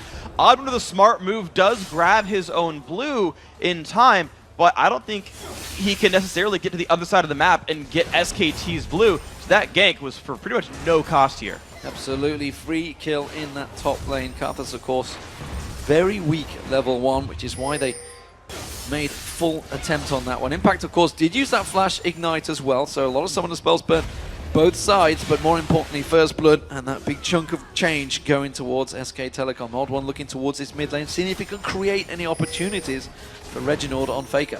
Odd One's not going to be around there just yet. This lane does have kill potential, though. Twitch has high damage, Annie has high damage, and Sona does not have any escape tools. It's not hard for TSM to force that bottom lane down. We've seen it work before. But on the other side, you talked about the Odd One. What's important here is Bengi, because he got first blood. He could rush Boots of Mobility. He could rush a Doran's Blade for more damage with his ganks. He could do a lot of things.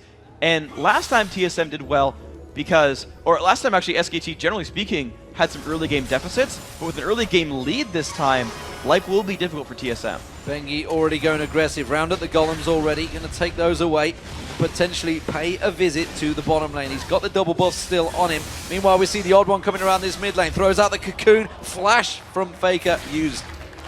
Yep, and we can look at the mid lane and look that Reginald is basically tying Faker right now. There are some minions still for Faker to kill, but that matchup, by being a counter gank, is still close. But here's Bengi finding the Odd One. His spider senses were tingling. He catches on towards Bengi. He's not in range to Q. Hasn't tried to put more damage down. The rest of the team, look, coming around the bottom. Spec Special was coming up there. Didn't have stun available, but does force the flash from Bengi. Special was too many spells away for having a stun up there. He'd been using his spells in the lane already, but that was all kinds of crazy. The stun landed and Dragon ran too far away for the second part of Q to be used by Bengi. That could have been close to a kill, because remember that Bengi had to use his flash to get away there. So, Faker back in this mid lane. has got a CS advantage building up over Reginald, and the Odd One once again paying visit. This time he's deeper in the lane. Remember, Flash was used before. See, Odd One tries to close that gap. Not enough. Dyrus, meanwhile, in the top lane, puts that wall of pain down. It is going to be enough to keep Impact away, but he is low on health. Dyrus is only down to one potion. No, sorry, he actually has 3 potions left. So Dyrus is spending a lot of money to sustain back up in this lane. But with that expenditure, he is keeping up in minion kills. Both these champions in the top lane are very good late game scaling champions. Both of them will do very, very well to carry a team fight. So we're going to kind of have to keep track of what happens there, because Dyrus has a global whilst Impact has to run around to help his team. Faker's positioning on those dives from Riven has been spot on so far, not drawing aggro from that turret. Now he's going to go back. We'll see what he comes out with. Both mid laners started out with that Doran's shield. I think this time around we're going to see something a little bit more aggressive. He hasn't gone back, he cancelled it actually. But this top lane, Impact, obviously with that kill assist he got earlier on, has been controlling Dyrus pretty heavily. It is a strong lane, and Jax, you know, if left to farm alone, could be deadly. Odd One though, trying to set up the gank here with Dyrus, but he's so tight to that turret. So many times we've said, don't dive on towards a Jax. Wall of Pain catches on towards him. It's not going to be enough damage, I don't feel, from TSM. And that will be Impact backing away, but he's low on that turret. They get a lot of pressure on this, which is pretty important. Dragon is not yet on the table, but as soon as Reggie hits 6, he's likely going to look to push Faker out of lane. He's to level 6 now, actually, so when Faker comes back, we might see Odd One get his smite cooldown, roam back to the bottom, and look for a play to shove Faker out of lane, and then go for a Dragon. Reggie's picked up pink wards to help secure this. Reggie's gone full aggressive. You see the 2 longswords, but a Doran's blade and a longsword for Faker instead. So he's feeling he needs that little bit more hit points. Probably expecting that from Reginald, actually. Meanwhile, Reginald is roaming. There's no wards in this bottom river area. And you're not really seeing SKT react to this one. Reggie might get in for this one and pick up a kill. Piglet and Mandu. Mandu hasn't hit level 6 yet. Crescendo not available. And we do see the aggression. Oh, he's backing away. Does he feel it? Special flashes. Tibbers goes down. He's going to be stunned. No, it's not Tibbers. I tell a lie. It's just the straight flames. But they all backed away, and that was a little too aggressive. You know, we heard Crepo talking about the aggressive plays, just giving away that tell. That was really awkward by TSM. Reggie had already left that brush, started running back to the mid lane when Special went in. SKT had already spidey sensed that Reggie left lane and said, hold on guys, he hasn't been back to lane in a really long time. They played it safe. Reggie left, and then Special went in. Straight away. Before that level 6, this one, Piglet going aggressive in that bottom as well, using that Valkyrie cross. Reginald just being pushed away by Faker again. Perfect positioning just outside that tower range. But look at Bengi, so deep, so aggressive, countering all the time on the Odd One. This time he may try and steal away that blue buff. Smite's not available for him, and I think he's just realized that the Odd One is close by. And look at the amount of respect he just gave there, even though they're both level 5, he's got teammates nearby. Bengi doesn't go for that just because he realized he might get caught out. Neither has Smite. Maybe they just go for it anyway. They may well do. Faker's coming around the side. Level 6 just hit by Dyrus, but again, that is a blue buff steal. Dyrus actually only just hit 6, by the way. Impact already at 7 before he got there. And look how big that minion kill lead is now spreading. 18 minions for the top laner for SKT. So all those plans that TSM had aren't really working out right now. Impact is constantly shoving. If his team wanted to actually rush Dragon, he could do that by running down the map. Yeah, Piglet pulling up a bit of a CS lead as well in that bottom, and you can see it's already developed to nearly 20 CS. We did see Wild Turtle, of course, missing out on a wave, which would counter for at least 6 of those. Piglet, they are holding that lane. They are not backing away. Dyrus, in the meantime, is going to have Faker knocking on his back door. He's coming straight in there, uses the exhaust on Impact, but it's not going to be enough. Hasn't got the damage down, and Impact, is the tower damage going to come down? It just might do it. Requiem's going to come down. Yes, he does. Gets the double down the bottom. Goes down in there. Piglet's also going to go down. A Wild Turtle picks it up, and TSM suddenly turn it 3-on-1. Such a beautiful play by TSM. The crowd backing them for that. And of course, now with the numbers lead, yes, we will take a Dragon. TSM happy to do that one. This puts them in a very close game right here. Holy cow, where did that come from? Faker goes to the top. He tries to work on that turret. He should take it down. But meanwhile, TSM, they're looking to try and take advantage. They had their blue stolen. They're seeing if they can do the same. And they've got control over it. The Abba did not have to use Smite at all, so he used it for the blue buff to secure it. But of course, SKT, Faker, knowing he had control, doesn't actually stay for that top lane turret. He would take too much damage for it. It's actually too much of a risk to go for it. SKT aren't taking massive risks. They're just getting fights turned around on them. So let's check out this fight. This was the bottom lane. Expect the Dyrus ulti to come in any second. And look at these stealth from Wild Turtle. It actually de-aggroes and lets him come back in late onto Piglet. And just having Tibbers just means so much in that. And that crescendo from Mandu missed. Oh, it did. That crescendo missed on X Special. Just why you got that stun lock in there. So, well, Dyrus again getting jumped on. It's a big difference between these two. There was last time, but now that Catalyst has been picked up by Dyrus, he's feeling a little bit more confident, got a bit more hit points, but Impact still in control of this lane, I feel. Yeah, I like actually that Dyrus went for double Doran's Ring instead of Tear. It gives him enough health to survive some of this burst, but Bengi is right there, likely to still kill him when the lane pushes down. And that turret's got no health left on it. The moment that wave comes in, Dyrus has to try and keep that wave cleared as much as possible. Impact is low, though. If he goes for this one, he may actually risk his own health. There's no exhaust. Now you're going to see him. That's a good kick in. Dyrus is dead. He is going to go down. He's likely to not land the damage on Impact. In fact, just goes for the minions like that. Dyrus making sure to get at least something and try to protect his lane. Well, that will be Impact getting away from this one. The odd one, he's going to come up this way and just protect that turret. He's going to skitter on in there with the rest of his spiders. He should be safe to defend this one and puts a lot of pressure down on towards him. Uses that smite to make sure he does clear it out. So, let's take stock of the situation, Freak. How are the lanes developing? Because still, the gold is just 300 between the two. Yeah, so okay, the game is close. Wild Turtle had an early deficit against SKT, but he's starting to pull back. The early pushing has been turned around, and Wild Turtle's on his way towards a Blade of the Ruined King, which will actually allow him to survive team fights against Impact as well. You can see the scoreboard for yourselves. Minion farm across the board is going better for SKT. It's the fact that TSM are controlling some globals a bit better that's keeping them in this. It kind of looks like TSM would rather end the laning phase because none of those lanes are going well for them. She was seeing the odd one sticking around in this lane for a little bit. Dyrus now returning to them. Requiem will be available shortly. And there he is back in towards that lane. Needs to keep that farm going on. Reginald putting some pressure down, but Faker actually turning him down. A lot of damage. Reginald goes aggressive, pushes the ultimate. Gonna get caught out. Faker gets him down. That was unfortunate. Reggie thought he was about to get jumped on. He actually expected to juke a spell with his ulti.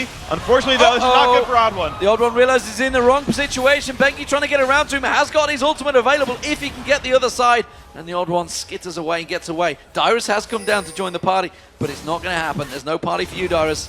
Yeah, it's a nice idea to roam down to help your teammates. We actually see a lot of the top teams pull a top laner down to roam. The Chinese teams especially will pull them down for ganks. But at the end of the day, all Dyrus is really doing is holding a turret and losing his own at the top lane. So kind of too little too late. Unfortunately, couldn't really help his team. Yeah, that will be Impact taken away. And that will be the first turret of the game that will drop in. It's SK Telecom once again starting to get that little bit of control that we've seen so often already. And Dyrus just has a long way to go until he's really useful in this game. He'll look for a gank with Odd One, but I don't see Jax getting chased down here. No, he's already backing away from that one. Knew what was coming. Just trots on away. Wild Turtle taking away these golems in this bottom lane. Has fell a tiny little bit behind Peglet in terms of CS, but building different items. Obviously, Wild Turtle we do see going towards that Blade of the Ruined King. Piglet, of course, going for that Trinity Force. Yeah, so what's going to happen here as the game progresses is in 2 minutes we'll have a dragon fight, or at least teams starting to take ward control for it. The early mid game has gone SKT's way. They've gotten better ward control, they've gotten better ganks, and that's going to make life very difficult for TSM. Yeah, Reggie's not going to get much out of that one. But ultimately, because lanes have been winning, because SKT are going to hit item thresholds sooner, SKT get to control the next few minutes of this game unless TSM make a crazy move. They found Bengi. Bengi in the jungle. He's going to walk straight in towards X Special, who has that stun available. Will he go for it? Yes, he does use that stun. Odd One manages to get the cocoon down as well. There's just no damage to back it up because Wild Turtle wasn't close enough. And Piglet and Mandu were well in position. If Wild Turtle went up, he get caught by a crescendo and exploded. Turtle needs this turret to stay alive.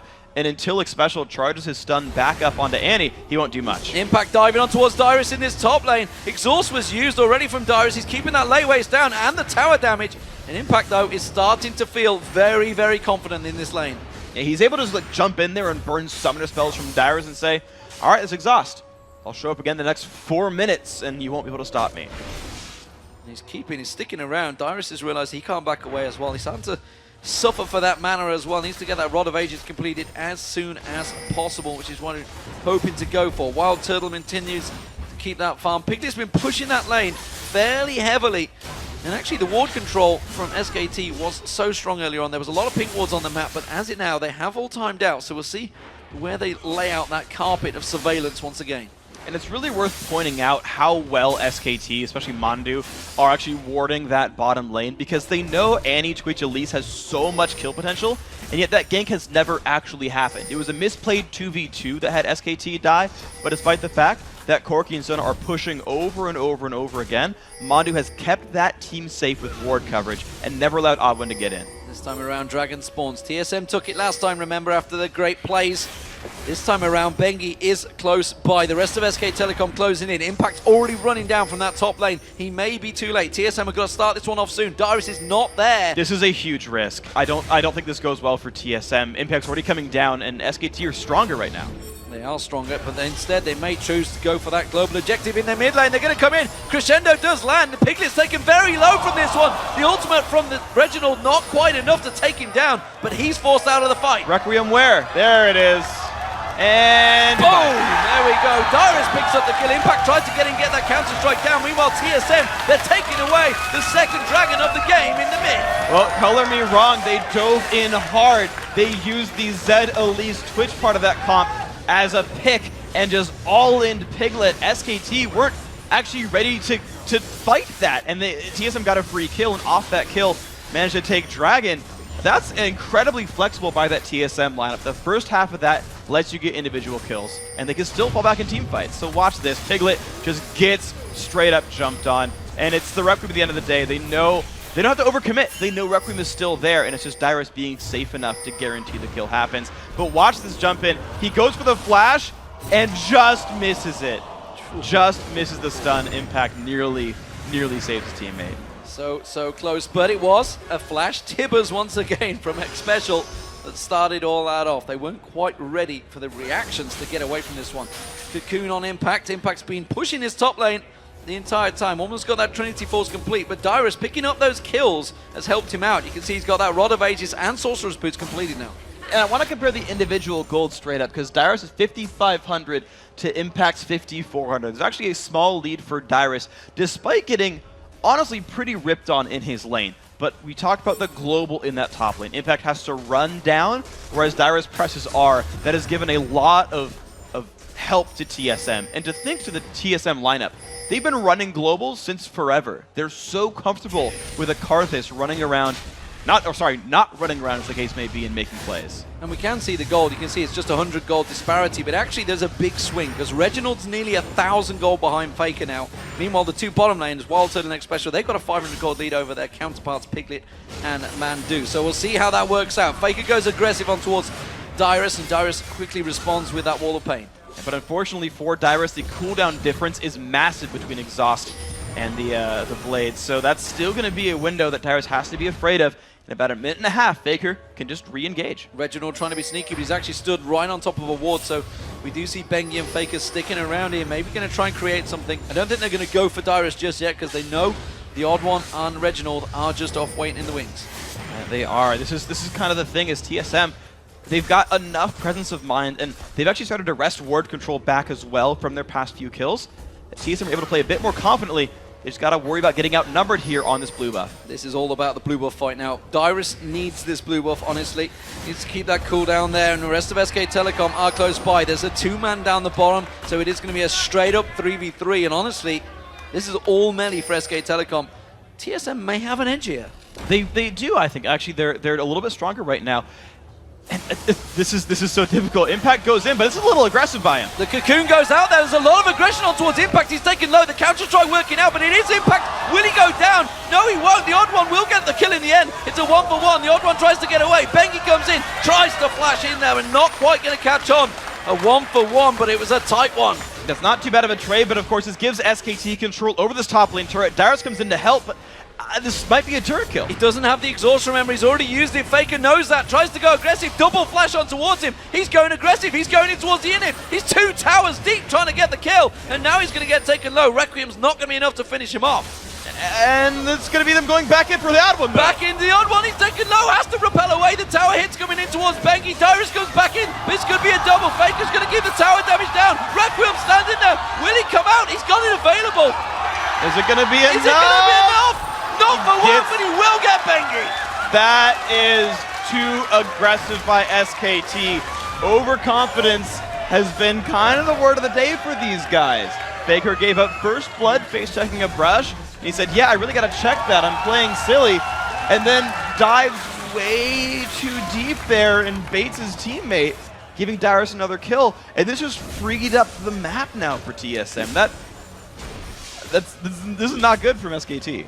Let's not get ahead of ourselves. SKT took the inner turret on the top lane during that play. Sure. That's a big thing straight there. But you saw TSM, they took their first turret of the game along that bottom. 1.5 minutes to Dragon. I feel we're going to have another tussle. But the thing is, even though SKT are trading objectives, I think trading objectives is what TSM wants. TSM's late game is better than SKT's. All right, Jack's the nightmare, that's fine. But SKT's lineup is entirely physical damage. It is not hard for these guys to build a Randuin's Omen or something and say, okay, we're going to ignore you now, BRB being better scalers. Whereas TSM have a lot of physical damage, they've got a lot of magic damage, and Wild Turtle, heck, even has true damage for what it's worth. I really feel like TSM, by playing a more controlled game and not face check random brushes, will just kind of automatically build advantage here that SKT has to work around. They may have missed it back there, but I think when the odd one went in aggressive towards the end, he went back and got home guard on his Sorcerer's Boots just to make sure he could make that play. Yeah, I think that was a really intelligent play. I've seen actually, every once in a while I've seen moves like this. I know Vulcan in the regular season had one where they like aced the enemy team, all recalled, bought home guard, and rushed Baron, and it was like the sexiest home guard buy I'd ever seen in a competitive, because it let them get Baron 8 seconds faster than they would have otherwise. It was a really great play. SKT, though, you look at them, and they're still playing the mid-game vision control game. They're still trying. Problem is, Alwood and Special are extremely dangerous. Ooh, Special. Danger, danger. Is he with that Oracle? 22 minutes gone. Just 100 gold tipping between these two teams right now. This is the closest it has certainly been between these teams. Special is clearing out those wards. SK Telecom are just off at the side.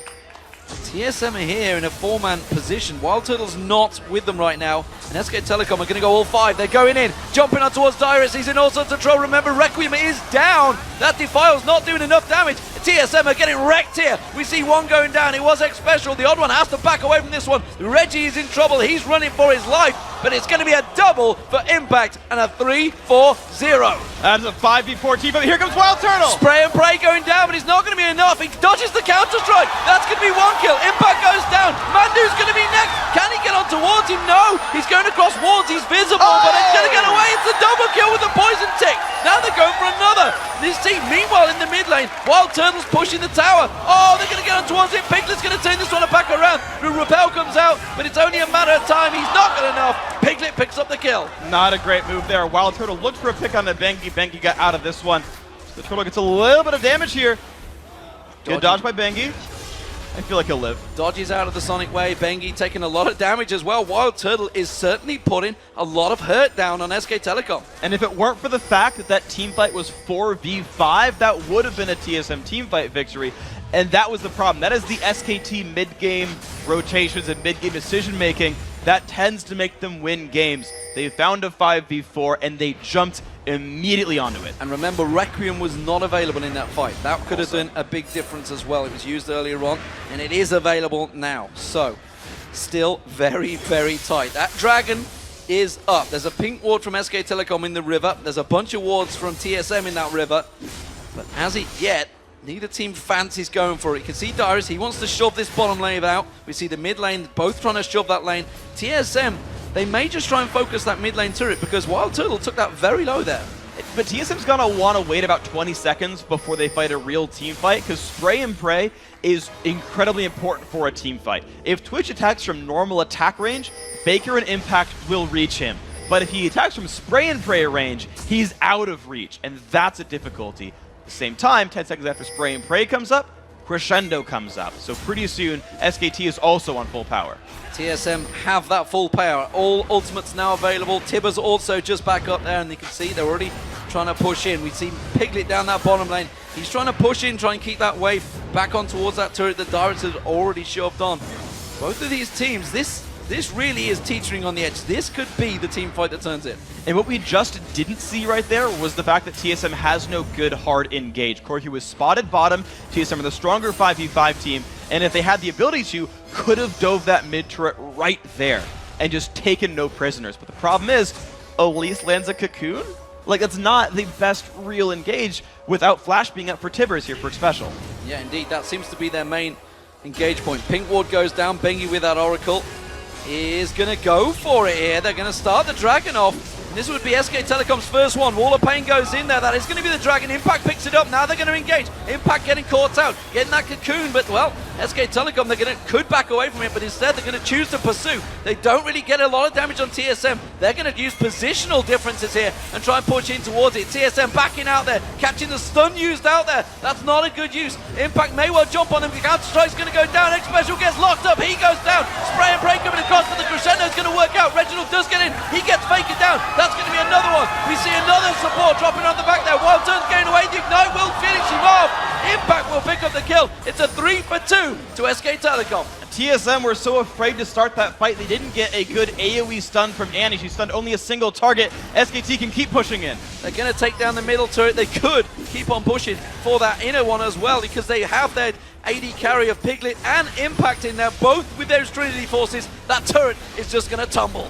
There's so much damage still available for this lineup right here. Dyrus also had run out of mana by the end of that one, so he's trying to regen back up and show up for his team. But SKT, this is one thing they are very good at, is once they win a fight, they take a lot of objectives for it as well. So suddenly 4,000 gold puts SKT up right here, and it's their decisiveness to say, we'll go for Dragon. We think we can get it before you engage. It worked out there, and now with the gold lead, they can get a lot of vision control here.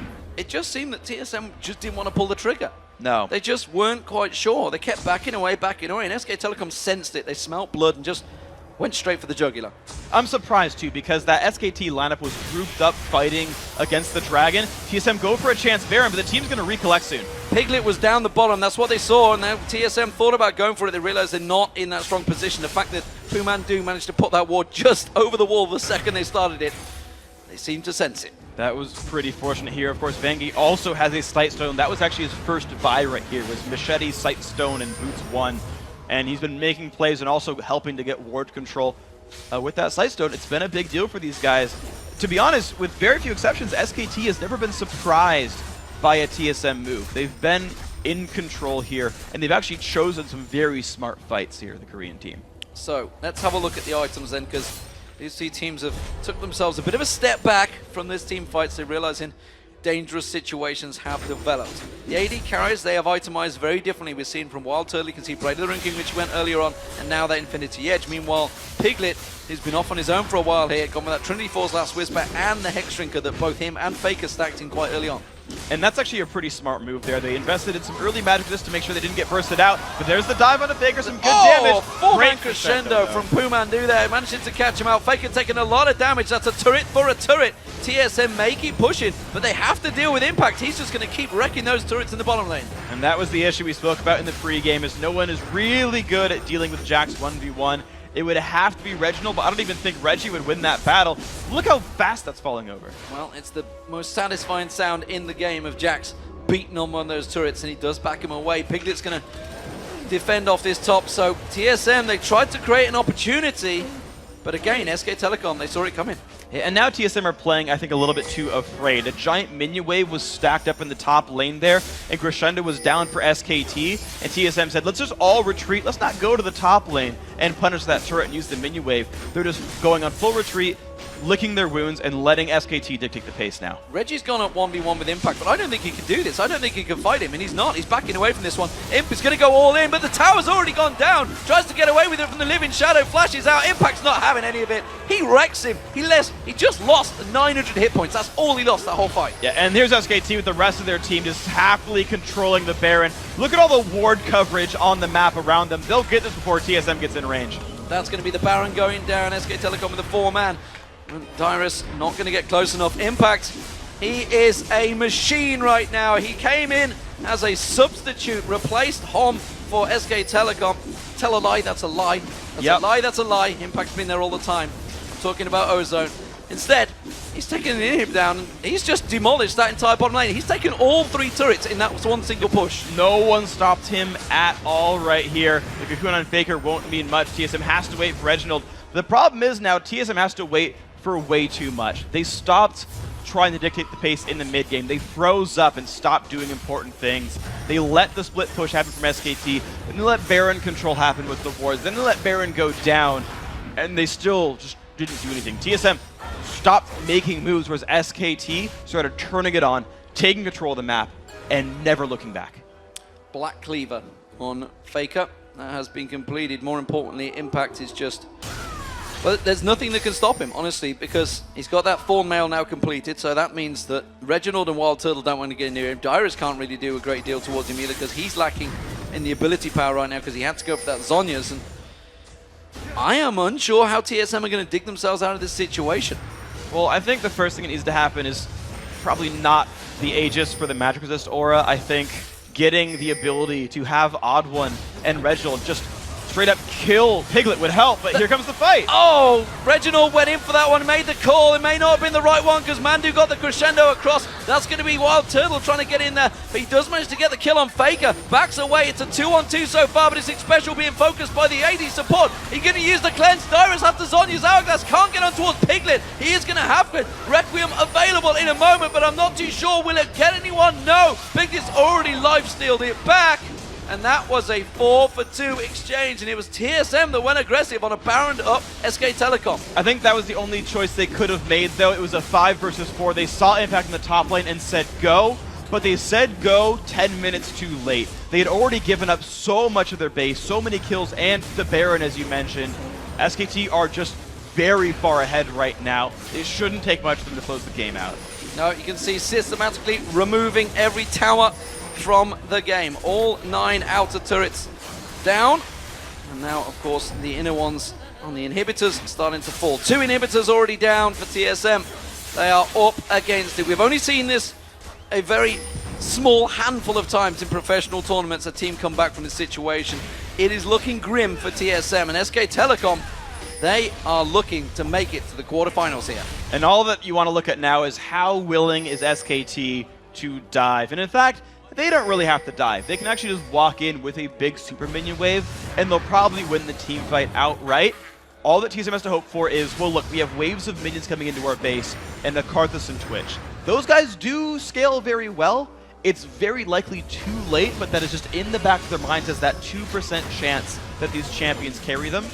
SKT just has to play a smart game where they rely on the super minions and go in with a wave. And it should be the same fights we've been seeing the whole time. SKT are in the lead. They just have to make sure they execute right from here. They certainly have done so far, that's for sure. Everybody from SKT went back, purchased some salves, a lot of items, because with that 11,000 gold lead comes with it a chunk of items. Impact got that QSS, so he's making sure he's not going to get locked up anymore either. Infinity Edge popping in for Piglet, so lots of damage across the board. Bloodthirster also picked up by Faker, and you see there the timing, well, we are pretty much on it. 33 minutes and 25 seconds is the count, 33 minutes and 35 seconds the average time for SK Telecom, 35 minutes for TSM. I believe we're going to be hitting one of those markers. I believe it's going to be a little bit bad for TSM though, as SKT moves on in. They've got everyone bought back up, full health, full mana, no Baron buff, but that doesn't necessarily matter. And they look for the easiest place of ingress. There's no turret here at the top lane, and they can get basically 3 times as many super minions now flooding into the base with his inhibitor falling over. Here they go. Here they go. Faker's going to be the focus. He is going to go down. The pop will come out. Reginald will pick that one up. Dyrus drops in the meantime. Piglet comes in around the side. He takes down Reginald. Requiem will come out. He's going to cut on towards Impact, who gets cocooned up, locked up by the Tibbers, but is still going to survive. You can see he's just life-stealing back off those minions, and that will be the 3rd inhibitor of the game for SK Telecom. And there's no more spray and pray for Wild Turtle. This should be the game-winning push here for SKT. Impact taking up, using that counter to try to defend all the attacks. He's going to go down. Wild Turtle will pick up that one. Bengi going in. He's got a bit deep. He's low on hit points. Oddwell might be able to get on towards him, get that damage down. The turret hit not going to be enough. Special getting locked down. Piglet just wrecking now. Picks up the double, can turn it into a triple. Yes, he will. And that will be the game for SK Telecom T1. The third match of the day, and they go 2-0 for the day. And if SKT can win one more game tomorrow, they guarantee themselves a spot in the quarterfinals. They'll be playing for the top 4 and on if they can keep winning. Very close game for the first 20 minutes, but from there, SKT just turned it up, made the moves, took control, fought the right battles. 22 minutes into that game, they were equal on gold. And every team, honestly, in this tournament will be looking at what happened there and thinking, SK Telecom, they are strong mid-game, let's not get about it, but that was all on that one singular fight around the Dragon mid lane. Yeah, it was. That was TSM looking forward and then saying, I don't trust our engage. And by waiting too long, there were a lot of things that actually fell down there. So Wild Turtle had popped his stealth. He was going to have 5 seconds of attack speed plus frame for huge damage there. You had the ability, you had Wall of Pain actually down in the Dragon Pit. Magic Resist Shred to allow Karthus and Annie to do more damage. You had Tibbers up along with the stun being ready for a special. But because that all waited, Wall of Pain was down. Dyrus ran out of mana. Wild Turtle no longer had attack speed. Annie wasted her stun charge on a single target stun on Jax or Riven and not on Tibbers on 4 people. TSM, I think, got a little bit too gun-shy, and that was kind of the story the last 15 minutes. They were too afraid to make any moves. SKT took charge of that game. And it seems they just didn't have any control on Impact in that top lane. He just managed to snowball it away from that very early gank they had on Dyrus with Bengi. Let's go over to Quickshot, though, and the guys to take us through the analysis desk. Thank you very much, D-Man. That was an incredible game to watch. It was one that I think many people were looking for, and TSM really put on a show. Let's start all the way back at the beginning with the picks and bans. Twitch, Annie, Zed, and Karthus, as well as the Riven, the Jax. So who was to pick this one up? You know, I really like TSM's picks and bans that time. Of course, we've seen them run that top lane Karthus in the LCS, but I doubt that SK Telecom had prepared for that eventuality. And having it with such a strong assassin like Zed is always great. And then kind of putting on their best royal impression with the Twitch Annie lane as well. Very exciting and a very aggressive style of play. I think Freak is absolutely right in that you had these... they were a little bit gun-shy with it in the mid-game. You are all in with that kind of composition, and if you're too late in pulling the trigger, it can really hurt you.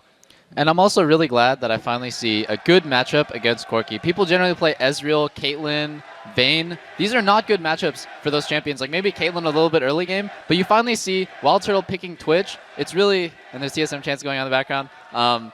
Twitch is a skill matchup against Corki, where Twitch is in favor because he outscales. Twitch is... Corki is really good at doing very, very short trades, and Twitch is generally better in the longer trades, although with any support, the threat of that stun actually helps them scale into the game, especially when you can have a Requiem to back you up. Yeah, TSM's plan coming into this was to bring global presence to the bottom lane so they could get their bottom lane rolling. Thought they were going to actually bring more and even go with like the jungle Nocturne that they were thinking about, but when Elisa's up, you're going to take that away. Yeah, I guess what was great about SK Telecom's composition, though, and the way that they played it out was the Bengi's level 2 gank with the red buff really caught Dyrus off guard. And this is something new that I haven't seen from SK Telecom before. And they're really picking up cues from, say, the Chinese teams that are more likely to do that here. And so we're already seeing some of these adaptations. And, yeah, not only that, but they knew that by getting Jax a snowball, and if they could hold down Zed in the mid lane, the split-pushing threat would be unanswerable. And so they basically force TSM to all in them in a 5v4 situation. If you're watching for that and you can let Jax split push, for me, that's really where the tide turns right here. There was also something that I really liked from that game. It was pretty clear SKT really wanted to focus, first of all, getting Jax going and rolling, also trying to shut down Dyrus. We've seen a number of ganks. And the very first, or the second dive actually under the tower where Dyrus has managed to throw down that Requiem, pick up a double kill. Wild Turtle got a kill as well in that bottom lane. But one of the other things that stood out for me throughout the game was that in the first 10, 15 minutes of the game, TSM had very good Dragon presence. They secured the first one after a good kill. They won a fight because, Impact simply wasn't there. They managed to pick up a kill onto Piglet and then secure the Dragon. And it was very positive for TSM in that time frame. And they were dictating the pace of the game right there. At Impact decided, SK Telecom was not decisive enough. Should we push down this lane? Should Impact come for this Dragon fight? And that moment of indecision, TSM really capitalized on that well. That's the danger when you gank Karthus post 6, is that if you get him down and you go low and he will just press his R, and then people on the other side of the map can immediately play on that. Even if you don't get kills, you chunk your opponents, and that can transition into a Drake. TSM really reacted well on that Requiem. They knew it was coming, engaged on bottom. Unfortunate crescendo miss from Pumandu, but then they turned it around into a Dragon, and that was a really solid play. Got TSM definitely back in the game, and props to Darius for pulling that off under the tower. And speaking of the other side of the map, I'm actually really concerned as SK Telecom progresses through this tournament. Pumandu has not been impressing me with his laning. Like his mid game and late game warding, crescendos, they've been great. But in lane, I see him getting hooked a lot by Mithy against Lemon Dogs, getting like backwards crescendo happening right there and getting both of them killed. I feel like Pumandu is going to have a lot of trouble if he ends up playing a more aggressive bot lane. Like you just see right here, Turtle and Special are they're top tier in NA, and they had a lot of trouble. Well, talking about Turtle, Walt, before you carry on.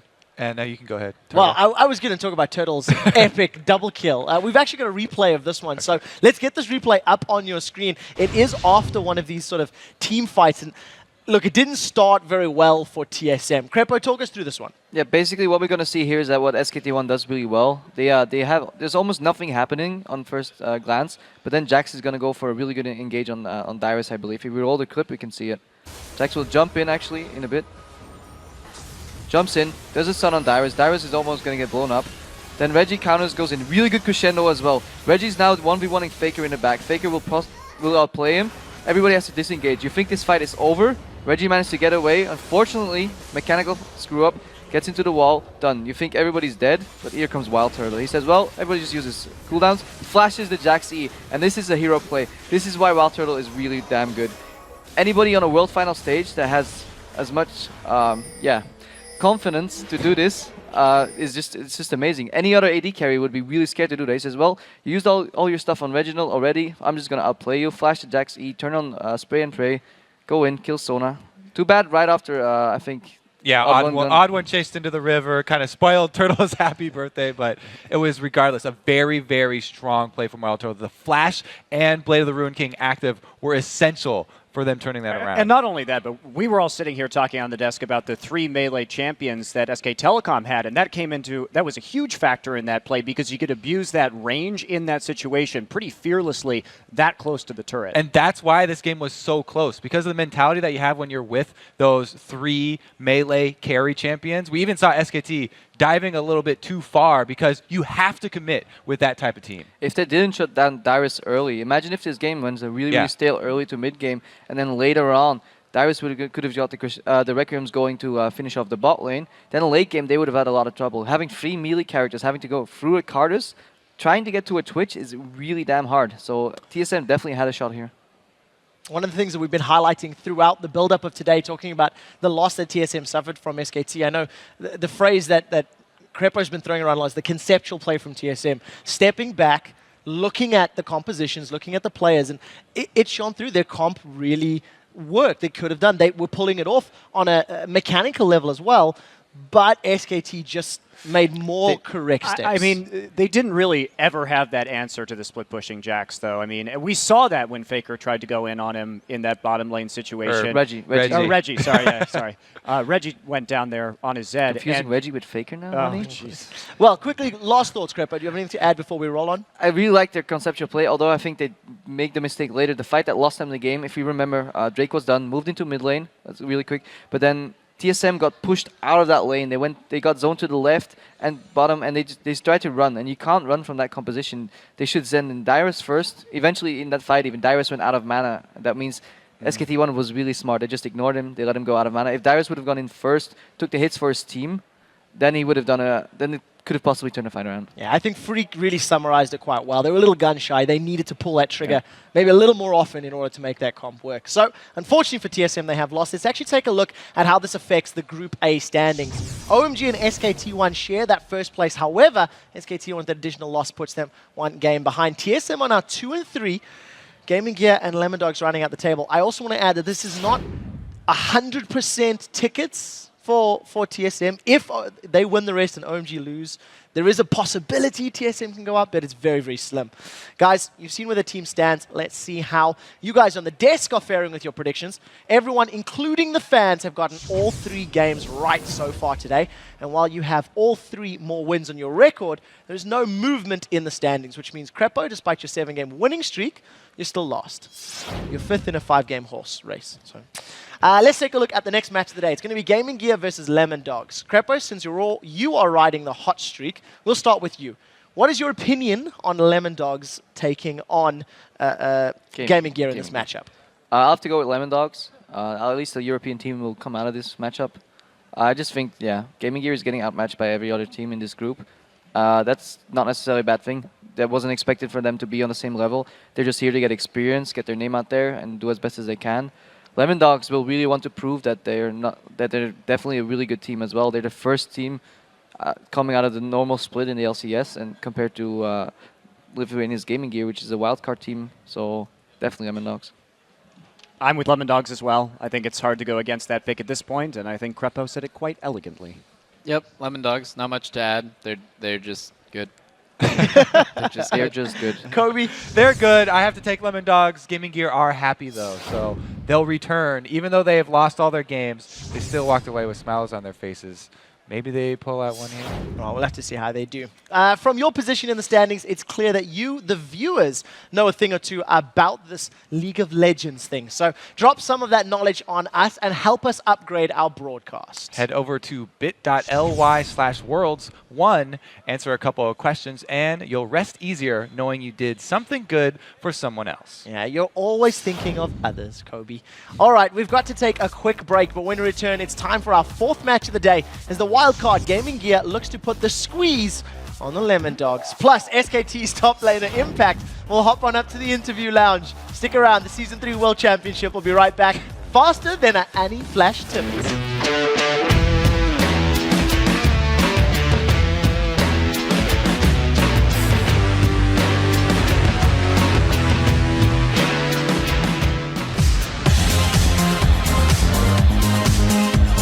Welcome back to the Season 3 World Championship live from Los Angeles, California.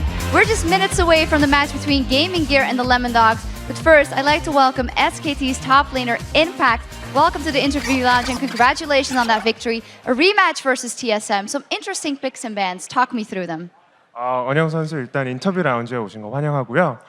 TSM 경기랑 경기에서 좀 그 픽앤밴이 되게 재밌었는데 거기에 대해서 좀 말씀해 주세요. 일단 리븐이랑 잭스가 나왔는데 그게 다 제드 카운터로 뽑았고요. 그리고 또 재밌는 게 애니가 나온 게 좀 의외있게 했는데 그거 약간 픽 좋았던 것 같아요. 저는 밟고 했다. 그렇게 됐어요. 미치겠다.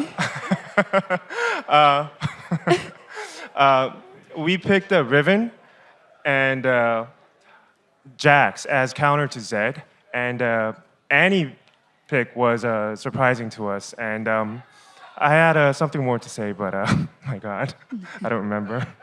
No worries, it's all good. Just coming off a great victory. Tell me then again about your lane matchup versus Darius. You gave him a hard time. Was it Jax versus Karth this matchup? How did that go? 그 잭스랑 카서스랑 그 매치업이 됐었는데 그 다리우스 선수랑 붙으셨잖아요. 그게 어떻게 됐는지 좀 말씀해 주세요. 일단 카스 탑일 줄은 생각도 못했고요. 제드 탑이라 생각했는데 좀 아쉬웠고 카스 탑을 와가지고 좀 당황을 했긴 했는데 그래도 다이러스 선수가 좀 침착하지 못해가지고 그 1렙 때 원래 좀 사르셔야 되는데 좀 공격적으로 해가지고 킬을 따인 게 진짜 큰 것 같아요. 그거 카스 픽은 좋았는데 좀 아쉬웠어요. 그게 플레이가. I didn't expect Karthus to come to the top lane, so that pick was really surprising. I was caught off guard, and Darius played well, but he was a bit too aggressive in level 1, so he pushed far, and that was a little disappointing for me. But was well played. Well played by Darius. Now a victory for you guys, and you've got some more matches coming up, almost certainly being qualified for the playoff, but I'd like to focus on the game versus OMG tomorrow, as that's a rematch. You lost the first time around. How do you think it will go this time around? 내일 경기 그 OMG랑 재경기를 하시는데요. 이번에 다시 붙을 때 무슨 생각을 갖고 경기에 임하실 생각이신지요? 일단 저희한테 롤드컵 처음 와가지고 패배를 안겨준 팀이고 그만큼 강력한 팀이라고 생각하고 있고 OMG를 이겨야지 한 번이라도 이겨야지 그나마 강팀이라고 생각을 할 수 있을 것 같아요. 꼭 꺾어야 할 팀인 것 같아요. OMG was the team that gave us our first defeat when we came to the World Championship. So I believe they're a very strong team. And I think we must, in order to call ourselves a strong team, we must beat OMG. Talking about being a strong team, coming into the tournament, as you said, suffered some losses. And how do you feel that you've grown? Do you feel that you're on championship form right now? 이 월드 챔피언십에 출전하실 때 굉장히 강력한 우승 후보로 거론되시면서 그 경기를 시작하게 되었는데요. 지금은 그 롤챔 이제 현재의 기량을 좀 회복하신 것 같아요. 저는 아직 회복은 안 했다고 생각하고요. 솔직히 제가 그 1일 찰 때 구토를 하고 그러긴 했는데 그건 다 제 잘못이라고 생각하고요. 컨디션 조절을 못한 점점 회복은 되고 있는 것 같습니다. I think we are slowly regaining our form. The first day I was sick, but I mean I think that's my fault for not being able to manage myself, and I think my form's recovering slowly, and our form's growing. Okay, great. Thank you very much. Congratulations once again. Now let's send it over to the caster desk for more group stage action.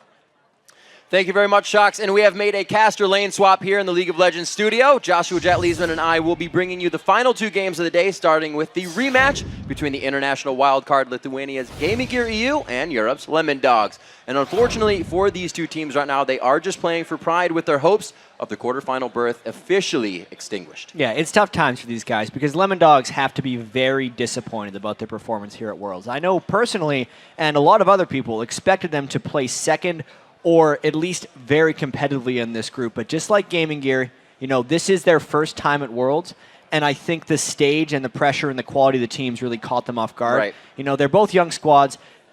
They will be able to take this into their experience in the future. So they should still continue playing here. They got plenty of group stage left. There is a difference in prize money as well later throughout the tournament, and the pride is immense. There's still the world watching. All right, let's get these guys on the riff. Let's check out the starting lineups. On the blue side, it's Gaming Gear EU. NBS in that top lane, Elunir in the jungle, Mazarin in mid, Deadly Brother on AD, and then Spyro looking into your soul on support. And on the red side, it is Lemon Dogs with Zoro0 in the top lane, Dexter in the jungle, Nuke Duck, of course, in mid lane, Tabs on AD, and Mithy on support. And it's clearly said that obviously mid lane, Mazarin has been huge for his team coming up in all of these games. Was for the wildcard tournament, his Gragas play really, he was able to put them on his back there and just carry them through. And we've seen Nuke Duck just back and forth. It's been a roller coaster for him, but he's always bringing out some of those plays that we like to watch. Yeah, and I think for both of these teams, this is going to be a chance for them to kind of shine again. Lemon Dogs has already picked up the one victory over Gaming Gear in their first matchup. So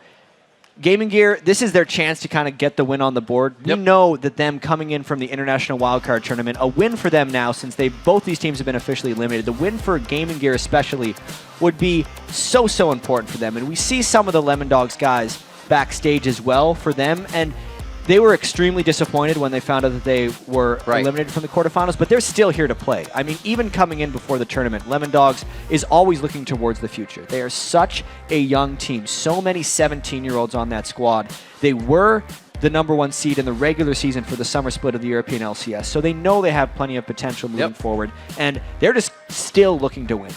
And we'll see what they can do as they hop into this game. It was a long road for pretty much every team coming into this. It was kind of like, hey, now we have this chance. We can qualify for Worlds, and we get here. And then you don't see the gap between the skill, but you see what different styles that people play. And that itself creates the gap. It's not that people are far behind in skill set. It's the execution of what they're doing, how fast the rotations are. So it's crazy to see, what was having a long extended run in the EU scene is, not as strong here because of what's happened around the world. Yeah, the speed of the game so far in this World Championship has definitely kind of surpassed Lemon Dogs and Gaming Gear both. Gaming Gear in the International Wildcard Tournament was a team that would kind of withstand the laning phase and then come in and win team fights. And Lemon Dogs, likewise, was one of the most conservative, slow-play teams in the European LCS with excessively strong laning phases, which is why I'm kind of excited for this matchup, because they have somewhat similar styles, and it will be an opportunity for them to kind of not get outpaced and kind of play their game. And the bands coming out here are already showing a little bit of flavor. The Aatrox band, which had previously mainly only been a European pick, it's a rather European affair right here, and they're actually letting Zed through, which has been a pattern today I really wonder if we're going to see the Riven counterpick. They're at least tooling with it. It's funny how, I guess, influential or impressionable, as Doublelift said, that players Everyone are. here is, exactly, right? We see the Kog'Maw. The Riven obviously isn't getting picked, but, you know, people weighing in on things, they see that works now, so it may be thought to be picked up by somebody else because everything's getting banned out here, and it's going to have to be that spice, that variety that wins it. The Riven's worked all right in lane so Right. far, but I can't actually say that Faker's played incredibly in either of those Riven This games. is true. He was dying a few times, and the picks and bans in this game are kind of crazy when we consider the overall scope of this World Championship. The fact that Zed, Ari, Corki, and Shen have all been getting through already. I know that Zed and Shen combined were already 100% pick or ban. Zed has been banned in the majority of the games, but they're really just kind of trading power picks with each other I like at this it. point. This is like super comfort coming in for these Yeah. guys. We'll have to see what Nuke Duck puts in for himself. It looks like everybody's getting their own choice here for Lemon Dogs He's gonna- on their side. We'll have to see what he decides. Right now, we got tabs on your screen. Diana is good against Ari. Yeah. It's something that we haven't seen that much of recently since Diana's kind of fallen off. But back when Diana was big, it was extremely successful. And it would also combo very well if they wanted to do any type of dive buddy or, you know, dive party, because they'd have Shen, Vi, and Diana if they wanted to go in and potentially kill Deadly Brothers Corki. These are going to be very telling next few picks for Lemon Dogs, because even with the Vi, you're generally expecting an assassin type mid laner from Nuke Duck, and considering that Fizz was banned away and that Zed and Ari are already on gaming gear, Diana's kind of the one that he would have left if they decide to get it with their last pick. All up to Deadly Brother and Spyro now, rather. We do have that AD carry on the board, so we're looking for support. We're looking for jungle coming out of gaming gear. At least they can still play with the Teemo pick. At least they can. Teemo plays.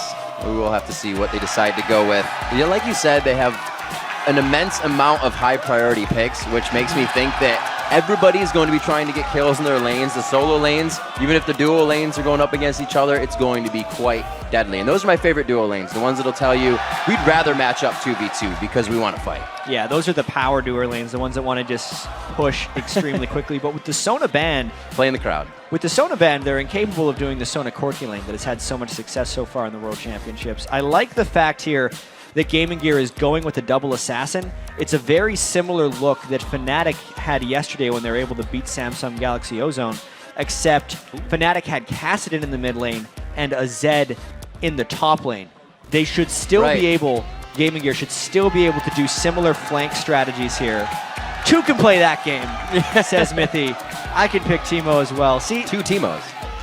You guys will have fun with this one. But really, to finish the point on the double assassin, Gaming Gear is going to be looking to flank these fights, which means if Lemon Dogs has strong enough straight-up initiation, they're going to be able to bypass that and not allow the assassin's flanking time.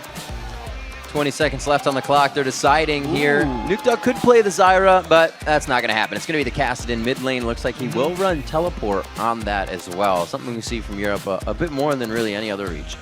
Yeah, the Kassadin is definitely a favorite of Xpeke, who Fnatic is first place currently on the other group.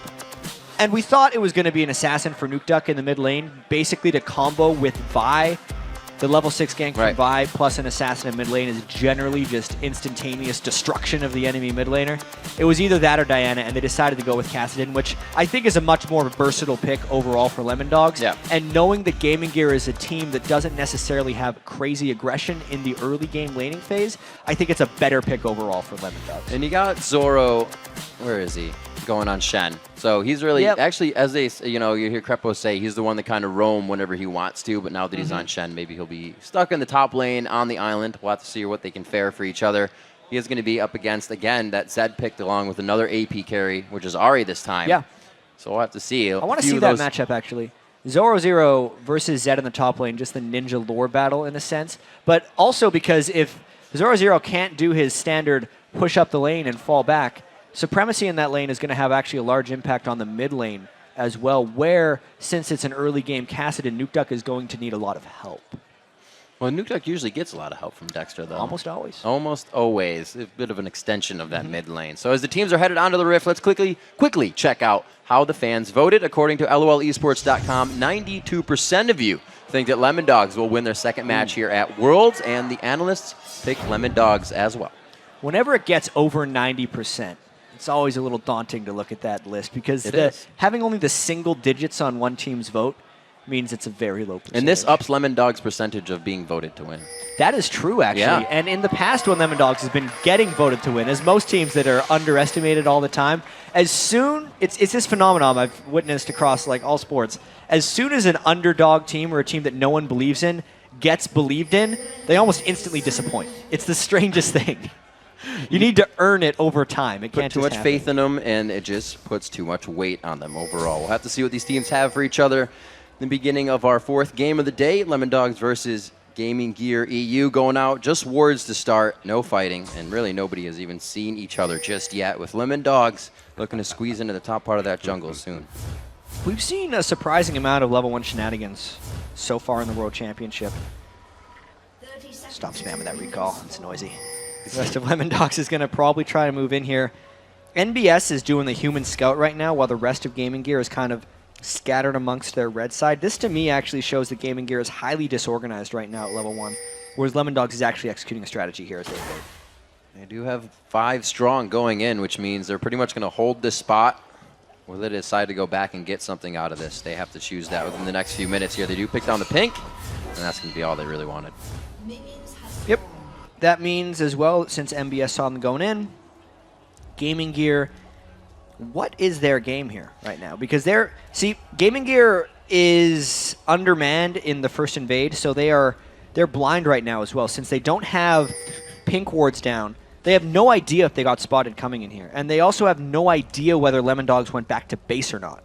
This is an extremely dangerous blue buff right now for Gaming Gear. As, the rest of Lemon Dogs just pushing it back. This could very well set a Lunar really far back in the jungle. They're probably going to fight over this. And this is going to be hard for him. It appears like they're going to put their solo lanes on the outside unless we see Zed and MBS going towards that mid lane. Right now, they're all kind of huddling together so they can get the aggression on this. But there's a bit of time being wasted here. Part of me really wants him to just fight right now because it's 4-on-4. They're clearly wanting to fight over this blue buff. No one is getting lane experience. Well, this is the dance. So right now, this is going to force the smite. This is pretty much Gaming Gear's getting out of this. It's a smite race at this point. Lemon Dogs can't clear the ward that is in their blue buff right now. That is one healthy golem. How long are they going to do this for, Riv? Quite a bit of time. Oh, there's one. Do-si-do. One of the small ones is down. Mazarin's quite low. We can see Zoro went hard in that top lane. Hey, guys. How we doing?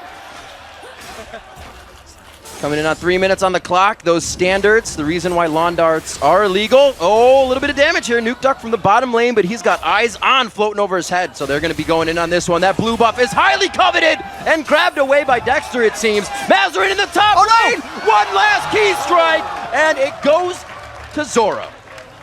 How does something like that happen, Riv? Because that's a level 2 Shen, not known for his crazy level 2 kill level potential. 2 all in. Yeah, that's what Shen does. He had the Doran shield. That is the aggressive item right there. But really, absolutely, Lemon Dogs was able to get the smite away after an extremely extended stare fest at the blue buff right there. That basically gives Lemon Dogs an incredible start. I feel like what actually happened in the top lane, Mazarin, since he is kind of the leader of Gaming Gear, may have been spending too much attention worrying about what was happening on the other side of the map and not dealing with his own business. And that's why 0-0 was able to kind of wondering kill him if and he needed surprise to him. be present. Exactly. He was just thinking too much and probably trying to make calls halfway across the map. All right, so Alanir now knowing he has the ward on him. Lemon Dogs placing this chess piece very far ahead, minutes ahead right now. It looks like they'll be able to clean this one up. No, the red buff stops ticking, and it looks like they won't get the slow, but they are going to still aggress. They have gone with the 1-2-1 on the split. Those solo laners in the long lanes. Let's see if the duos here can get this one back. Looks like they are able to grab. No, Dexter. Dexter ran off with it. So he gets everything. Smited it away because Alunir was out of the business and Dexter had waited long enough from the first blue buff they took to get the steal. It's actually quite rare nowadays that we see a team able to take both blue buffs in the early game. They're also able to get the timer on that blue buff, so they know around 9 minutes and 25 seconds or so that blue buff is going to be up again. And I would actually kind of expect a re-invade, because at that point, Zoro will actually have his stand united as well, so they're going to be able to have that extra skirmish presence throughout the map. And we just saw Tabs hitting level 2 in mid lane there. Level 2 at 5 minutes in, which just goes to show the chaotic movement that has already happened in this game. With those AD carry supports middle, it looks like Gaming Gear is going to be pressuring up. Mazarin definitely not running any armor, and you can see the giant health bars there sitting in his HP spot, so he can only take a few shots. Zoro definitely has the 1v1 in this lane. Yeah, I wonder what Zoro is going to be rushing here. Probably a Spirit Visage. It is a little strange here how Gaming Gear has decided to go Corki Lulu in the mid lane. And here comes a gank from Dexter. Oh dear, that's not good. Deadly Brother trying to get out. He may be just that, but it looks like they focus on Inspiro now. And they're able to get out of this one alive. Oh no, he gets the condemn. He walks straight for the turret. Tabs gets a hit up. The Q as well. They trade off on that one. That exhaust from Inspiro was incredibly timely. It seemed like Deadly Brother was completely dead to rights, and then it kind of baited Tabs to go a little bit too far. Inspiro stuck around after the exhaust because he was honestly a little out of position as he was running away. Allowed him to get killed against the turret, but then obviously Alunar, because that fight was so long, had enough time to close in, pick up a kill back. Well, it looks like they don't really like what's been happening. Mazarin says there needs to be a change of plans here. I'm going mid. You guys are going to the top lane. So Deadly Brother and Spyro going to start heading up in this face-off against Zoro. I don't think he's going to have too much trouble in that lane. He's already accrued 34 to the 26 CS of the matchup they had before, so he's just got to hold steady. Yeah, Mazarin was not going to do much against Zoro, especially with that health crystal kind of tipping off that Zoro was soon going to become even more of a pain for Mazarin's Ahri. And also, if you're playing Ahri, you need to be in the mid lane so you have the ability to roam around the map and make some plays. That's as sure as Zoro feels about himself, engaging into 2v1 and really not taking too much damage. Dexter now towards the bottom lane, a level 6 NBS here. Does have that escape for himself, but he may try to just poke in Alunir on the side. Dexter sees him, and they go back to safety. Dexter needs to hit level 6 to have a bigger impact on this game. He's actually shut down Alunar quite substantially, but Alunar's Jarvan got something back when they were able to pick up that kill. We very well may have something here. No, they're going to back away in the side lanes. But this game actually, Riv, is incredibly close. Coming into the game, Gaming Gear is yet to pick up a win, but surprisingly, Lemon Dogs has only had one win in the entire World Championship. And despite the early advantages that Lemon Dogs was able to take with Zoro 1v1ing Mazarin in the top lane, and with Dexter winning the Smite War at his own blue buff, Gaming Gear is really hanging in there. And if we look at the way Gaming Gear won games during the International Wildcard Tournament, it was actually by sticking around, sometimes even losing the laning phase slightly, and then making plays in team fights. So by those accounts, Gaming Gear is actually on track in this game. It's not that they know to stop it right away, but they do know how to just kind of clog up what's happening, what's going wrong with this lane switch. That's kind of how they stalled out the kills going on. They got kind of re-control of their jungle that was being swiped out by Dexter. So we'll have to see if Lemon Dogs can continue the pressure. NBS still holding on to that red pot in the bottom lane, a little bit for the aggression, a little bit also to save his butt if he gets into a bad situation. But we also have Nuke Duck now going back to the mid lane versus Mazarin. Yeah, I'm very interested to see how that mid lane actually plays out, knowing that Nuke Duck and Dexter are both level 6. We already saw one attempted approach where Dexter camped right behind that top left wall in the mid lane, and he actually didn't Vault Breaker into range to land Assault and Battery onto Mazarin. Mazarin didn't even have to burn Ahri's Spirit Rush to escape. That is effectively the guaranteed gank for Lemon Dogs, and it means Mazarin has to play like extremely scared. Yes. There's a word for that, but it is not a friendly place to be in. We can see him returning to lane. Right now we have Alunir backing in the jungle. Not too much, that's not coordination, but you can see that Gaming Gear is setting themselves up. They're not exactly in the position to start making these impact plays just yet. The wards in the favor of Lemon Dogs towards Dragon and their side of the jungle. You can see the aggression here from the bottom lane. Lemon Dogs not having any problem keeping this lane pushed. No, and there's that gank in the mid lane we talked about. Ooh, Mazarin is holding down to the ulti, making sure he gets out. They're trying to get some damage in as well. Good offense is also a good defense. Hey, when that gank doesn't work in mid lane, that's fantastic for Gaming Gear, once again. Dexter's big ultimate is down. The big thing here, though, is they're trying to get a little bit back, knowing they've taken Mazarin so low. They're trying to steal that blue buff away. It's another Smite War if they get to that. Alunar does not have as much backup. Zed is coming in, though. He is always invited to a party he doesn't want to be in right now. The blue buff also going very low. Again, taken out there by Dexter, and it looks like they're going to start heading towards Mazarin. The ultimate is canceled. That bottom lane, again, condemned against the wall. Taz is just pinning people up in this lane. There is still a lot of dancing going around. We saw the repeated blue buff Ooh, invade. Oh, missile just barely grazing the back there, Myth. He could not finish him off. But the delayed blue buff and steal from Lemondogs did come through, but that still has to be transitioned into an advantage. It stops Mazarin from getting a blue buff, which should give Nuke Duck a little bit of an edge here coming up in the mid lane. But the lead has not actually shown itself yet, knowing the game is still only a couple of hundred gold. You're right. Lemondogs. They're doing the things that affects them. They've stolen Alunir's first blue, the second blue for Mazarin, who had a tough time in the top lane. So they're working on it, but the objective's not there to be grabbed yet. They may try after this one.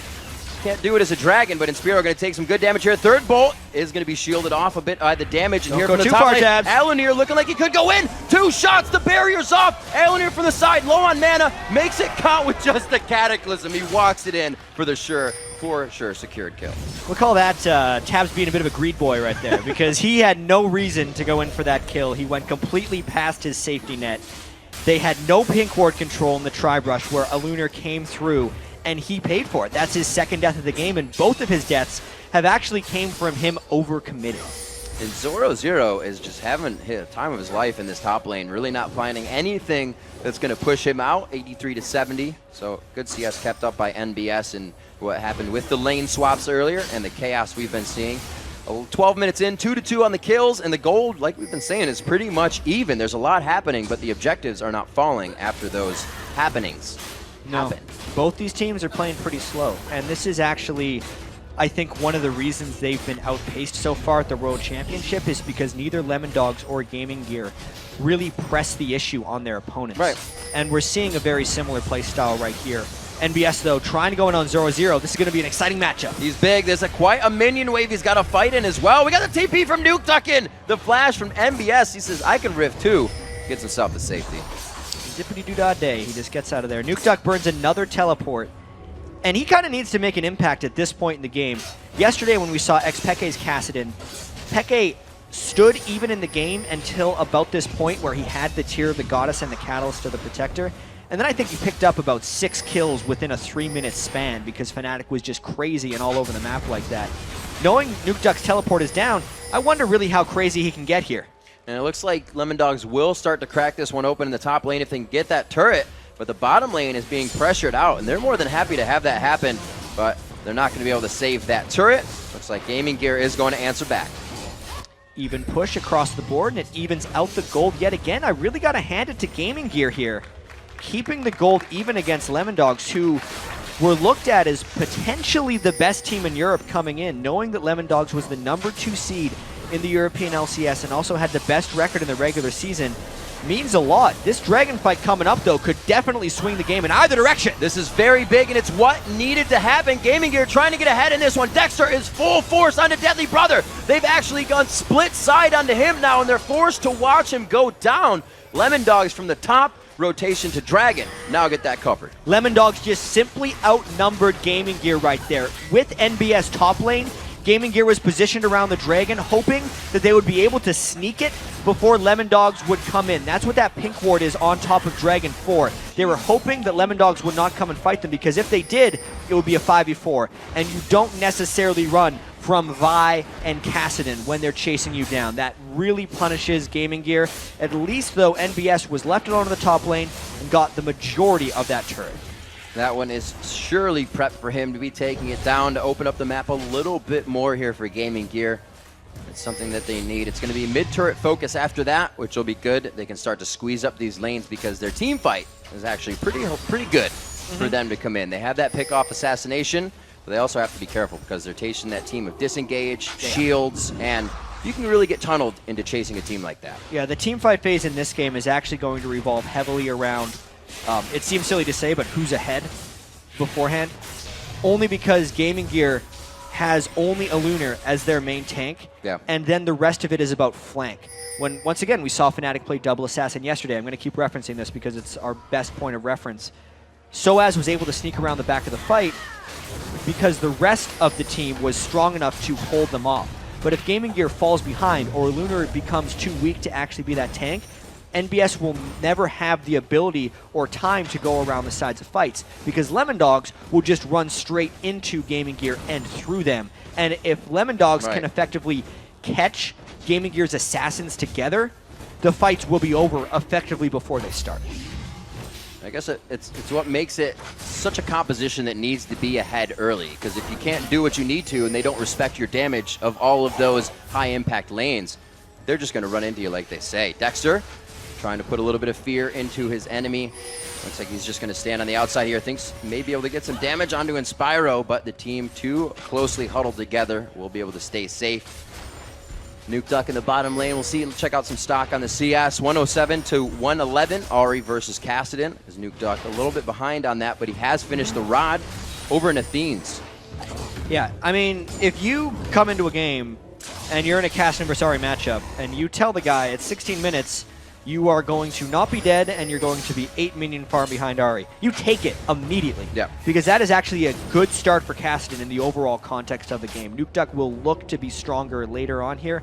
The Rod of Ages completion by Nuke Duck is extremely normal for a Cassidy build. We have seen times... Oh, this is actually Zoro getting ganked. There he is. Zoro goes in. The death mark goes down. Can they finish up a little bit of damage on top of that? They do have the red buff. He's able to flash out of that one. The slow has worn off of him. They don't get the extra one there. It looks like he's going to be able to get himself out of this one quite clean.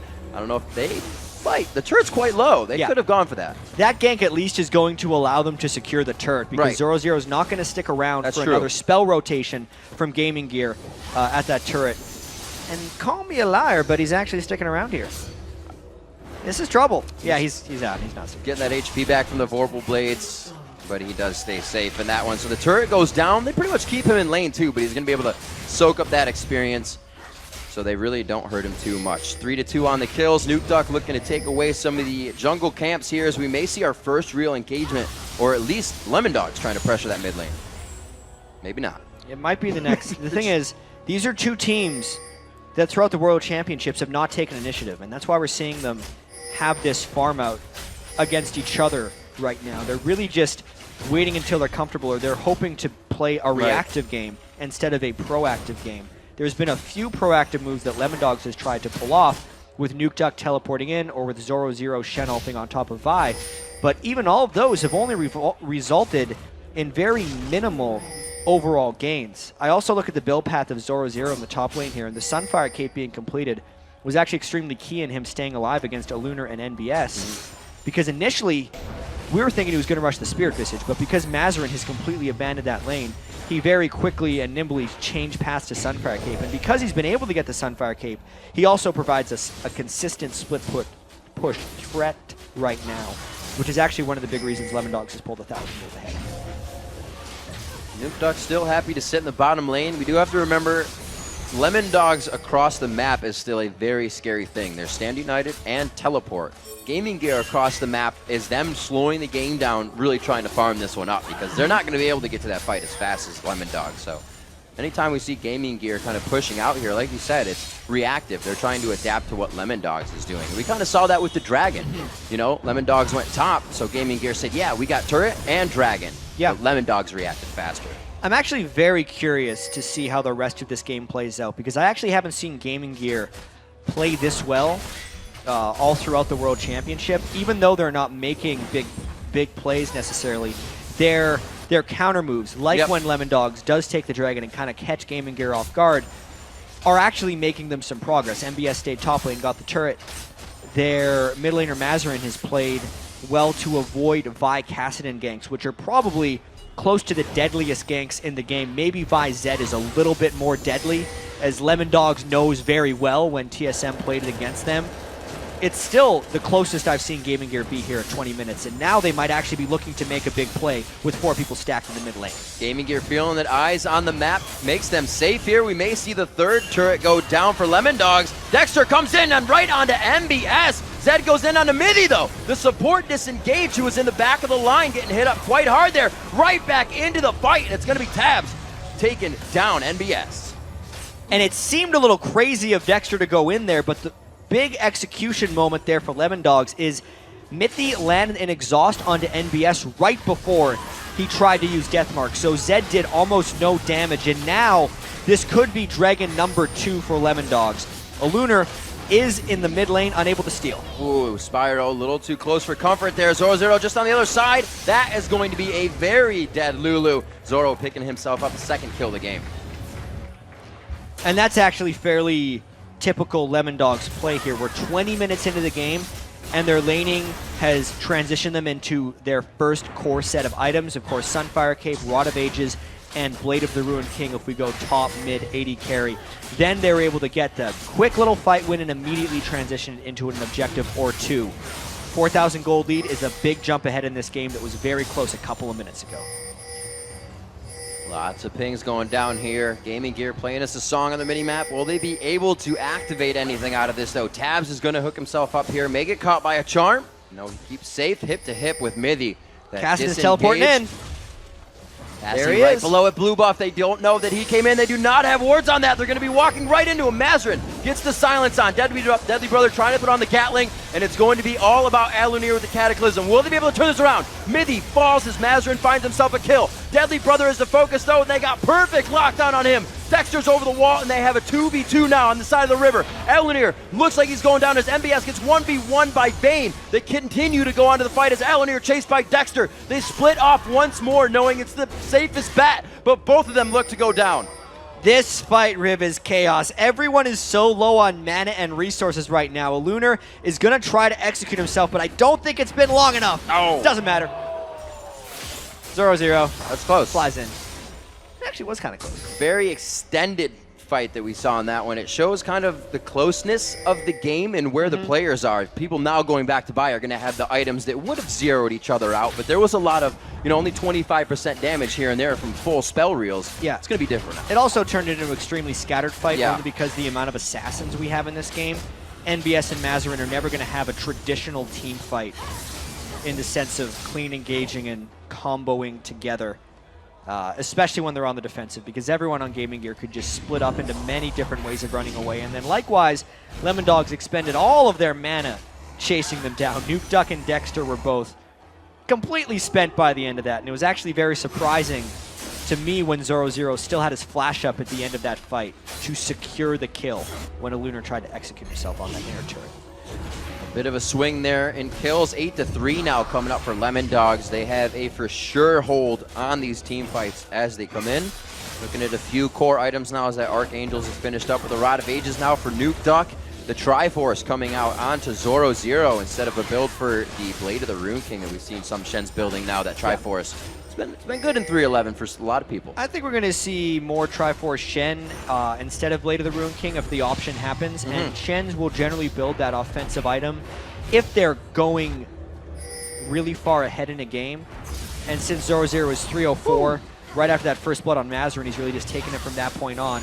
He's going to continue to build offensive and be a very large threat. That turret's not going to help you, Mazarin. Don't cast your spells. You're just going to give him Force Pulse. It's more damage. Mazarin, get out of there. Oh, he gets the Assault Battery all the way locked down. Can he break the vault? No, Mazarin gets the Lulu Ultimate. Wild Growth comes on. Dexter back into the fight, but here comes Lemon Dogs. They've been called in and the cavalry arrives. Tabs onto Alunir. The Tabs rockets going out, and he gets the proc of the Silver Bolt. 10-3 on the kills, a 6,000 gold lead, and Zoro's in the top lane without any pressure. Yeah, we got to remember, that was a 4v5. Mazarin was caught out of position at the start, and it meant the rest of Gaming Gear was trying to collapse in a round. But like we said, if Lemon Dogs got ahead, the team fights would not be clean for Gaming Gear. Lemon Dogs could just go through everywhere they want. NBS was unprotected, the flank did not work. He got focused down, and then the rest of Lemon Dogs could just push through for more. Lemon Dogs looking to really pad their pockets on this one, getting a bit of gold out of this globally for themselves. They pick up the 5th turret now of Gaming Gear's side. If Tabs looks like he does, no, he's going to back off on this one. Deadly Brother can still put out some damage with that Triforce, and it will be respected for now. We get LD to back, and we'll see what they put in their inventories as they go for what could be final push here, as they have quite a strong lead that swayed towards that 20-minute mark. And how long until Nuke Duck buys boots? Right now, actually.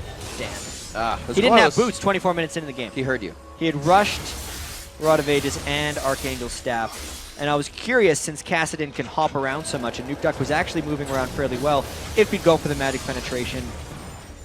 But he decides to be boring. He picks him up real quickly, and now he's back in the base. The boots helping him get there to save the turret. Oh, right back on a Deadly Brother. Locked out there, the barrier very early, but here comes Zoro as well. Everybody getting a piece of that one. And Lemon Dogs working very well together. Yeah, this is once the Kassadin gets going. Yep. 7 minutes ago, Nuke Duck didn't have many kills. He was 0-0-1, sitting on a tier and a Rod of Ages. That's the point you don't actually want Kassadin to get to if you haven't pushed him behind at that point in the game yet. It's allowing him to jump around the map, control, and assassinate Gaming Gear.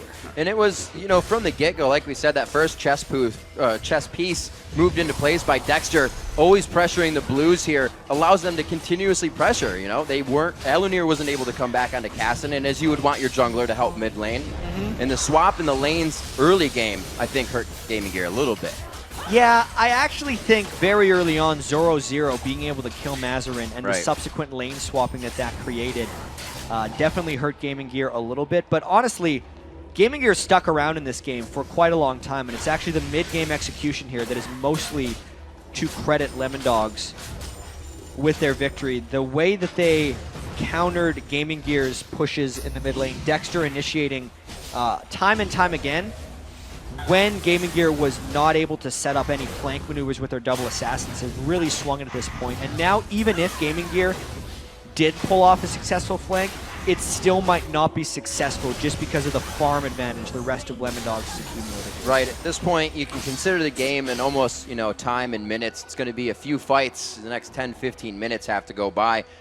And that's really hard to do. It's hard to keep your team in that mentality. Keep reminding everybody this is what we need to do. Because when the fight, you know, presents itself, it's kind of what you want to do all the time, and you fall right into it. And one thing that is actually extremely in Lemon Dog's favor this game, outside of the 10,000 gold, is the experience.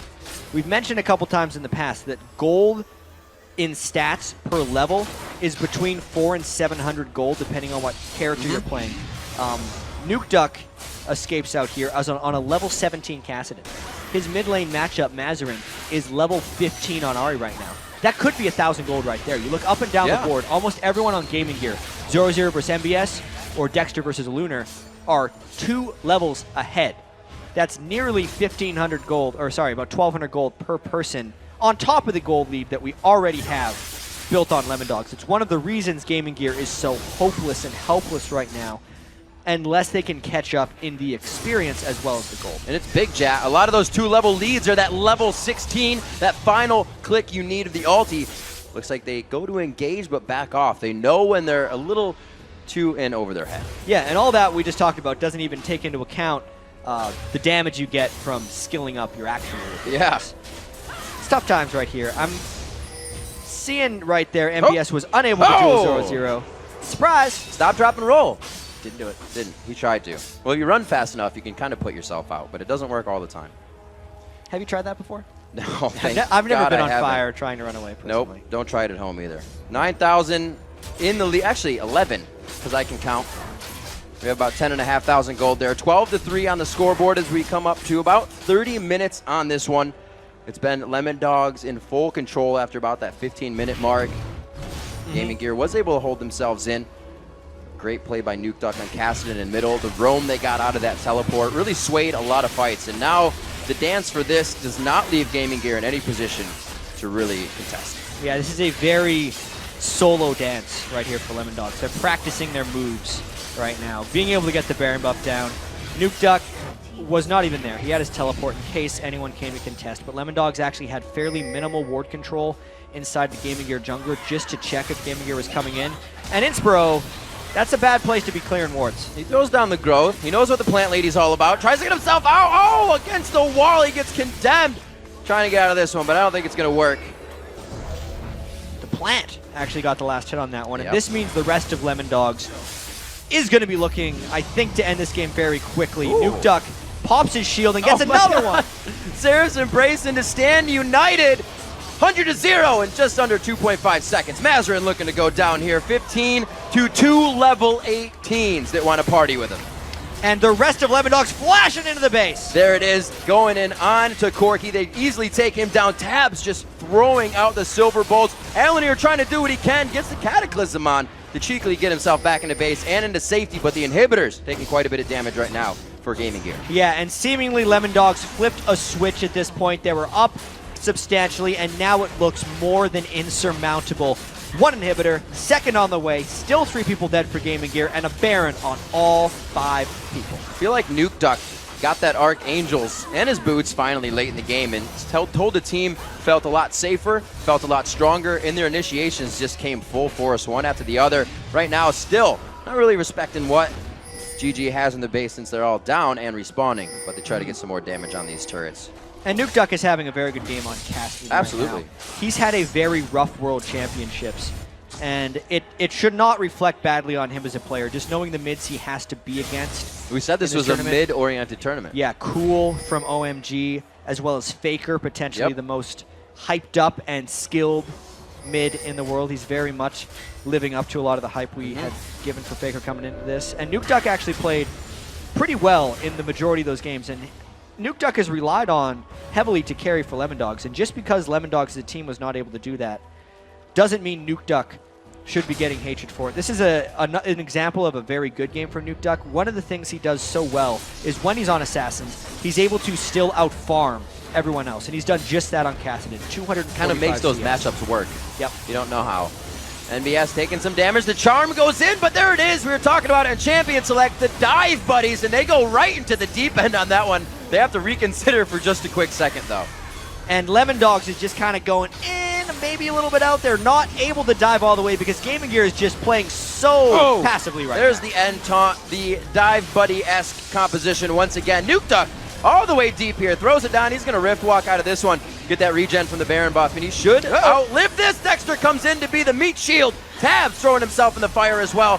Zoro almost getting hit up by the fountain. It looks like they got the Nexus in their eyes. Looks like they got the victory as well to go into the belt. Nuke Duck using all of his active spells right there, including the teleport. Nexus going down. Looks like Lemondogs picks up a clean and decisive victory. Very well played there, very slow in the early game. You could see that both teams giving each other the respect that was required. And once they found that item threshold, the 15 minutes, they got the Triforce on Shen. They got a lot of things in their pocket. They knew they were they're in the lead, and it's not something we see very often, but they took control. Shen actually ended up building a Blade of the Ruined King. Finally. And a Triforce on Shen because he felt happy for the damage, but smiles all around for Gaming Gear as well.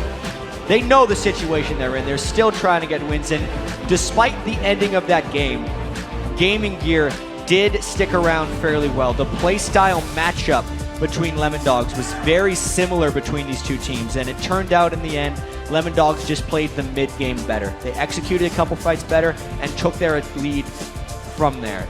Being so assassin-based on both sides means the game is going to swing like that. And it was fun to watch, too, because like we said, both teams got pretty high priority I like picks the going level into that one. where the four of them just kind of stared at each other. 5-minute blue buff. Yeah. We're going in and out. Absolutely amazing game. We still have one more to go on the day. It's OMG versus SKT, so pretty sure everybody's hyped for that one. TSM versus Or OMG TSM, is thank going to you. be the big OMG. one. Because, Wow. I mean, my brain is in it. mathematically, TSM is still alive, so stick around for that one. Absolutely. So we're going to send it over to Quickshot and his posse at the analyst desk for a breakdown for Lemondogs' win. Thank you very much, Riff. We'll be thinking about robbing some trains a little bit later. Sheriff Quickshot. Let's talk a little bit about this matchup. The first thing that I really want to touch on is the level 2 1v1, where Zara0 playing Shen was able to take out Mazarin's Ari. It was something that I did not expect coming, and I know it was a bit unique. Nobody expects the Doran Shield Shen level 2 kill. That's why it worked. Hey, I wish we got to see more of it, but I think that was just Zoro0 using creep waves to his advantage. There's been a lot of kills on that top lane early today. Like a lot of That is stuff for going, sure. a lot of people hiding, doing unexpected stuff. So maybe I wonder what Fnatic is gonna do with that. Maybe just put 5 people in that brush. Why not? Yeah, who knows? You know, it's not like they would do that. You know, they Ever. haven't done that before. The one thing that I want to talk on is we've seen Tab sitting in the mid lane for a little while, and in the first 10 to 15 minutes, his greed maybe costing a little. There was a couple of fights that broke out, and Tabs kept chasing. when maybe he should have backed off. It gave away a couple kills and kept Gaming Gear pretty even with him in the early stages of the game. Yeah, he definitely did get a little bit ahead of himself. He wanted to get those early kills on Vayne to start snowballing, get his blade really early, but it did cost his team early, so they had to wait a bit longer. That being said, I did like the composition of the Shen plus Vi combined with two sort of mobile assassins. When Vi goes in with Shen, she splits apart the other team, and that opens them up for Vayne to be able to chase people down later. Cassidy does pretty similar things, so it did work out really well for them in the end. And Shen Vi is something I see a lot in Champions, actually, because the combination just makes it so Vi's 100% going to get on a target, and then when Shen ultis onto them, it's a guaranteed like taunt and two people on a squishy champion. Yeah, people talk about the ball delivery systems with Orianna, but a ninja delivery system is even more deadly. Yep. We always call that a piggyback ride Shen. Whenever it was a Shen Nocturne back in the days, it was the same, like Nocturne ultis, get a Shen, instantly lands, instant taunt. Requires a lot of synergy, but I really like the composition. I think both teams had a really nice composition, though. Jarvan with Zed and Ahri together works really well as well. Although it was up to Lemondogs to stay even early and then just scale better into the late game. Cassidy becomes such a threat, backup from Shen. A lot of card control coming out from Shen and Vi. And then you have Vayne just outscaling Corki. You could really notice that in the fights. They would fight in the beginning, fight would disrupt, and then Vayne would clean house. Well, and once Shen gets tanky enough too, if you can't kill him in a rotation from an assassin, you're in pretty big trouble right there. So one of the things I want to touch on before we move on to our next game was that both of these teams, for lack of a better word, lacked a little bit of initiative in this game. We've been seeing that, for many other teams that have beaten Gaming Gear, they have tended to get ahead early and through making plays. Lemondogs, they were a slower team in the EU LCS. I mean, they had the ability to play early, but we did see them playing patiently and controlled and whatnot. And we've seen it again here. It could be part of the reason they didn't do quite so well against some of the other teams. But what was your take on the slower pace of the game, especially with some focus on the Lemdog side? Well, I think that's the big difference between like a really great team and just like a good team. Obviously, every team here is world class. That's why they made it here. But like a team like SK Telecom, they don't have hesitation. Like I said before, if they see a play that they can make, they're just going to do it immediately without even thinking about it. And I feel like a team that's willing to make those plays gets in that like the minds of their opponents. And not only that, you can snowball advantages so much quicker and end the game so much faster. Could be a bit of a mindset issue as well. If you're coming into the group as one of, not favorites, but say dark horses like Lemondogs did, comparing to Gaming Gear, who had nothing to lose and only something to win, you can get a little scared. If you have like a negative winning record already, you probably just want that one win to at least go home with a little bit respect for yourself, and that's why maybe they would slow down the progress and know that they can take it late game 100%, and yeah, that makes the victory be a little less convincing but a lot more secure. I think that really comes back full circle to the Tabs early plays too. He got slapped down when he went for the early aggression. That will tame pretty much your whole team for the early game, and they'll play a bit slower after that. Well, we'll have to see how that loss is going to affect the standings after our fourth match of the day. As we've highlighted already, OMG and SKT still sitting at the top of the table. TSM, Lemondogs in third and fourth with Gaming Gear at 0 and 6. And as we have already highlighted, TSM still have a chance, but we'll have to see how they do against OMG as their first step along the way. And so far today, all four of you have gone a perfect 4 for 4 in predicting the winners. Let's see if any of you can go a perfect 5 out of 5 and correctly pick the winner of our last match. It is going to be OMG versus Team Solomed. And before I get your opinion, keep in mind TSM's performance against SKT1, because it was definitely a step up from what many people were expecting. So, Kobe, who's going to win this game? It was a step up, but I'm still going to have to choose OMG here. Still going against TSM. It does break my heart, but I think that OMG their play is so crisp. I don't think they're going to have the openings that TSM are looking for, even in the early game, to get ahead. And without the early game, TSM not going to be able to finish it. I'm also going with OMG. And you can't deny that TSM played really, really well against SK Telecom. I just feel like OMG is really overwhelming right now. I mean, there's a reason why they're undefeated in the group. I agree. OMG here as well. Although I do hope that they get some apple pie back in the oven, and hopefully TSM can get it. Although I think the strength of TSM was their conceptual play, and that was lacking in SKTT1, and that's why TSM had a seemingly a possibility to beat them. But OMG has not dropped the conceptual ball, so to say. So they've been playing really well, really solid. They understand the dives a lot better. Yeah, They I understand dives, that's for sure. Apple pie is dead, dude. Apple pie is dead. What about Cloud9 double lift? Well, that's like a different pie altogether. that oven is still preheating. That one's still Blueberry pie? cooking. It'll be done in a couple Blueberry days. pie, I think. Monty, what's your prediction for the game? I got to go with these gents, OMG as well. They have looked the most crisp, the most complete team so far in the group stages in either group that we've seen so far in my mind. And they look extremely comfortable. No jitters. I think that they're the team to beat right now. So we're all in agreement at the desk that OMG is the favorite for this matchup.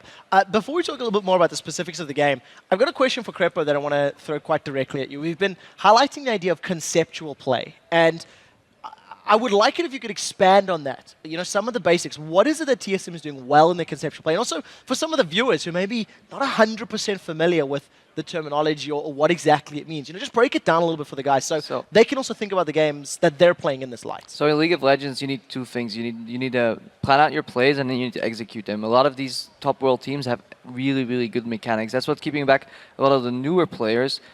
They might have a good idea, but they may not be able to execute it. The difference between good players and the best players on top level, when everybody has really solid mechanics, gets made on conceptual play. What are you going to do? You need to plan out your moves. You cannot play reactively. If something happens, sure, you will react to it, but you need to have a plan. TSM is really good on that and using, say, how their team comp works together. They send Dyrus top with Cardus. They would use the Requiem with their kill bot lane, which then they could transition into a Drake, which they do really well. Every game they play, they almost get a Drake around 8 minutes. Yeah, and having one thing I want to add is that like having a strategy in your head, anticipation will increase your reaction time by like tenfold. And the reason that the top level players, like for example Faker, have really strong mechanics is because they've seen these situations, they know what's going to happen. It's not like Faker has just insanely higher reaction time than his opponents. He knows what's going to happen before it happens. That's why he reacts and has no hesitation. Game reads. Yeah. And, you know, I can talk about this, too, with Peter about how we operate on CLG. And when we come into a game, I really encourage the players to take time to break down what the enemy composition is good at, what their composition is good at, where they think those flaws are. And if we look at the last game as well, we had that Jax that once he got big enough, there was no answer to that split push. And I think that's what really pushed SK Telecom over the top there and kind of basically was the last nail in the coffin. But if you go into a game talking about trying to form plans already, then you have a much stronger ability to make active strategic decisions as opposed to becoming a victim of your opponent's strategy. That's actually really something interesting how League of Legends has changed throughout the past year. If you go back to the last World Finals, that's about 1 month before that, World Elite was introducing a 2v1 top lane, which was unheard of. Basically changed the entire metagame around, and even right now we're still seeing some issues on some teams with that 2v1 lane because it evolved into a 3v1 dive, or whether the jungle goes to hold it, mirrors it or not. And there's so much depth that's coming to League of Legends because Season 2 was all about team fights. That's where we were really good at. Like it took us a really long time to realize, hey, this game is no longer all about team fights. Yes, sure, we could beat some teams in a straight up team fight, but they just won't do it. They will do such things as split push.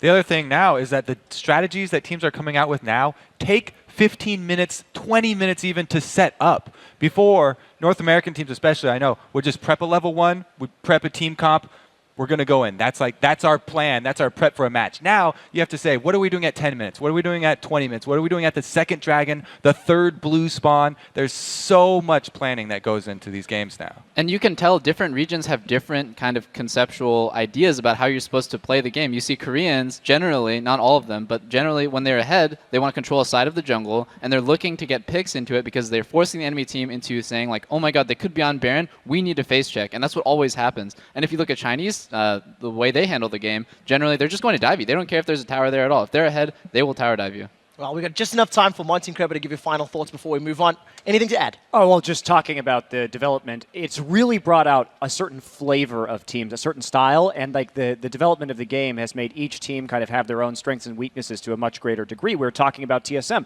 They're the team of the 8-minute dragon, always, always, always, and they're very good about how they take it. They have plans, and that's become one of their hallmarks, right? And that's what's so fun to see these teams, for me at least, to see these teams going up against each other because you can really get into it when you talk about the different styles. Waiting for that Meteos jungle, huh? I know that's a big controversy. I'm waiting for it. Krepo, closing thoughts? I just wanted to point out, like, as Kobe said, level 1s, if you go back more than a year and a half ago, people would just stand and get ready to lane. Yeah. So the game is constantly evolving, and I don't even know, like, now every time you think, yeah, we've seen it all. There's nothing they can. No more curveballs. I've never thought we've seen it all, Crepper. Well, maybe that's why I'm not at both finals. Well, thank you very much. This was an awesome discussion. It's something that I think many people will be thinking about in the time to come. And we're going to take a very quick break, guys. But when we come back, the undefeated OMG and Cool look to crush Team Solo's mid's quarter-final dreams. So, stay where you are. We'll be right back with more from the World Championships in Los Angeles, California.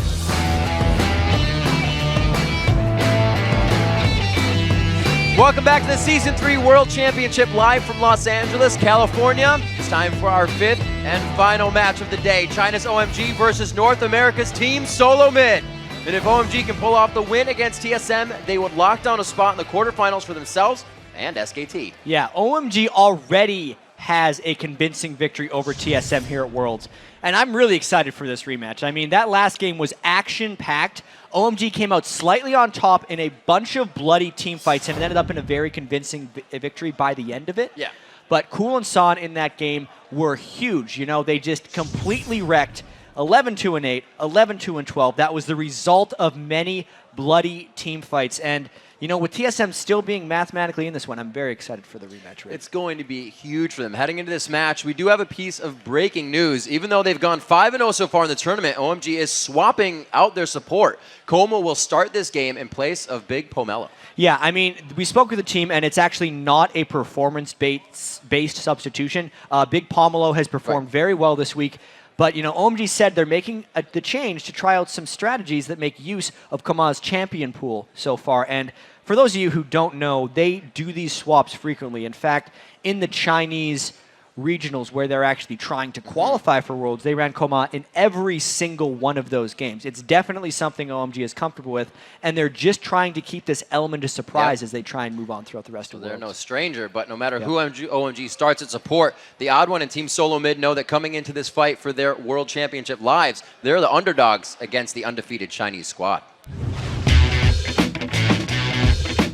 OMG is playing really well. They basically demolished everyone else in the group right now. Right now, we just have to play really good against them and fix all our mistakes from the first game, because if we don't beat OMG, it's highly probable that we won't get out of groups. 他们整体的风格感觉比较保守吧。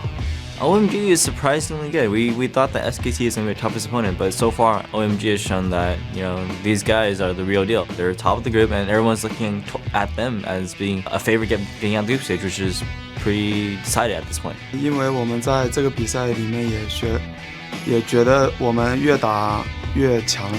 我觉得我们只要保持好的状态，然后不犯什么失误，就应该能拿下比赛。 So I think that's kind of been the whole entire thought from every team. Less mistakes, more winning, but it's kind of hard to make mistakes in such a high-pressure game. Yeah, especially with how quickly OMG plays. They force mistakes more often than not. Absolutely. So with that, let's force the starting lineups. On the blue side, in the top lane, it's OMG. In the top lane is going. Jungle is Loveland, Cool in mid, San at AD, and Koma on support. And on the red side here, it is the crowd favorites, Team Solo Mid. Darius in the top lane, Odd One in the jungle, Reginald, of course, in mid lane, Wild Turtle on AD carry. His Corki has been amazing this tournament, and especially, of course, on support. I think really the baseline Triforce grab for Corki is that 13 minutes. We've seen a few people do it. Wild Turtle was one of them, and with that, it just adds the burst you're looking for from the Triforce and on Corki so much earlier than you usually get it, and really was the reason TSM has been able to win. Some of their games here, we'll have to see if they can stop, OMG from allowing them to do that. I mean, to be fair, TSM and the analysts have shown this very clearly, have been playing strategically very strong in this tournament, but they continually make mistakes, and it's kind of the Achilles heel for them here, which is strange because TSM actually used to be the team in North America back in Season 2 who made the fewest mistakes, and they prided themselves on that, and that was the reason that they were so dominant. But I really just feel like the accelerated pace of play here at the World Championships has forced them into a few too many tough decisions. So we know that Koma is a bit of a Sona player. What else does he bring to the table? Koma, I've seen him on Sona. And a whole So little pretty bit more much just Sona. rocking it. His crescendos, I saw a couple of his games when they were playing against Royal, or no, it was actually IG in the Chinese regionals. And they were running, IG was running 2 assassins against them, and there were multiple times where Koma would actually catch both Fizz and Zed in a crescendo. And there's been other people that say Koma is actually not a very strong Sona. I disagree with that. I think he's actually a very strong Sona. Well, Sona has actually been one of the champions that will go in as a neutral pick we've seen, and Team Solo Mid has been a team to do it as well. They are on last ban, so it's first pick here coming in for the blue side, OMG, and they're taking their time with this. Yeah, Ari probably has to be banned, if we're going to be completely honest with this one. Knowing that Reginald generally plays Fizz against Ari, and knowing the result of those matchups, they did not ban it. Will Cool just played against them? Cool has had a little bit of success on Ari. Just a tad. We have seen him as one of the strength and impact players of the mid lane here. We've said it over and over again. It is a primary focus in these tournaments. A lot of these teams and regions focus around the strength of their mid laners right now and the ability to make impacts off of that. But Shen, the first one on the board, looks like it's going to stay in the hands of Gogoing. You know, I'm personally surprised by this, but OMG picked Shen mainly to take it away from Dyrus. If we look at TSM's comfort team compositions, oftentimes that has Dyrus on Shen, and of course, TSM's going to pick up Ari. Reginald was actually undefeated on Ari during the regular LCS season. They lock it up with picks 2 and 3. And they do put Sona right in that grab. Fiddlestick's been played quite a lot, especially against Corgis, and especially with Corgis. We've seen it quite a few times. Wild Turtle, I believe, and Xpecial were the first ones to go with that lane. So we'll have to see what Loveland has for everybody. The Lee Sin is still on the board, but so is a lot of the jungle here. Actually, all of the jungle besides the Lee Sin by. Yeah, I really wonder if they're going to be going with that Fiddlesticks pick for sure. They do it. Wow. So Koma's most Fast likely AD. going to be playing that Fiddlesticks with Caitlyn. That is a fast push and poke composition so far from there. If they decide to lock up the rest of the team to fit that style, we'll have to wait and see though. I remember, I believe I was casting the game with you and we just saw, I forgot what fiddle it was, just continuously poking with crows behind the turret, Those crows are so deadly and devastating if you're not able to counter with enough harass. TSM does have Sona though, so they will have a little bit of sustain to deal with that. And I just think that in team fights at that point, Koma's Fiddlesticks will generally be relegated to fearing Reginald's Ari the instant he jumps in, so he can't pull off any funny business with Ari. Jarvan locked in as well. The jungle coming out for the odd one. It's going to allow him to pretty much get everywhere he needs to be. Jarvan can be very mobile and omnipresent within the jungle and not have to focus on too much of one thing. OMG looking to show a bit of their hands. They have quite a bit of time to pick as they hover it out here. Wouldn't it be awesome if they just locked those 2 picks in? It would be, Chad. We've seen a lot. I would love it. But oh, yes! Oh! I was going to say yes, Dream Chat, but now we are in Dreamland. This is real Drat, actually, Riv. Just pinch yourself. Do you taste those strawberries? Is this real? I love strawberries sometimes, especially when they're fresh off the vine. But really, this Syndra is something so many of the world's top mids play the crap out of, but very rarely bring out in competitive play, because even though Syndra can absolutely destroy the laning phase, surprisingly, she actually falls off fairly heavily if she does not win the laning phase. But all right, this is game time right now. This is nice. We just got 53 and 54 as well on our champions played. Syndra and Volibear making their appearance for the first time. Vlad being picked up again. Dyrus has played quite a bit of Vlad. Hasn't shown us too much of it in the NALCS. All right. But these teams, what actually is OMG formulating with this? Because we haven't seen Volley and Syndra. OMG is basically just trying, it's a common strategy to win all the lanes, but especially so. Only because Syndra, he's looking to just straight up counter Reginald right now. If Reginald looks to jump towards Syndra, he's looking to have enough power to press R. And just, those are heat-seeking balls at that point. They're just going to finish him off. It's a very skill-based matchup because Ari's dashing around everywhere, and he's trying to shoot the E stun off and get Ari in the middle of something. The mid lane matchup is incredibly exciting. The Volibear is completely unexpected. Loveland, a former support for OMG, moved to jungler. I know Kobe called him potentially the best jungler in the world coming into this tournament, and you know, Volibear is all about positioning. Ever since his Q at early ranks got nerfed from 45% move speed, I believe, to 30%, and then it ranks up to 50 as he maxes it, he hasn't seen as much play. But if he continues with strong positioning in here, he could still try and make some pretty big plays on that. Those are 2 picks we really have to watch out for from OMG. Well, the people think that it's going to be 61% in favor of OMG here from LOLesports.com. Big votes coming in, but they give TSM quite a bit of percentage on this with, you know, historical statistics in this tournament. Yeah, and TSM always has a high percentage of the fan vote. Even against SKT, I believe their percentage was, I think, in the 40s. I think they had 41 against SKT1. But OMG is the #1 in this. They're the only undefeated team still left in either group of the World Championships. And they're taking some risks here, Riv. New support and 2 new picks that have not been seen so far in the World Championship. Well, I believe we are about to be entertained here as we are our final match of the day. It's going to be Team Solo Mid versus OMG, defeated in the group, and we are on to the Rift. We'll see what these two teams have for each other as we start out. All of the analysts also win the side of OMG. Chat, there's damage on Cool already. It's not a good start. That's not cool. Not very. Right there, Wild Turtle and X Special, feigning like they could go mid lane. Also something we didn't get to touch on as OMG is invading is Dyrus' Vladimir has been an incredibly strong pick for him in the past. Cloud9 actually banned it out against TSM in all 3 games at the North American Regionals. We've seen this more than once. You just go up to the to the Wraiths, and then you just diagonally cut down and hope to catch that team off, and they almost did it, forcing Team Solo Mid to go a long way around, but they get all the wards that they wanted into that bottom side jungle. So we'll see if that pays off for them. They did spend quite a bit of gold to the 2 wards right now that OMG has placed. Yeah, they're lighting up OMG's red jungle. Or 3. With the red wards on the minimap right now. They got the triple ward to completely track where Loveland is going, and at this point, this will also give TSM choice of what lane their duo wants to go. They're like, yeah, that's not a good idea. Now they're tracking a late invade here, actually, from OMG, because that's what Loveland, San, and Koma are looking to do right here, is potentially stop the odd one from getting blue. They're thinking better of that, though, right now.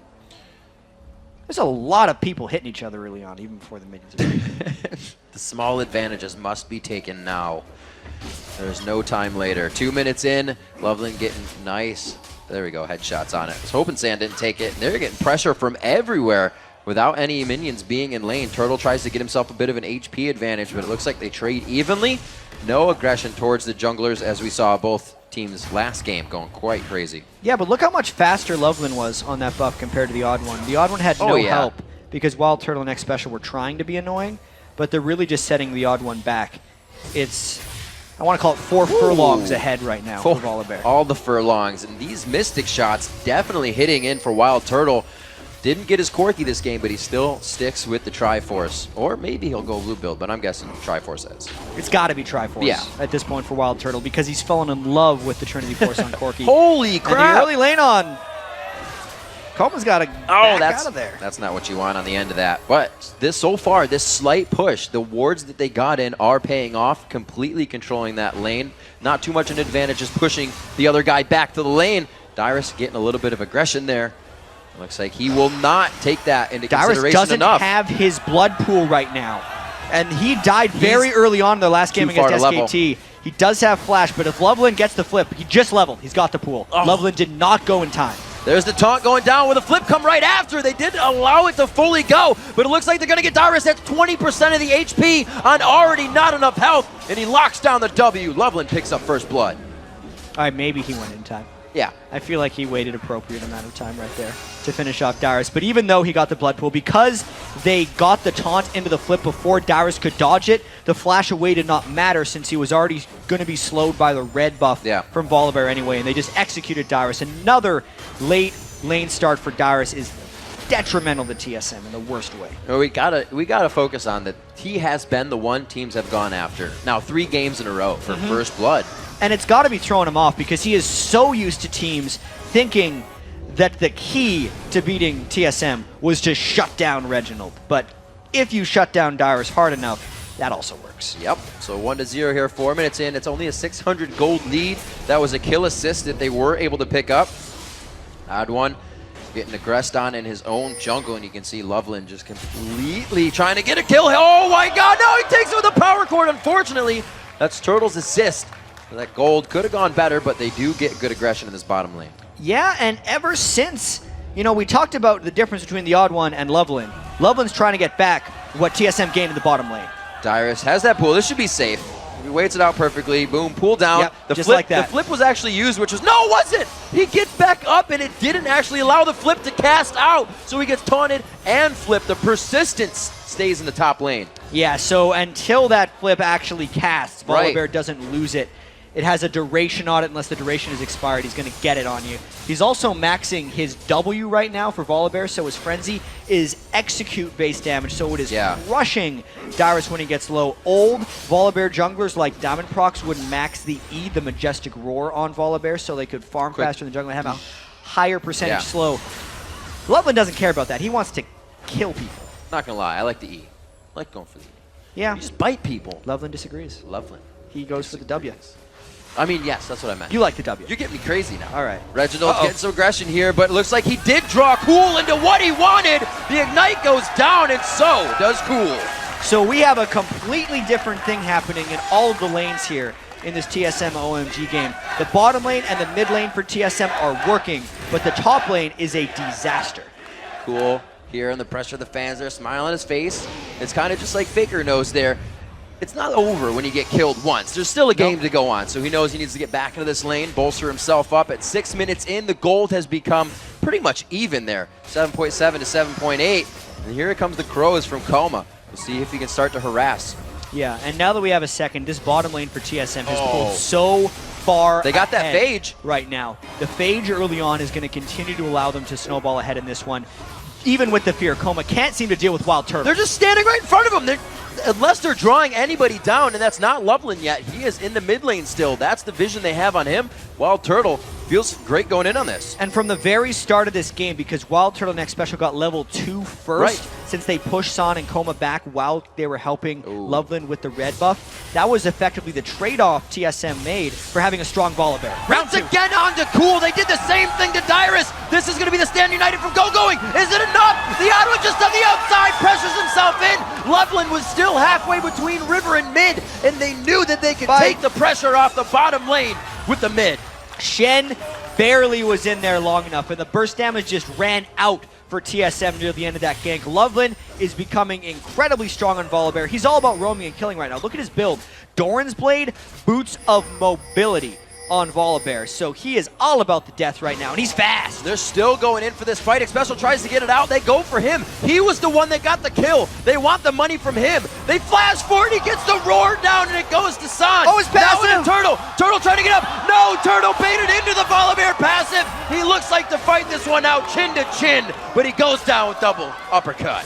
Volibear's passive, Chosen of the Storm. When Volibear drops below 30% health, he heals for 30% of his max health over 6 seconds, and that is something Wild Turtle did not account for properly.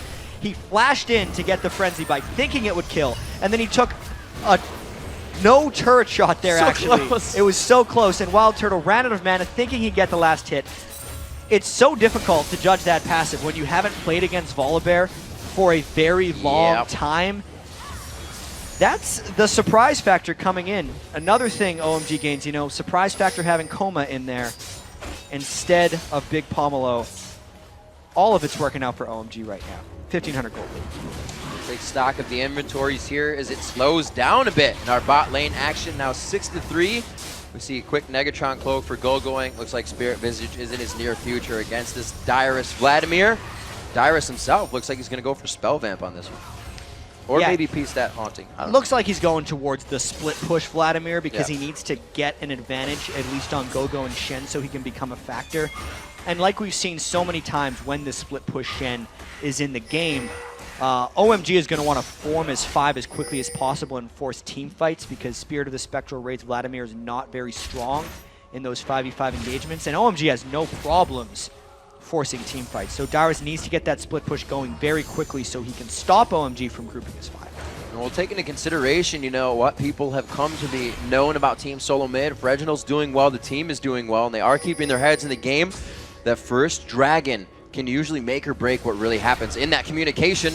Loveland looking to show some pressure mid just on the outside of that.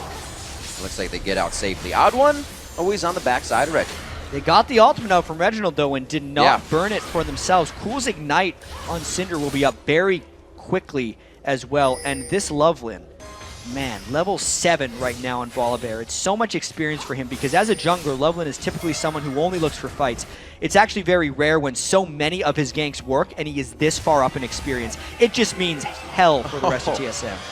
Coma forgot to invite everyone to the party, and it looks like they didn't arrive on time. So at 10 minutes in here, a little bit of the bot lane aggression has been relieved, and we'll see if they try to activate anything objective-wise off of this, because Jarvan is there now. Yeah, I gotta say, it's really unfortunate for TSM how they had such a great start in that bottom lane, even able to 2v2 turret dive and get a kill at one point. Oh, dear. And then just to have it turned around for Son to have 2 kills and effectively an advantage on Wild Turtle.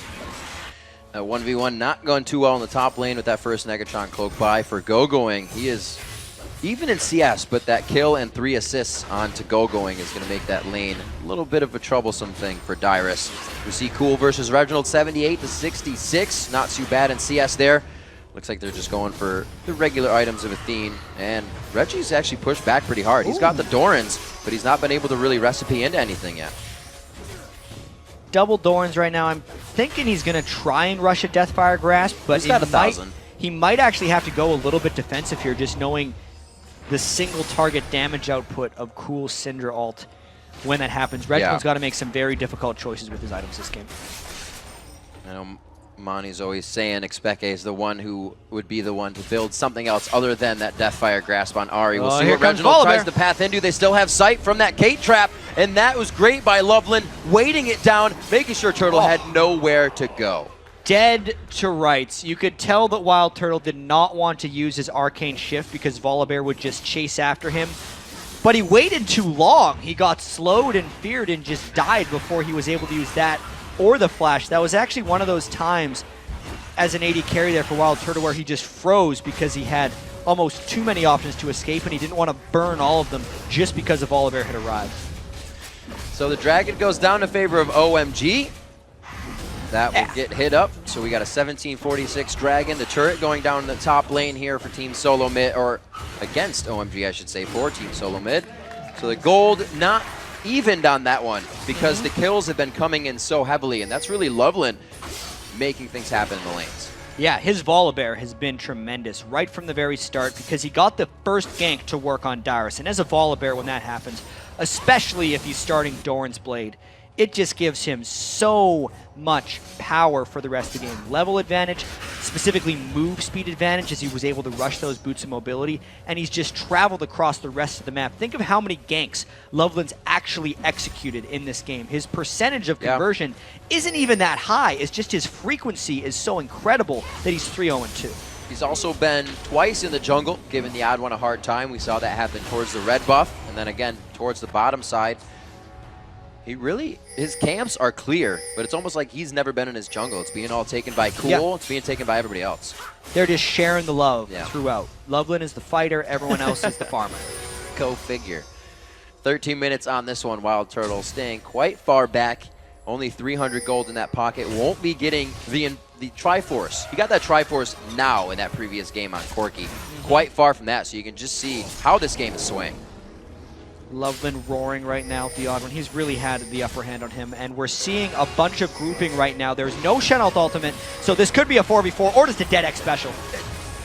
Team Solo Mid is getting caught out constantly in these 1-for-4 kills. And by 4, I mean 4 people getting assist every time one person gets killed. Well, that was all forced once again by Loveland, sucking people up towards the blue buff. Looks like a little bit of vision will be held. The pink ward not fully cleared out there, but the wards are really in the favor of OMG in that bot lane. They already have Dragon, so they don't have to contest anything here. They just have lanes to push, figure out where they want to go after. A responsive game now to come out of Team Solo Mid. And OMG is very close to running away with this game right now. They dive down onto Wild Turtle. Coleman picks up a kill. He's going to go down himself. All right. That's all right. Sometimes you got to party hard. Fair trade, fair trade. Sand just on the outside, dodging those turret shots. Dyrus again, like I'm saying, why is there so many 1 kills going on for nothing happening here? So Reggie's actually trying to go down and get another one. Son has both summoner spells up. Let's see if he can escape the Fox. Coming in, Sand gets hit up. Where is the charm? It goes towards the turret. You can't charm a structure. Reginald's out of this one. Odd One trying to walk his way out. The flash taunt just on the outside. Odd One, uh-oh, Cool coming in now. There's nice stun, blind in the brush. Knocks it in, cleans it up, secured by Cool, making sure he is everywhere on the map. And they're doing everything with this without teleport. Yeah, and the chasing may continue here for OMG because they have the ability to start fights in so many places, mainly just because Loveland's Volibear has been so omnipresent on the map. Wild Turtle cannot get the shot down, and he's not going to be able to fight that bear.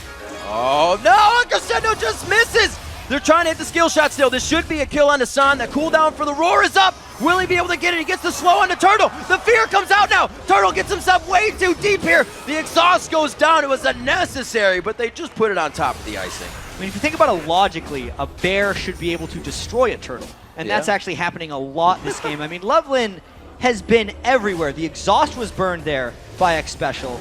Loveland is now level 5 rank in his frenzy. So he is just executing TSM whenever he wants. And this is turning into a very lopsided affair. OMG definitely starting to run free with this game. 3-0-4 in the bottom lane. Loveland completely within 8 kills, so he's only missed 4 participation here. Reginald getting damaged. The fear goes down. Another assist from Kama just for coming in from the right side. So what happened right there to Reginald is why I said he had some very difficult choices to make itemization-wise. Because if he doesn't build Magic Resist, he gets hit by 1 stun and he's dead. Cool hit level 11, got his ult up. Oh, there's that passive. Oh! Yeah, got him! Took him Bullseye. down. Wild Turtle definitely cheered for himself on that one. Hey, that counts. That passive is something that he wanted to get through that time. Got a little revenge for himself. Here we got a kill on Dyrus in the top lane. A nice build over Peacemaker. Will they follow the odd one? No red buff. It is his. So they won't be able to get that continuous slowdown. And every lane is showing aggression right now. It's hard to play against a team that you fear in every aspect. TSM is just not keeping up with OMG right now. 14 kills for OMG, 16 minutes into the game is an unsustainable pace. If I have ever seen one right now. OMG taking down now their 4th turret of the game. You cannot die that much as TSM. They're trying to play a reactive game to what OMG is doing, but OMG is just making too many moves that have not been pressured back by TSM, especially if Dyrus is on a split push Vladimir, or if Reginald is trying to make roaming plays with mid lane Ahri. If they're both getting 1v1 or just killed by Volibear from their lane opponents, it's not going to work out. San's getting some crushes. Can the odd one get that passive to come up a little bit more? Turtle's going to help. They weren't able to get the kills out. So San goes down for 30 seconds. Can Team Solo Mid make something out of this one? Loveland goes in onto Reggie. Very big damage there as Cool enters the fight as well. They have vision on this one, but it looks like OMG is going to make it out in time with a Retribution kill. Yeah, Reginald had his Spirit Rush up during all that, but he was just getting flipped around too much and killed so quickly. He got like maybe one activation of it off, and then he was dead. So this is a very bad sign for TSM. Absolutely. I recall back to a video of Dyrus at All-Stars, and he was telling about how much more difficult it is to play against laners that are this good. People that, when they get 3 CS above you, you know there is almost an 80% chance you're going to lose lane because they're going to level before you every time. That happens with the entire team when you're playing against OMG on the championship stage. No mistakes can be made, and we say it a lot, but it stands true. A few mistakes in each lane has really snowballed this game in the favor of OMG. Yeah, it's a tough mindset to be in too, because Dyrus got killed so quickly in lane by Loveland, and Dyrus has had an extremely rough World Championships. If we think back to not even the earlier games today, but the game they had before that, he had a very rough game on Rumble. Then his top lane Karthus got killed early on. He got killed early on in this game as well. And if he's in that mindset that an early advantage in a lane is detrimental and you can't come back for it, that's a losing mindset to be in. Because you look at the rest of TSM, they actually won mid and bottom lane early, but OMG was okay with it. Loveland helped them back in those lanes, and now Loveland has a huge advantage for the rest of his team, regardless of OMG losing the early bottom and mid lanes. So Reginald using out his flash there. He does get his ultimate up now, so he's kind of trading off for that, even though the times don't exactly match up. See Turtle getting himself a bit of extra CS. As we look at that, 165 for Cool. For Reginald's 116, he's been given a hard time in that lane, which reflects on the CS, reflects on his KDA right now. 49 to 66. You can see how much laning these junglers have been doing. Not lane taxing, but being in the lanes, helping people. Yes. It's a very low farm for the junglers. Yeah, this lane tax does not exist for OMG at this point. They have lane happy time. Look out, Wild Turtle. Here comes Loveland. Turtle on the side. He's going to fully shell for this one. Yeah. He's going, gets the Q out. Oh, he puts it around. That was pretty nice. Pie in the face for Cool. Tries to get himself back with a meat shield coming in of Loveland. And it was just so back and forth. Even Turtle didn't know it. Yeah, that was no escape for Wild Turtle. Loveland was too fast and Syndra did too much damage. Ooh. So Going, trying to put himself in the bush to give himself an upper hand there on the fight. Dyrus doesn't choose to go in. Looks like he will be able to pressure this lane, possibly picking up that bottom turret. TSM able to grab the first turret, not early in the game, but for the dragon that OMG grabbed. OMG has since then grabbed dragons and 4 turrets to answer back. So Team Solo Mid is keeping the wards up, and they're trying to get back into this one. OMG is still undefeated in the group stage, and they seem to be getting stronger as the group stage commences, because even though TSM is 1 game away from elimination, look out, Dyrus. Dyrus gets into this one. It looks like they brought him an extra big glass for the drink, and this one's going to put him out for the night. Goes down. Coma picking up the kill on that one. It looks like they get the blue buff for themselves. That was not a steal. Dyrus is just too far behind to be a realistic split push threat, but because he's built split push items, he's forced into making bad decisions right now. Loveland also fighting in the jungle. This is a good catch, but that is a big Shen shield as well. Loveland, that passive is going to start coming up for him. You can see it revolving around him, but he goes down. Reginald's able to get the kill there. Going with huge damage towards the back line is San really not being affected. Now the focus is on to San. They are forcing OMG to flash away here. 7,000 gold down. This catch equals good, but Cool's on the backside. Will Cool be able to close in fast enough? Syndra is not a very quick champion right now, but she is behind them. I don't even know if they're strong enough to take on TSM here, because there's a lot of health bars on TSM right now. Coma's in a perfect spot to get those crows out to really push this one over the edge. Going very low, but with the unity of his team, they can easily take out 1 by 1. They have to be careful, though. I wonder if Cool's going to get someone here, because he has the damage to just blow someone. Turtle gets Coma! No, he didn't finish it! He did! The red buff is there! He's dead! It might be too much damage. Exploded out on that one. Going comes over the wall. This is the unity here. They may be able to take out one after the other. Dyrus enters. Hemo Plague is going to be taking down Shen. Going falls to this. No, he puts the feint on! Where'd he get the HP from? Dyrus now running from Loveland. Should not poke the bear. Cool just on the backside. Looking to drag this one and continue the fight. Throwing back Dyrus. Dyrus tried to get in for the kill for Cool, and I think might have baited himself into death here. Reginald says, wait a minute, I got your back, bro. Pay life on this one. Oh! Spellvamp and the Q right there. This fight's been going on for a while, Riv. I'll give you a break there. I can't even talk about that fight. It's still an 8,000 gold lead for TSM. They caught OMG in a tough spot.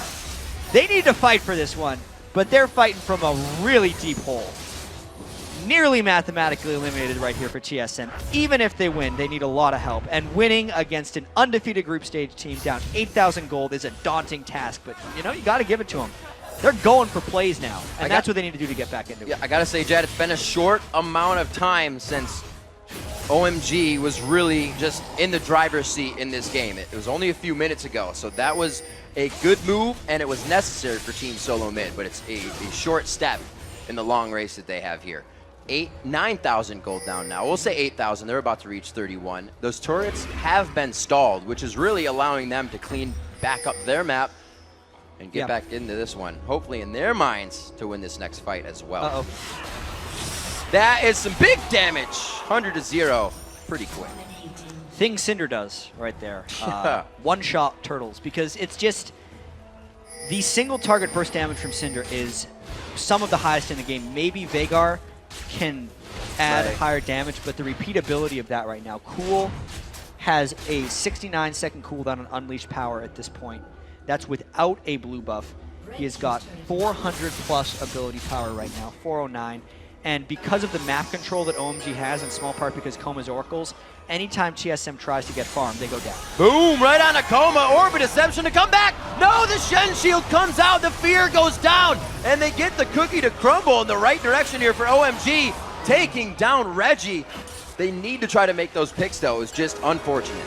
Yeah, it's just OMG being one step ahead and using their gold advantage. Reginald doesn't have the itemization to one-shot supports. One after the other. OMG knows to continue the control, to continue to move on to something else after you get those kills and not let them go to waste. Looks like they may be grabbing a 6th turret here, the 2nd tier top. And there are too many people dead on TSM for them to be out here. Dyrus is in a bad spot. There's that pool going down. He's going to try to get in for some more transfusion, but cannot. And OMG takes over the 2nd tier turrets of the game. Yeah, they're just going to continue this push in. Cool didn't even get his ultimate off. It fizzled onto the pool of blood from Dyrus, but that's how much damage the rest of OMG was doing. They still bursted him down. 0-6-0 for Dyrus, an incredibly rough game. Everyone on OMG, they've actually picked up the pace of their kills. They have 25 kills, 25 minutes in. A kill a minute is absolutely incredible, and it kind of goes to show why OMG is first place in the group stage here, the only team that has not dropped a game yet in the group stage at the World Championships, and with the unconventional picks, and with the sub. Coming into this, we see, you know, teams from China, OMG, teams from Korea as well, coming in with these different picks, able to put in new players as they come in and still thwart teams out of this one. And the main thing is the game completely sways in the mid-game. The first item completion seems to be all they need. The first tower seems to be all they need. Coming back from these seems to be almost impossible once one of these teams gets a lead. Yeah, OMG definitely works on a different clock than a lot of teams, and it could potentially be a weakness, but it hasn't been exposed quite yet because no one... Whoa, there you go. There we go. Get a nice little golem buff back. But no one has actually been able to overcome OMG in the early game, and even the little edges the TSM is able to grab, like when Wild Turtleneck Special got the kill bottom lane, or when Reginald and Odd One were able to convert an early kill onto Cool. It just got turned around back on them because Loveland had so much presence. Ganking so frequently is something that we actually haven't seen in a while because generally in the past, if people put up heavy warding, they're able to stop that. But there's something about the way that OMG is doing this the teams just haven't figured out yet, and it's why they're able to pick up so many kills. They're giving themselves a little advantages as well, taking Dragon, making sure everything on the map is in their favor before they really press forward. Reginald, not in a super dangerous spot, but he's sitting on a ward right there. They have vision of him, and they can pinch like this whenever they want. So you can see how much Team Solomid is trying to push themselves over the limit to get back in this game, being out of position. Yeah, TSM has to do something rather crazy right here, but they're kind of trapped because Dyrus has the split push Vladimir build. He is 0-6-0, and it's basically a 4v4 in the jungle against people that are substantially stronger than them. Cool is level 17, and look at X Special explode. A huge burst there. The True Shot Barrage not really hitting its target. The Crow's going to go out, so there's no reaction for TSM to come back in here as they're all silenced, 25-9.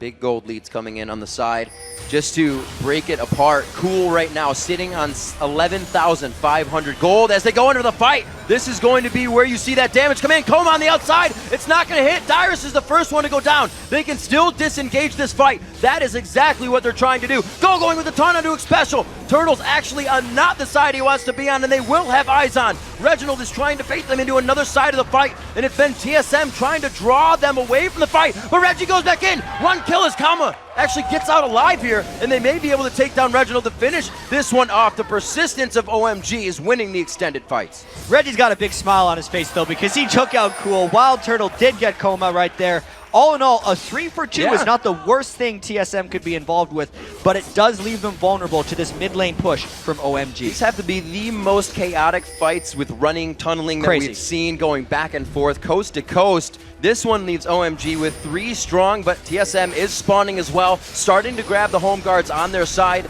Is going to help them with a little bit of this defense. And we see an inhibitor turret possibly going down, not showing respect here. They don't have enough to engage. The rest of OMG needs to do well to run away right now because they are outnumbered. If X Special can get a slow onto Loveland, it would go a long way. He's got it. Oh, he stopped the Moby Boots. There's he a could slow. have this. That's going to be big. He throws down the Storm. Odd One in there. Dyrus is there as well. We got to remember, Reginald not in this fight yet. He's all the way in base, so they're doing this with 4 people trying to go strong. The Odd One goes down. That means there's 3 to count. Sam very low, under 100 HP, and they are going to be able to pressure them out. But what are they going to do with this? Not much. I feel like the rest of TSM is unable to chase any farther. Reginald is their main chaser, and TSM had a very split push focused team composition. They ran something like this against Lemon Dogs when they had Zed in the mid lane and Dyrus on Vladimir as well, and they pulled very far ahead, and Dyrus was able to 1v1 and be a threat split pushing. But as we see here, with Dyrus being 0-7, when he tries to do that against this OMG team, they just kill him. and then they kill the rest of TSM. And because TSM doesn't have the team fight tools for chasing down OMG, those extended, long, chaotic fights continually go in the favor of OMG. That and the giant gold lead contribute to that fact. And when you have a ton of glass cannons coming in, nobody building really anything to extra protect themselves. Reggie getting in, puts himself right by the Baron though. Gets himself a little bit out, nice true shot barrage. Now Loveland taking Baron damage, microing it very well, giving the double kill to Wild Turtle. This is gonna be big. That was definitely a Reginald call. The alley-oop there from the Odd One. I don't know the block, I'd have to say. That was a perfect block right there from the Odd One. Cataclysming him in to take the ace in the hole for Reginald. That was a very nice play by TSM, getting the crescendo over the wall of the Baron. They definitely caught Loveland and Koma completely off guard there. Just getting both of them in the crescendo, and then also pissing off the Baron a little bit so that he would hit for them. Loveland took a bit of damage from the Baron as well. Odd One hopped in front of the ace in the hole, and they get the double for Wild Turtle. Very well played. So, TSM playing more of a cohesive unit now, staying together. Dyrus could be in a bad spot here. There is 50% of his HP, the taunt to come out, but he actually has drawn them out a little bit. That was interesting that he chose to come out instead of draw them towards the team. And you could see Dyrus was only worth 90 gold for that kill on the going. That taunt was coming out. Yeah, that kill is hardly worth it at this point for OMG, aside from the death timer of Dyrus. It allows them to take the blue buff, and it means TSM has to wait another 30 seconds to make their next move. But this pacing, 43 kills in this game, 30 minutes in, ever-increasing lead by OMG, despite the few mishaps that have happened for OMG. Thanks to actually a couple of nice risks that TSM has taken, OMG is in complete control. This is actually a very normal type of OMG game. They will actually give a couple kills back here and there because they put themselves in so many awkward situations. It looks good, for OMG. Whoa. Could be going for this again. There's another Looks one. like they're going to pressure it out. Knowing Dyrus is down, that is a lot of area of effect damage you missed from Hemoplague. Wouldn't even have it if they were in this fight, since his ultimate itself is down. Yeah, I don't think OMG is going to take a Very risk of getting pressured. caught there. Where? Instead, they're just going to try and catch kills around here. They're going to continue doing this, I think. They do not want to get into a smite war with the Odd One, so someone has to push Jarvan back before OMG takes this Baron safely. They don't have as many wall hoppers as we've seen from other OMG compositions, but they're definitely looking for some type of fight. Reginald goes down instantly. They have everything covered that they need right now. The true shot barrage was very close, but it goes to Loveland. The Odd One tries to get it himself in, goes down as well. Two members of TSM here to guard the base. Yeah, Odd One had some big smiles there as well. He knows he went in a little too early.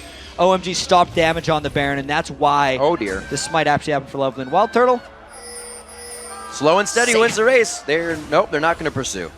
Looks like he'll be able to get out of this one. Nope, he won't. So they're going to chase him, eventually take him down. We got Dyrus in the bottom lane pushing. Turtle here is going to run them for their money. A little ring around the rosy, cat and mouse game, but OMG is going to be pushing this mid inhibitor. this is not going to help the stat book of TSM in this game. They've died 33 times in 33 minutes, and now the middle inhibitor getting pushed down by OMG. Wild Turtle is running a marathon right now. Dyrus going deep, trying to get that minion farm down so they can't get out. no. Turtle! Turtle gets himself in a bad spot. He is forced to go this way. He's like, Dyrus, I thought you were going to help me. He flashes over the wall. He says, do that again. And Going says, all right, I will. Here it comes. He stands tall, stands true with a smile on his face and eats that one. Got to take it like a man afterwards. He ran halfway across the map, and when he knew his day was done, he just stopped on it. Dyrus, I think he's going to go down here, Rip. Yeah, he throws down the Hemoplague. He gets silenced up there. If you're going to go down, why not do it at a party with your friends? Yeah, fair enough. 72 gold now. 70, yeah. Dyrus ticker. His market value is dropping rapidly. Stocks are going up. Yeah. 34 minutes into this one. Looks like OMG looking to put the last and final stranglehold here on TSM. They have pretty much control of the game as Team Solo Mid, still doing what they can to stop any type of a huge final push. They will have a single valiant fight, but the gold lead now so much in favor of OMG. They've played an immaculate game, to say the least. Coming into this one, it's like, wow, that was a great play. That was a great play. It's kind of because they don't do anything unless they know it's going to work. They don't go in unless they're going to get something out of it. Yeah, and they've gotten a whole bunch out of it. This has got to be the most kills the team's had in a game so far in the group stage. 35 kills. They're TSM slightly trying Fnatic to pushing. at this point, you can see the smiles on Reginald's face right now. They only want kills at this point. They might get one. Coma, look out! Oh, Coma pulls him out, but he's like, check out this shield. Whoa, Reginald gets zeroed out. The Adra goes down behind him. Double kill coming in, and that was cool. To say it lightly, that did not work. No, I'd say it heavily. They got counter-trapped right there. Going, saving, and then the chase continues. Cool is blowing people up. Definitely going right now, right into the base. Cool, dodging out a Mystic shot there. Turtle on the backside. Smiles really on the faces. Team Solo Mid here. They played a great game. They came out very strong. They didn't really set out the goal that they wanted to with the wins against Korean teams in their favor, with the wins here in the group stages. But they're having a good time doing it. Well, TSM's still going to have 2 more games. Yep. Maybe 1. My math is weird. Coming up in the group stage. Right. I believe it's 2 more games. Absolutely. And this one looks to be over. OMG, 38 kills, maybe more. Coming on to the Nexus. OMG, very strong and definitive game here, rounding out nearly at 36 minutes. They take down the last few members here. Reginald spawning into the map. The Nexus turrets go down. The Nexus will soon follow after. Reginald will meet it up in the sky here. They have a full health Nexus to take down. They want to get him. They're going to pad these stats just a little. Oh! He gets the crescendo land, but also goes down himself. They pad the KDAs 15, 3, and 12. Cool in the mid lane on Syndrome. Wow.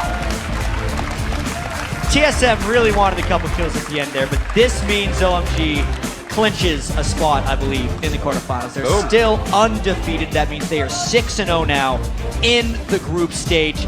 And this was probably their best game so far in the groups. Maybe their game against SK Telecom early on was more impressive, but they really showed their play style in this game, forcing kills and fights all the time and really punishing TSM. 43 kills is a lot, Riv. 43 kills is up there in the game. More than a kill a minute, as we said before. In an immaculate game. I said it, it's really the word that can be used. I'm still just kind of baffled at how these teams in the mid-game just surge. Such a huge surge, and nobody is stopping it. And this game, even if we go back to the start, was really about Loveland and his Volibear. They had the Volibear and Cinder coming in at the end. We're just like, they wouldn't really. But the Chinese scene, like they said, they're confident, especially OMG, is confident in their individual ability to innovate. They don't necessarily take influence from other regions. Syndra, Volibear, other regions say Volibear is dead. OMG has other ideas. Maybe it's on us to not recognize that. I mean, they pulled out Coma, so why wouldn't they pull out different? That's why they did it. It wasn't because Big Pomelo had performance issues. It's because they just wanted to try it out. Exactly. And OMG, they're free to keep trying this stuff out because it's all successful so far for them. All right, so let's head over to Quick Shot and the gang for their take on OMG's 6th win of the group stage. Boom! Thank you very much, Riv. Welcome back to the analyst desk for the last time today. First and foremost, picks and bans. OMG pulling out some new champions. This game was all about MobiBear. It just, if there was any apple pie left for TSM, MobiBear ate it all.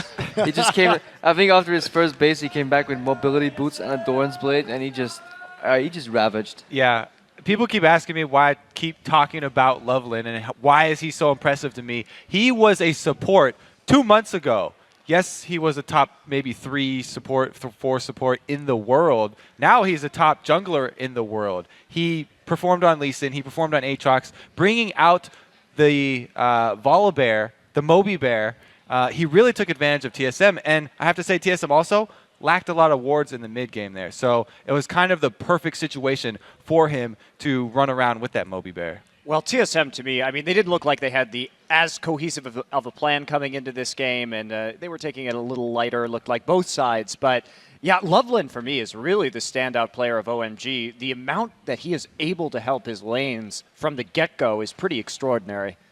Yeah, like just everyone on OMG played well this game. You can't deny that, but definitely the early game was carried by Loveland. This guy's really good. You know how in Russia they have like the dancing bear shows? Like in China they have like the killer bear, and that's Loveland. Although I don't think that their bot lane, while still playing okay too well, I don't think they really impressed. Oh yeah, I was about to touch on the fact that Son and Coma definitely didn't play well in the early game. You saw them get bullied around. Everybody played well, except these two. Well, In the early game they didn't. Like later on they did their job. But yeah, as they face aggressive bot lanes like Turtle and Xpecial, they seem to have a lot of trouble. And the only reason that the bot lane turned around was because the killer bear showed up. You know, like early game they got bullied around, they had to base. In fact, they got towered over at like level 3. So that's the power of aggressive bot lane. Yeah, I wanted to mention, too, it's not just OMG that's locked a slot in the quarterfinals now. With that win, also SK Telecom T1 is there, so we have our quarterfinalists from this group all sewn up. The one thing I want to talk about, the last thing about this game was Cool Syndra. Now, it's a pick that we do see every now and again. It's a fringe pick. Not necessarily the fact that he played Syndra, but just how well he was in complete control of that matchup. Is it something that other teams are going to need to consider? Because we've talked about just how stacked the mid lanes were in this Group A. Syndra relies a lot on synergy with the other champions, so you need lockdown for Syndra to work, to get a few spells out and then pop the ultimate. Shen interacts really well. Shen taunt with the base damage of Shen. On top of that, a Syndra ulti generally is enough to take down the squishy targets. Really good taunt flashes as well this game. He's playing really, really well on that as well. And yeah, Syndra together with Volibear and Shen was just really sweet synergy. I think in a 1v1 matchup, Ahri can still beat Syndra, to my knowledge. I might be wrong there, but I think that's pretty much a skill matchup with the slight edge to Ahri being so mobile. But definitely having the backup from a Shen is so vital when you're playing against Assassins. I think this game was all about Shen and Volibear. And Syndra to me is a champion where you have to be really confident in your ability to outplay your opponents. Like the barrier of skill or whatever. If your opponent is Ezreal and Ahri like this game and they're better than you, you're not going to land anything. But Cool seems so confident that he can land his skill shots. And against a Vlad and a Jarvan too, these are all champions that are really hard to hit with skill shots. And he managed to land almost every one. Because he had lockdown though from Shen and Volibear. Yeah, he did set up a lot of his own stuns though. You have to shout out Cool. It's not like he underperformed and all he got the kills when he had lockdown. It all came together in the end. Absolute ball control, some might say. And I don't know about you four, but I can't believe that tomorrow's going to be the final day of the group stage here. It's been an absolute blur over the last 5 days. So to bring all of these things into focus, let's take a peek at the Group A standings heading into Saturday's games. OMG and SKT are sitting in the 2 top positions, and like we've already mentioned, they are guaranteed a spot in the quarterfinals thanks to OMG's win over TSM. While Team Solo Mid, the Lemon Dogs, and Gaming Gear round out the table. So while we know the 2 teams that will be coming out of Group A, the race for the top spot here at the analyst desk is far from over, and I'd like to congratulate you guys because all 4 of you went a perfect 5 for 5 today. But because the viewers also went 5 for 5, that means they're still in first place. And Crepo, I know I've picked on you a little bit over the last few days. Just a little bit. But I want to point out that you really turn it around, and you're currently in the midst of a 9-game winning streak. So well played. Thank you. I can see this is truly major. Just wait. If I ever come back now, oh my god. You guys are gonna get some, but I won't. It would be a hell of a comeback. I think Moby Bear is the crowning achievement of the day. I think best term yet. Tomorrow, guys, the group stage goes out with a bang as all 10 teams take to the Rift for 2 more games. The day starts with a battle between Group B's top 2 teams, Gambit and Fnatic. Then 4 matches later, it's Group A's turn on the Rift, starting with Europe's Lemon Dogs facing off against Team Solo Mid. Our huge day of League of Legends starts Saturday at 12 p.m. Pacific and 9 p.m. Central European Summertime. Crep, I can see you making fun of me on the side there. That's fine. While you guys take a moment to let all of that information sink in, I'm going to send it over to Shox, who's ready for her close-up on the main stage. Thanks, Quick Shot. And that does it for Day 5 of the Season 3 World Championship. If you missed any of the action or you just need to see it again, you can find all of today's stats and matches on lolesports.com. And while you're there, head over to lolesports.com/tickets and grab your seats for the semifinals at the Galen Center to watch the final 4 teams fight for their shot at the Summoners Cup. That does it from all of us here in Los Angeles, our guests at the analyst desk, and the entire live broadcast crew. Thanks for watching.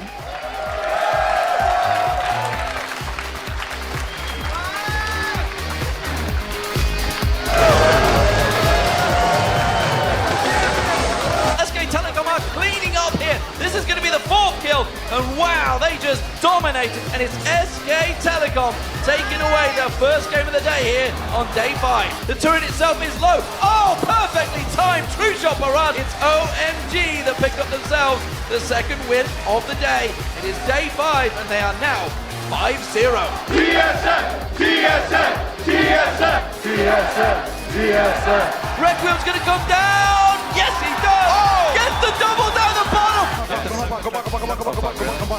Picks up the double, can turn it into a triple. Yes, he will. And that will be the game for SK Telecom T1. Here comes Lemon Dogs. They've been called in and the cavalry arrives. Tabs onto Leonir. here. The Tabs Rockets. Yeah, buddy. Was the one that got the kill. They want the money from him. They flash forward, he gets the roar down, and it goes to San. The Nexus turrets go down. The Nexus will soon follow after.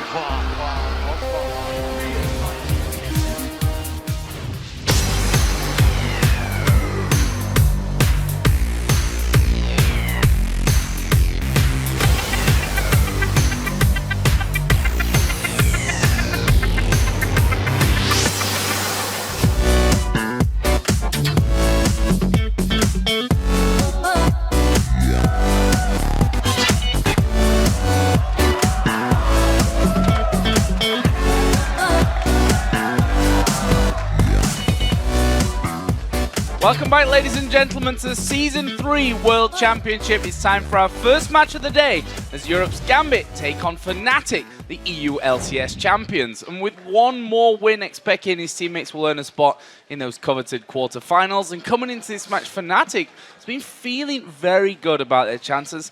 Not to mention the fact they've beat Gambit the last 5 times that they've played. Yeah, they should be feeling good. Fnatic slaughtered Gambit in their first meeting here at Worlds. Gambit tried to go Season 2 on the game and failed. They brought out that Shyvana that Darian was known for, but you know, Fnatic's AD carry Pushu was a monster in that game. His 11 kills nearly tripled Gambit's whole team.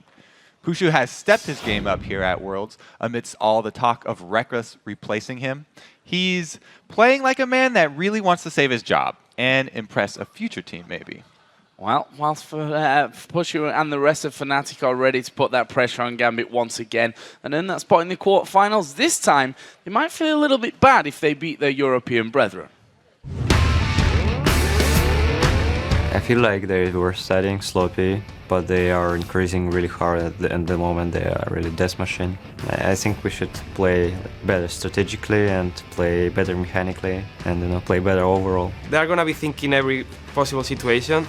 And I think they're going to be super scared going into that game because it means a lot for them. It means everything pretty much. Winning this game will secure their spot. If we beat Fnatic, it's almost certain that we're in. This time we're going to prepare more than we usually do against Fnatic because we can't afford to lose this match. It's always important for us to win because when I lose, I feel a bit ashamed. We really, as a team, don't like this feeling, so we'll make sure not to lose any game. When we are at Europe, it's like kind of like if you are with your brother. You mess with each other, you fight each other a lot, but you don't like someone messing with your brother. I don't want Gambit to beat us, but I still prefer them to win every other game. Some interesting thoughts there. And well, these two teams have a close relationship, but it's definitely Fnatic who have the better of it. And they're thinking as Fnatic as the death machine now. That's scary. The death machine. And Alex, you know, we broke that whole thing down there. Like, we have to play better mechanically, strategically.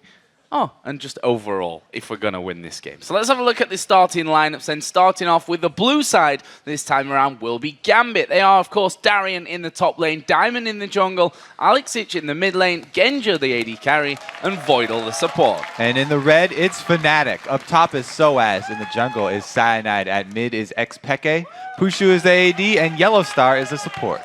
So let's have a look then towards champion select from this one, because there are a lot of champions that cross over, the likes of Orianna and Arya, 2 hotly contested picks between Alex and Expeke. Yeah, the mid matchup here is really, really intimidating. Gonna have to see what kind of assassins get through there. Meanwhile, Aatrox, I think, will be make a showing here, either in bans or picks. Whenever you're going up against Gambit, the revive passives are highly prized. Well, we are going to jump in then. We'll see exactly where the bans fall and where the picks come in from this one. Obviously, Gambit on the blue side, so they get first ban this time around, and the first one coming out there will be Elise. Zed then banned by Fnatic. The #1 assassin, pretty much. He was let through actually a lot yesterday, which is pretty interesting. You know, SKT coming up with that Riven mid to sort of soft counter him. It didn't really have the biggest impact late game, though, so they're just going to go a safe route, ban out the Zed, also take along that Ahri with them. Yeah, the Shen taken out there. Aatrox we expected. We said it before that he's been played a lot, whether that's in the top lane or in the jungle for Gambit, and also in the jungle for Fnatic as well. So he's not going to feature in this one. Final ban here for Fnatic, though. Where do they go with this one? The likes of Evelyn, it's something that Diamond certainly isn't scared of bringing out there in the jungle. Lee Sin is another champion that Cyanide's been playing a lot of recently. Diamond as well, but they've got rid of Corki. Yeah, I mean, Kreppel brought it up, I think, talking about the Evelyn. Gonna ban it out unless you have a plan for it, which is basically the plan is pink ward behind you and on your flanks. But it looks like Fnatic leaving the Evelyn up, so they may be trying to bait Diamond into taking that one. So far, though, you're right, the Orianna, it's been really big for Alex in the past, and it does leave the rest of their picks wide open because she works with a lot of different styles. So what are Fnatic going to answer with here? That Evelyn is still not really a champion that we see too much from Cyanide. Lee Sin, though, I think may feature here in this Fnatic lineup. If you look down what Cyanide's played so far, Elise, Aatrox, which covers, by the way, every game but one that he's played with Lee Sin, so yeah. Yeah, probably either Lee Sin or Jarvan. That combo's pretty good. You've done your work, Joe. Good job.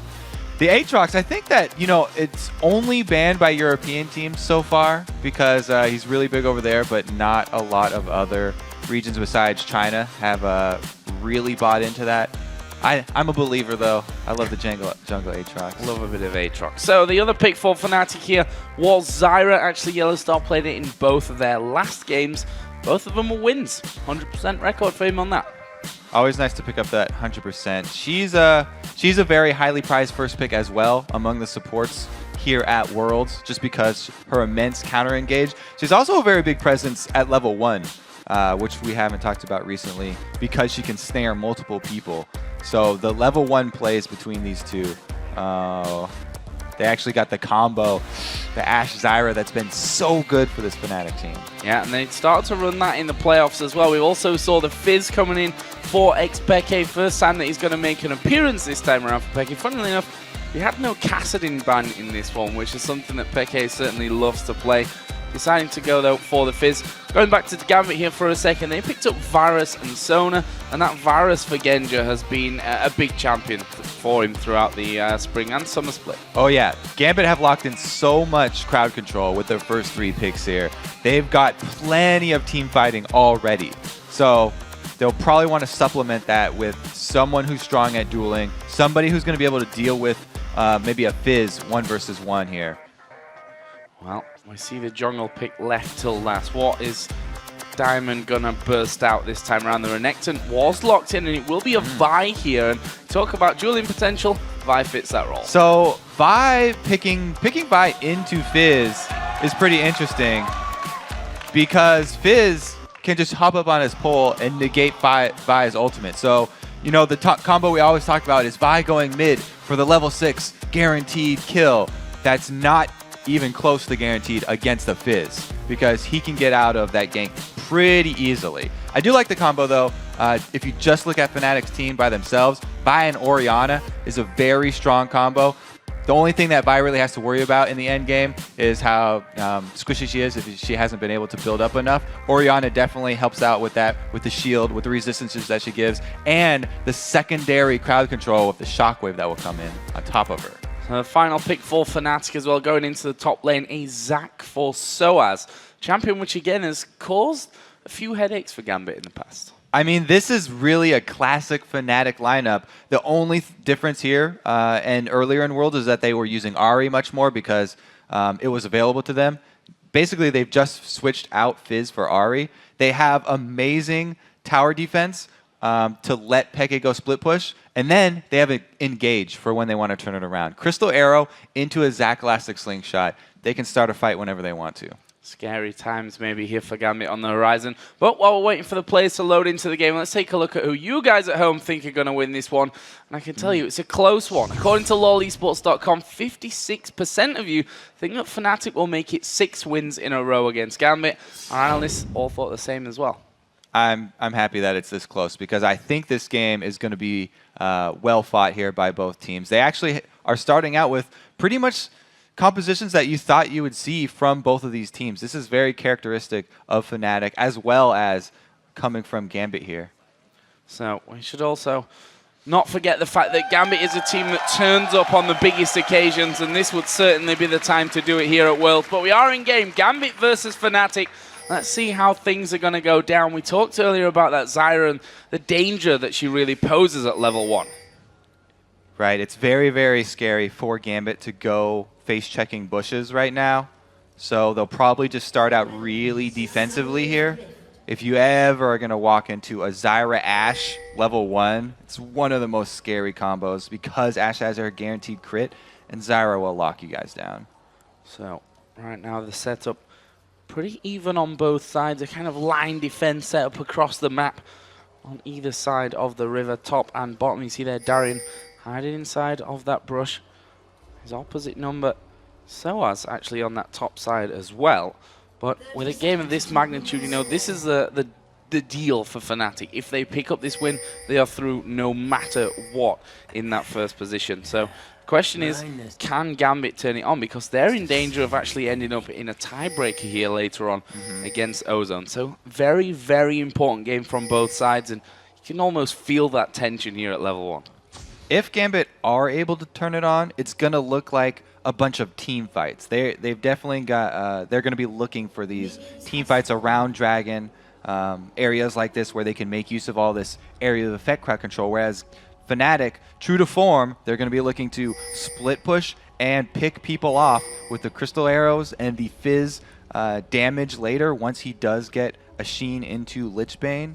So it's all about map control here for Fnatic, whereas Gambit are going for the large team fights. Well, it looks like the lanes going to be matched up in traditional style with the Zac versus Renekton on that top side, the duo lanes in the bottom. We can see both junglers starting on the top side of the map here. Cyanide using that smite earlier on, as has Diamond, to get rid of his blue buff as well. Both junglers starting at the top side, so that means both of them are going to end their routes down bottom. And usually when the junglers end their routes near the duo lanes, they don't go for the early ganks because those are the lanes with the most wards, and most junglers have sort of trained themselves just not to go use time down there very early. They'll probably continue jungling or make their visits mid. So Cyanide gonna finish off this blue. Diamond did the wolf camp actually before he came down onto this bottom side, so he's going to be pushing down there a little bit later, and we'll see where they make their mark on the map. Yeah, the reason Diamond used his smite early on this blue is because he's just going for that very quick jungle farm. You notice usually people will go from buff to other buff. That's what Cyanide did. But Diamond, having used his smite, just started clearing out the small camps already. So he is slightly ahead of Cyanide right now in terms of jungle speed. On this bottom lane. Could be an explosive one with those grasping roots in there. Voidal obviously going to become a lot more dangerous a little bit later on in the game once he gets up towards that level 6 area. This mid lane, Alex on Orianna versus Peke on Fizz. Right now, since Fizz is pushed to his turret 2, there's definitely going to be no ganks here in the mid lane from Diamond. He is just going for the power clear. So he'll probably come out of the jungle here around level 5 when he does go for his first gank. And it's actually very hard, all of these lanes, because of the Zyra counter-initiate. Peke, it's really dangerous to go for those CS. And as Fizz, you do get poked down very early, so you have to balance that risk versus reward. A lot of risk from Peke. A lot of risk, a lot of one risk. minion reward. Yeah, well, I'm not sure how that balance all works out in the end, but he's still alive and he didn't lose too much health from it, so we'll let that one slide. Right now, Cyanide actually hanging around here by that middle area. We saw there on the minimap that Diamond is actually headed off home, so he's not going to be in the immediate area in terms of any kind of counter gank. Peke pushing out here, though, from the turret.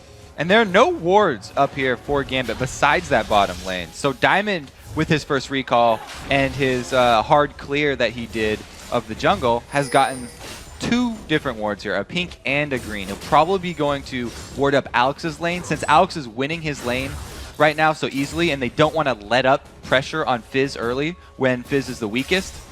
He's going to ward for Alex so that Alex doesn't have to leave his lane at all.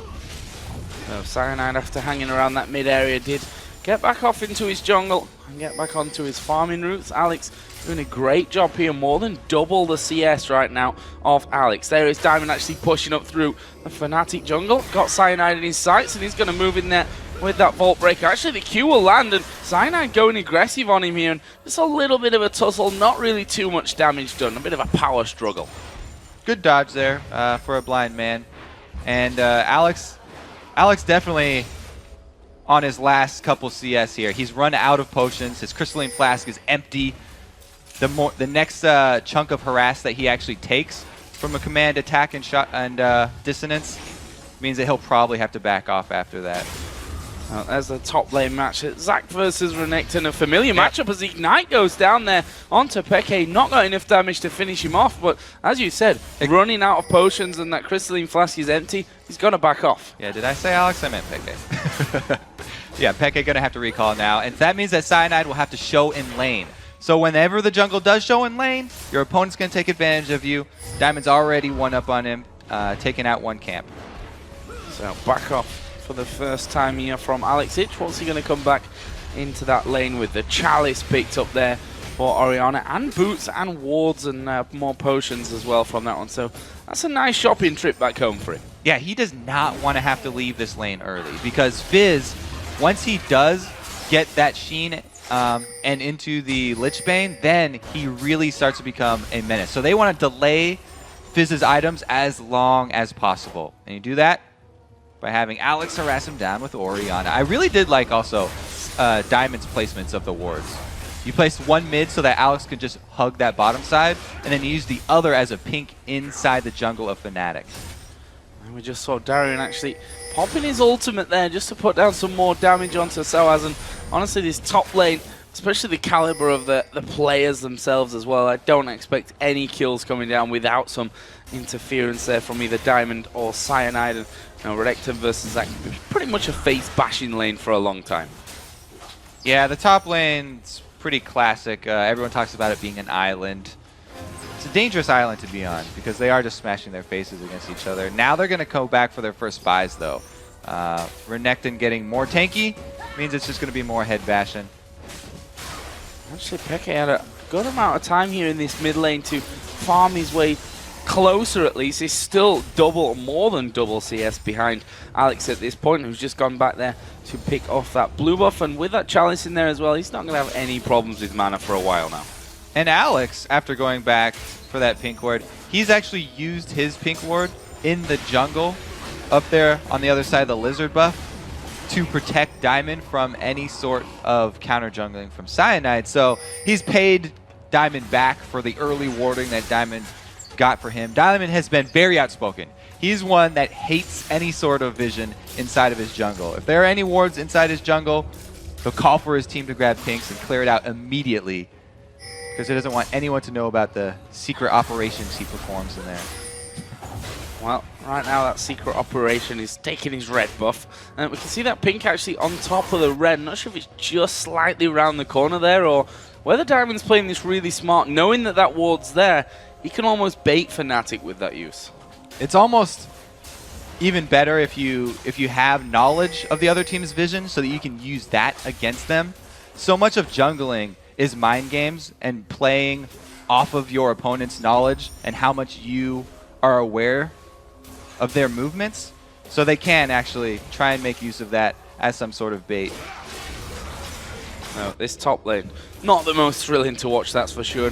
We see that that ward has allowed Diamond to go through, but he's going to reveal himself here. Gone straight through while the minions were there anyway. Was a pink ward in that, but what are they going to make the play from here? Yeah, usually we talk about Vi hitting level 6, guaranteed gank. But look at the team that he's trying to gank. It's a duo lane of Ashe Zyra, which is amazing counter engage, and then Fizz is at middle, who can negate her ultimate. Up top, there's Soaz, who has a revive passive. So instead, they just go straight for the dragon, get the global gold, and don't waste his time ganking a lane. So ward's put down. Cyanide going to be hanging off to the side from this one. We've seen him steal before, but not today. Diamond going to pick that one up, and that's the first major arrow in this game. There's a flash away from Boydell.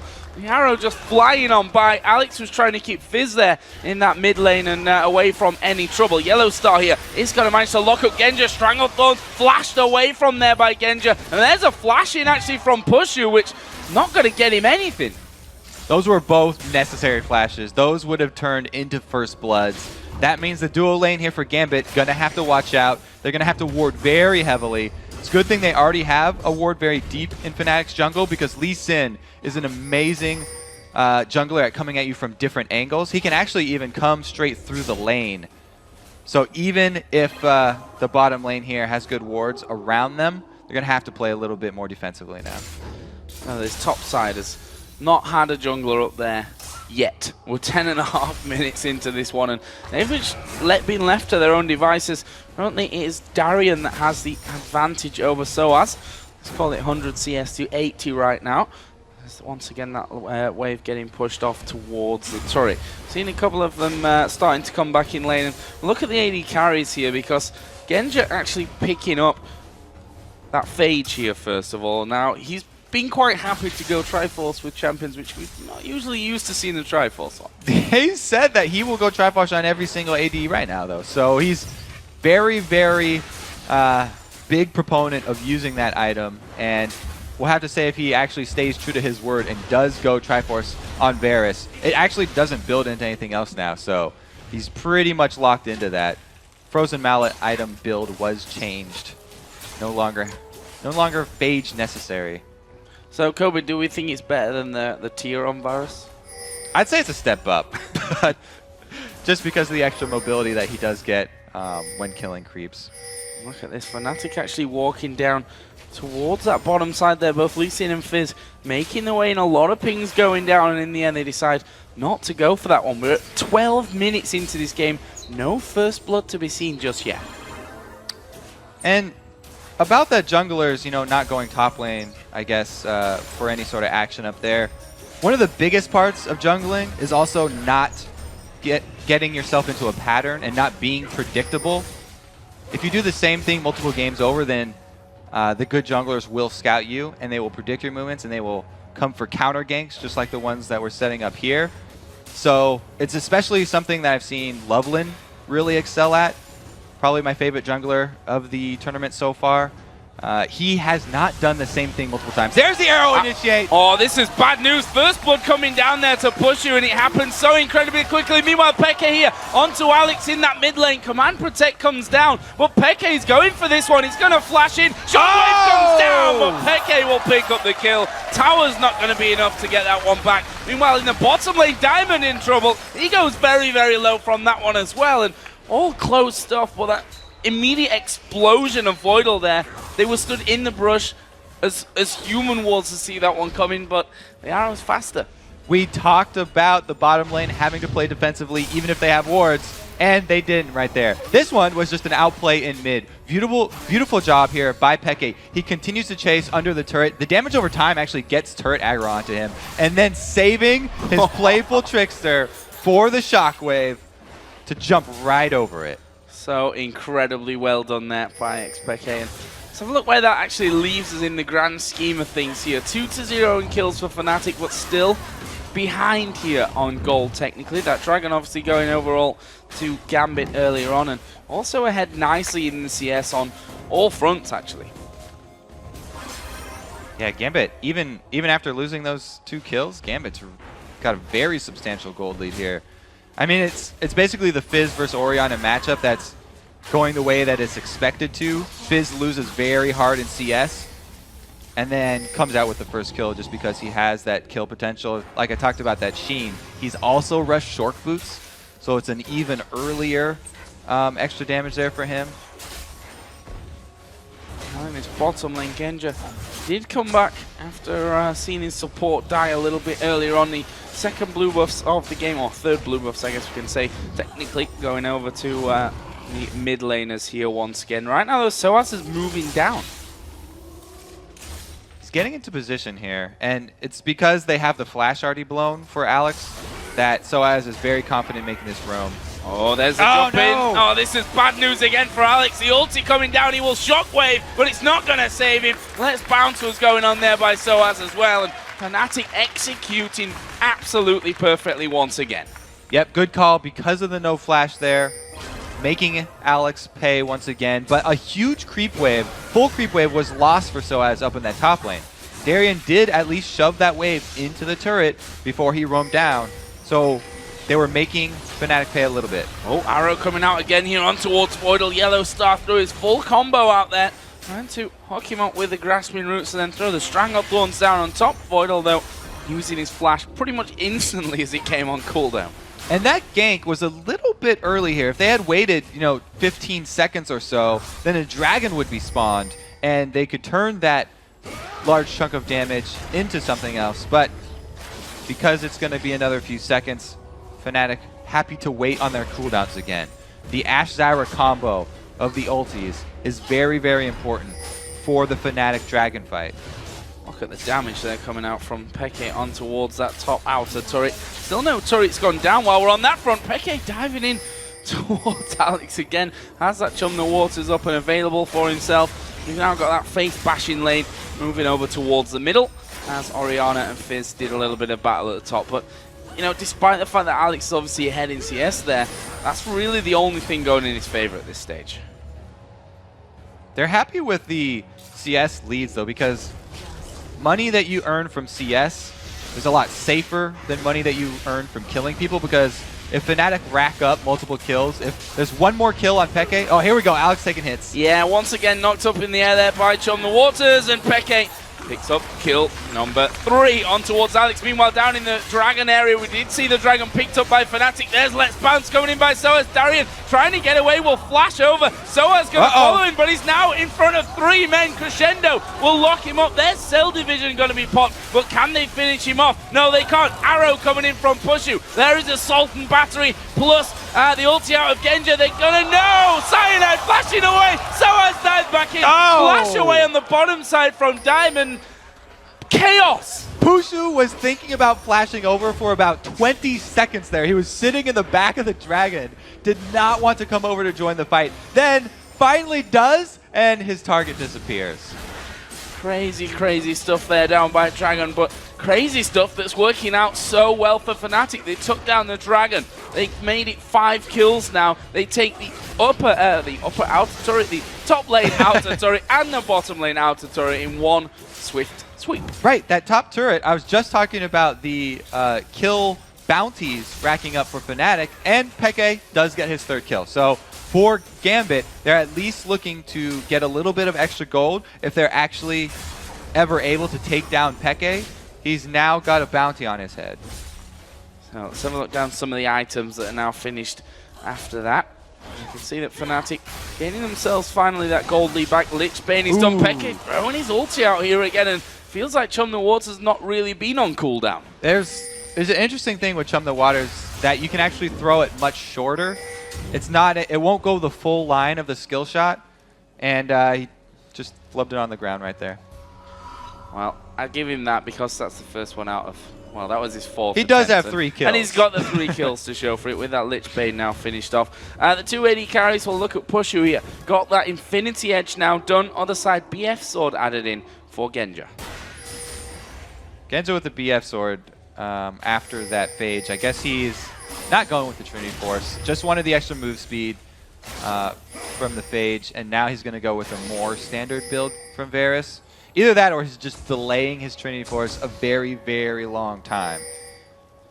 Well, Fnatic right now are trying to get a hold of Gambit's jungle. That blue buff is up and available. We can see that Gambit moving around as a team as Voidal. Going to take a lot of damage here from Zyra. There is Soaz. He's going to dive into the middle of them. Where is Let's Bounce? He's got it available, but deciding here to probably back away. There are more Gambit members there than I think they expected here, Fnatic. Darian did use that Dominus, and that will force Fnatic at least away for now. I want to see Fnatic call for a cross-court arrow, but he just used it bottom in the duel with Genja.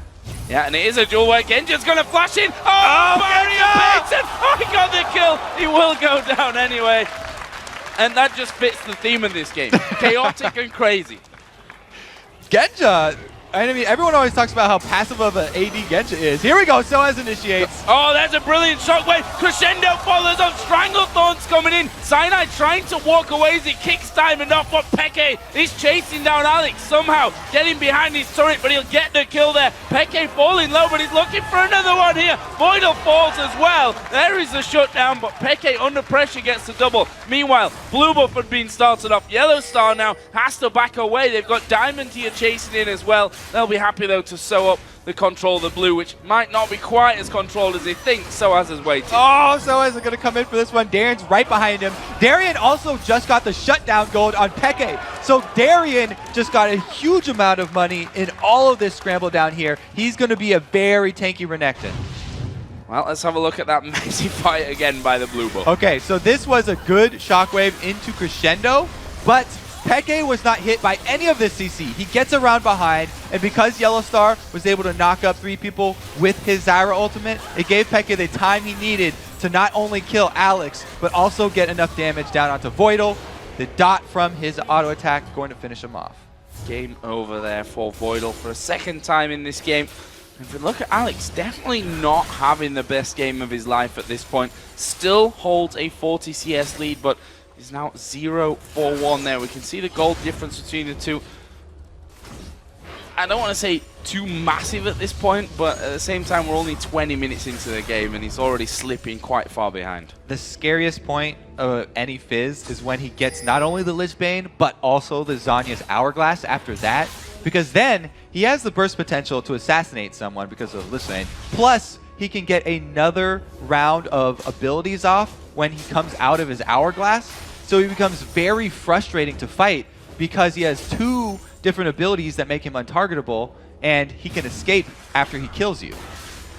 And Genja doesn't want to be the one to probably go up against him at this point of things. We saw him now finishing off that Bloodthirster. As we mentioned, went for the Phage first, then off towards that Bloodthirster. Second of all, seeing another couple of items being picked up. Both top laners got that Sunfire Cape in. We see the Spirit Visage for Darian on the other side, Soaz working exactly the same route. Yeah, Genja definitely doesn't want to fight Peke, especially having blown his summoners in that 1v1 battle with Pushu down bottom. The Phage is going to give him a lot of extra movement speed that he'll try and use to kite Fizz. Cheeky little steal there from Peke. That's the problem with the Fizz, right? He comes in, you think, okay, look, he's totally out of position. Let's get him. Oh, we can't actually do anything to him at that point. Peke getting away with completely full health remaining. Right now, they're moving on towards inner turrets here. Of course, all 3 outers already down for Fnatic. We can see them working away slowly but surely on this inner turret, which is going to move from slowly and surely to just surely here in just a second, with all 5 men from Fnatic there for the pickup. Gambit are closing in, though, and we do have Vi flanking on the outside. If Vi can get her Assault and Battery onto Pushu with Alex's ball on top of him, that would be the ideal situation to start this off, because he's not looking to ulti Peke. We've already been over the fact that Peke can avoid it.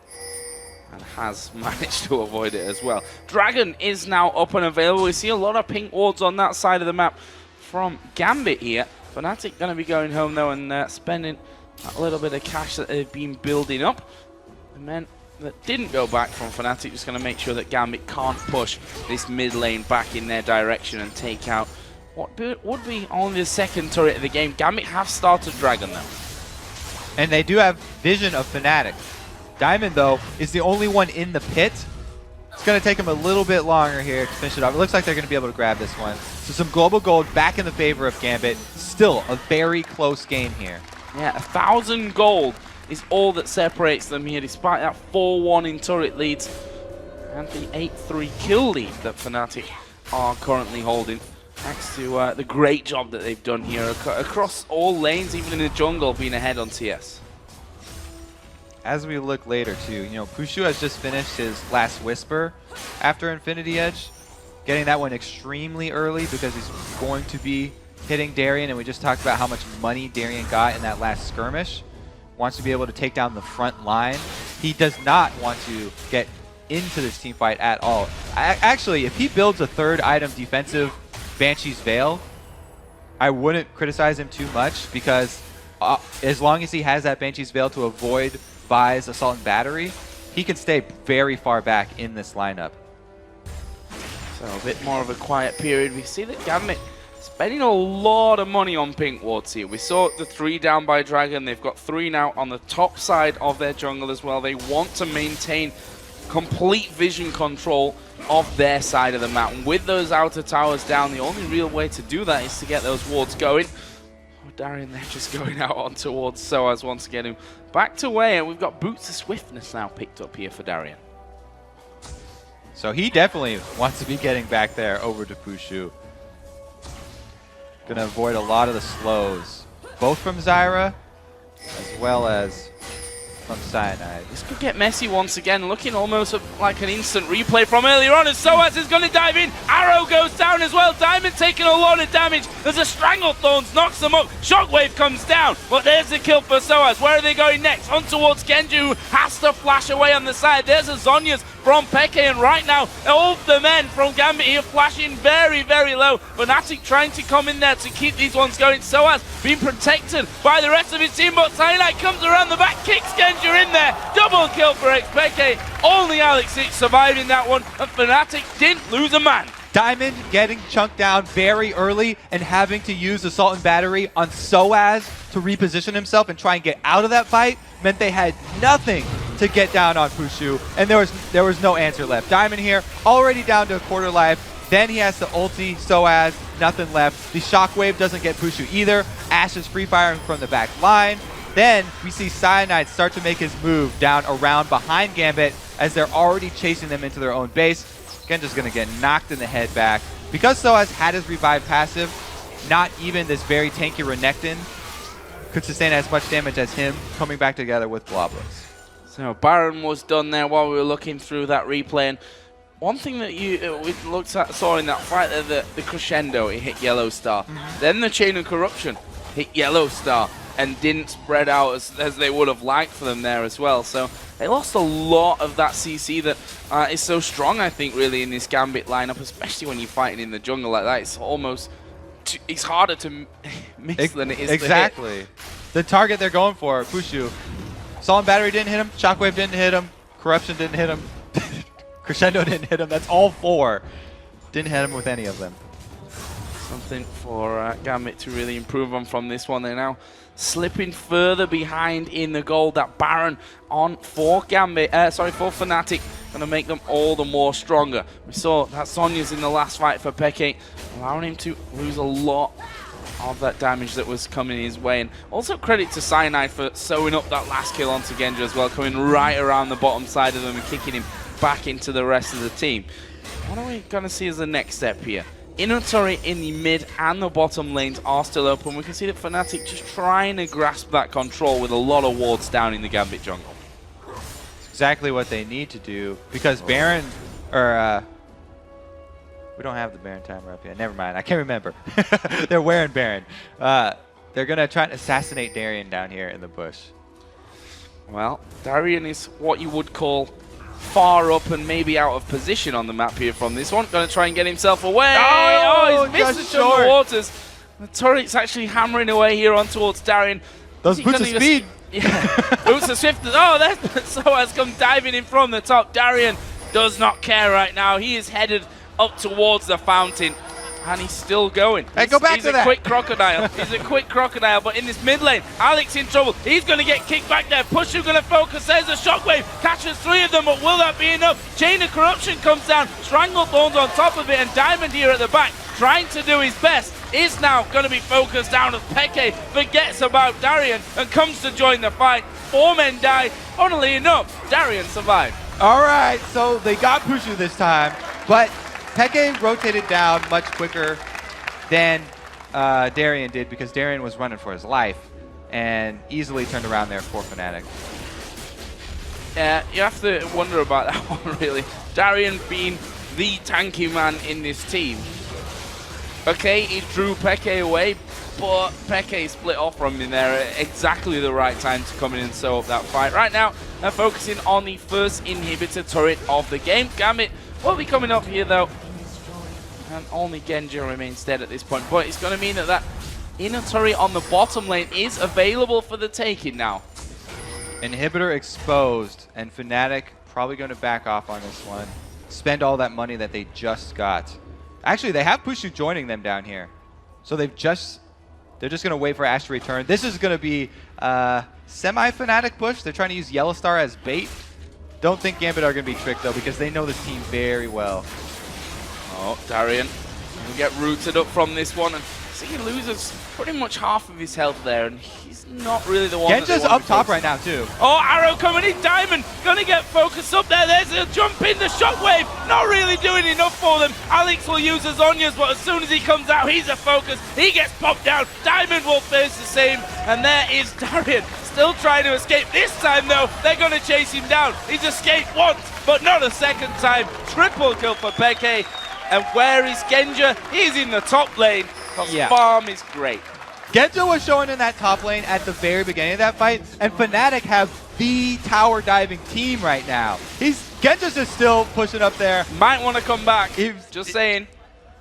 I don't know. Yeah, treading inhibitor there. He can't defend anything by himself. That's true. So I guess he's just decided to get a few more minions, wait for the death timers to come back up. Well, for that, they're going to lose both inhibitors here, that bottom lane and the mid lane. And this is Fnatic's game to lose right here. Yeah, and Fnatic, they have, like I said, this is the tower diving team. Start that off with Crystal Arrow into the slingshot. Said so many times, but they just go right for it. Anytime you show it's a 4 versus 5 situation against this team, they're going to pull that dive every single time. The arrow, even though it hits Darian, the tankiest member, Peke got all the way into the back, and Zhonya's the shockwave.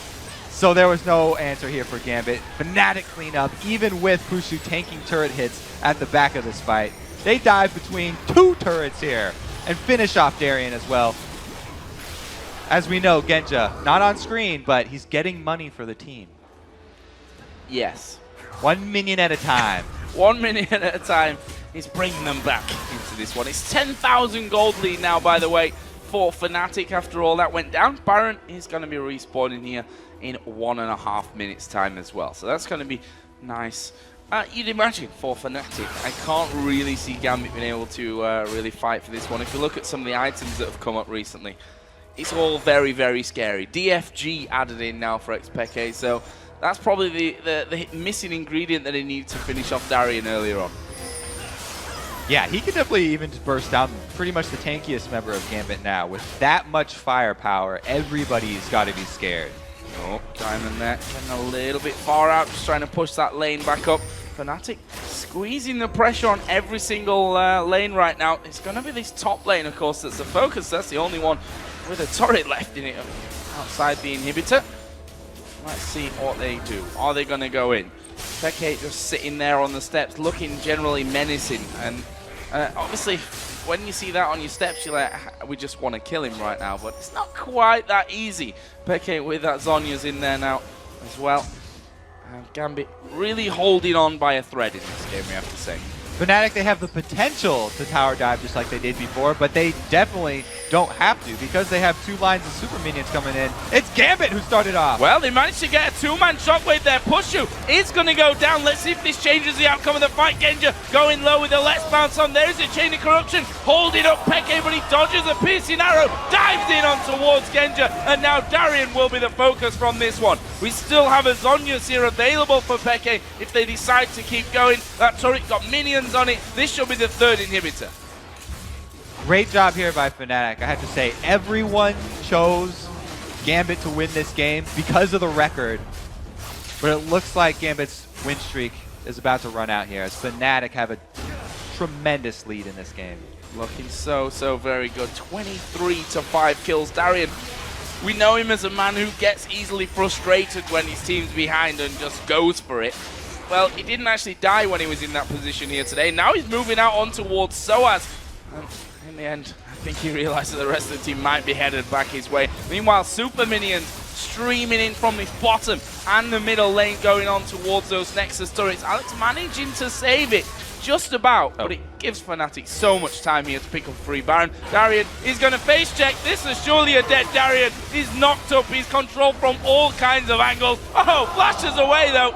And will he live? Will the Crocodile manage to escape this one? Arrow comes flying through, misses everyone. Diamond coming in to help him out. Darian is still alive. He got kicked over the wall. He's alive, and now Diamond's going to pay the price. Great teammate, but Darian somehow lived through that one. There is Soaz. He's going to bounce on in. Good crescendo from Boydell will stop the rest of Fnatic, but they're finally going to get in there. 3-man shockwave comes down. Peke using the Zhonya's. Soaz didn't die because of cell division, and now Darian is healed up and he's back on track.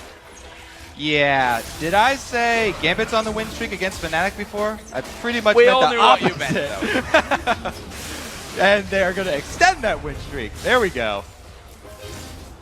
I can't believe Darian actually lived through that. All right, well, that's going to be 3 inhibitors down, though. Yeah. He might not live through it next time around. Baron is available here for Fnatic. They took that fight. I say fight, it was just try and kill Darian, really. But this time around, they are going to be settling in on that one. Peke did actually head off home. Picked himself up, you know, just avoid staff. Just avoid staff. All right, even more penetration could be added to that build. But Darren, this is the escape that you're talking about. Good flash over the wall, then this slight sidestep right there. Just barely avoiding. This one was, that one was luck. He just kept running. Straight line right there. Diamond comes in to block this. And the kick over from Cyanide. Helping Darren get out alive. Luckiest Crocodile EU. Not often you see that kind of escape coming in. I'm sure he was laughing at that point as well. So, back into the game then. Baron was, of course, taken by Fnatic while we're having another look at Darian's miraculous escape from that one. And you have to feel that it's a matter of time at this point before Fnatic pile on so much pressure. There are no inhibitors. I say there are no inhibitors left. They've just respawned. So I'm telling a little bit of a lie on that one, but they're open inhibitors for the taking for Fnatic. And look at this Soaz here. Not only is he a beastly tank at the point on Zach right now, but he also has his Leandries that he got pretty early on. So he's really good at initiating those fights and getting that max health percentage burn on the whole team at the start. Oh, they're going in onto Butcher. The shockwave actually locking him up there. Alex going to be focused at the back. Peke is off diving in the back as well. He managed to get both the AD carry and support. This time around, Darian's not going to survive. This should be game right here. There is the Zhonya's. Alex losing 3/4 of his health. There's the last quarter for the ace here for Fnatic. And they will pick up another win here against Gambit and secure their spot in the playoffs as they all dive into the turret just for fun. Zhonya's, and there is the Nexus. Brilliant win from Fnatic once again. Congratulations. Again, another win from Fnatic. I didn't get enough sleep. Thought the win streak was on the other foot. Well, if only, I think, for Gambit at this stage. I mean, it wouldn't matter after losing that one whether they'd won the last 10 or 20 in a game in a row. Sorry, it leaves them now in a very sticky situation. They've most likely going to end up playing in a tiebreaker game from this one, but things could still go pear-shaped because Ozone have to play against Vulcan and Mineski as well. They do. They still have 2 games to play out. Double F was talking about free wins. There's no free wins in League of Legends. Got to put in your time. Got to put in the time, and especially since I think everyone has counted Mineski out at this point. They're like, okay, if we look at our remaining games, Mineski is the win. And that's probably all the conversation that went into those games. And I hope for their sake that it really isn't, because Mineski, I don't know, I've still got a feeling that they could possibly, maybe, pull out something a little bit funky here in the final day of the group Heimerdinger stage. jungles. They have nothing to 5-man lose. pushes. They've earned a lot of experience here from this one. It's been a tough old group stage for them, but who knows? This last day could be when they bring out the craziest upset of the entire Season 3. Either way, we're going to go over to Riv and the guys at the desk for a look at Fnatic's quarter-final clinching win over Gambit.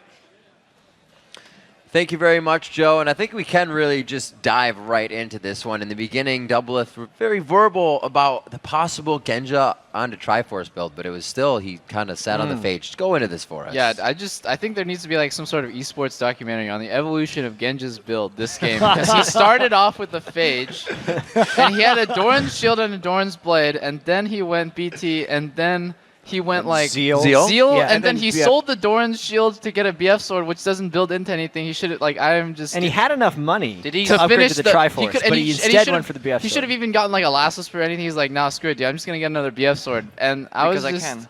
my mind was just too blown. Genja's just on another level. Do you think he gave up like midway to Triforce and like this is not working? We need more piercing arrows or?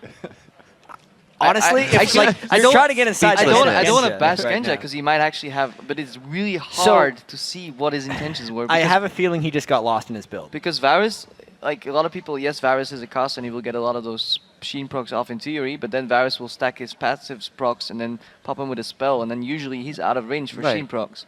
The same, his phage isn't going to really interact too well with him. He wants a BT so he can snipe people down if he runs Cast, armor pin. yeah. It's called the Legolas build in Europe, where you do go BT first and then Last Whisper and just snipe people.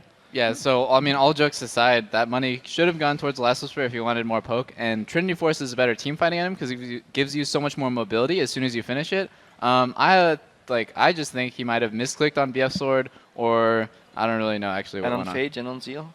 Yeah, all those misclicks. Ja, you were looking at something different. Just the entire composure of the game was switched up coming from Fnatic's side. Yeah, Krepp and I have talked about this a fair bit. Fnatic, they don't even need to win the laning phase a lot of times to be able to come back in the game because their roaming is so strong. They know how to do the Fnatic brush tricks, and this was another game where all three lanes were down 30 CS at one point, but they still seem to just crush Gambit. Especially against Gambit because they're now I think 5-0 or 6-0 against That makes them. it 6 in This a makes row, it yeah. 6 in a row. If you play against a team that you know you've always beaten in this fashion, even if you're a few thousand gold behind, you just really don't care. You could see at one point Fnatic picking up 1 or 2 kills and they were still behind 2,000 gold, but it doesn't feel that way, and that means gold doesn't always tell you everything about the game. I mean, I don't necessarily agree that even if they lose all 3 lanes that they're in control of the game. I think that snowballed from the just absolutely dirty play that XPK made on Alex Ich. That really turned mid lane around, and you saw XPK make a lot of plays afterwards, you know, like leading his team in the charge of like Dragon, making picks, stuff like that. That they still have the confidence even when behind, it just shows you that they're really in the zone right now. Yeah, that's true. I mean, their composition was great, too, for setting up that picks, and they really allowed XPK to succeed. We can see a 17-1-3 disgusting scoreline after that game. It was funny, too, because we were sitting here and we're close to the player rooms, and, of course, Ozone are Fnatic's #1 fans right now because they kept them in the tournament at this point, at the very least. You know, they needed Fnatic to win. And during the game, Imp came up to me and Crepo, and he just said, XPK is God, with the biggest grin on his face. And walked out, This so. little guy with his big glasses walking around so happy. Like, even though they lost, it was legendary to see. XPK spreading the joy, but not for some. So right now, let's see how the standings look after the first game of the day. With their win, Fnatic locks down first place in Group B, and more importantly, a spot in the quarterfinals. Yeah, so Gambit is still sitting in second, but because of their loss, the winner of our next matchup between Vulcan and Ozone will actually tie them at 4-3. So guys, you all picked Fnatic to win the last game, which definitely came out in your favor, which means you're perfect for the day. But that is only for right now. So let's see if you can make it 2 in a row. The winner of our next match, Vulcan versus Ozone. What are your predictions? Crepo, take it away. I'm going to go with Ozone here, but it is really close. Because Ozone still has an edge on them, I think if they get their stuff together and they play really, really well. But you can never deny ManCloud. He can carry a game if he gets a lead.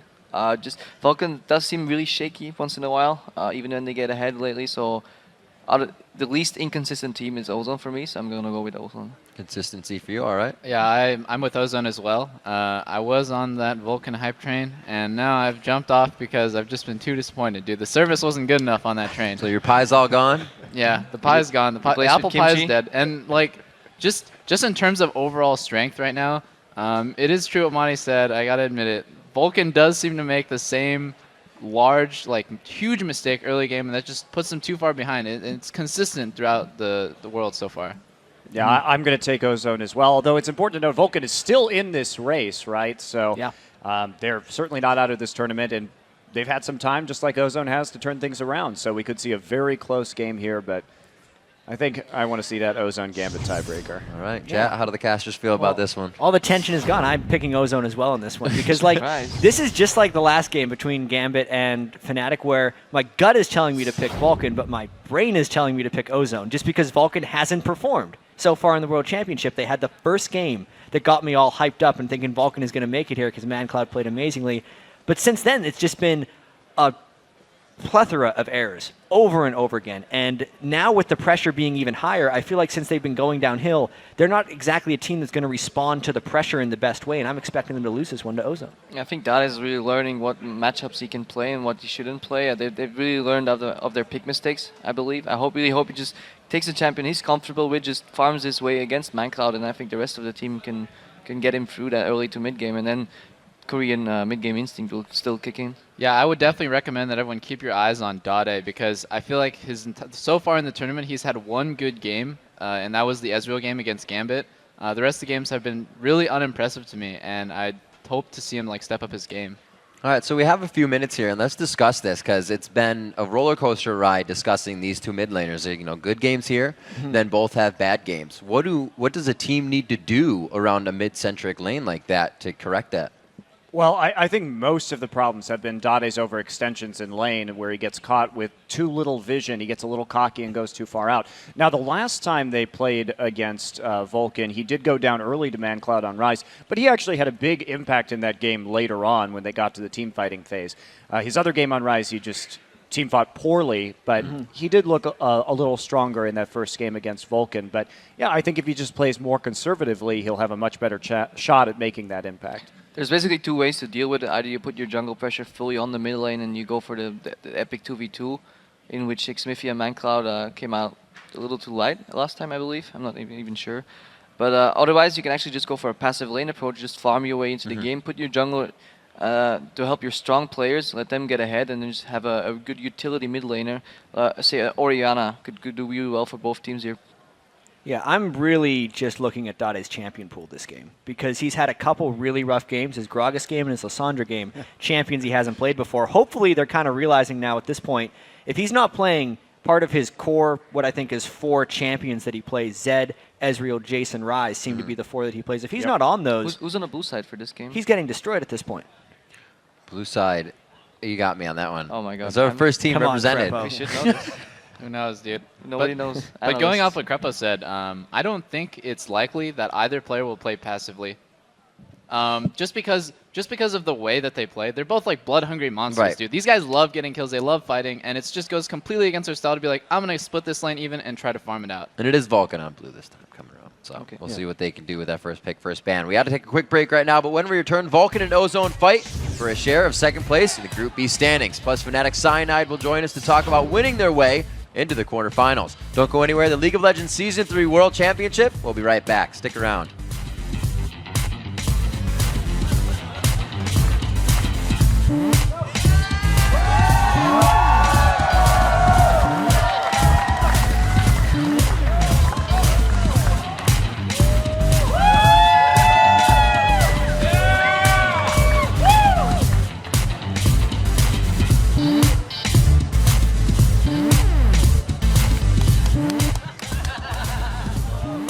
Meanwhile, Peke here onto Alex in that mid lane. Command Protect comes down, but Peke's going for this one. He's going to flash in. Shockwave comes down, but Peke will pick up the kill. Nice. And they will pick up another win here against Gambit.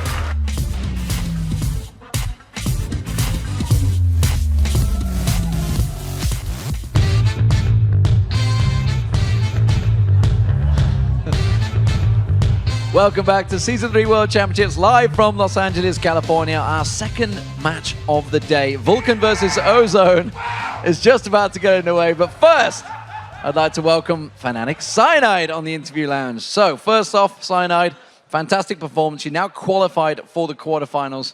You just went 2-0-17 on Lee Sin up against Diamond in the jungle. That's got to feel good. Yeah, of course it feels good. So... I'm seeing Zax, I'm seeing all sorts in the back of the crowd, just off the side of your shot. But in the picks and bans, did you feel you already had that? Because obviously, we've just seen, 17-1-3 coming out of Peke up against Alex Ich in that mid lane. Both these guys have been going at it all season long, sort of leading the kills. But did you really think you guys were going to get such a big lead over Gambit? Yeah, so pretty much we knew that early was going to be a bit hard since it's Orianna against Fizz, but yeah, I think in team fights we had a stronger comp even if they had Y Orianna, so we just tried to make it to the mid game and crush them. So you're obviously in dominant form right now. Fnatic looking really good throughout this tournament.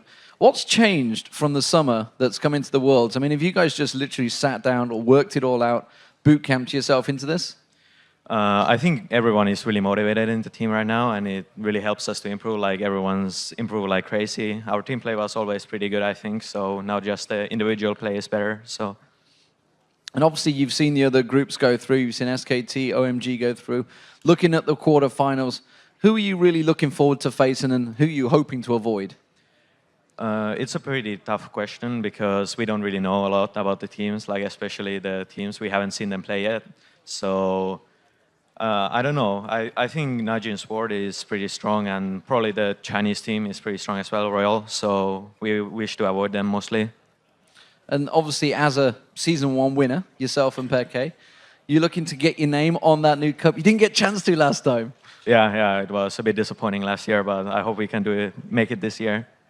And finally, anything you'd like to say to your fans? Obviously, you guys have been on a bit of a tear lately. Obviously, Europe's all behind you now. Yeah, just keep supporting us. I know the games, they are really late for you guys, but it's amazing that you are still watching, and just check out the replays if your timing is too bad. Well, thank you very much, Cyanide, and best of luck with the quarterfinals when they come around. So, next up, we're going to get over to Joe and Kobe over at the caster desk for more group action.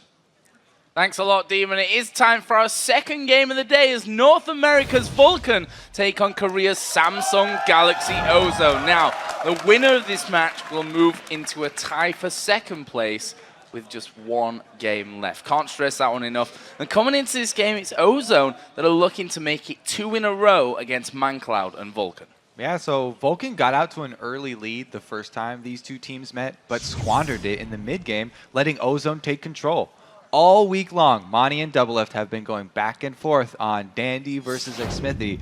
Round 1 of this matchup easily went to Dandy, though. He was involved in 20 of Ozone's 22 kills, yet he only died once. Well, even though ManCloud and Vulcan fell to Samsung Galaxy Ozone the first time around, they're pretty confident that they can win the rematch with a focused plan of attack.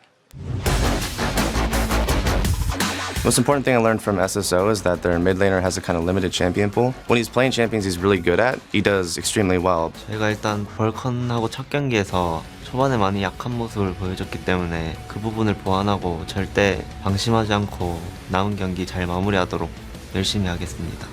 I think we're going to focus more of our picks and bans towards their mid laner Dade, who I think he's only played Gragas, Ryze, and Ezreal. I think our plan is just to force him onto Ryze by like either picking or banning the other two champions.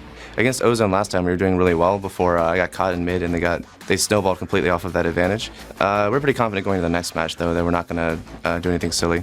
We just need to practice harder and try to think better and not make risky plays early game. Banning out Dade, a plan laid out for everyone to see and hear there, but was it a bait? Pretty much everybody's been targeting Dade after this. We'll have to see if it is a bait. Well, we'll find that out in just a little while, but first of all, we're going to check out the two lineups, starting off in the blue corner with Vulcan. There, of course, Psycho Sid in the top lane, Xmithy in the jungle, ManCloud, the mid laner, Zuna, the AD carry, and Bloodwater, the support. And in the red corner, it's Samsung Galaxy Ozone. Up top is Looper. In the jungle is Dandy. Dade's mid. Imp is the AD carry, and Mata is supporting. So we're about to get into Champion Select here, but let's talk about that before we get there, because it's a little bit up in the air, and I want to focus a little bit more on Dade here, because he's the obvious choice to really look at. He's played a lot, but not really found his comfort zone yet, I'd say. I'd say Vulcan's definitely not going to give them Zed. So that's number one, because that's a champion that everybody's afraid of Dade on. They'll be happy giving him, you know, Ryze or Gragas or something like that, though. Well, we'll have to see. And we heard that plan going out there, they're going to try and focus on Dade and make him play that Ryze. We're going to find that out right now, though, as we get into Champion Select. Vulcan having the first picks and the first bans, and their first ban coming out here will be a Caitlyn. I think Samsung Galaxy Ozone as well, they talked about focusing more on their early game mistakes. They might focus on the junglers a bit more too. Take something away from Smithy.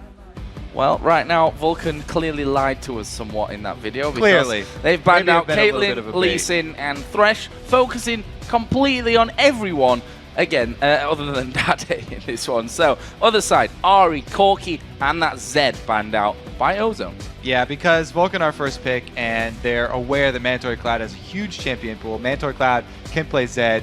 They don't want to give that one away, so Samsung Galaxy forced to sort of ban away Dade's best champion here because their second pick. Another thing that's left open here is Shen. Now, both top laners here, both Looper, who we also have to add in, coming into this tournament without any experience whatsoever on the pro scene, done really well so far. Has played Shen, has played Singed. Same goes for Psycho. Sid, locked in. He'll probably be doing Singed. Every time that they've gone up against Shen, they've locked in the Singed. They can actually save that one for a much later pick, so they can take 2 higher priority ones here. They talked about early pressure. Elise in the jungle, amazing at getting that off. A much better early game for Samsung Galaxy. And taking away Bloodwater Sona is always a good idea. Well, that Elise pickup there is funny. If you look at Dandy's stats, he's only actually played 2 junglers so far. The Jarvan and the Elise. Obviously, a lot of Lee Sin bans coming his way as well. And therefore, he's going to be settling in with the Spider Queen once again. On the other side here then for Vulcan, what are they going to lock up this time? Support already gone, so they can save that for whenever they need to get around there and go for those more hotly contested choices. With Thresh being banned and Sona being taken already, the support they'll probably go with is that Zyra, but you're right, they can save this one. So Samsung, they can save their Singed pick much later, and then Vulcan can actually save their Zyra pick for much later. They don't want to show the mid lanes very early though, so those ones probably are going to be relegated to the next round of picks.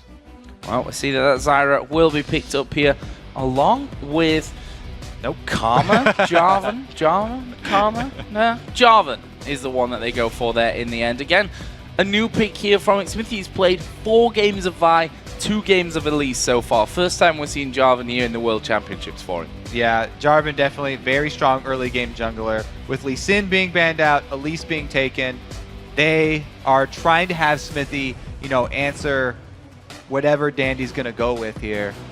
So far, we talked about, Dandy having the slight upper hand against Smithy, but Jarvan can make those moves very early as well.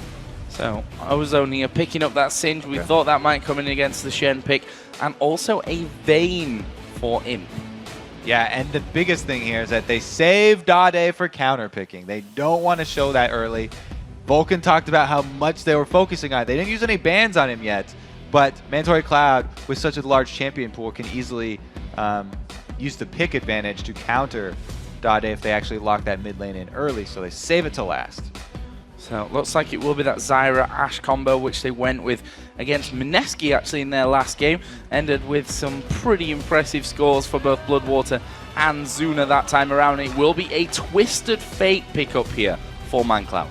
Now going Twisted Fate against Dade is pretty interesting because Dade mainly plays attack damage champions. He does not play a lot of AP champions. Even though he does main mid, it's mostly attack damage.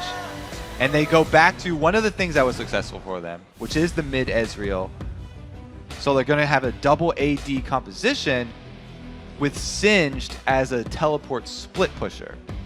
So Singed, try and draw resources from Vulcan up top, while the rest of his team takes early turrets. Makes use of this 4-man range squad that they're going to have with the CC of the Crescendo and the Cocoons to try and keep them safe. However, Vulcan, Ashe is really good against that because Crystal Arrow guaranteed engage.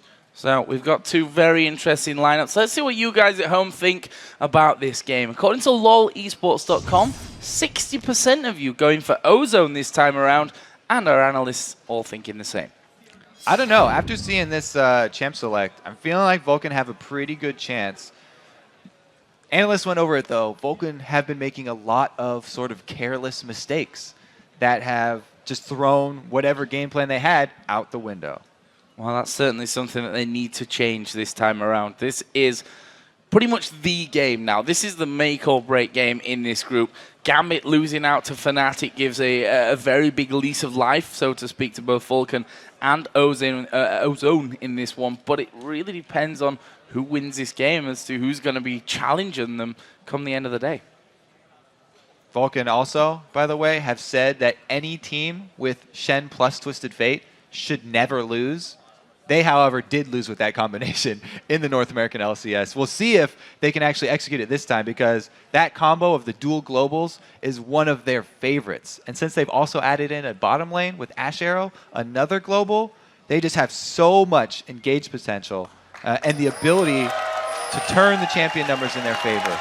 Well, here we go then. We're going to get into game. It's Vulcan versus Samsung Galaxy Ozone for what is the most important game that these guys are going to be playing, certainly this week. For now, the first week here of group stage here in the World Championships for Season 3. We see Looper there, got his sun cream strapped to his back and not going to be face checking through there. Dade, he's just hanging off to the side here and will actually throw that Mystic shot through, which will connect onto Zuna, but Vulcan playing aggressive here at level 1. They know that they've been spotted, so they're just going to try and get some wards down on this little excursion and then exit the jungle as safely as possible. They got what they wanted. They've got complete vision of this blue side jungle of Ozone. Now they're setting up something really sneaky. This could be a late invade on the blue buff. Ozone have to be very scary because they didn't get any of their own vision down before the invade came off. And this is the game to not risk pretty much anything going forward. And we can see that Ozone seem to want to play it very safely as well by sticking to this top side of the map where they know that Vulcan don't have that vision down right now, where they know they've got vision from the 2 entries on the top and that ramp side. So if Vulcan play this right and they just take away the blue buff and exit bottom river, then Samsung Galaxy will still not have any idea that they stole away the blue. The ward here from Mata is actually going to tell them a lot, though, because they'll know that Smithy's not immediately going over to his own blue as a second buff. Well, we do see that blue buff start. Smithy is going to be taking this one away. Why is he going to go from that? You'd imagine straight to his red, but it also allows Dandy the opportunity to get over to his red as well. Yeah, Dandy can easily go with the counter blue steal here because of the 2v1 lane swap. He has his support up in the top lane to back him up with that jungle invade, and that will probably be just a regular old buff swap here. Both of them taking away the other's blue buffs. So, like Smithy did go over to his red. That's going to be just the exchange of buffs at this point. We are going to be seeing 2v1 lanes in this one, though. We can already see Vayne up top there, so that's going to be Vayne Sona versus the Shen. Bottom side matchup will be the Singed versus Ash Zyra. And Singed, true to Looper's strategy before, he always takes a small camp before going into that 2v1 situation, and he times his back return to lane with the minion wave, so he hasn't missed out on much. He's got a couple CS here up already on Psycho Sid because of that strategy, but there's a lot of extra damage going down on this turret. Yeah, already putting in masses of pressure onto that one with Smithy there. Saw in the mid lane that Dade doing good amounts of damage to ManCloud early on, which is probably what you'd expect coming out of that Ezreal anyway. Looper right now is stuck to his turret, trying his best to just farm things up. Will actually throw Zuna into the back there as Looper not quite getting knocked up. Dandy coming across, Zuna taking a lot of damage, but they're just outside of that turret range, so the turret really not coming into play at all, and they'll back away. Both members of the dual lane just got the bad end of the trade right there, and now Smithy leaves the lane. So they actually have to be pretty careful right now because they're both squishy and they're dealing with an Elise here that has flash. Oh, Danny going very low here. ManCloud going in. First blood comes down for Vulcan. We saw the tail end of that one. And, well, ManCloud, we talked about how much damage this Ezreal's able to put out. Dade dies without even using his barrier. Dade's going to get so much flack back in Korea. He already has been having a terrible time this tournament. I kind of feel bad for him right there. But ManCloud with a very good outplay. You saw the sidestep there, juking the Mystic shot. Really, really well played there by Mandatory Cloud. So down at bottom, Looper and Dandy here. Are they looking to get in? No, not quite. Bloodwater and Zuna able to just walk on away from that one. So another early game great start for Vulcan. The question is, can they keep it up? Because that's something that they've struggled to do after being ahead in many games so far throughout this group stage. Very good point. But we did have the very crucial TF in mid getting that first blood. So not only did he get the gold, but he also has experience advantage. And an earlier 6 for TF means that that advantage in mid lane translates to the side lanes. So if Dade does not ward up his mid lane, now after giving up that first blood, his TF is going to roam wild here. Mandatory Cloud can go gank top or bottom and make the other lanes feel his pain. Dandy currently doing a bit of counter jungling. I think they saw Jarvan moving into this top lane brush there, and therefore as he backs away, that's free farm for Dandy, who might try and visit this mid lane here against ManCloud Swiss's fate. We are going to see the cocoon coming in. ManCloud flashing out of that one. I actually think he might have dodged that one anyway, but nonetheless, better safe than sorry at this stage of things. Stays up, but without that flash, always a danger. That does mean he won't have his flash for the first Destiny that he pulls. And the importance of his positioning with that first Destiny are going to be even more important now. Now he continues to farm very, very close with Dade, who came back into lane with a second Doran's Blade. Repeat gank middle. He placed the pink ward, so he saw the ping come down for Mandatory Cloud. He knows that Mandatory Cloud has vision in there, but because the ward was seen being placed, that gank does fail. One thing that they now know, though, is that Smithy once again has gone down to this bottom lane. Looper just going to back away from this one. They're going to give up this turret. This is going to be the first one of the game for Vulcan. The duo lane for Vulcan is super scary right now because there's 2 globals to back him up. Mandatory Cloud can come from the middle, and Psycho Sid actually needs a couple more levels, but once he gets his Stand United, then they'll be able to turn everything towards that duo lane.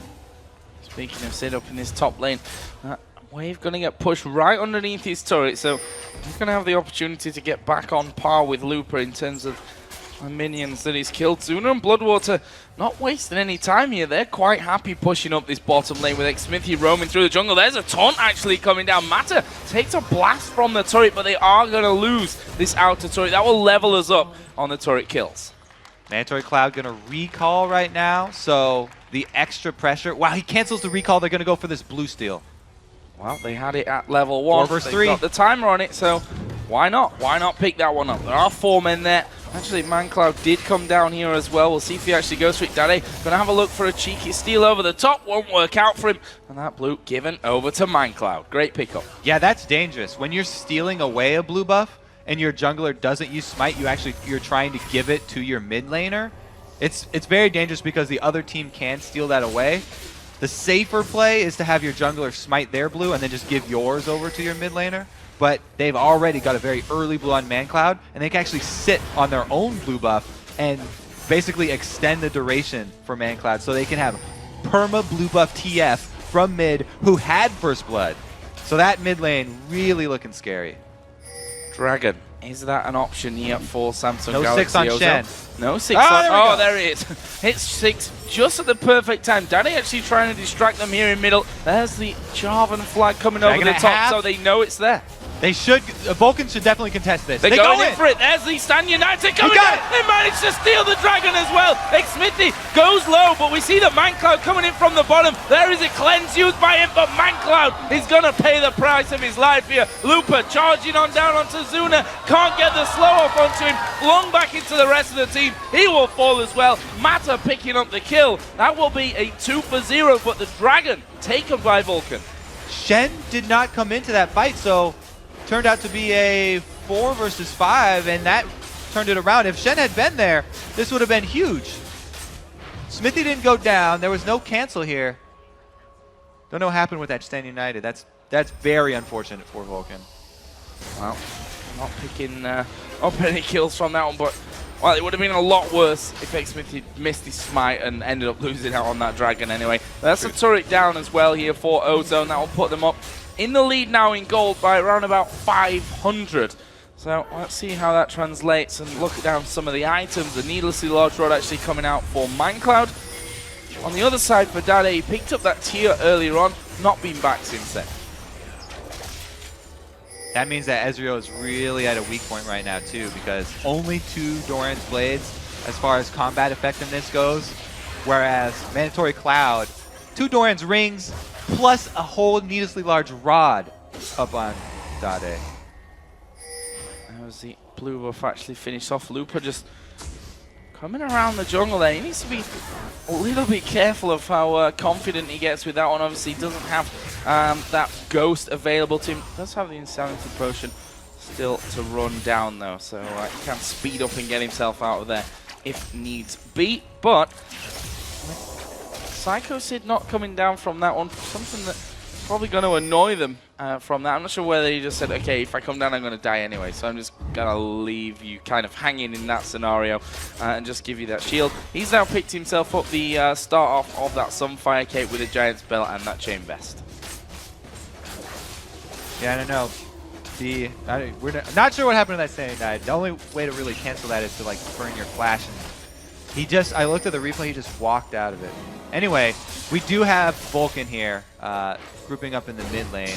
Now that they've lost their side turrets, their extra pressure from the double globals actually falls off a bit, and they have to defend their own jungle. Oh, Mata in trouble here, going to get knocked up. He's inside the Cataclysm. Smithy knocked up and suddenly gets a wall, but there's the arrow. Mindcloud comes in as well. Turn around here from Vulcan. Destiny going to come down. Dandy stunned up, but can they finish him? Yes! Grasping Roots, the knock up as well. What a turnaround there from Vulcan. It's Smithy that picks up the kill in the end. And they should be able to take this turret as well. Oh, Mata, so dangerous in there. Trying to get the very deep wards down. Great collapse from Vulcan. Also, great arrow right there. And the flash over from Mandatory Cloud. Perfect crowd control. And gap closing at the right time there from both Vulcan members. That is the mid turret here going down for Vulcan. They will level them up on the turret kills, put them ahead in kills. And a 2,000 gold lead now they have. Let's have a look at that one again. Beautiful snare out of the bush right there. Mata just got way too close to an area he didn't have vision of. And the arrow making sure Imp doesn't get out. Really good stack there. Mandatory Cloud started it off, and Mandatory Cloud's also going to finish it off. He catches Dandy. They come in again. More stuns stacking here. Psycho Sid in the top, able to skirt around that extra little slow pool. So well done there from Vulcan.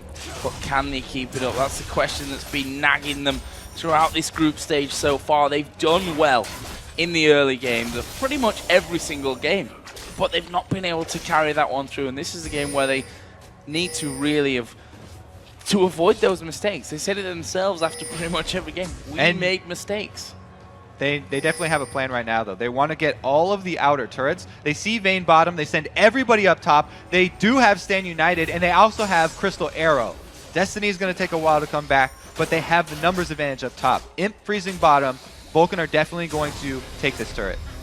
They do that up inside of the brush. They're going to get rid of that ward thanks to the Oracle that he's currently running, and going to move in for another turret kill here. Minions not quite playing in their favor from this one, but I'll get a good few hits off. Next wave, that turret will be going down, and we can see that Ozone actually trying to make a play of their own here, possibly. True Shot Barrage going to come across, only hitting the back end of those minions. The turret does go down. That will put Vulcan ahead on that front, but will they be able to save their mid turret now?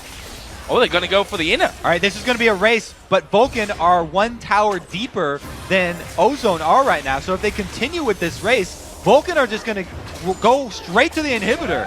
Wow, they are going to keep going from this one. We can see the recall coming in there from Samsung Galaxy Ozone. They've lost their inner turret in that top lane. Vulcan trying to pick them off here. Like we said, Crystal Arrow is up. Destiny, a couple more seconds.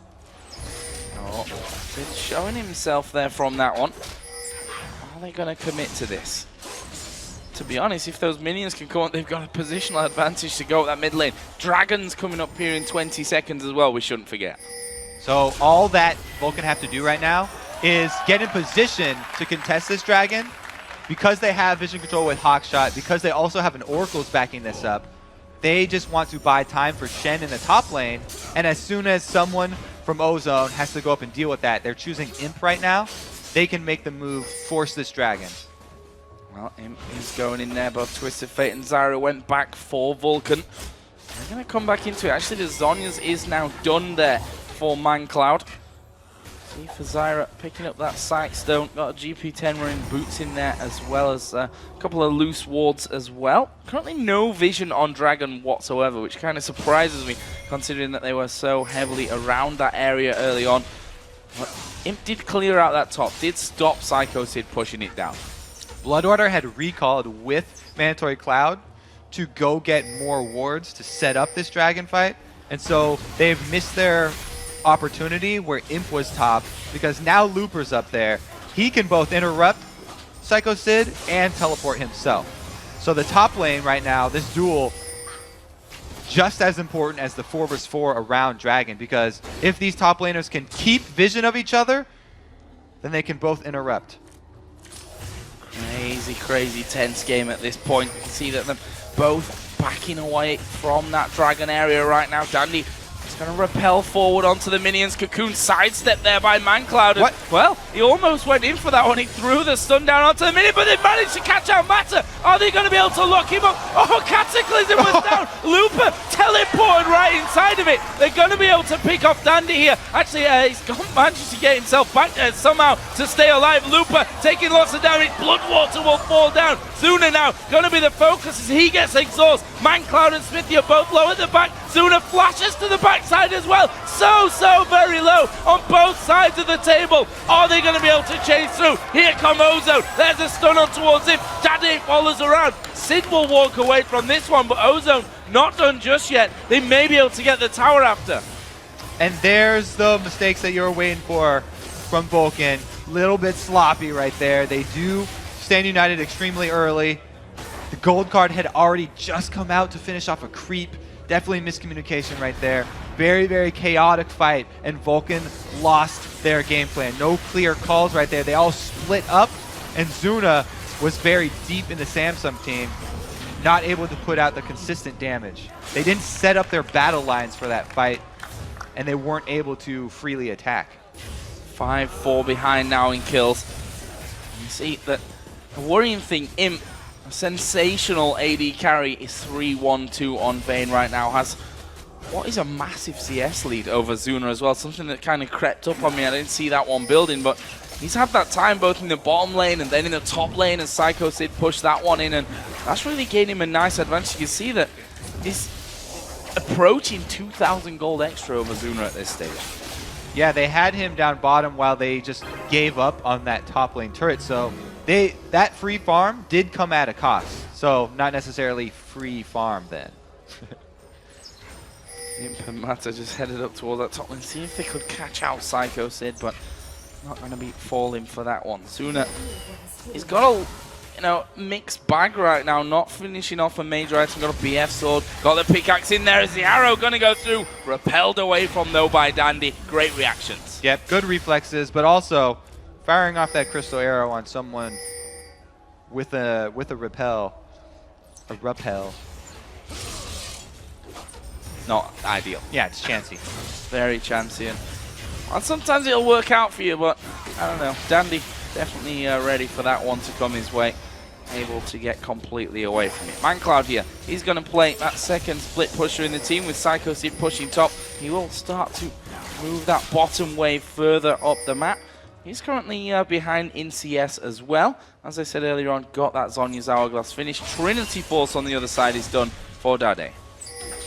It'll be interesting again who Psycho Sid chooses to stand united, because if Mandatory Cloud goes in for the classic Messiah TF initiates and uses the Zhonyas, then he'll have to have a delayed stand united come in and actually try and make use of the shield. Meanwhile, Zuna has had problems with his positioning, so Psycho Sid might want to save the shield for Zuna. Well, they need to coordinate it better, whoever that shield ends up going down onto. So in that last fight, that just all a little bit disjointed from Vulcan overall. But now they're pushing up. Good catch from Bloodwater. Saw that one coming a mile away, but didn't quite have the speed to dodge it. And now Ozone, what is their next play? Pink wards down, has spotted Smith his position, and he's going pretty deep into the jungle at this stage. Bloodwater and Zuna stood on top of that one as well. So Ozone having complete vision there of Vulcan as they move into the jungle. Vulcan really need to make use of these dual globals that they have. try and get advantage in 2 lanes at once. It looks like they're going to try and use the Baron Pit as their point of operations here. They're going to clear out as much vision as they can around it. Bloodwater's going to have to recall if he wants to do that because he's out of pink wards. He's going to be going home there, picking himself up that Oracle and a pink ward. Meanwhile, Looper actually pushed this bottom wave all the way onto the inner turret. Meanwhile, Sid not really going past that inner turret point either. They've not had the vision control of that top side for him to really feel comfortable about keeping going on that front. And it leaves Ozo now able to push out towards this midway point on that mid lane. And then we see Looper just head straight up towards top. He's just going to do exactly the same as he just did at bottom. We're definitely going to need to see a higher level of coordination from Vulcan in their next team fight if they want to come out on top. Because the 2 AD carries that Ozone have chosen for this dual AD composition are both extremely mobile AD carries. So it means the crowd control is crucial coming from Vulcan. They have to land those abilities to lock down the AD carries, or else they're going to consistently out-damage the team just like they did last time. So, Shen and Sin swapping up lanes there. Sid headed down now towards the bottom. Looper is pushing that top already at the outer turret area. And a bit standoffish at this point. We'll just see farm being given over to those AD carries in the mid lane. The top laners pushing the side lanes out there as well.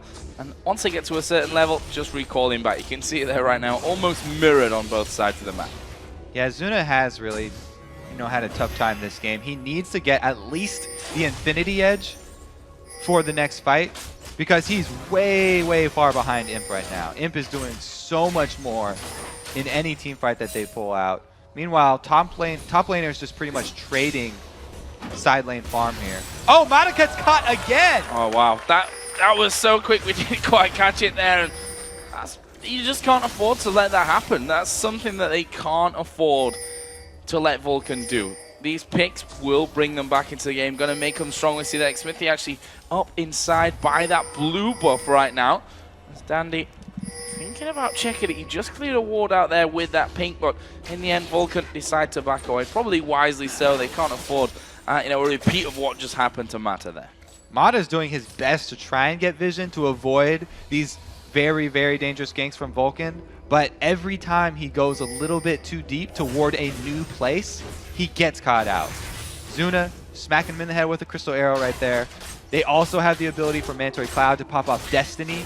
So if Vulcan catch somebody, they can get vision of the entire Ozone team and chase that person down because they'll have confidence guaranteeing vision of the entire Ozone team. Any pick that Vulcan get, they can check to make sure it's a safe one and go for all in on it. So next big objective is the Dragon, now up and available for the taking as a Cocoon actually landing on towards Smithy there. Tade just off to the side, he's going to throw that true shot. Barrage through again, Bloodwater cashes it again. So Dragon started off for the Koreans. Will Vulcan be able to get their way around and stop this one from being taken? Smithy going to slide through, but the Dragon already taken. There is a Cataclysm going to lock Looper up, but he's not the real target they want. Backcloud coming into the back, using his Zonyas, but he's going to die before the rest of the team can do anything. Now Sid being focused down here. Imp taking chunks out of him will pick up the double kill. Looper will finally fall, but what have they killed? They've killed a Singe. That's not going to matter to Ozone right now as they chase down for even more kills. Smithy, will he fall? Yes, he will. It's Imp that picks up another one. Not quite done just yet. I think he fancied Bloodwater.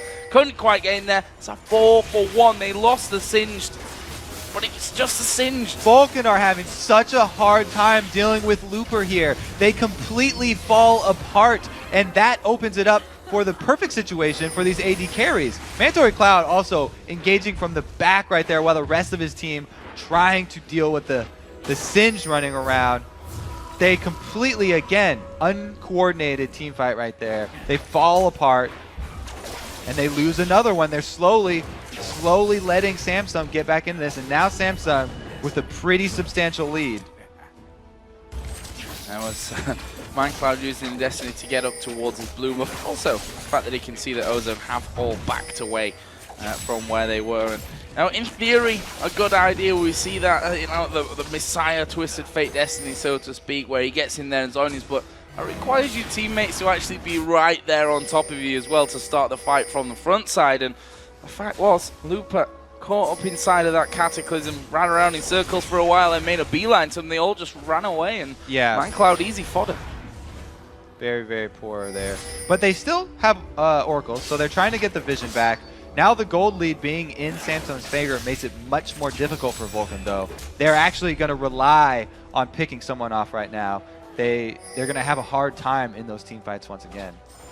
Well, the only one they've really been able to pick out so far is Matter. He died a little earlier on in that mid lane. Right now, Ozone pushing the waves back, and we get to that standoffish kind of tempo here once again. Friday just clearing out wards over by Dragon. Take that little bit of gold. Actually has his Muraman now finished alongside that Trinity Force. If we look down the AD carry, Zuna finally got that Infinity Edge in there. But look at Vayne. Phantom Dancer, Blade of the Ruin King from earlier, plus that QSS now. That's a very, very scary Vayne. He's also, the cleanse plus the QSS means that even if Vulcan are able to land their CC that they're looking for on the right target, then he's going to be able to take that right off. Meanwhile, since Zuna was so far behind this whole game, Looper hasn't really had to worry about attack damage very much, and he's built mostly magic resistance. That's why he's having such an easy time getting through this Vulcan squad. The teleport comes in. They're cutting him off. This could be very, very bad news. Vulcan completely out of position. There's the arrow going back. They try and focus down Dade. Strangled Thorns won't knock anyone up from that one. A good crescendo coming in there from the backside. Matter falling to low HP, but Zuna focused down. Here comes him. Sid's going to fall from this one. Smithy, easy target for the 2 AD carries now. Actually, good damage coming out there, but again, he cleanses it off. And there is ManCloud going to use that Zhonya's, but will he be able to lock them up? The card, not the right one you're looking for. Double kill for Dandy. It's an ace, and they only lost the support here. This Samsung team's going to have the advantage in these spread out chaotic fights every time, because that's where Sin thrives, that's where Ezreal and Bane can make use of their mobility. Really big win for them, and they're going to be rewarded with the inhibitor turret. Inhib taken down by Samsung Galaxy Ozone, making one step closer here to Gambit. They know that if they win this one, it's pretty much all in their hands going forward. Let's have a look at that fight again. Teleport there from Looper to cut off Vulcan from the rest of their team. And even though Psycho Sid comes in with the same United on top of Zuna, Ashe has nothing to reposition. So she gets flipped in, nowhere for her to go. ManCloud's doing his best to lock down Imp here while still trying to avoid damage from Dandy, but blowing off that Zhonya's and pulling the red card here. He never actually even gets in range to throw the card, so it doesn't matter what color it is, he goes down. Could have been the rainbow-colored destroyer of all cards, and it still wouldn't have made a difference. Ozone here, turning off towards that Baron. Red buff going to go off towards Imp. More wards put down from Vulcan's side again. And we have to point it out because it's been a recurring theme for Vulcan. A strong start. But where the decisions have really counted coming into this mid-game with the team fights, it's gone horribly wrong for them. And again, I kind of talked about setting up the battlefield lines there for Vulcan earlier, and they still haven't really been able to do it. Their team is a much more traditional team that relies on Shen and Jarvan in the front, TF Ashe in the back, and Zyra controlling the middle with her Stranglethorns. In the last fight, we saw the team all grouping up, Vulcan sitting on Zyra's Stranglethorns to try and stay safe. But all Ozone had to do was spread out. Nobody got knocked up from that. There was no control being supported right there. And they just burned down Vulcan. Another turret taken. So, as the average game time for these teams, 30 minutes 29. Actually not an unrealistic target here for Ozone, the way that things are going. Already longer than the average Vulcan game, as we get a short pause in here from that one. That'll be rectified here shortly, and we can carry things on. But it gives us a little bit of time to talk about this game, Kobe, because, again, both teams have their fate in their hands right now, and it's Ozone that are outplaying Vulcan. They definitely deserve it right now, too. I mean, Vulcan, they got the composition that they want. This is not something new that they're trying. They've said many, many times that they put a lot of emphasis on the Twisted Fate plus Shen combination, and they also were able to get the Ash Zyra on top of it. It's a very, very global heavy composition, but like I said, you have to be able to set up controlled team fights for it to pull off. And Ozone have played to that chaotic style and really benefited from it. So apparently there's a slight problem with Zuna's mouse, which might explain that last Ash arrow that went flying through the middle of everyone off into the distance there. But hopefully that'll be getting fixed up here shortly and we'll be able to get back into it. Don't forget, there's that rule in place. The team's not allowed to talk about the game during these pauses, which you might think, okay, this is actually great for Vulcan. Gives them the chance to think about things, but think is the only thing that they can do. Not allowed to communicate whatsoever in this time that they've got while Suna's mouse has been fixed. Yeah, they're going to be a little bit sad sitting there thinking about how it's turned out because they'll remember the early gold lead that they got and what it's come to.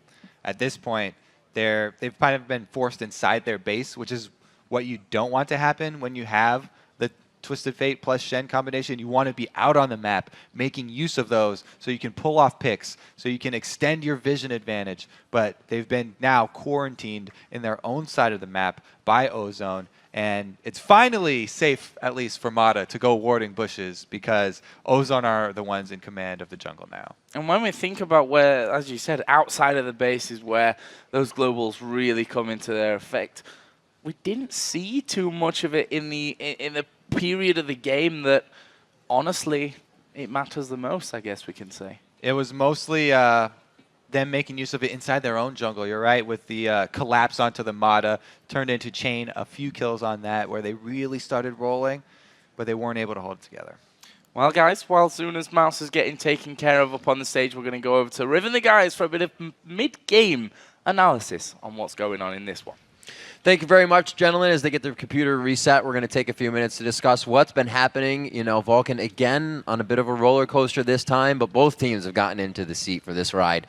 And it looks like towards the end here, coming out on top is Ozone. You know, I really thought the game was completely over when Dada gave First Blood in such a silly way without using both the summoners. But it's surprising. It surprised me so much when they came back in. I thought the game was over after picks and bans. Yeah, I agree. It's crazy. Like, we saw the very start of the game, Vulcan pulled a strong early lead, but, like, their composition, it's very similar to one they played against Mineski. It's execution-based, and it's extremely low on damage. So if Ozone gets a little bit ahead, they seem to be able to steamroll. I think any team comp is execution-based, but this team comp has so many more options to beat the other team. Sad that Vulcan got away from that lead. Another interesting thing is that Ozone chose to put Singe in a 2v1. They actually swapped Vayne to go 2v1 the Shen, who's significantly better than a Singe. Like, because at least Shen can CS and taunt under tower. Because Ash Zyra would completely, do really bad things to Vayne Sona. Well, I mean, to go back to the composition from Ozone as well, as Double Lift knows, how much do I like double ADs with a scaling AD like Vayne and Tristan and Double Lift? We've heard the wrath of Monte Cristo on that. Monty hates pretty much any double AD comp without Caitlyn. So why is this? When do you turn to it? Well, basically because if you have Caitlyn Ezreal, right, you can abuse that early game advantage from the Caitlyn range, and you can close out the game very quickly. But especially if you're playing against Shen, who can get these Thorn Mails in the late game, if you're waiting for your Vayne to scale as well, then it can do really, really awful things to you. Because if Shen hits that item threshold, then you don't have the damage anymore due to too much armor. But like you're saying, Jet, with the low damage on the other side and the fact that Zuna got significantly behind in terms of CS, they really didn't have a lot of damage for a while. They had a Zhonya's first Twisted Fate and an incomplete Infinity Edge on an Ashe, and that was it, you know?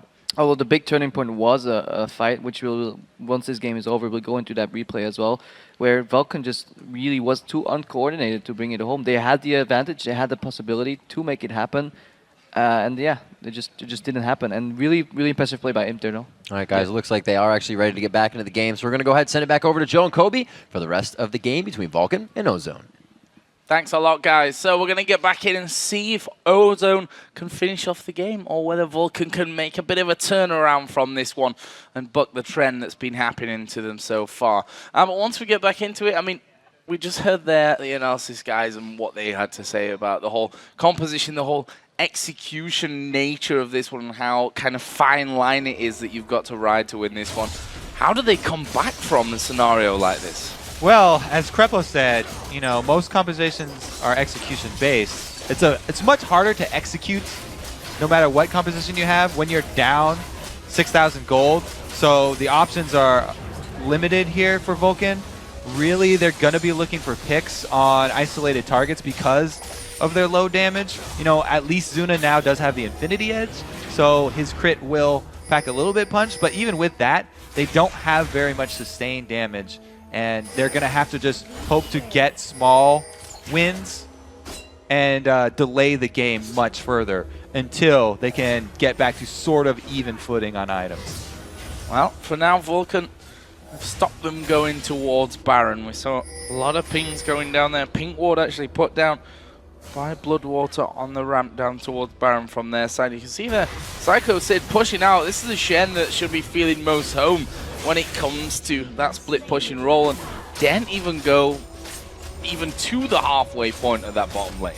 Yeah, Singed and even Vayne here. Like, Vayne could now take Psycho Sid. Vayne is a very strong duelist. She has the Blade of the Ruined King, and she also has the Quicksilver Sash on top of her cleanse, so even if, you know, Psycho Sid does get a taunt to try and set him up for something dangerous, Vayne very slippery could get away here. There is Looper farming up whilst recalling. I like that. Classy stuff from Looper. Tade going to be getting himself that blue buff as well, and Ozone here have a very firm grip on the map, or on the match, I should really say. No risks though. We know that this match means pretty much everything to both of these teams. The winner will have a chance to go through. The loser's going to have no chance to go through, and that's what really counts here. If we look down the scoreboard as well, something that we've not really touched on, Imp is 8-1-3 right now with a good 30 CS lead over Zuna. Yeah, we've been over how scary that Imp is right now, and he hasn't gotten any less scary. Meanwhile, we still have their tank, just full magic resistor. He's only got a Durant shield to deal with any attack damage, harass, and it's because, again, not much threat from the Zuna Ashe right now. Attacking a Singed constantly is pretty hard for any AD. Zuna's going to have to be sidestepping for his life right now to try and stay in the back. Right now, I'd definitely be watching out for Flash Crescendo if I'm Vulcan, because those three members that were just at the turret right there, if they're all grouped up and they get all three Flash Crescendos, they can't get any of their CC out, and they could easily be bursted down by the amount of damage this Ozone team is packing, just because of the gold advantage they have. See there, Ozone actually leaving that mid and bottom lane and moving up towards that top side of the Vulcan jungle, maybe to try and set things up, clear out for a possible Baron attempt. Still that pink ward remains as Looper actually going to be getting a little bit closer, put down the glue but couldn't get the fling back onto anyone. Not going to be cleared out from him here, but this is an open inhibitor that's very dangerous to channel. They're actually going to go in here, managing to fling ManCloud back, but the rest of the team not quite on the same page. Looper causing all kinds of problems. There's a Crescendo. The Stranglethorn's not doing anything in that scenario, and Looper still keeps running through the team. They force them completely back. Everyone's around about half HP. They take the inhib and run. Great trade there for Ozone. They get the inhibitor down. That's going to afford them the extra map control. Now they can take away the red buff and then just ward up all over the Baron, all over the path to Baron. Since they also know Destiny will be down now too, after they return from base, they can either set up siege on either one of the side lanes, or they can force Vulcan over to the Baron area. Vulcan right now, they're going to be relying on that Hawk shot because they haven't been able to get any wards into the Baron area. No vision of it right now. And, Andy might get caught out from this one. There's Cataclysm used. Andy, flash available, just flashes out of it completely. And here we go. Ozone, are they going to be able to turn this one around? Imp charging forward, has cleanse. Also has that Quicksilver Sash as Looper will teleport in. Who's the target? Surely going to be Zuna. There's a flash away from ManCloud. Zuna left on his own. That's a double kill picked up by him. And with those two men down, this could possibly be the finisher for Ozone. Vulcan trying to catch somebody out before the full Ozone team returns to the Baron area, and they have to deal with that lack of vision. But now, 2 men down, Ozone just going to run straight through this Vulcan base. Well, there's the second inhibitory of the game going down. Inhibitor will fall shortly afterwards. Are Ozone going to keep going? Nope, they're going to play this one safely, cautiously, and I think this is the right time of the tournament if you're going to be playing cautiously and safe to do it.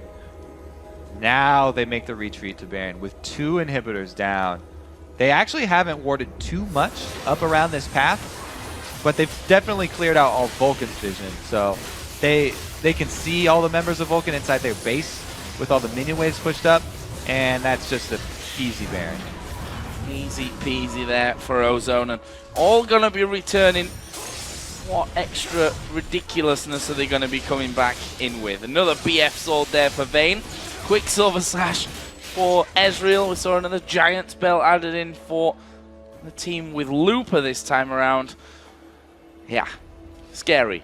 Yeah, if you know Monty doesn't really like these late game scaling AD duel compositions, but if you get to the late game with this composition, then it's much scarier because Ezreal and Vayne right now are so slippery and they put out ridiculous amounts of sustained damage.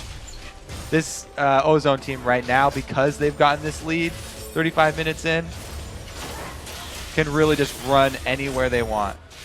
Well, it looks like anywhere. Maybe that bottom lane. Looper's already jogging on down there. They will be clearing out here very quickly. Zuna now adding in that static shift to keep these waves back, I think, more than anything at this stage of things. But the fact is, Ozone with Looper up there, the big tanky beast that singes. Gonna go through. There's a true shot barrage. ManCloud losing a lot of health from that one, and Ozone just waiting for that minion wave to come in. On the top side, they've got super minions actually pushing in on towards the Nexus turrets as well. Vulcan are gonna have to deal with them at some point. Looper actually runs in there, gonna get rooted up. Only lost about a quarter of his health, and he's gonna keep going. There's a taunt. He's now down below half, but he does manage to get the flip onto Zuna. There are the Stranglethorns. Looper knocked in the air. Dandy at the back as Zuna goes down. Double kill. Here comes the cleanup crew as Imp gonna take a lot of damage there onto Psycho Sid, but they turn and burn. They're gonna try and finish the game. Looper was literally taking damage from all 5 Vulcan members and still didn't go down. Here we go then. Samsung Galaxy Ozone finish off the Nexus, finish off Vulcan, and set themselves up for a showdown with Gambit later on in the day. Close stuff here in Group B. Still not decided. We still don't know who's going to be joining Fnatic later on, but Ozone doing what they needed to do right now, and that's pick up the win against Vulcan. Ozone, wow, they should be very happy with that win. Still have some glaring problems. They've had Dade in the mid lane. He got outplayed once again. Mandatory Cloud took him down. No summoners were burned, no flash or barrier. So they still have a lot of things to work on, but congratulations to them. Well-deserved win. Some good outplays in the mid-game team fights. And I think for Vulcan as well, it's not all bad news. Okay, for now it's bad news, of course, but they've got a very, very solid foundation there. The fact that they're able to go up against the best teams in the world at these certain stages of the game. Okay, mistakes and misplays later on not working out for them, but they're the kind of things that you can rectify over the course of next season and the coming games that they got to become a team that might be able to challenge next time around. They're definitely going to have to put in a lot of practice. Those kinds of mistakes that they're making are easily fixed, but they have to put in the time for it. And I think it was Double of talking about how Vulcan practice less than even a lot of the other North American teams who get criticism for not practicing that much. I think that they will buckle down, though, because getting a taste of Worlds does a lot to inspire a team. Well, they're, of course, out for now, but we'll see how they bounce back. Ozone, different story for them. They've got a big road ahead of them still today. We're going to head over to Riv and the guys at the analysis desk for a breakdown on Ozone's clutch win. Thank you very much, Joe. And a great game indeed. Very, as we said, roller coaster and a little bit of a mid-break there as we were fixing up Zuna's peripherals as well. Coming into the picks and bans, Imani, we talked a little bit about the fact that it was kind of the AD comp with the scaling, and they kept picking more AD. You weren't liking it. Oh, no. It does make me tweak a little bit because we saw what the Caitlyn Ezreal combo can do in terms of the early game and pushing down towers. And the composition in general, it really relied on Imp's ability to outplay people on Vayne, which to Ozone's Works. credit, is something you can bank on, Yeah. right? Because Imp is an incredible Vayne player, but it's not really the best idea to create your strategy around that kind of assumption. So I really was quite shaky on their strategy here. Just look at what everything Vulcan had. They had a Shen and a TF, both with global reposition. They had Shen shield to get anybody that gets focused down. Each and every one had crowd control. Jarvan could go in, could have a piggyback Shen on top of him. TF could join you wherever. Ash had arrow to engage. Zyra could flash roots, or just roots and then pop her ulti to knock up. They had everything they could possibly want in a team fight and still had a hint of split push. And then compare that to what Ozone was bringing. Double AD with a scaling AD. Not that much siege potential. They basically relied on Looper getting so tanky that he couldn't survive a rotation, still catch somebody, fling somebody, and get them down. And I think you have to hand it to Looper and Imp because they played an amazing game. Like, they really, really played solid. I didn't identify any real mistakes. That Looper's teleports, they were godlike. Like, he made so many plays as Singed. All right, and there is something we have to touch on, Jat. I'll let you hit it, and then we'll get into our replay because they completely flow right into each other. Yeah, I mean, at the early part in the game, there was one portion of the game where Jarvan jumped the wall and stole the dragon, and then Psycho Sid Shen was trying to teleport in, but we do have to mention that like the teleport failed and it did not come in. It's something that happens on Shen from time to time. After that, though, we'll get into the rest of it. Vulcan was still in the game. They lost actually a big mid-game team fight as well. Yeah, absolutely. They were able to pretty much come back off of that. They were able to get a few kills there, and then this replay that Crepo is going to show you here as we bring it up on your screen really shows that the global composition wasn't really a cohesive unit coming in on this. You have to understand that Vulcan at this point in time is ahead. Pretty big lead. They have a lead. Oh, well, yeah, I just want to point out right now, though, that we're looking at a pretty massive CS deficit here between Vayne and Ash, and to that degree, too, a big part of this fight becomes just that Zerker and the pickaxe compared to a completed Blade of the Ruined King. Good for Ozone is that the limited gold they have is spread really nicely on their carries, but even then, Vulcan should be able to win a fight. So what's going to happen here is Mancloud, he will think he can catch somebody off guard. He has a backup of his team. He will try to gold card Danny. Danny will just be out of range. A cocoon will be thrown, nearly dodges, after which Mancloud will basically say, oh, well, we missed the window, that's fine, we can try again later. I'll just get this creep and move out. But then, due to bad communication, Shen is going to try an ulti, and if we roll the clip right now, we're going to see what happens. So Mancloud gives up on the gank, gets the minion, in comes Shen, total miscommunication. Mancloud turns it around, Smithy jumps in, Mara flashes out after the Jarvan ulti, then Looper comes in with teleport. Again, really solid teleport. Dandy gets focused, but flashes. And this is really important. Dandy survives on really low HP. Comes in back, Cocoon, which sets up for Ezreal ulti. And this is where the fight turns around. Imp just live stealed up from half HP, and he's gonna clean house. Psycho Sid not tanky enough. Looper escaped already, which is pretty damn amazing if you ask me. Imp is just cleaning house right now. Vulcan's on the run. If they didn't kill them immediately, as we said before, one rotation not enough, then the chase composition from Ozone will actually pay off. And this is what swung the game back into Ozone's favor. Yeah, and it's one of the huge things to mention, too, about Imp's Vayne is no matter what happens, he pretty much always ends fights in front of everyone else. He has this impeccable ability to just be in the front line, but generally not die. He starts the fight, disengages, gets back health because of really good peeling. I mean, that Dandy play was so good and so detrimental for Vulcan because Dandy got out on really low HP due to a really nice flash. Normal players would disengage, and no, Dandy just turns it around, throws a cocoon, which triggers the Ezreal ulti, because else the Ezreal ulti wouldn't come. Ezreal ulti then hit two people because that one target was in place, which it makes it easier to aim for the second target. And then, yeah, Imp is like, okay, I'll finish this. And the most impressive thing, I think, is that he's playing against triple globals. He's playing against TF, Shen, and he's up against an Ashe Zyra, which is an incredible kill lane, and he still managed to pull ahead in lane, which is something that really shouldn't be happening. I think Imp played really well. He's almost as good as me on Vayne. Still. Go ahead, Crepo, but I'm gonna press you on that. I just want to point out that what Ozone did was really well. Singed is a considered counter against Shen, but they said, well, I'll sacrifice the fact that I'm playing a counter, put Singed in a 2v1 lane just to allow Vayne to farm, and Singed is actually pretty scary against people who are not used to playing against him.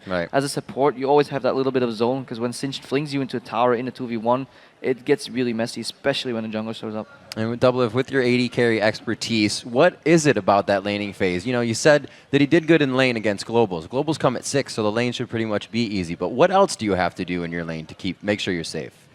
Well, obviously you have to keep really, because ManCloud got first blood, he should be really far ahead, not only in XP, but just in terms of like how fast he's going to get his items. TF is always a big threat, and that's why you saw Imp go cleanse this game, because there's so much CC. But even though he has cleanse, he's up against Shen, he's up against Jarvan, Ashe, Zyra. There's so much CC that he has to watch out for. So he has to know when he can play aggressive, and when TF is able to port or Jarvan's able to gank him, he needs to know when to play back. And it's really, really impressed with me that he out CS'd Zuna by so much. Like significantly, like 30 to 40 ahead in the mid game, despite having all these disadvantages thrown at him. And Looper especially, like it blew my mind that he was 60 CS ahead on the Shen. Good thing about Vayne is though that all he needs is a Blade of the Ruined King and a Phantom Dancer, and then he can go into a defensive item. Even though a scaling AD is horrible in the 2v1 composition, as Monte Cristo pointed out earlier, the fact that he had those 2 items allowed him to go in a QSS, which basically gives him 2 cleanses against his mass CC team, and then he just came out on top. And we were actually hoping that he would go for Trinity Force, only because he moves so much on move speed. We'll maybe see that at some point in this tournament, please the not. Trinity Force Vayne. Trinity Force is so good on We've Vayne, almost dude. seen Trinity Force But, Varus. I mean, It almost after those happened. 2 items, it was close. After those 2 items, But to finish off with those team comps as well, I think by the end of it, you saw the inherent risk in the Vulcan composition. We mentioned it a little bit during the pause, how yes, everything's an execution-based team composition, but specifically the Vulcan one required so much precision and communication that if they weren't hitting the right targets, it fell apart. And at that point, by the end of the game, when Looper was farmed and pushing in the base, he was basically taking on 4 people by himself. And that really swung the game over, because once you can't take out a Syndra, their whole team, it doesn't matter. Final thoughts, Monty? Yeah, it just becomes even more execution-based given the fact that Ashe was down, right? Because at that point, she's mostly useful for her CC, and it comes down to really ManCloud to take out the targets. So it was really emphasized right there. And if you stack that CC incorrectly or you use it just slightly wrong, really tough to make it out. All right. Well, with Ozone picking up the win there, let's look at how the Group B standings are shaping up. With their win, they move into a tie with Gambit for the second Group B berth into quarterfinals with 1 game to go. Conversely, with their loss, Vulcan falls to 4th place. And while they haven't been eliminated from the possibility of 2nd place, they would need to beat Gambit in their next game, and Ozone would also have to lose to Mineski to force a 3-way tie for 2nd. All right. So earlier today, we asked you here, as we move on to social media, which matchups would you most like to see in the quarterfinals and why? And here's what you had to say on Twitter. Antagonist LOL says, one matchup I want to see is SKT T1 and Najin Black Sword. I feel both of these teams have huge play potential with every member. I would rather see that as a possible final. Or let's say make semi-final. I'm with him. Of course you're with him. It's 2 Korean teams playing each other. I think it would be a shame if they met in quarters, actually, because both those teams are so strong. I feel like both of them could potentially deserve top 4. We'll see about Sword. All right. Doc Soul says, I think OMG versus Cloud9 will be a great game based off of C9 coming in from a great LCS season and OMG with a great group stage. And that's crazy because OMG's right now, they'd be considered cold not playing. OMG is going crazy. You know, I think that's such a great story, too, because OMG has had such a high level of success in the LPL, and they're kind of like the Cloud9 equivalent, you know, a newer team coming in and really dominating. So it would be super fun to see that matchup, I believe. It's going to be a lot of action. I don't think any of those teams will be farming for too long. Oh, I think everybody wants to see that. Barca Josh says, Gamma Bears and SKT1. I want to see if Taiwan can pull another upset over the Koreans. Happened last year. Yeah, and I really want to see what Gamma Bears really brings to the table, because they were incredibly unknown, but we have to remember they beat out the Taipei Snipers in their qualification matches to beat it. They still had Mistake, and that was really the only returning member potentially of the Season 2 World Championships. And watching those games, they actually seemed like they were fairly strong, but they definitely played slow. So that is going to be, from what we've seen so far in the World Championships, the slow teams are not Slow and steady working. does not win the race in the World Championships. Not with OMG around. All right, everyone. So congratulations to the winners of the Logitech Gaming Mice. Those were some solid tweets. And remember to keep hitting us up with your matchups all day, because we're at LOL Esports, and be sure to use the hashtag Worlds. All right, guys. Everyone picked the winner of last game, which means you've all been perfect for the last 2 days. Pretty impressive, but you're still not catching up to those viewers yet. Up next, it's Fnatic versus Mineski. Crepo, what is your pick, sir? Fnatic. I don't think I need to add much more to that. I just wonder if Fnatic is going to do some more unconventional champions they like playing. I heard they like Yorick, so maybe you'll see that. Oh, man. Yep, I'm also with Fnatic. I hope they don't show anything too crazy because they're already set for quarters. I hope they don't do anything to show anything that they're saving for quarters, obviously. Yeah, I'm taking Fnatic as well. I don't know how much Gambit has to show for the quarterfinals. They could prove me wrong, but I think they've got a style. They came here with that style. They've played that style. It's working great. So, but Fnatic it is for me as well. Yeah, I think Fnatic's going to keep dominating this group. They've beaten all the other competition here, and I think they can take on Mineski. All right, so it seems like the analysts and the casters stick together once more. We've got to take a quick break, but when we return, Mineski looks to make the Philippines proud when they take on first place Fnatic. Plus, Ozone's jungler Dandy will join us in the interview lounge. Don't go anywhere, the Season 3 World Championship. We'll be right back.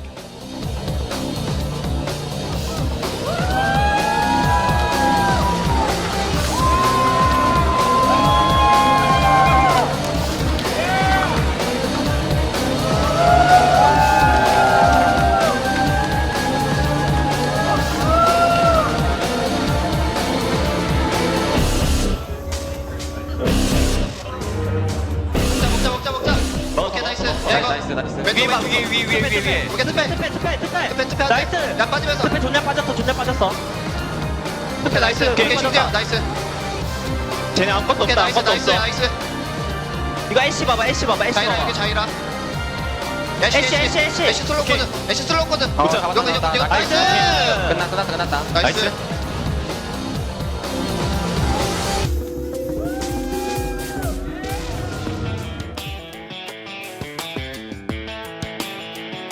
So my first impressions, I didn't know a lot about OMG, but they look really, really strong.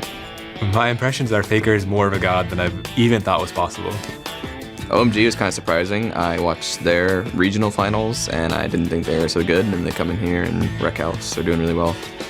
像我觉得就是我一开始就是每队伍就感觉他们没有想象中那么强，可是就是看完我觉得欧洲队伍是很可怕，也是Fnatic我觉得他们打得很出色。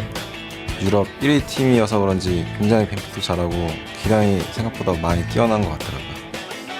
저는 갬빗이랑 프나틱 팀이 되게 주의 깊게 봤어요. 그러니까 유럽 쪽이랑 저는 한 적이 없잖아요. 근데 유럽 선수들이 되게 평가를 저희가 내릴 수가 없는데 월드 챔피언십에서 되게 잘하더라고요. 어제 한국 팀이 되게 우세할 줄 알았는데 다른 유럽 팀이나 북미 팀들이 그리고 중국 팀, 아시아 팀 다 굉장히 잘하셔서 좀 다시 긴장을 하고 다 팀들을 다 분석하고 경기를 계속 보고 있어요. 챙겨보고 있습니다.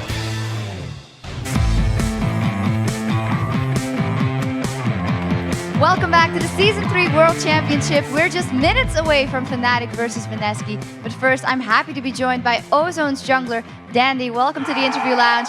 Congratulations. And let me start by asking you about this Vulcan rematch. Again, they grasped the early game. How did you manage to come back from that? 일단 먼저 그 벌컨과의 경기에 대해서 여쭤볼게요. 이번 제 경기에서도 벌컨이 그 선기를 잡았는데 어떻게 전세를 역전시키셨는지요? 벌컨이 일단 초반에 준비한 운영에 좀 호되게 당한 것 같아요, 저희가. 근데 용을 준비하는 시점에서 한타에서 좀 크게 이긴 것 때문에 역전을 하게 된 것 같아요.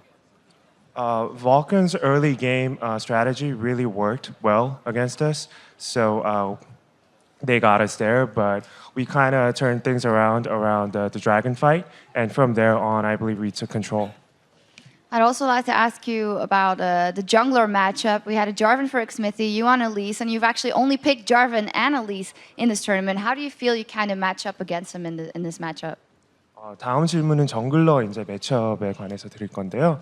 그 상대편 스미스 선수는 자르반을 픽했고 댄디 선수는 앨리스를 픽을 하셨는데 이번 대회에서 자르반이랑 앨리스만 픽을 하셨잖아요. 그 매치업은 어떠셨나요? 일단 자르반이 초반에 용한타 때나 그 운영하기에 아주 강력한 갱킹으로 초반을 압도할 수는 있는데 한타 때 앨리스가 할 수 있는 게 자르반보다 훨씬 많아서 좀 그 역할을 했던 것 같고 그것 때문에 제가 더 잘했다고 볼 수 있어요. Jarvan has a really strong early game, and he can dominate early game, but Elise, I believe, can do more later on, especially during team fights. And I believe I kind of came back and did well during the team fights. You guys sure did, and clinched that victory, which means you're now tied with Gambit in the group. How do you kind of think that this group is going to play out? 이제 그 승패가 갬빗이랑 같아졌는데요. 이 다음은 어떻게 될 것 같으신가요? 저희가 자력 진출이 불가능했는데 이번에 자력 진출할 가능성이 생겨서 이번에 8강에 올라가게 된다면 그 저희의 실력을 증명하는 거고 못 올라가게 된다면 그것도 저희의 실력을 증명하는 거기 때문에 네, 열심히 하겠습니다. You know, we weren't able to secure advancement on our own, but now we can. Our fate's in our own hands, and if we win, that means we're securing our own spot for the next stages. If we lose, that means we, lost the spot ourselves. So we're gonna try our best and see what happens. Okay, thank you very much. Congratulations. A lot to look forward to in this group. So let's head over to Joe and Kobe at the caster desk. Take it away, guys.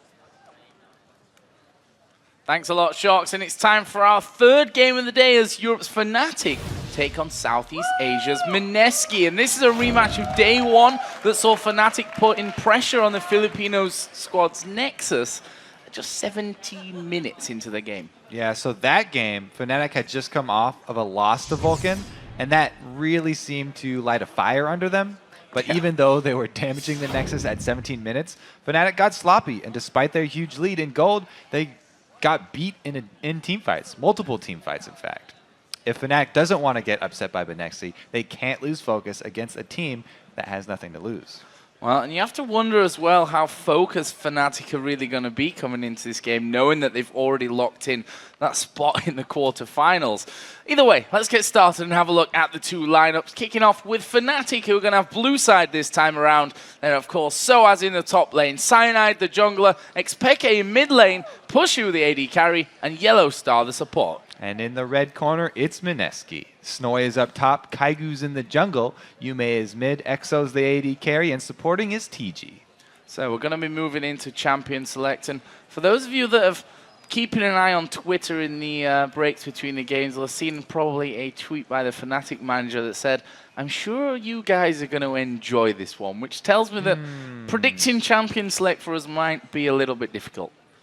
So the things they usually mouse over and hover on, they'll actually lock in today. Are you telling me this, Joe? Yellow Star usually hovers over Teemo. I'm just going to throw that out there. Whether we see it or not is a completely different thing.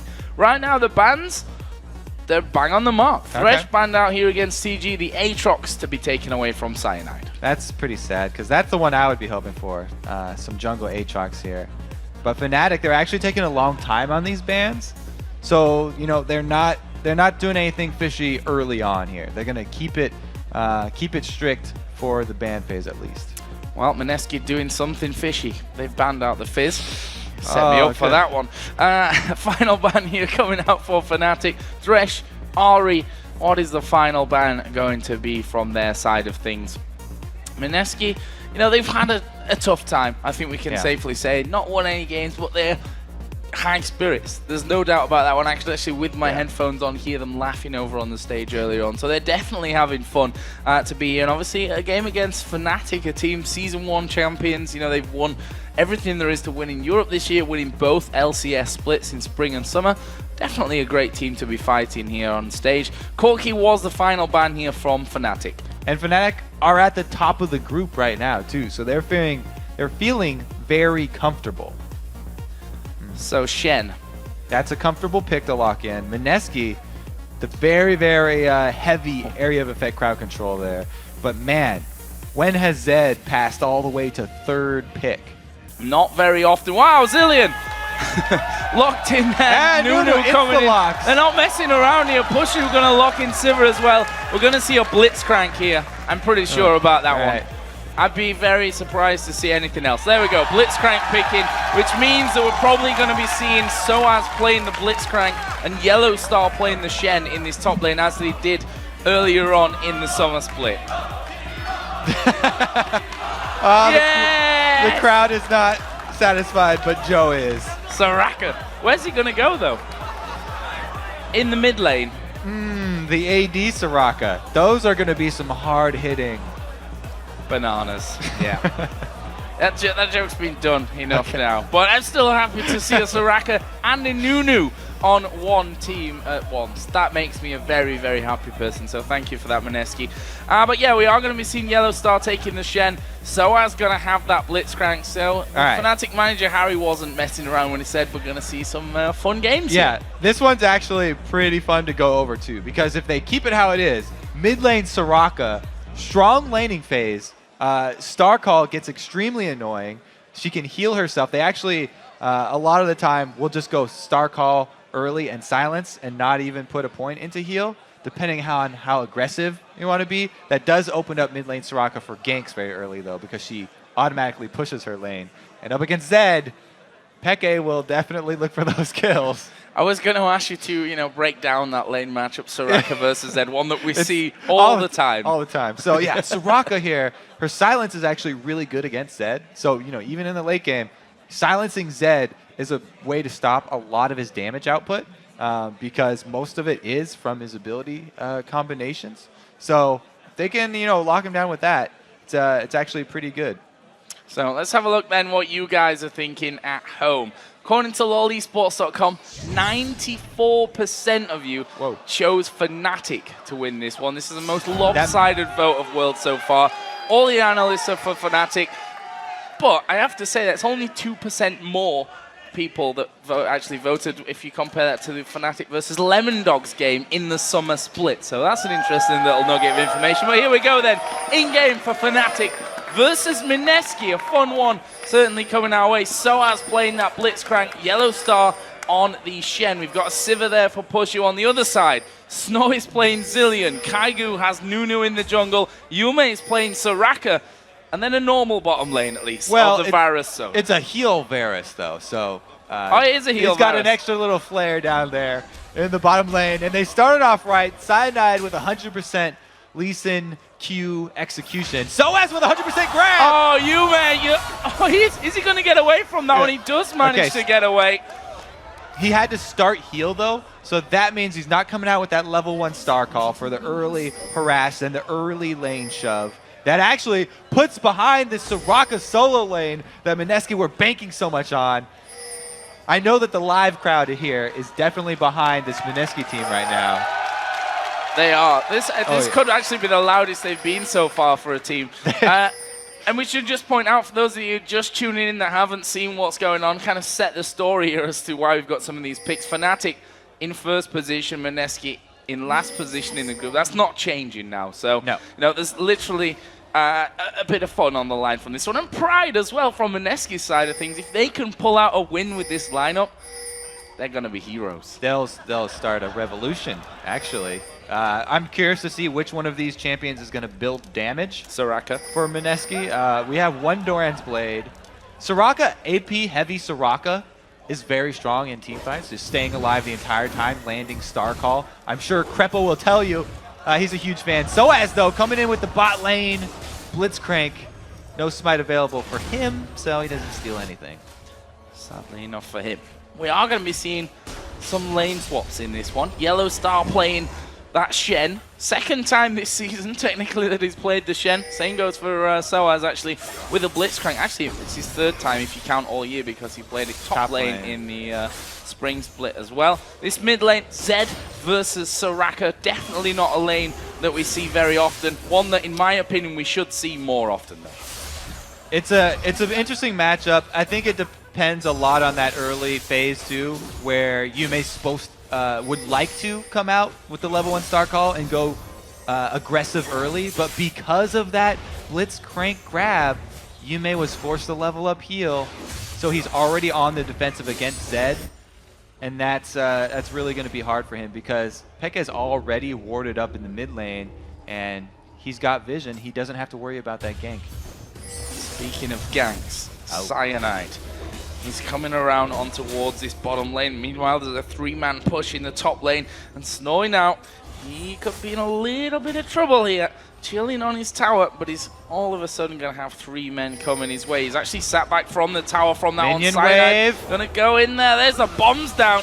Snowy hanging on for this one. A lot of damage coming out already here for Cyanide. Not going to go under the turret. Meanwhile, top lane down to about half health already. All right, Snowy gets away with his life. Zillion lives another day. And Yellow Star, is going to want to probably back off pretty soon here as well, as Kaigu bullies him out of the turret. If he actually taunts Kaigu there, that could be really, really dangerous for Kaigu underneath that turret. But this bottom lane bullied away by Cyanide, who's still hanging around, stealing off some wolves right now as Kaigu going to throw the snowballs out. And Mineski take the first turret of the game. They've got a 400 gold lead now. Yume at the mid lane are playing that gorgeous Soraka. Stealing away though, stealing away his own wraiths. Still stealing it from Kaigu. Jungle. But yeah, he's going to be taking those away. And Mineski are actually going to keep pushing. All right, they're gonna win this this push race as well. They've actually caused so much pressure here in this top lane that Peke is forced to roam over. Well, it's going to come in, but will he be able to actually force them back? Pushu did take that bottom turret out there as Peke slowed down. Cyanide now coming in. Fnatic might go for this one. There's a snowball flash torque coming in. Exo down to half HP. Is he going to fall? He's going very, very low. First blood comes in. Peke picks up that one, and that's not the end of it. Cyanide flashes away. Snowball comes around. Yellow Star is now low as well. They're going to keep going. They're actually pushing Fnatic back here from this one. There's a Shadow Dash from Yellow Star. He's away. Meanwhile, Yume pushing down that mid lane as well. Oh, Yume's got level 3 Star called now too. So because Peke was roaming around, he's got the time to level up. Now he is going to be able to shove pretty easily here. We'll have to see what direction he goes with his first purchases. I mean, the main thing for Fnatic right now is that they do have 3 Ignites because Soaz took Ignite as well on that support. And that's going to help them out a lot against this very heal-heavy Mineski champion situation they've got going on here. Pushu has continued to push this bottom lane out there. We see that Snoy actually picking up that Doran's ring, plus an amplifying tome as well here at the start. Just to get those bombs doing the damage. There was a grab coming out of the bottom side of the screen. Not quite landing where they would have wanted, but look at this. Mineski, that 3-man demolition squad that they had up in the top lane is now causing havoc in middle. This is a very good early pushing here from Mineski. They have so much heal. When Ignite's on cooldown, there's not a lot to counter that here for Fnatic. They already used Shen and Zed's Ignite. Since Soaz is not in the lane yet, they can't go aggressive. Peke going very, very low from this one. And then finally the minion wave goes down and Mineski have to back away from now. But they've already taken half of that turret's health down on that one visit there. Sona going as well with the Mana Manipulator first item. Just increases the sustain they have. Ooh. Oh! So I was actually missing the grab there, but Pushu going to be coming through. There's a piercing arrow. Peke going very low once again, and Fnatic having to reply with 4 men on that push. Yellow Star has managed to knock that top wave back onto Mineski's outer turret, but they're pretty sure that they want this mid laner turret, I think. He's also hit level 6, so Soaz is going to be the playmaker here for Fnatic. When he gets a hook under turret, if he gets a hook under turret, is the only time that they can actually go on this Mineski 4-man squad here. Otherwise, the sustain is just going to mean turret after turret. Split pushing Zillion, that's a thing now. That is a thing. It's a slow thing, but it is a thing. As he managed to get there towards the turret, he's like, well, you know what? I think my run of split pushing is now over. I better go back to lane. What am I going to buy? We'll see from that one. Picks up the lucky pick from that one. So he's going to come back into lane with that one. We got the Chalice now on Soraka, and that pretty much means that Starcall going to be spamming constantly. Peke here is level 6. He's going to go in towards Yume there. Actually, did not use the death mark. Kind of surprised me. Going down to half HP already. But Fnatic are trying to push back. They're trying to get another turret of their own. I'd say Peke's a wussy for that one, actually. Oh, shots fired. I'm sure he'll have no problems in doing that a little bit later on. So, here we go then. Kaigu gets knocked up there on towards Soaz, and well, you can't pull if you silence as well. That's another thing. Oh, so close. So close. Yet so far. Just wanted to shake hands. So, Dragon is the next target here for Mineski. A pink ward down from Fnatic. That'll be taken away quickly. Are they going to be able to get it, though, before Fnatic come around? Mid lane, blue buff Soraka turns everybody into a tank. Now EXO, he's going to get, Pekka's going to go for it this time. Oh, he's got the Zillion ult, though. Is Pekka going to get baited into this one? Cyanide goes pretty low from that one. We saw the absolute zero coming down. The Starcall doing some good work. Soaz is a dead man. Snowy picks that one up. EXO going to fall after. Now they focus on towards Pushu, who's going to have to flash away from that one. Now it's TG who's getting hunted down. Oh, what a flash! Brilliant flash away. Fnatic just like, wow, that was a good one. We've got no flash to follow him. And in the end, it's a 3v1. I thought it was a lot closer, actually. See, it started out with the initial damage coming from Peke going straight onto EXO. That's exactly how Mneski don't want it to start, because EXO is their main source of damage. And yes, they do have a revive for him, but they don't want to have to use that so early. So starting out with Peke and EXO having some alone time is pretty much the worst way that Mneski can start this one out. Even so, though, they were able to keep him alive for pretty long, and they almost brought it back around that dragon. Fnatic, though, jumping out to the early lead. I've still got faith in this comp from Mneski. Yeah. What about the item builds? Because they're also going heavy gold generation items. They're going to have a lot of gold. That's what's going to happen to them. Not a lot of fighting power early, Yeah. but a lot of gold later, which is interesting because this heavy support team shines early.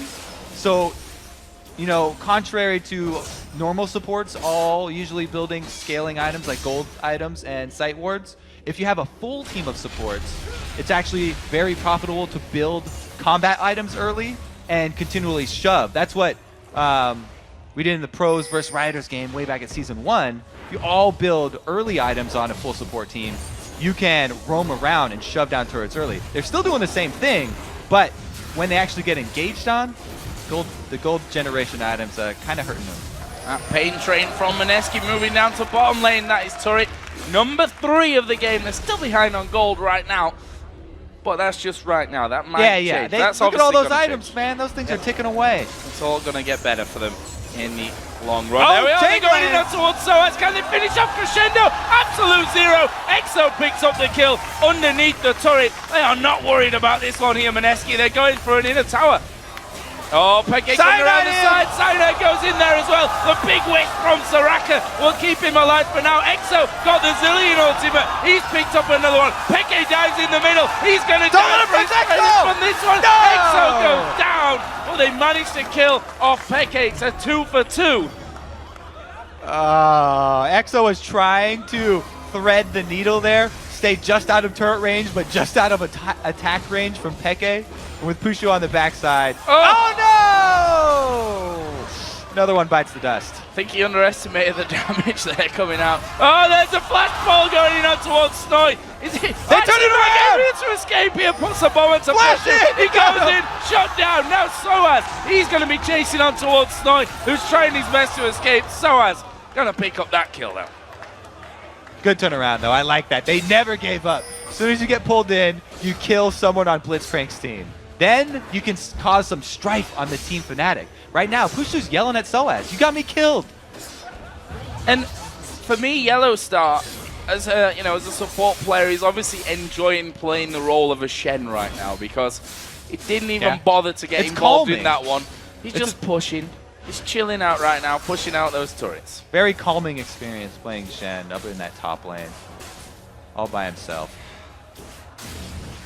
He's focused as well. Look at his player cam right there. Ooh, really good couple items here, though. Mneski just got a nice power spike. The Aegis of the Legion, plus the, what's the book called? The Will of the Ancients? Nobody's bought that in so long. Well, that's the Finnish Codex, actually. But well, the Will of the Ancients up top is the... oh, yeah, I didn't even see that one. There's item. 2 books. Come on. Okay. I don't read a lot. The Will of the Ancients is a really, really strong item for this team because they're constantly grouping up as 5. Every member going to take advantage of that spell vamp aura. I like this. I like this area build here. Now they're going to have to defend a turret, though. This time, Mneski are on the back foot. This is going to be interesting. There's a pull. Kaigo's going to go down. Chain of Corruption going to land on towards Cyanide, but in the end, only really wrapping Soaz up. and the final spread, and that is going to mean that Fnatic have a 5v4 under the tower now. All right, Snowy did save the revive, though. You don't want to blow that one on the Nunu. Even though Nunu got pulled and he's going to die, sometimes you just got to let him die, because they want to save that ultimate for EXO, who's really the hero of this team right now. They're putting a lot on that Varus damage. Oh no, the Varus damage! There is Oh, EXO. no. That's when you should have used it, Snowy. We were just talking about that, and as if by magic it happens in front of us. Fnatic actually going to be going aggressive from this one. They're going to go in on towards Snowy. He's used his ultimate. He's coming back to life. There's a crescendo. Yume needs to do the damage. Absolute Zero comes down. Only landing. Cyanide's going to die. The bomb will explode into pieces. Snowy picks that one up, and now they're on Pushu. Can they hunt him down? He actually managed to spell shield. The slow there coming out of Nunu. He's going to take the bomb damage here, but he'll be safe walking away with half one, will he? Here comes Nunu from the side. I'm not sure that Kaigo's going to have the damage to finish this one off, to be honest. He manages to get away. Here comes the heals around. Where's your snowball? Yume, he's going to die in the mid lane. Pushu is still running for dear life. There's another snowball. Snowy gets the bomb. He's going to die from that one. But Peke coming in. Oh, he's buried it. Oh, that's rubbish. Peke now going to get chased down. He manages to pick up one, but he's surely not going to escape this one. Doing a lot of damage. Finally goes down. There's the ulti from Soaz. Now it's going to be Zilean versus Blitzcrank. I didn't think I was going to be saying that here today. He jukes the hook. He's still going. Here comes EXO. Snowy. Run! Oh! He goes down to Soaz, and now EXO's going to chase him, but that's a exercise in futility. Actually, he's going back in. Soaz has double buffs here. He wants EXO's head. Oh, fail. Where this is the League of Legends version of King of the Hill. It's whoever can hold on to that double buff for the longest there. It was just traded, and EXO! Kicked up, knocked up, he's dead. Actually managed to get Chain and Corruption off there, but not really going to serve much of a purpose in the end. Let's take stock of this game, Kobe, because it's very interesting. 16-8 in kills. Only a 5,000 gold lead at this point. We're tied in turrets. Mineski are not done yet. They are far from done. Look at these auras. 1, 2, double on Sona. We also count the Mana Manipulator aura. 102 gold did he just get from that all at once? Beautiful. Beautiful ultimate. That's almost a kill right there. That's half a kill.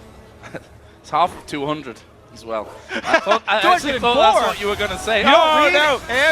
Peke getting caught out here, but he's got the heals of Soraka. He's having a dance. And he lets him escape. They killed they got the Ward Wars 1, too. Everyone talks about the Vision Wars. They've got it over Red Buff. Well, they got that, but they're losing out on Dragon here.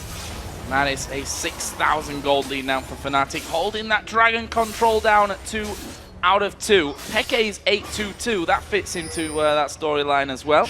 Blade of the Ruin King, Brutalizer. Lands up to Yume. Oh, he manages to heal there pretty decently. He's going to get brought back to life by the Zilean, but is he going to walk away from it? There's a great shield by Pushu again to stop the snowball affecting him.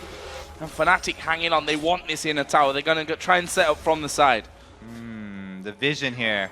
That minion being a scumbag and just revealing them all. People got to keep track of Soaz. Minions doing their part in the Vision Wars, trying to lock down that Blitzcrank so no other Mineski members get picked off.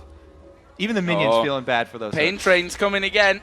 Mineski looking for another turret. And look at Fnatic, they're out of position here. Yellow Star's not used Stan United apart from onto some what was pretty much already dead. There's a hook, comes into Kaigo. What's he going to do? There's Lee Sin. Absolute Zero. Doesn't really do a lot. Crescendo doing similar there as well. Chain of Corruption comes down, but here comes Peke from the backside. Kaigo going low. Peke will take that one. The rest of them be kicked around here. Yume going to try and walk away. Heal's not going to save him. This is surely an ace for Fnatic. TG is walking away. Let him live! Fnatic taunting him there, not really attacking him, but Pushu wants to pad those stats out a bit more. 4-1-13 for him right now. That's the first ace of this game. 21-8 in kills. We're getting close to that 10,000 gold lead for Fnatic. But as they say, Kobe, it's not over just yet.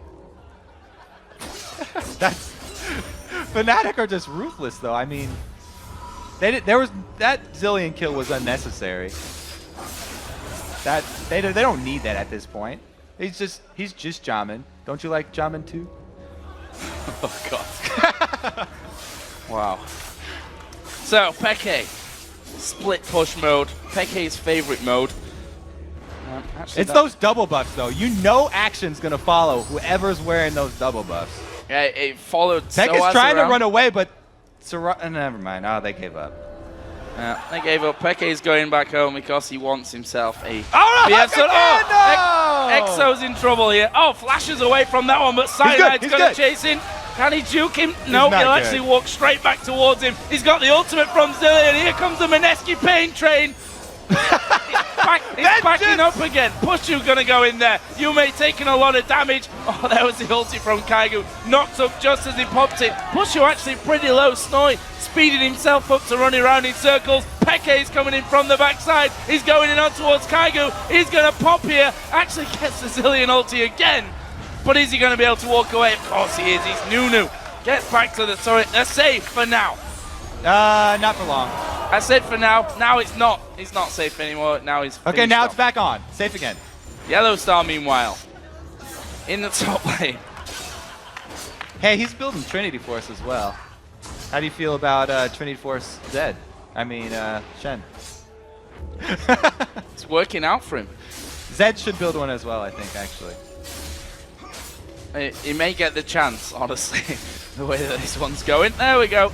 Turret for Yellow Star. He's certainly practicing up this Shen roll nicely. Managing to finish off another turret. They're still holding on to this inner mid turret, which is impressing me. They're going to lose the bottom inner turret, though. They're focused on the middle, though. The mid lane most important. Oh, Snoy does get caught. That hurts a lot. That's painful. Yeah. I'm not sure who can really challenge Zed now. Well, Soraka Yume is the next challenger. As good as Soraka is, I'm not sure. Oh, Crescendo coming down. Peke now on a rampage. A new challenger. He might be able to finish them all off here. TG goes down, and Peke is still going. And sniped down by Exo. Yellow Star, he's finally got involved in one of these fights, and he might end up paying the price for it. Less than half HP, taunts away. He's living for now. Mineski, they're not out yet. Exo's wearing a Peke suit right now, though. He just skinned him alive. Now he's the one. Oh, Soaz, come on, don't go! Oh, Taunt not quite got the range there from Yellow Star, and that is going to be another kill. Yellow Star is now on a killing spree at 3-0-10. Kaigu, honestly, probably want to run from this one. Soaz goes speeding in, knocks him up. Pushu comes around the side. Gets silenced, can't quite finish. Good block there, good spell shield timing, and he's doing a rather lot of damage at this point, and Kaigu has to back away. Flashing red, can't even see his health bar there, he's so low. If you're keeping track, Soaz is currently the king of the hill. Last taking down Exo, so he's the main target right now for Mineski. As long as they can take out Blitz, mission will be accomplished. They're still hanging on. Yellow Star in his natural environment. Split pushing. You see he just backs away and he's going to go back in there. Brilliant Shen he is. It's the Mineski 5-man hugs and kisses train. No, they're just ramping up, Kobe. Okay. They're just ramping up. They're going to explode at some point. Those Zillion bombs. They've got Oracles now, so Soaz with his wards over the wall won't be able to get in position for all these picks he's getting on Exo. They're adapting. Slowly but surely. And now it's Peke, though. He's waiting in the bushes. This is all right, dangerous. New challenger. Here we go. Peke coming in. Yume. He's going to go low. Silence. Wish doing a good job of him there. There's the absolute zero coming in. Snowball slows Double him down. buff. 1-for-1 trade. Mineski come out on top of that one. All right. He got double buff. Yeah, it's back over to Exo. Now he's got to be worried for his life, though. Everyone who's got the double buff has a giant target on top of them. So, Cyanide going back for Dragon. Fnatic need it because Mineski is still holding off. They need that badly. There we go. You hear the crowd? Those are sighs of relief from Fnatic fans. Yeah. They know how touch and go this one is. Soaz is just sitting there in front of vision of that ward. Great job by Mineski. Countering Blitzcrank. Hard counter. Yellow Star, once again, natural environment. Split pushing all day long. No breaks. Blue buff going to be stolen away here. Soaz is going home. Let's see what he comes back in with. An Oracle. I was waiting on the edge of my Thought seat. it was going to be something more impressive, but it's an Oracle. At least they can get that vision back that they lost control of earlier with TG picking that one up. So all that Mineski need now is a Frozen Heart, an Infinity Edge on EXO, a Banshee's Veil on EXO, a GA on EXO, another Frozen Heart probably on TG, and maybe a Death Cap on that Soraka. So pretty close is what we're saying. Yeah. They just need to hold on for probably about 130 on this one. Kaigu goes low, but he's still alive. Oh, TG's in full view of Blitz. Hey, Soaz does not pull the trigger. Okay. They've only got 3 members here. But remember, that Stand United always available. Yellow Star could make an appearance in this game. You might forget about him, but he could come in at any moment. Well, he's split pushing top lane right now, so it's not really split pushing because Cyanide's up there with him, but that's what he wanted to do this whole time. TG actually, I spoke too soon. I was going to say doing a good job of clearing out those wards just as he gets grabbed and pulled in. Fnatic, are they going to be able to break through this amazing Mineski defense that they've had set up on the steps of their base and take down this inventory? Oh, they're going in. Chain of Corruption goes down. Kaigu pulls the trigger a little bit mistimed, flashes out though, but Peke is going in. Finally, Yellow Star's going to get involved. He manages to get the turn onto EXO. He's tanking up both turrets here. Yellow Star actually going pretty low from that one. Peke takes another blast as well, and look at this, Fnatic backing away to the inhib. Better back away. Look at the stone cold face there on Kaigu. They held it off. Mineski, they're still holding off. This is a 25-minute game right now. 31 kills for Fnatic, 10 for Mineski. Those are both numbers. If you're just joining us right now and you're wondering what's going on, we should probably reinforce the whole scenario here. Obviously, Group B right now is still extremely close in the middle of the pack for that second place race. Fnatic are guaranteed a top spot. Mineski yet to win a single game, which is why they're having a little bit of fun up here on the stage.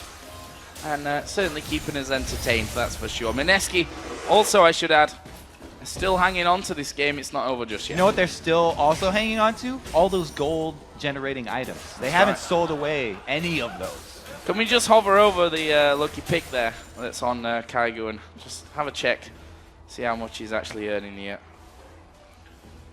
Yeah. Not that. He said, no. Oh no, Sauce coming in again. He's coming in hot. He's speeding through. Oh, slowed down there by EXO. Oh, but Kaigu might be a dead man, gets pulled in. And he's got the Zillion ulti. There is the Absolute Zero coming in as well. Pushu, he's dead. Pushu's dead. Yeah!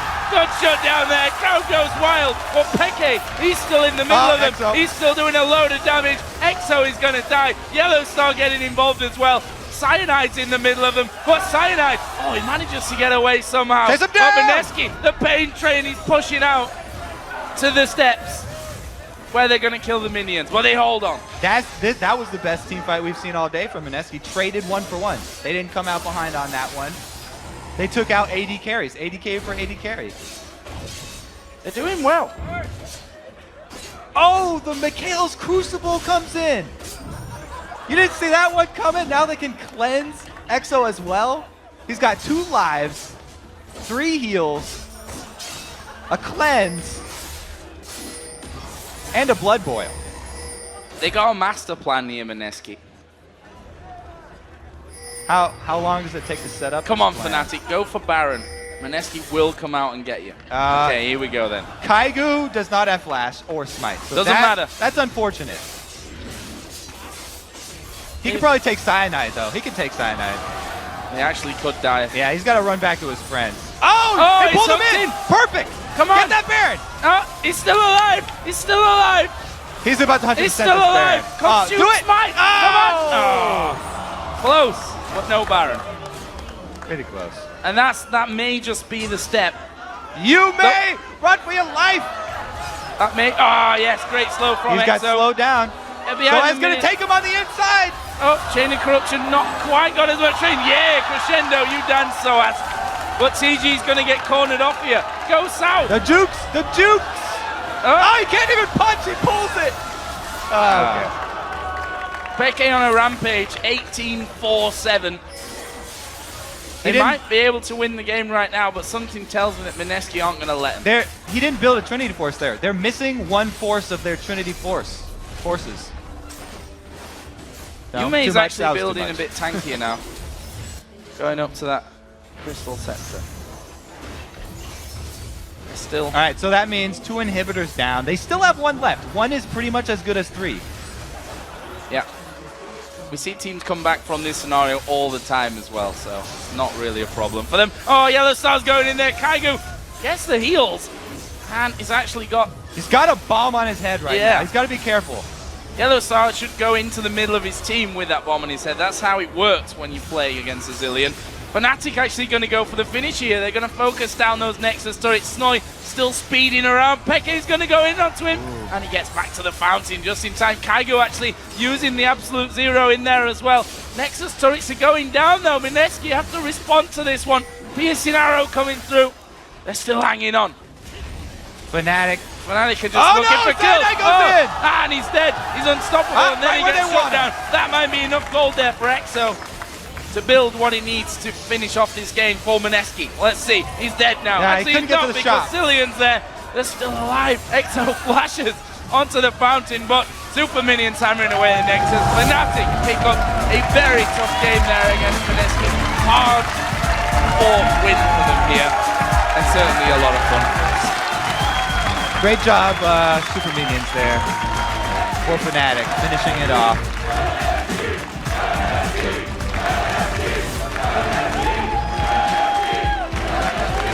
And it's great to see, how much fun Mineski are having with this one. The fact that they've had a long trip here from the Philippines, they've had a tough time in group stage, I think is maybe even a bit of an understatement for them. But to come up here, put on such a great show for the fans in that one is, I think, really appreciated by everyone. They've definitely Having a lot of fun. earned some fans here. That's for sure. Yeah.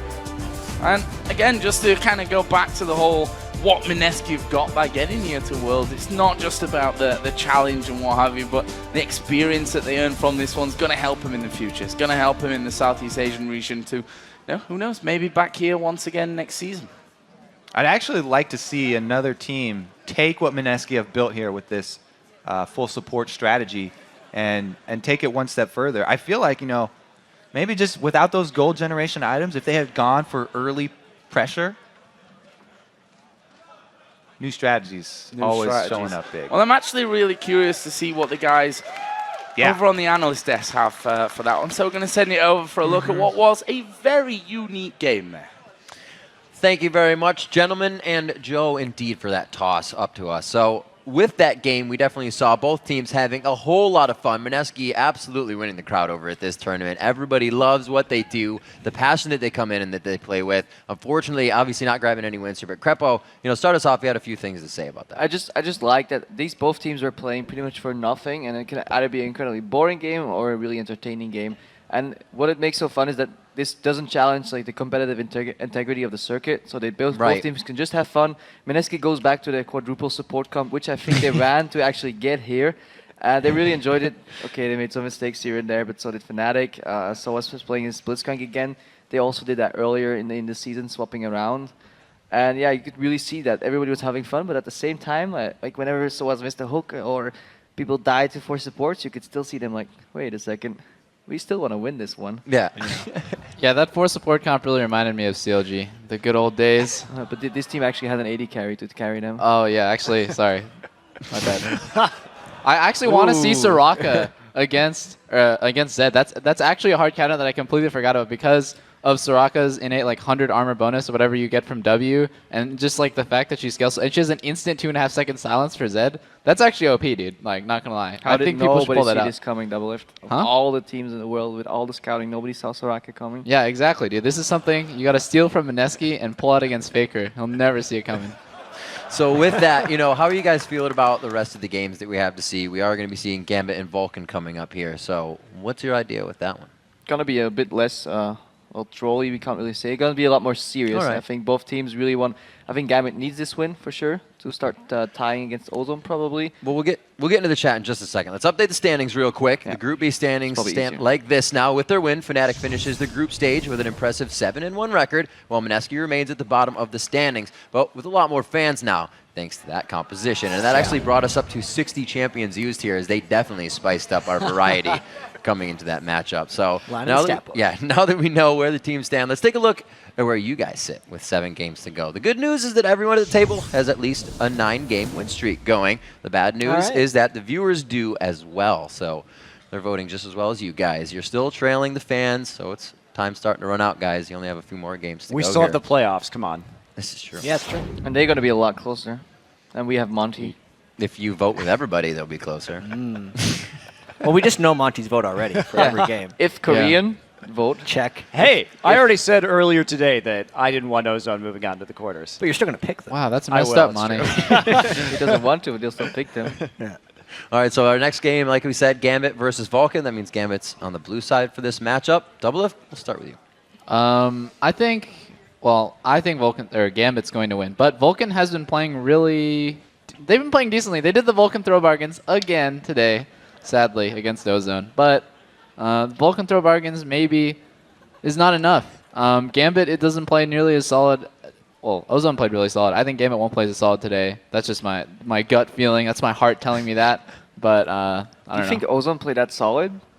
I think it minus Dade, Imp and Looper are playing really, really good, and I don't think Darien and Genja will have that much game impact. But I still give Gambit the win, but Vulcan will put up a good fight. But they had a horrible pick phase, so that's not even solid. They already put themselves like half a game behind in pick and draw phase, and yeah. Wrong game, guys. Wrong game. Exactly. God, Crepo. Step it up. Save it. Monty? I'm taking Gambit as well. I mean, I hope Vulcan can take a win here, but I would like to see the tiebreaker, I guess. I don't know. Gambit's just been pretty consistently stronger, Consistently I think. inconsistent? They're not even inconsistent, dude. Minus Genja's builds. Those I mean, are always, we never know. There's we never an know evolution how many going components there. of Trinity Force At least is going Monty chooses his dark horse. You know what I'm waiting for? I'm waiting. Yeah, double lift. Where's your Mineski Shut pick? up, dude. Don't call me out like that. I didn't know. But anyways, I'm waiting for Genja to just build like 2 Phages, 2 Sheens, and 2 Zeals and just never finish the Trinities. Just the recipe, the triple dip. Exactly. Jat, where are you going with this one? My pick is Gambit as well. It's a good thing that I'm trusting my head over my gut in all of these picks because my gut has been wrong twice out of the games today. But definitely the logical pick here is Gambit, only because Vulcan has been making too many mistakes. And Gambit, even though they have been inconsistent, even though they played pretty poorly in some of these games, if you make a bunch of mistakes against them, they're going to capitalize. We'll see. I'll have to go with Gambit as well. Yeah? I still haven't answered it. Can I answer? Oh, no, I'm You sure? Yeah. Okay. I'm going to go with Gambit because I don't think Gambit will give Vulcan such a good pick and ban phase. And then it will be a lot harder for Vulcan to come out on top. All right, and quick, we have a few minutes to talk here. Coming into this game, Alex Yish in an interview even said that their matchup versus another team was a bit easier because Vulcan shares just about the same champion pool. How do you go into a champion select? Crepo, we'll start with you on this. Against a team that shares the same thing as you. You end up putting a lot more emphasis on certain picks. I remember when we played Gambit, and we found out that Zach was an overlapping pick when Zach wasn't as nerfed yet. It was really the pick and ban phase revolved completely around Zach. Every team wanted him. No team wanted to ban him, and it got really scary. And then sometimes you get a little too proud. We play such a great Zach, you would say to yourself, and you would risk leaving it open but give it to the enemy. So it just depends on how they value the picks. But at the same time, when you play a pick really well, you also know the counters. So it's going to be a really interesting matchup. We'll have to see what they can do. How do you think the bottom lane's going to fare in this matchup, Double If? We got Genja versus Zuna. Well, before I touch on that, I just want to say the community absolutely. has given Gambit some flack for losing 8 times in a row to Zach, but I don't think That's true. that Gambit is the type of team to read that criticism and be like, oh my god, we need to ban Zach. Gambit just doesn't care. They're if I had to describe Gambit in 2 words, it just doesn't care. But does a statistic like that even stand up, though? Or is it just this has happened, I think it means that strategically it makes sense for them to ban Zach. It does make a lot of sense because Genja doesn't play mobile ADs except for Corki. He plays Varus and MF. Trinity Force Varus and Misfortune, MF, yeah. Like, I can't even think about a champion for it now, but they don't seem to do very well With Trinity against Force? Zach. Yeah, with Trinity Force. Everything with Trinity Force. But in terms of their bot lane, I'd say they're about even. The last time I saw Genja pull a little bit far ahead. I think it all depends on support play. Bloodwater has not been impressing me. I felt like he was like a strong favorite coming into this tournament. Everyone's like Godwater, Godwater, Godwater, and he hasn't been pulling those plays out. All right, well, as moving on, these guys have done the best to see into the future. Now you have a chance to shape the future of the broadcast with your feedback. Go to bit.ly/worlds1 and answer a couple of questions like what pros would you like to see on the analyst desk at future events? It's pretty easy. Absolutely. We've got to take a short break right now, but when we return, it's time for our fourth match of the day, Gambit versus Vulcan. And it's do or die for ManCloud and crew. Plus, Fnatic's Expeke and Mineski's Kaigu will join us with Shocks in the interview lounge to talk about their incredibly fun game. So stick around. The Season 3 League of Legends World Championship. We'll be right back.